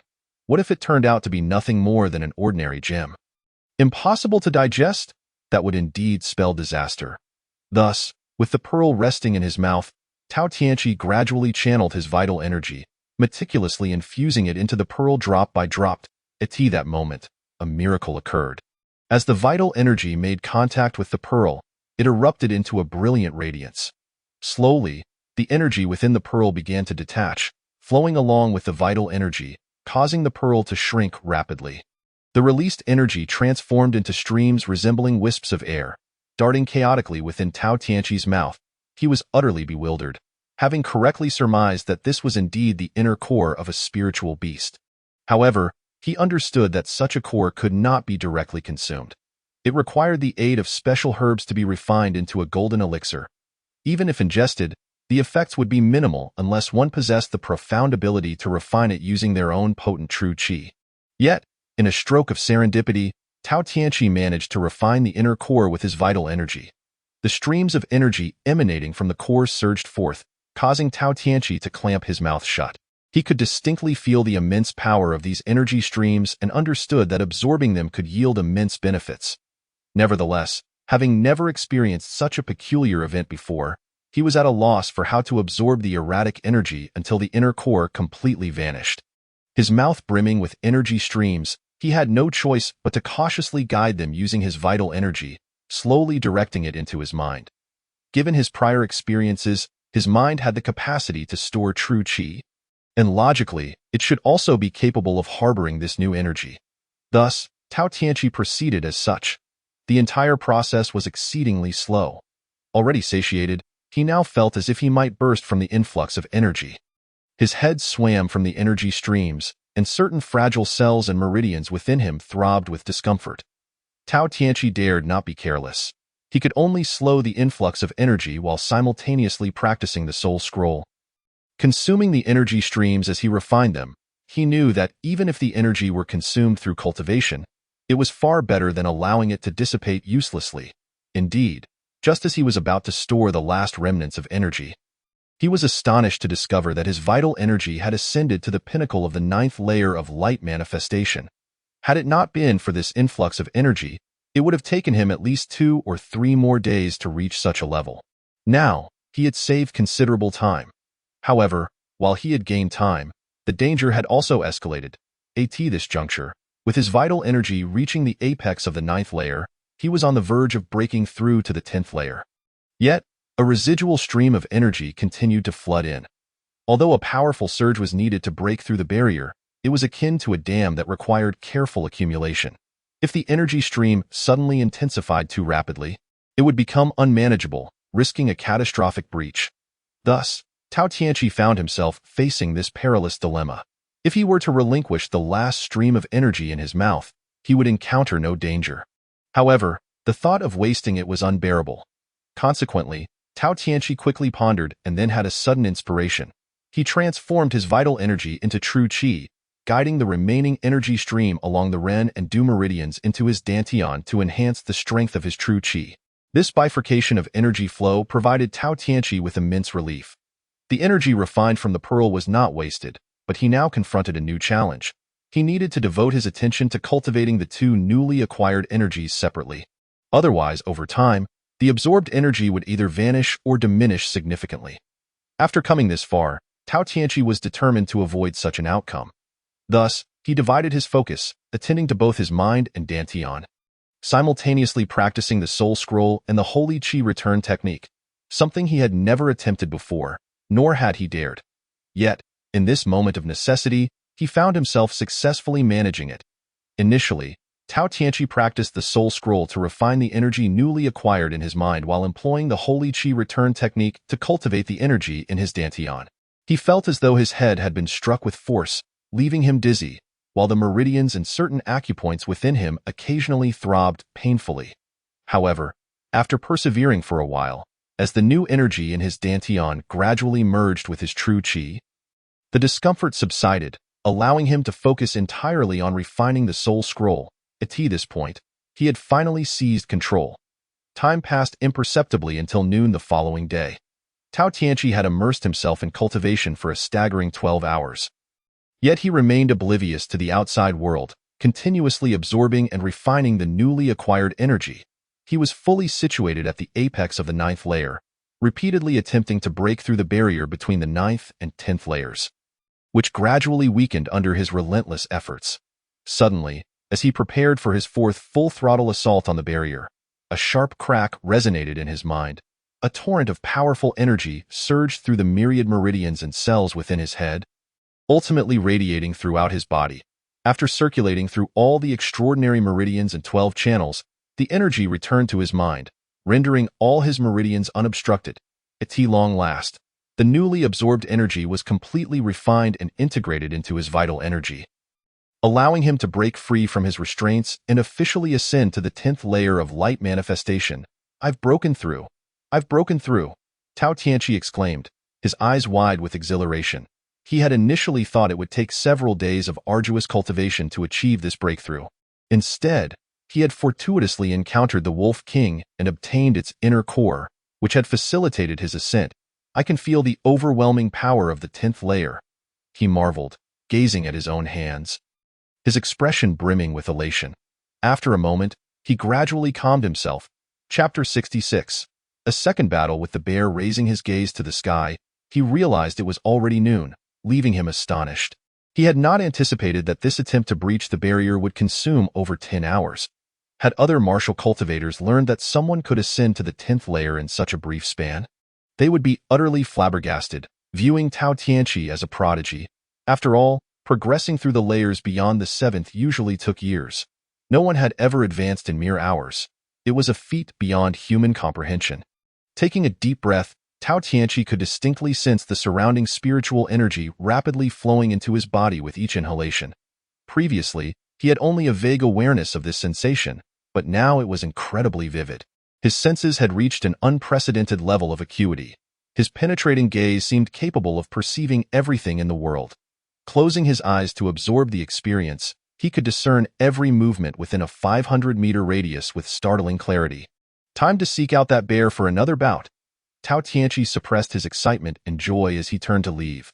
Initially, he had intended to replenish his supplies, but after over 10 hours of cultivation, he found himself not only free from hunger but brimming with energy. He understood that this vitality stemmed from the inner core. Absorbing its energy was akin to consuming a copious meal. His curiosity about the nature of this spiritual beast's inner core deepened, prompting him to resolve to find relevant literature for further study. Navigating past the heap of wolf carcasses, Tao Tianqi felt a pang of regret at the sight of the hundreds of wolves, each one a treasure in its own right. The Wolf King, in particular, was worth its weight in gold. However, since he had already consumed the Wolf King, all that remained was its precious hide, which Tao Tianqi had carefully stored away. Knowing that such a valuable resource would prove useful in the future, as for the multitude of wolf bodies, he planned to return to the Shao family and provide a justification for their disposal, thus repaying them in some measure. Before long, Tao Tianqi stood before the cave he had visited the previous day. He once again tossed a stone inside, drawing out the bear. Roar! The bear, evidently not lacking in intelligence, recognized Tao Tianqi as the human who had dared to provoke it the day before. Enraged, it charged at him with ferocity. Ha ha! Today, I shall astonish you, you brute! Brimming with confidence, Tao Tianqi faced the bear's furious advance without a hint of fear. Remaining calm, he adopted a stance, lunging forward with a swift leap, channeling all his 10th layer vital energy into his right leg and delivering a powerful kick aimed at the bear's head. Given the bear's towering height of nearly 3 meters and its enormous bulk, Tao Tianqi realized that his smaller arms would barely reach it. Thus, he opted for a more effective approach, utilizing his legs to strike. Wow! The impact resounded through the air. With a thunderous roar, the bear raised its right paw and brought it down with great force.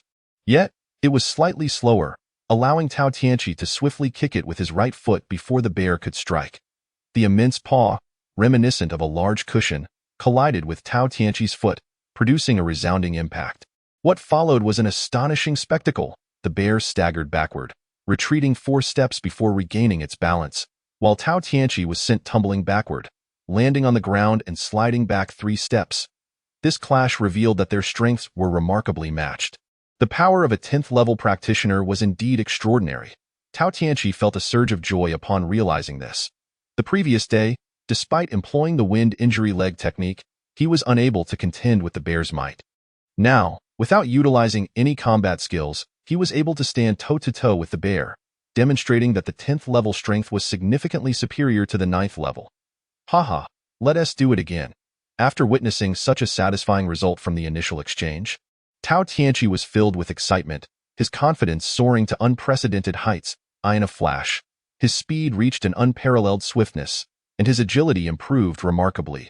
With a single step forward, he appeared at the bear's side, as if he had shrunk the distance between them in an instant. The bear, being a creature of brute strength rather than agility, was caught completely off guard. Once more, he lifted his leg, unleashing the wind injury leg technique. Aiming a powerful sweep at the bear's waist, whack! The bear had no chance to defend itself. Tao Tianqi's strike landed solidly, sending the massive creature tumbling sideways, rolling twice before coming to a halt. After struggling momentarily, it managed to rise, clearly suffering from internal injuries. Tao Tianqi was immensely pleased with the power of his kick. From these 2 exchanges, he felt confident in his ability to vanquish this spirit beast.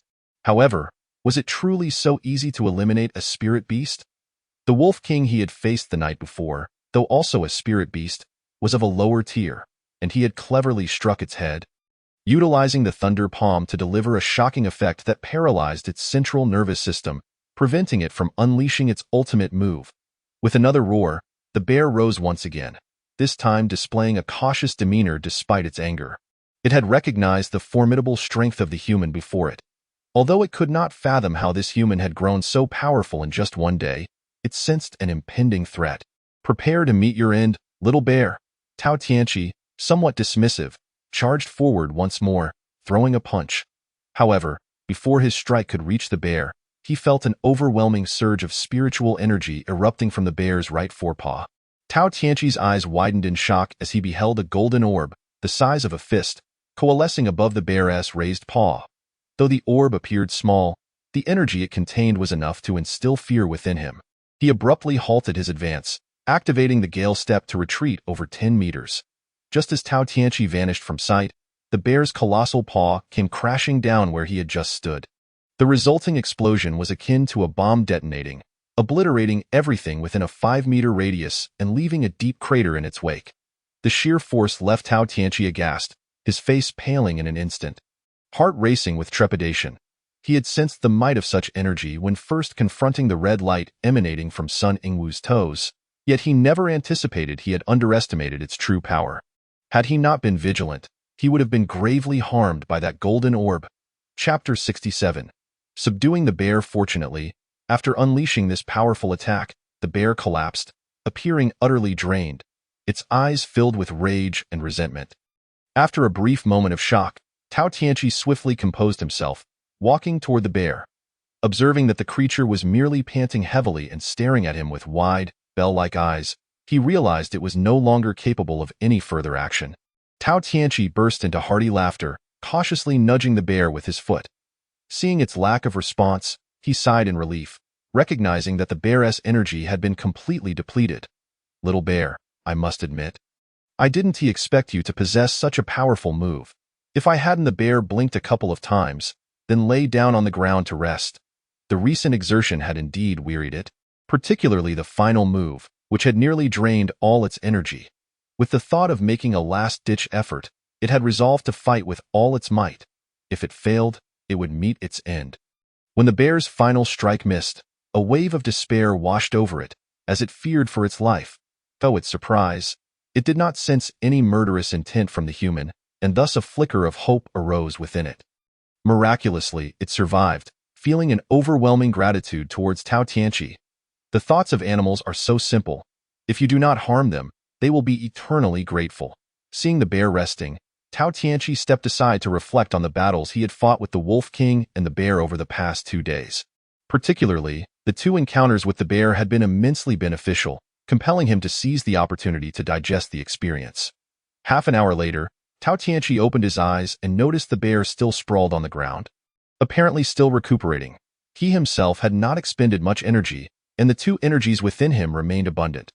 Furthermore, after a period of contemplation, he not only gained a deeper understanding of martial combat, but also experienced a moment of enlightenment regarding the bear's final move.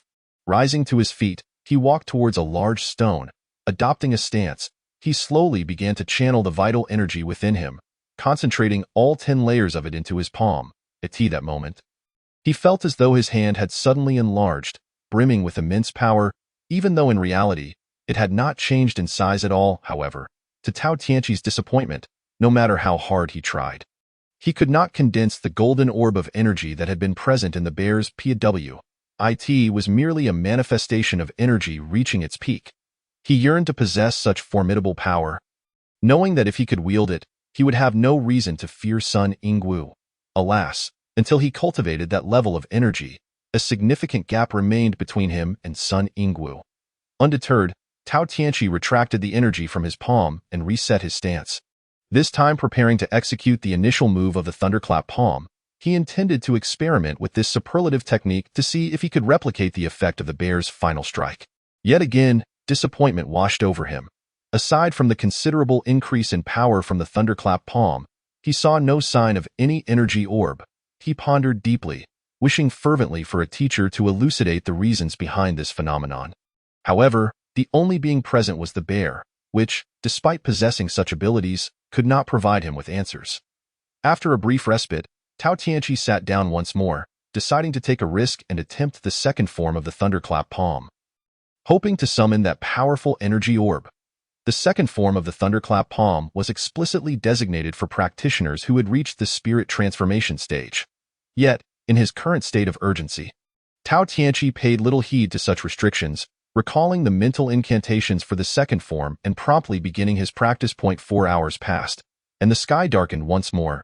At last, Tao Tianqi opened his eyes, only to find the bear still motionless on the ground. However, he was too engrossed in the cultivation of the second form to pay it any mind. After 4 hours of practice, Tao Tianqi felt confident that he had grasped the essence of the second form of the Thunderclap Palm. Yet, once again, disappointment struck. Every time he attempted to unleash the technique, just as it was about to erupt, he distinctly felt his energy waning, rendering him incapable of completing the palm technique in one continuous motion. Sighing deeply, Tao Tianqi understood the reason. His insufficient cultivation could not provide the energy required for the second form. However, he surmised that once his cultivation reached the requisite level, he would be able to unleash the technique with the same force as the bear's final strike, generating powerful energy waves. Simultaneously, through this afternoon's training, Tao Tianqi realized the stark differences between the Qi gathering stage and the spirit transformation stage, namely, the application and manifestation of internal energy. Even a practitioner at the 10th level of Qi gathering could only access their own energy, clearing the major meridians and acupoints within their body to distribute energy throughout. However, during this stage, the energy remained concealed within the body's meridians and could not be externally manifested. Yet, once one transcended this realm and attained the spirit transformation stage, that energy could be brought to the surface through specific techniques. For instance, the golden orb on the bear's paw was the optimal manifestation of all its internal energy. Clearly, this process consumed a significant amount of energy, likely allowing for only a single execution, and could only be displayed at the body's surface. To achieve energy projection away from the body would require an even more advanced level of cultivation. Rising and shaking his head, Tao Tianqi dispelled the flicker of discontent within him. He felt quite satisfied with his current achievements. If he could add further accomplishments, all the better, but he would not force it. Casting a glance at the bear, which remained motionless on the ground, he furrowed his brow and approached its side, patting its massive head. "Lazy bear, it's time to get up. How long are you going to sleep?" The bear grumbled a few times, clearly displeased. However, upon opening its eyes and realizing it was Tao Tianqi, it was taken aback and hastily rose to its feet, bowing respectfully in a surprisingly human-like manner. "Well, let us go. I need your assistance." Tao Tianqi was quite pleased with the bear's response. Unsure if the bear truly understood his words, he decided to bring it to the site of the incident for further explanation. As the pair made their way, the bear suddenly dashed in front of Tao Tianqi, startling him. Before he could react, the bear lay down and pointed to its back, clearly indicating that Tao Tianqi should ride on it. Huh! Tao Tianqi's eyes widened in astonishment. He had always regarded this bear as a formidable beast with human-like understanding, yet he had not anticipated such a display of intelligence. Satisfied, he patted its forehead and lightly leaped onto the bear's back, settling down as if onto a plush sofa, soft and comfortable. Any martial practitioner witnessing this scene would undoubtedly be left speechless, for the spirit beast, typically a foe to martial artists, was now serving as a mount for a human. This was utterly inconceivable. Following Tao Tianqi's directions, the bear swiftly approached the vicinity of the third mountain, where many wolf carcasses layit took considerable effort for Tao Tianqi to convey his needs, using gestures and vocal guidance before the bear grasped the task at hand. Although the bear was a spirit beast with high intelligence, the language barrier made complete understanding a challenge. After a while, having reiterated his instructions several times, Tao Tianqi dashed towards the Xiao family estate. Unbeknownst to him, the members of the Xiao family were under the assumption that Tao Tianqi had fled in fear of Sun Yingwu's tyranny. "Hey, Tianqi!" The guard on duty that night was Lu Yun, who erupted in excitement upon seeing Tao Tianqi return in no time.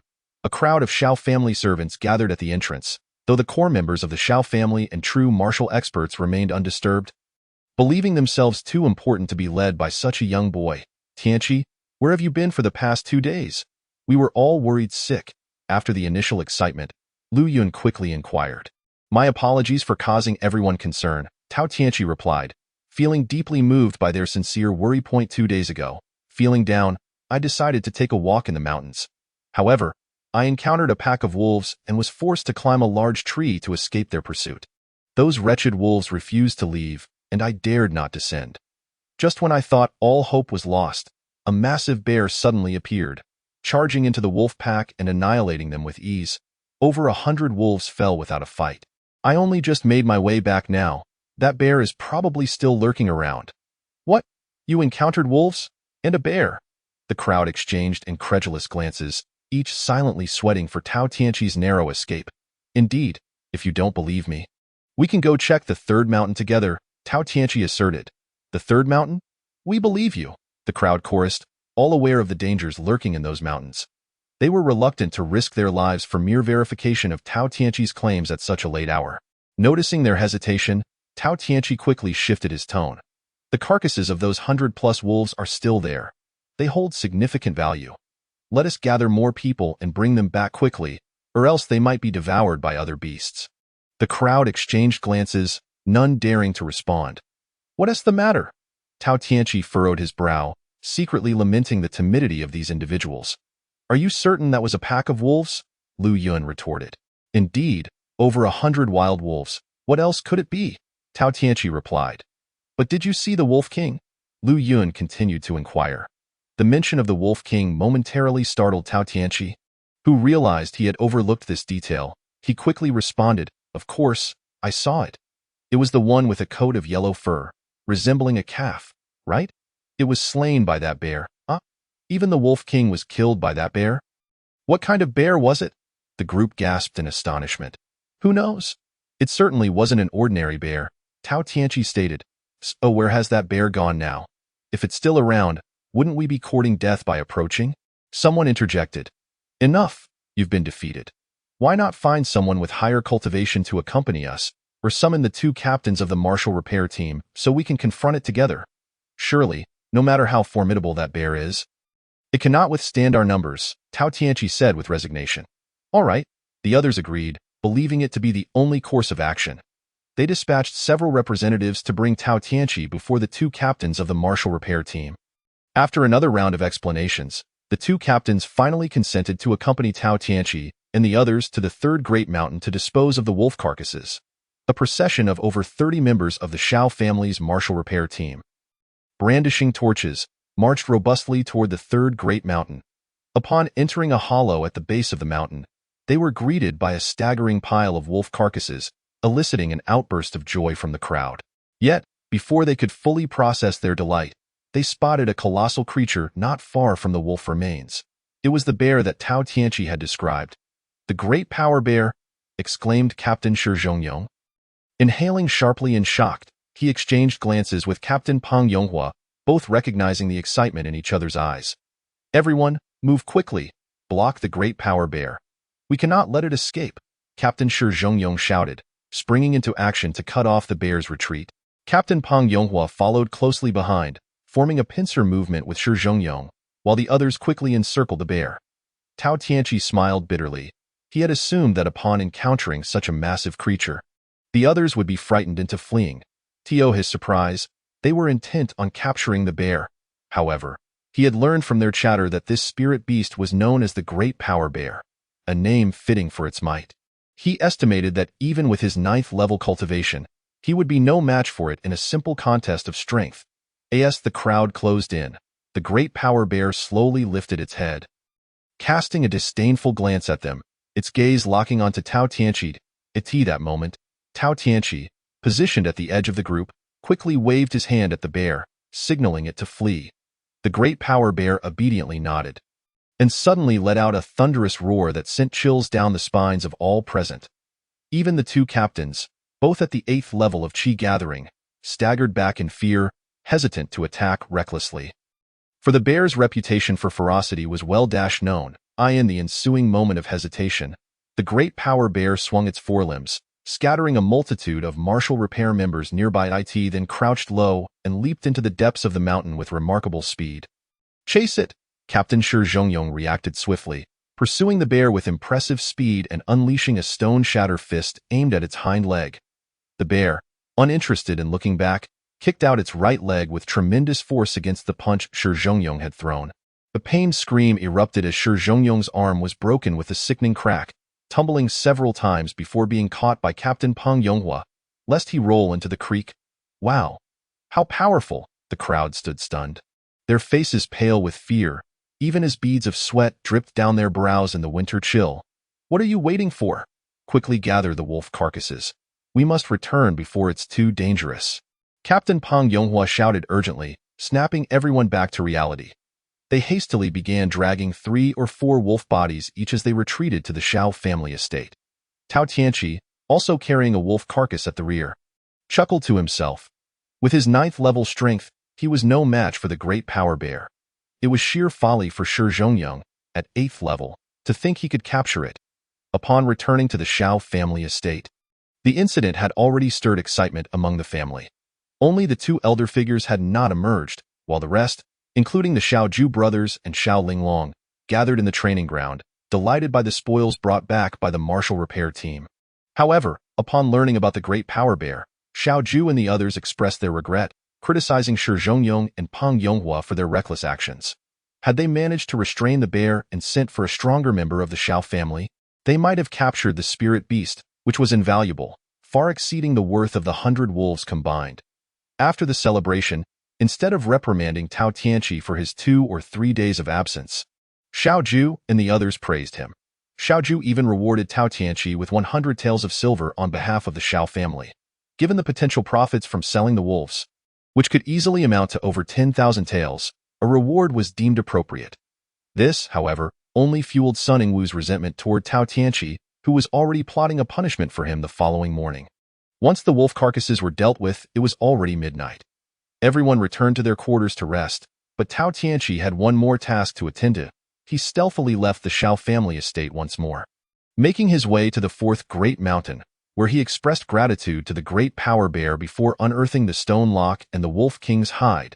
He then discreetly returned to his residence, finding a secluded spot to hide the wolf king's hide while casually placing the stone lock back in its original position. The next morning, after breakfast with the others, Tao Tianqi returned to the training ground, resuming his usual cultivation routine. Yet, he could not help but wonder what punishment awaited him. He was unwilling to dwell on it, as he felt fully confident in facing whatever came. Tao Tianqi stepped forward. As anticipated, the moment the group had formed ranks, Sun Yingwu's voice boomed, startling everyone. Hemph. Nonetheless, Tao Tianqi remained calm and composed, offering a serene smile as he stepped forward.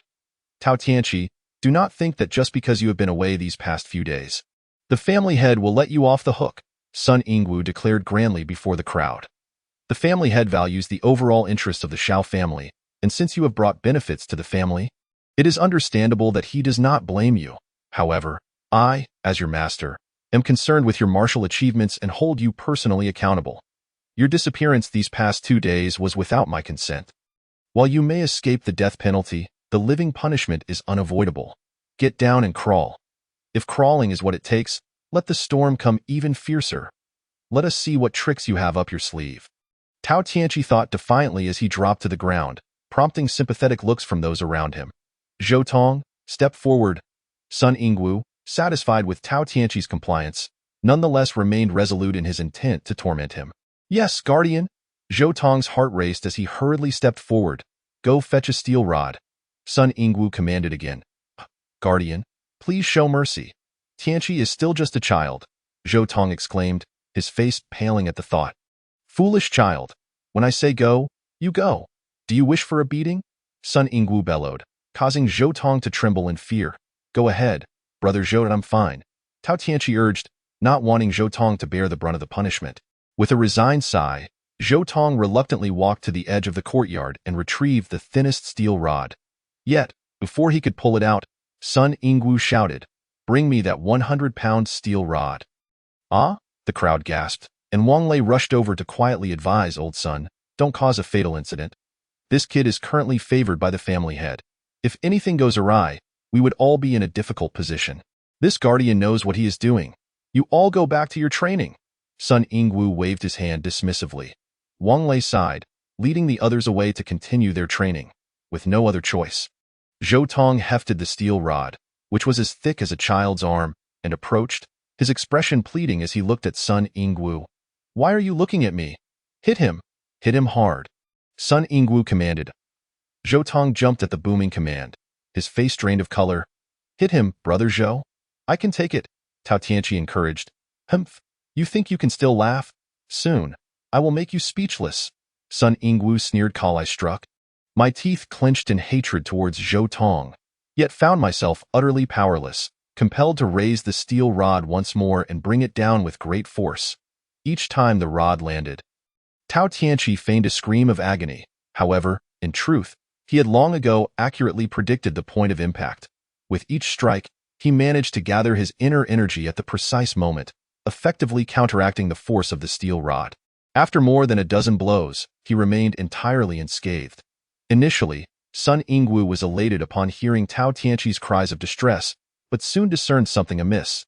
His extensive experience and keen insight revealed that despite the numerous strikes, Tao Tianqi remained unharmed, merely vocalizing his pain. He immediately gestured for Zhou Tong to cease his assault, crouched down, and lifted Tao Tianqi's shirt to inspect his back, finding no signs of injury. "Get away from me, you useless fool!" Sun Yingwu exclaimed as he snatched the steel rod from Zhou Tong's grasp, effortlessly tossing him aside. He then raised the rod and directed it toward Tao Tianqi. Upon witnessing Sun Yingwu's strength and the steel rod in hand, Tao Tianqi's expression shifted. If this continued, he would surely be beaten to death.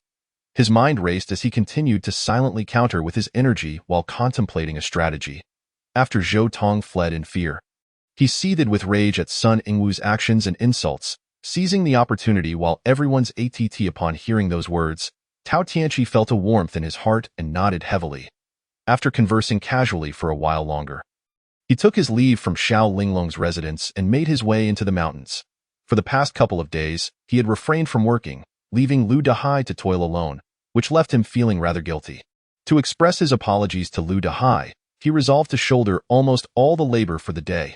However, given his current prowess, these farming tasks were mere trifles, requiring little exertion.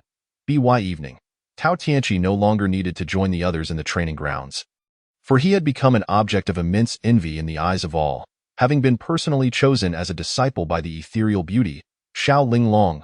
Thus, his status had markedly changed. He ventured alone to the small grove where he often trained with Xiao Linglong, still pondering how to execute the second form of the thunderclap palm. Yet, as darkness descended, he had yet to unravel the mystery. Thus, he returned to his dwelling, only to find it peculiar that Zhou Tong, who usually returned punctually, had not yet arrived. Midnight. A chilling scream suddenly pierced the silence of the Xiao family estate, causing the place to erupt into chaos, akin to boiling water. Hearing the commotion, Tao Tianqi quickly followed the crowd to the source of the outcry, which was beside the very tree where Feng Huayun had met his demise.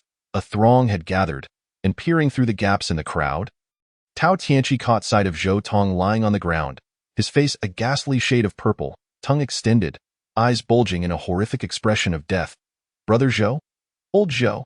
Tao Tianqi, along with Lu Yun and Lu Dahai, shouted, rushing into the crowd and collapsing beside Zhou Tong's lifeless body, their faces etched with shock and despair. "What on earth happened?" Lu Yun yelled in anger. "I was the one who found old Zhou." A middle-aged man stepped forward from the crowd, Zhang Tao, the guard on patrol that night. Shaking his head in sorrow, he said, "Old Zhou hanged himself here. This is his suicide note." "Hanged himself?" Tao Tianqi's expression shifted dramatically as he sprang to his feet, snatching the note from Zhang Tao's hands. Upon reading it, he found only a few hastily scrawled words. "I, Zhou Tong, am no longer human, to obtain the 200 taels of silver notes from old Feng. I cruelly took his life. I am filled with guilt and self-reproach, tormented by nightmares every night. I can no longer live. Forgive me, old Feng." Impossible. A jolt of realization struck Tao Tianqi. He understood this was undoubtedly a frame-up. What is going on? Just then, Xiao Ju and his brother, along with Xiao Linglong and her 5 siblings, as well as 2 captains of the martial arts team and 2 guards, hurriedly approached. Seeing them, Zhang Tao quickly retrieved the suicide note from Tao Tianqi's hand and presented it to Xiao Ju, recounting the events he had witnessed in detail. Xiao Ju sighed deeply after glancing at Zhou Tong's corpse. I never imagined this would be the doing of old Zhou, such an honest man. Bury him. Let us not speak of anything further. The evidence was irrefutable, and no one dared to question it. Yet, only Tao Tianqi recognized this as a conspiracy. He closed his eyes, channeling his energy into every part of his body, carefully attuning himself to the emotions, mental states, expressions, and actions of everyone around him, hoping to unearth the true culprit through this heightened sensitivity. Indeed, just as Xiao Ju finished speaking and was about to leave, Sun Yingwu, standing beside him, suddenly displayed a peculiar smile, his expression exceedingly strange. Tao Tianqi's eyes snapped open, a glint of determination igniting within them as he fixed his gaze on Sun Yingwu. He could distinctly sense that the fragrance emanating from Sun Yingwu matched that of the note. And a flash of insight struck him, recalling how Zhou Tong had alerted him earlier that morning, summoning Xiao Linglong to thwart Sun Yingwu's scheme against him. It dawned on him that this incident was most likely orchestrated by Sun Yingwu. What a cunning scheme! What insidious methods! Tao Tianqi coldly addressed Sun Yingwu, his words freezing the atmosphere, causing the crowd to turn their attention towards him, even halting the departure of Xiao Ju and his close kin. Tianqi, what are you saying? Xiao Ju furrowed his brow, perplexed. Nothing, merely sensing something amiss, Tao Tianqi replied, maintaining his composure. On the night old Fong passed, Brother Zhou was sound asleep in his room. How could he have stolen old Fong's silver notes or harmed him? Indeed, on that night, I was the first to hear the cries that awakened old Zhou. He was sleeping like a log, never once leaving his room. How could he have killed old Fong and stolen his silver notes? Lu Yun chimed in, quickly realizing the implications. Lu Dahai echoed his sentiments, leading to a flurry of discussions among the crowd. You all slept like logs. Perhaps old Zhou slipped out while you were all asleep, killed old Fong, and returned to feigned sleep. Sun Yingwu interjected, a flicker of anxiety crossing his face. That night, little Tao claimed to have seen a shadow fleeing from the house, which could very well have been old Zhou. Otherwise, why would that shadow have emerged from your abode? Indeed, the analysis by Guard Sun holds merit. Xiao Ju nodded. With both eyewitness and material evidence firmly established, what more is there to discuss, disperse, and leave a few to handle old Zhou's remains? Yes, master, Sun Yingwu exclaimed with delight, commanding, did you hear? Everyone, get to work. Although old Zhou erred this time, he has paid the ultimate price. The deceased is gone. Let us not dwell on his past transgressions. Let us ensure he is buried with dignity. Yes, the crowd responded in unison. Tao Tianqi harbored a secret disdain, casting a scornful glance at Sun Yingwu's triumphant visage. He then pushed through the crowd, lifting Zhou Tong's body alongside Lu Yun and Lu Dahai as they made their way into the mountains. Throughout the journey, the trio remained silent, tears streaming down their faces. Though Lu Yun and Lu Dahai found it hard to accept that Zhou Tong had taken his own life out of guilt. The evidence was compelling, and they felt powerless to voice their doubts. They could only force themselves to accept the harsh reality. Tao Tianqi, aware of the conspiracy at play, chose not to burden Lu Yun and Lu Dahai with his insights. For even if he revealed the true perpetrator, their own abilities would be insufficient to take any action. He had resolved upon a new course of action. Finding a clearing, Tao Tianqi and Lu Dahai began to dig a grave while Lu Yun fashioned a coffin from nearby trees. Given that Zhou Tong had taken his own life out of guilt, the Xiao family would never permit his burial in their family cemetery. Such a fate awaited him. Cast away in the wilderness, doomed to roam as a restless spirit. 2 hours later, having hastily buried Zhou Tong and erected a simple headstone, the three knelt before the grave to bid their final farewell. You two should return and rest. I will keep watch here for a while, Tao Tianqi said to Lu Yun and Lu Dahai, as dawn was still some time away. No need. We will stay with old Zhou for now. After all, dawn is approaching, Lu Yun replied. Indeed, we won't be able to sleep at home anyway. We might as well stay until morning, Lu Dahai added, wiping tears from his eyes. Such a good person, gone just like that. Sigh, very well then, you stay here. I have a few matters to attend to, so don't wait for me. Just leave at daybreak. Tao Tianqi nodded in agreement. Lu Yun and Lu Dahai exchanged puzzled glances, wondering what urgent matters could possibly require Tao Tianqi's attention at such an hour. After parting ways with them, Tao Tianqi strolled onward, employing the art of shape-shifting to transform into a tall, slender middle-aged man as he stealthily approached the Xiao family estate. With ease, He reached Sun Yingwu's quarters and tossed a small stone into his room. "Who goes there?" Sun Yingwu, roused from his slumber, sprang awake and rushed to open the door. Once he had lured Sun Yingwu out, Tao Tianqi swiftly activated Wind Step and dashed into the mountains.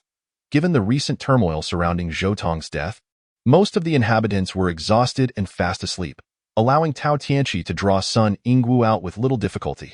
Sun Yingwu, emboldened by his cultivation at the first level of spirit transformation, felt confident in his strength within the city, unbothered by anyone except for a few elite families. Sensing a challenge, he pursued Tao Tianqi without hesitation, as he also worried that someone from the organization had come looking for him. Tao Tianqi leisurely led Sun Yingwu to a secluded valley in the second mountain, stopping there. This location was far from the Shao family estate, ensuring that any fierce battle would go unnoticed. Moreover, he feared that if he led Sun Yingwu any deeper, he might turn back and escape, rendering his efforts futile. "Who are you?" Sun Yingwu demanded coldly, standing 10 paces away from Tao Tianqi. Tao Tianqi abruptly turned. His eyes flaw upon uttering these words. He immediately summoned his energy, propelling it towards Sun Yingwu with intent to attack. His urgency to eliminate Sun Yingwu stemmed primarily from wrath. He was utterly convinced that Sun Yingwu was the perpetrator behind Zhou Tong's demise. Zhou Tong had likely met his end at the hands of Sun Yingwu due to his act of warning him, which had incited Sun Yingwu's ire. Consequently, this vendetta was one that Tao Tianqi felt compelled to avenge. Moreover, although Tao Tianqi was acutely aware that Sun Yingwu's current prowess still surpassed his own considerably, he held unwavering confidence that even if he could not vanquish Sun Yingwu, he could still effectuate his escape. Even if escape proved elusive, he had a spirit beast companion to whom he could turn for assistance.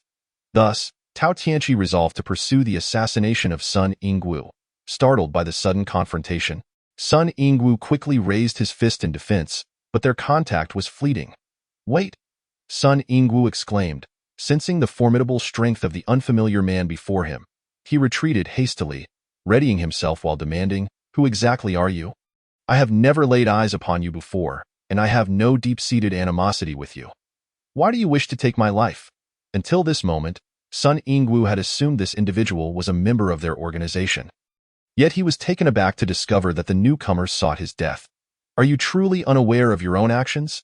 Tao Tianqi ceased his assault, pausing to inquire, eager to elicit confirmation from Sun Yingwu.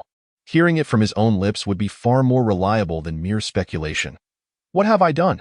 Sun Yingwu's expression shifted as he pondered the question, then retorted, "Could it be that the organization has sent you to eliminate me?" Known for his cautious nature, Sun Yingwu understood that, despite his many misdeeds, no one within the Shao family could possibly have detected his irregularities. He surmised that only failure to complete a task assigned by the organization would warrant such a warning. And he was certain that this stranger was not affiliated with the Shao family, of which he was intimately familiar with all 50 members. Thus, he concluded that this unknown master was indeed a member of the organization. The organization? Tao Tianqi was taken aback, astonished that their casual exchange could yield such unforeseen revelations. He swiftly devised a plan to delve deeper into Sun Yingwu's identity. Feigning relaxation, Tao Tianqi retracted his energy. Adopting a stern demeanor as he inquired, "It seems you possess some discernment. My earlier actions were merely a test, not to be taken seriously. Have you completed the task assigned by the organization?" Realizing the gravity of the situation, Sun Yingwu breathed a sigh of relief, quickly offering a conciliatory smile. "Please grant me a little more time. I am on the verge of success." "Humph. You always claim to be almost there." "Yet that almost seems to stretch endlessly," Tao Tianqi inquired pointedly. Sun Yingwu's heart sank at the implication, further convinced that this individual was indeed from the organization. "I assure you, within half a month, I will accomplish the task. May I request another half-month? 10 days is all you shall have, and do not attempt to haggle." Tao Tianqi thought quickly, deciding to grant him 10 days to see what schemes he was concocting. "Very well, 10 days it is that I am grateful to the organization and to you, the envoy." Sun Yingwu clenched his teeth and clasped his fists in gratitude. "At midnight 10 days hence, I shall await your arrival here." Tao Tianqi nodded, casually asking, "By the way, I heard there was a fatality in the Shao family tonight. What transpired?" "Ah," Sun Yingwu replied with a bitter smile, "a disobedient subordinate angered me. I intended only to teach him a lesson." But in a moment of carelessness, I struck him down. What? Tao Tianqi ground his teeth in fury, feeling a surge of resentment. However, he quickly regained his composure and admonished, "What manner of incompetence is this? At such a critical juncture, you provoke a death. What if your identity is exposed? Can you bear the consequences? Rest assured, Envoy, that I am meticulous in my dealings, and I have successfully distanced myself from this incident. No one will suspect me," Sun Yingwu asserted confidently. "I hear you've had some discord with a certain young man from the Shao family?" Tao Tianqi continued, intent on extracting more information. "Is it known even to you?" "Envoy?" Sun Yingwu's complexion turned pale upon hearing this. "The organization is all-knowing. Do not assume your actions go unnoticed," Tao Tianqi retorted with a cold snort. Sun Yingwu broke into a cold sweat, awkwardly explaining, "That young man spoke ill of me before Miss Shao, nearly thwarting my plans. It is precisely because of him that I've remained dormant for over half a year. Otherwise, I would have succeeded long ago. I have harbored resentment against him and attempted to eliminate him several times, but unexpectedly, he has proven to be quite fortunate. I pushed him into a creek, and instead of perishing, he acquired some heavenly fruit." "What?" Tao Tianqi was astounded, never having imagined that the incident of his own fall into the creek was due to this man's machinations. No wonder he felt a shove at the time. He was filled with rage, but maintained a facade of calm. Sun Yingwu continued. Sun Yingwu's face lit up with joy as he pulled out a thin booklet from his bosom and handed it to Tao Tianqi with both hands. Chapter 74, Fierce Battle. Tao Tianqi took the booklet with curiosity, wondering if Sun Yingwu's task was to steal the martial arts manual of the Shao family. Upon opening the first page, he found it blank. With no indication of what manual it was, as he continued to flip through, he discovered it was densely filled with 2,000 to 3,000 characters, interspersed with over 100 illustrations of figures. From the illustrations, it was evident that the individual practiced a particular staff technique. Why are there only 2 styles? Tao Tianqi casually inquired after a cursory glance, unsure of the total number, but feeling compelled to ask something to maintain the semblance of logic. Indeed, upon hearing the question, Sun Yingwu smiled bitterly and replied respectfully, "You may not be aware, Envoy, but the demon-subduing staff technique is said to have 3 styles. However, the Shao family only possesses 2. As the third appears to be lost, I have searched every nook and cranny of the Shao family but could not uncover the third style." "The demon-subduing staff technique?" Tao Tianqi gasped inwardly. Realizing that this was indeed the renowned martial technique of the esteemed Shao Wanzheng, the patriarch of the Shao family, it became clear that Sun Yingwu had come for this very purpose, leaving him to ponder the true power behind Sun Yingwu. With a sudden inspiration, Tao Tianqi tucked the demon-subduing staff technique away, nodding in approval, saying, "You have done exceptionally well. Upon my return, I shall report truthfully." "So await the organization's commendation?" "Not at all. I am merely fulfilling my duty," Sun Yingwu quickly responded with humility. "The organization has given us life and imparted martial arts techniques. Serving the organization is our obligation. I dare not seek rewards." "Ah, your awareness is commendable." Tao Tianqi nodded, increasingly impressed by the organization's might, capable of compelling a master at the transformation spirit stage to willingly serve. "What kind of organization was this?" "Oh, by the way, our organization is in urgent need of personnel and may soon redeploy individuals from among you. Your performance this time has been commendable. Would you be interested in returning to the organization? If I put in a good word for you, the opportunity could be substantial." Tao Tianqi probed cautiously. "Thank you, Envoy. The Shao family currently trusts me, and if I were to leave now, it would be a significant loss for our organization. I wish to remain with the Shao family to gather more valuable intelligence for the organization," Sun Yingwu replied with a bow. "Very well. Do you have any pertinent intelligence to report? I will relay it back to the organization." Tao Tianqi continued his inquiry. "There is one piece of information. The Shao family and the Zhou family are about to enter into a marriage alliance. I sense this is a conspiracy. If the alliance succeeds, it will be greatly detrimental to our martial family," Sun Yingwu asserted decisively. "The martial family?" Tao Tianqi's heart jolted at these words. Could it be that the organization he spoke of was the martial family? Quickly, he sorted through his thoughts, realizing that in Xing'an City, there were only 2 prominent families. The Zhou family was preparing to ally with the Shao family, and they likely wouldn't engage in further schemes. Meanwhile, The Marshall family had remained silent. It dawned on him that Sun Yingwu was an undercover agent of the Marshall family embedded within the Shao family. Indeed, your observation is astute. I will report this to the organization. Tao Tianqi said, concealing his shock beneath a calm demeanor. What a pity. Sun Yingwu sighed, his frustration palpable. Liu Renwu is truly incompetent. Not only did he fail to steal the Zhou family's supreme martial technique, the Thunder Palm, but he was also killed, and the manuscript of the Thunder Palm is now missing. I had long known he was untrustworthy, having warned the organization several times, yet my words fell on deaf ears. Now, I hope they understand. It's I who possesses foresight and strength. What? Liu Renwu was also an undercover agent of the Marshall family within the Zhou family. Tao Tianqi was taken aback, but he maintained an impassive facade. Replying, rest assured, if you perform well, I will advocate for you to the organization. Thank you, envoy. Sun Yingwu's joy was evident. But may I ask your esteemed name? The previous envoys who contacted me were not as remarkable and decisive as you. I would be honored to be associated with you. Ha ha ha. Tao Tianqi laughed heartily, casually replying, I am known as Tao Yong. He had combined his encounter with Xue Kai, who referred to him as Brother Yong, with his surname, Tao Yong. Sun Yingwu's expression shifted dramatically, and he bellowed. Who are you, exactly? Our Marshall family's Iron Blood group never recruits members with foreign surnames. Who are you? Panic seized Tao Tianqi internally. He had indeed spoken too much. Yet he remained composed, asking, aren't you also a foreign surname? Who says we can't have outsiders? My true name is Wu Yingsun. Sun Yingwu's fury ignited once more, his certainty that Tao Tianqi was not a member of the Iron Blood organization solidifying. With a roar, he threatened, if you know what's good for you, hand over the manual, and I might leave you with a whole corpse.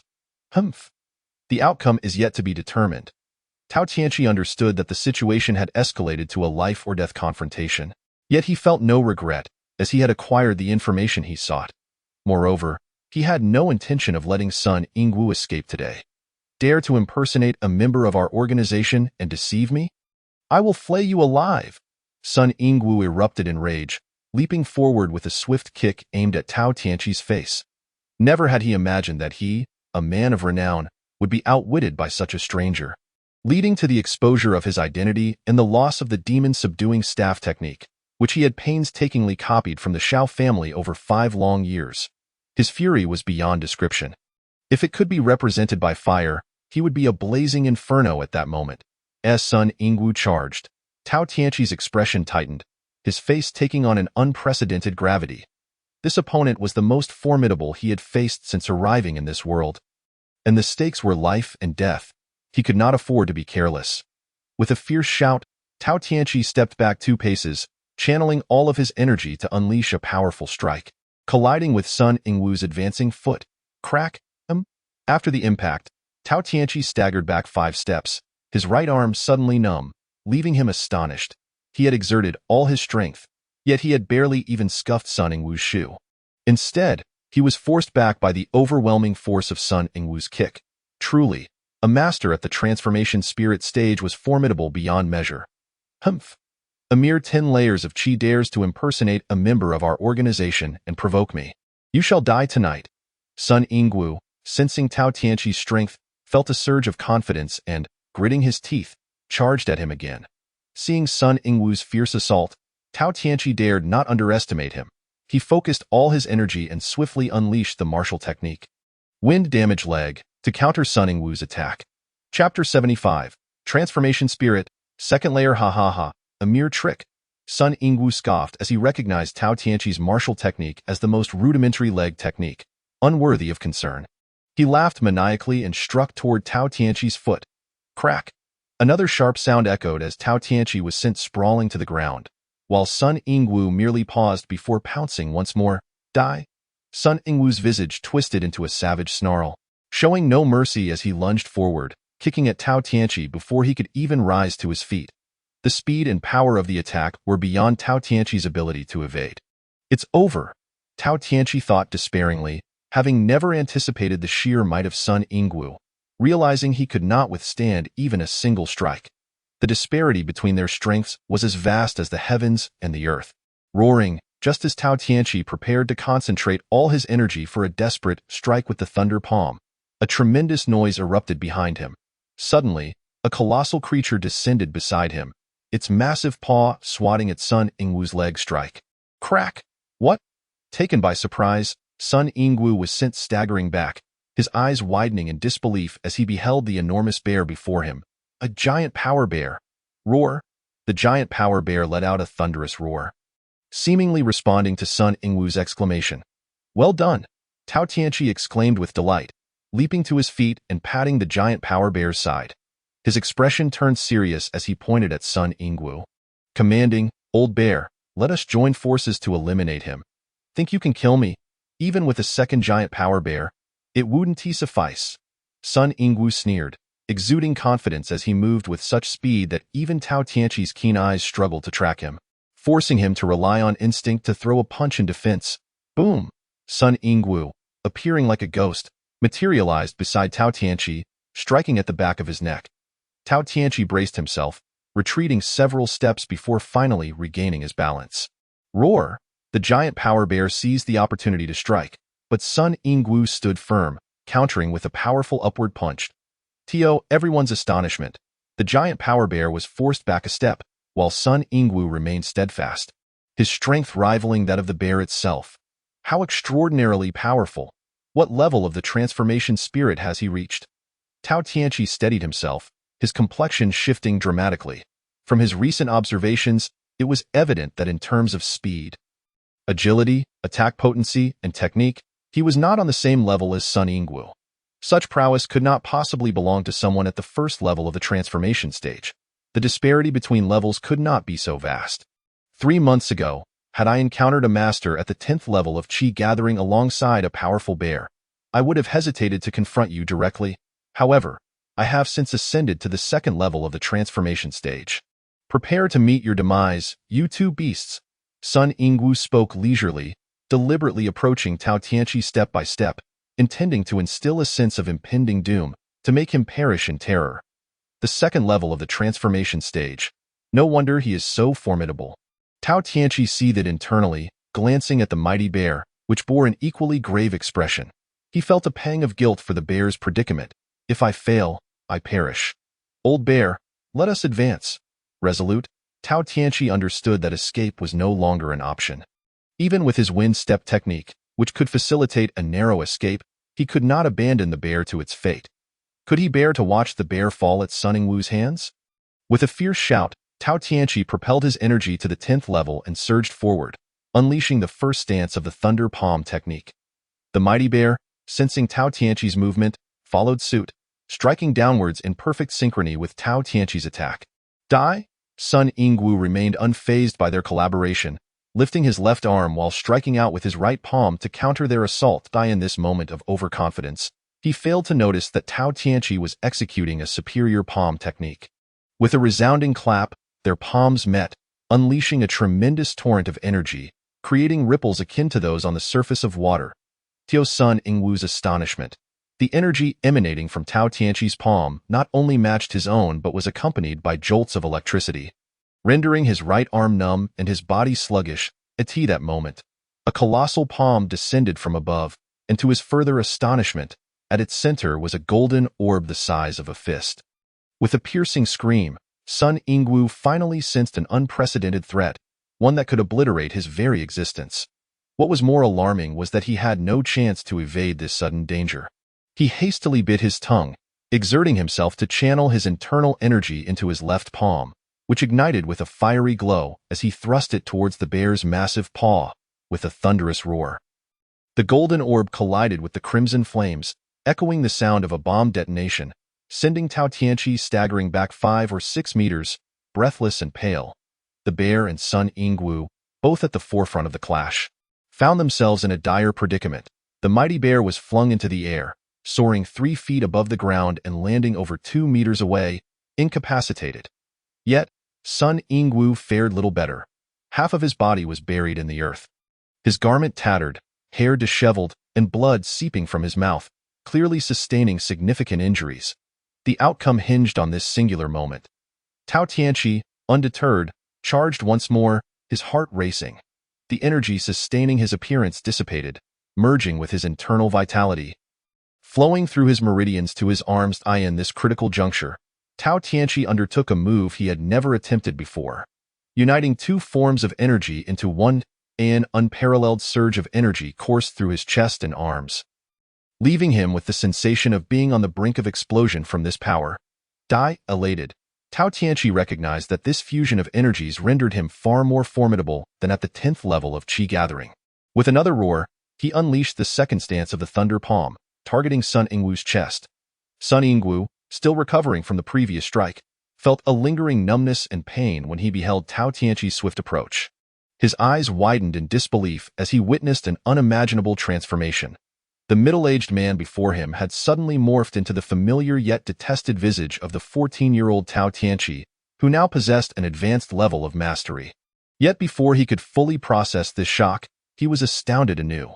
Tao Tianqi's palms crackled with azure sparks, the intensity palpable even from several meters away. How could someone at the 10th level of Qi gathering unleash the formidable energy typical of a transformation stage practitioner? Sun Yingwu racked his brain, unable to comprehend. However, there was no time for contemplation. Though this narrative may seem lengthy, it transpired in an instant. Sun Yingwu regained his composure and bellowed once more, "Fire Cloud Palm." In that moment, he unleashed all his lifelong learning without reservation, crashing his electrified palm towards Tao Tianqi. A thunderous roar erupted, even more powerful than the earlier clash between Zhu Lixiong and Sun Yingwu, resonating clearly even for those far away in the Shao family courtyard, who mistakenly believed it to be the roar of a formidable spirit beast in the mountains, accustomed as they were to such phenomena. Simultaneously, two piercing screams echoed as the azure electric light collided with the crimson fireball, producing a cataclysmic wave of energy that surpassed even that of a grenade, hurling both combatants away. Tao Tianqi was flung backwards several meters, his garments tattered and barely concealing him, his chest a gruesome mess of flesh and blood. Upon hitting the ground, he coughed up blood, his countenance exceedingly wan, yet he steadfastly resisted the urge to succumb to unconsciousness. Conversely, Sun Yingwu fared even worse. Half of his body was propelled from the earth, soaring 4 to 5 meters before crashing heavily into a sturdy tree, splintering it upon impact.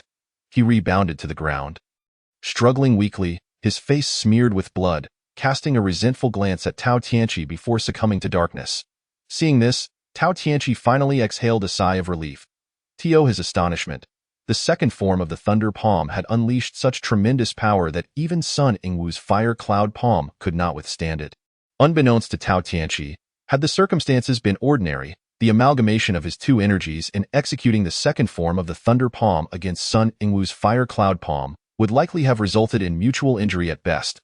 Considering Tao Tianqi's cultivation was merely at the 10th level of Qi gathering, even if he managed to barely reach the strength of the first level of spirit transformation by combining his energies, it would not pose a significant threat to a master at the second level of spirit transformation. However, the reason for Sun Yingwu's grievous injury, nearly leading to his demise, was primarily due to the fact that he had already expended a portion of his true energy to counter the energy waves emitted by Zhu Lixiong. Thus, when faced with Tao Tianqi's sudden onslaught of the second form of the Thunder Palm, he was caught entirely off guard, unable to fathom that a mere practitioner at the 10th level of Qi gathering could unleash energy typically reserved for those at the spirit transformation stage. Especially through a superlative martial technique in his depleted state, it was no wonder he was severely wounded. That he had not perished was a testament to his remarkable fortune. Furthermore, the Thunder Palm was not merely a rank above the Fire Cloud Palm as a formality. While the force exerted by Tao Tianqi's Thunder Palm was comparable to that of Sun Yingwu's Fire Cloud Palm, the accompanying effects diverged significantly. Once unleashed, the Thunder Palm's electric discharge could incapacitate or even lethally electrocute its target instantly. Although the Fire Cloud Palm could ignite opponents, it still fell short in terms of rank. Fortunately, due to the interplay of the 5 elements, with fire overcoming metal, the Fire Cloud Palm retained some advantage against the Thunder Palm. Otherwise, Sun Yingwu would have faced not just unconsciousness but potential electrocution. As his tension eased, an excruciating pain coursed through Tao Tianqi's body, particularly in his internal organs and major meridians, as if they were entirely desiccated. The agony threatened to topple him into unconsciousness, yet he gritted his teeth, resolutely refusing to succumb at such a critical juncture. If Sun Yingwu regained consciousness before him, he and Zhu Lixiong would be in dire straits. Slowly, he crawled towards Sun Yingwu, grimacing with every movement. Though the distance was less than 10 meters, it felt like an insurmountable chasm, taking him 5 to 6 minutes to traverse, leaving a trail of blood in his wake. Several times, he nearly lost consciousness but managed to push through, his willpower reaching extraordinary levels. Exhausted, Tao Tianqi finally reached Sun Yingwu's side, who lay as still as a lifeless pig, showing no signs of awareness. Upon closer inspection, Tao Tianqi confirmed that Sun Yingwu was not dead, merely gravely injured and unconscious. He attempted to summon the energy within him to deliver a final blow to Sun Yingwu, but found himself utterly depleted. Not only could he not muster any energy, but each attempt sent waves of pain through his meridians and organs. Taking a moment to pause, he quickly scanned his surroundings and spotted a broken branch, roughly the thickness of his thumb, which could serve as a makeshift dagger.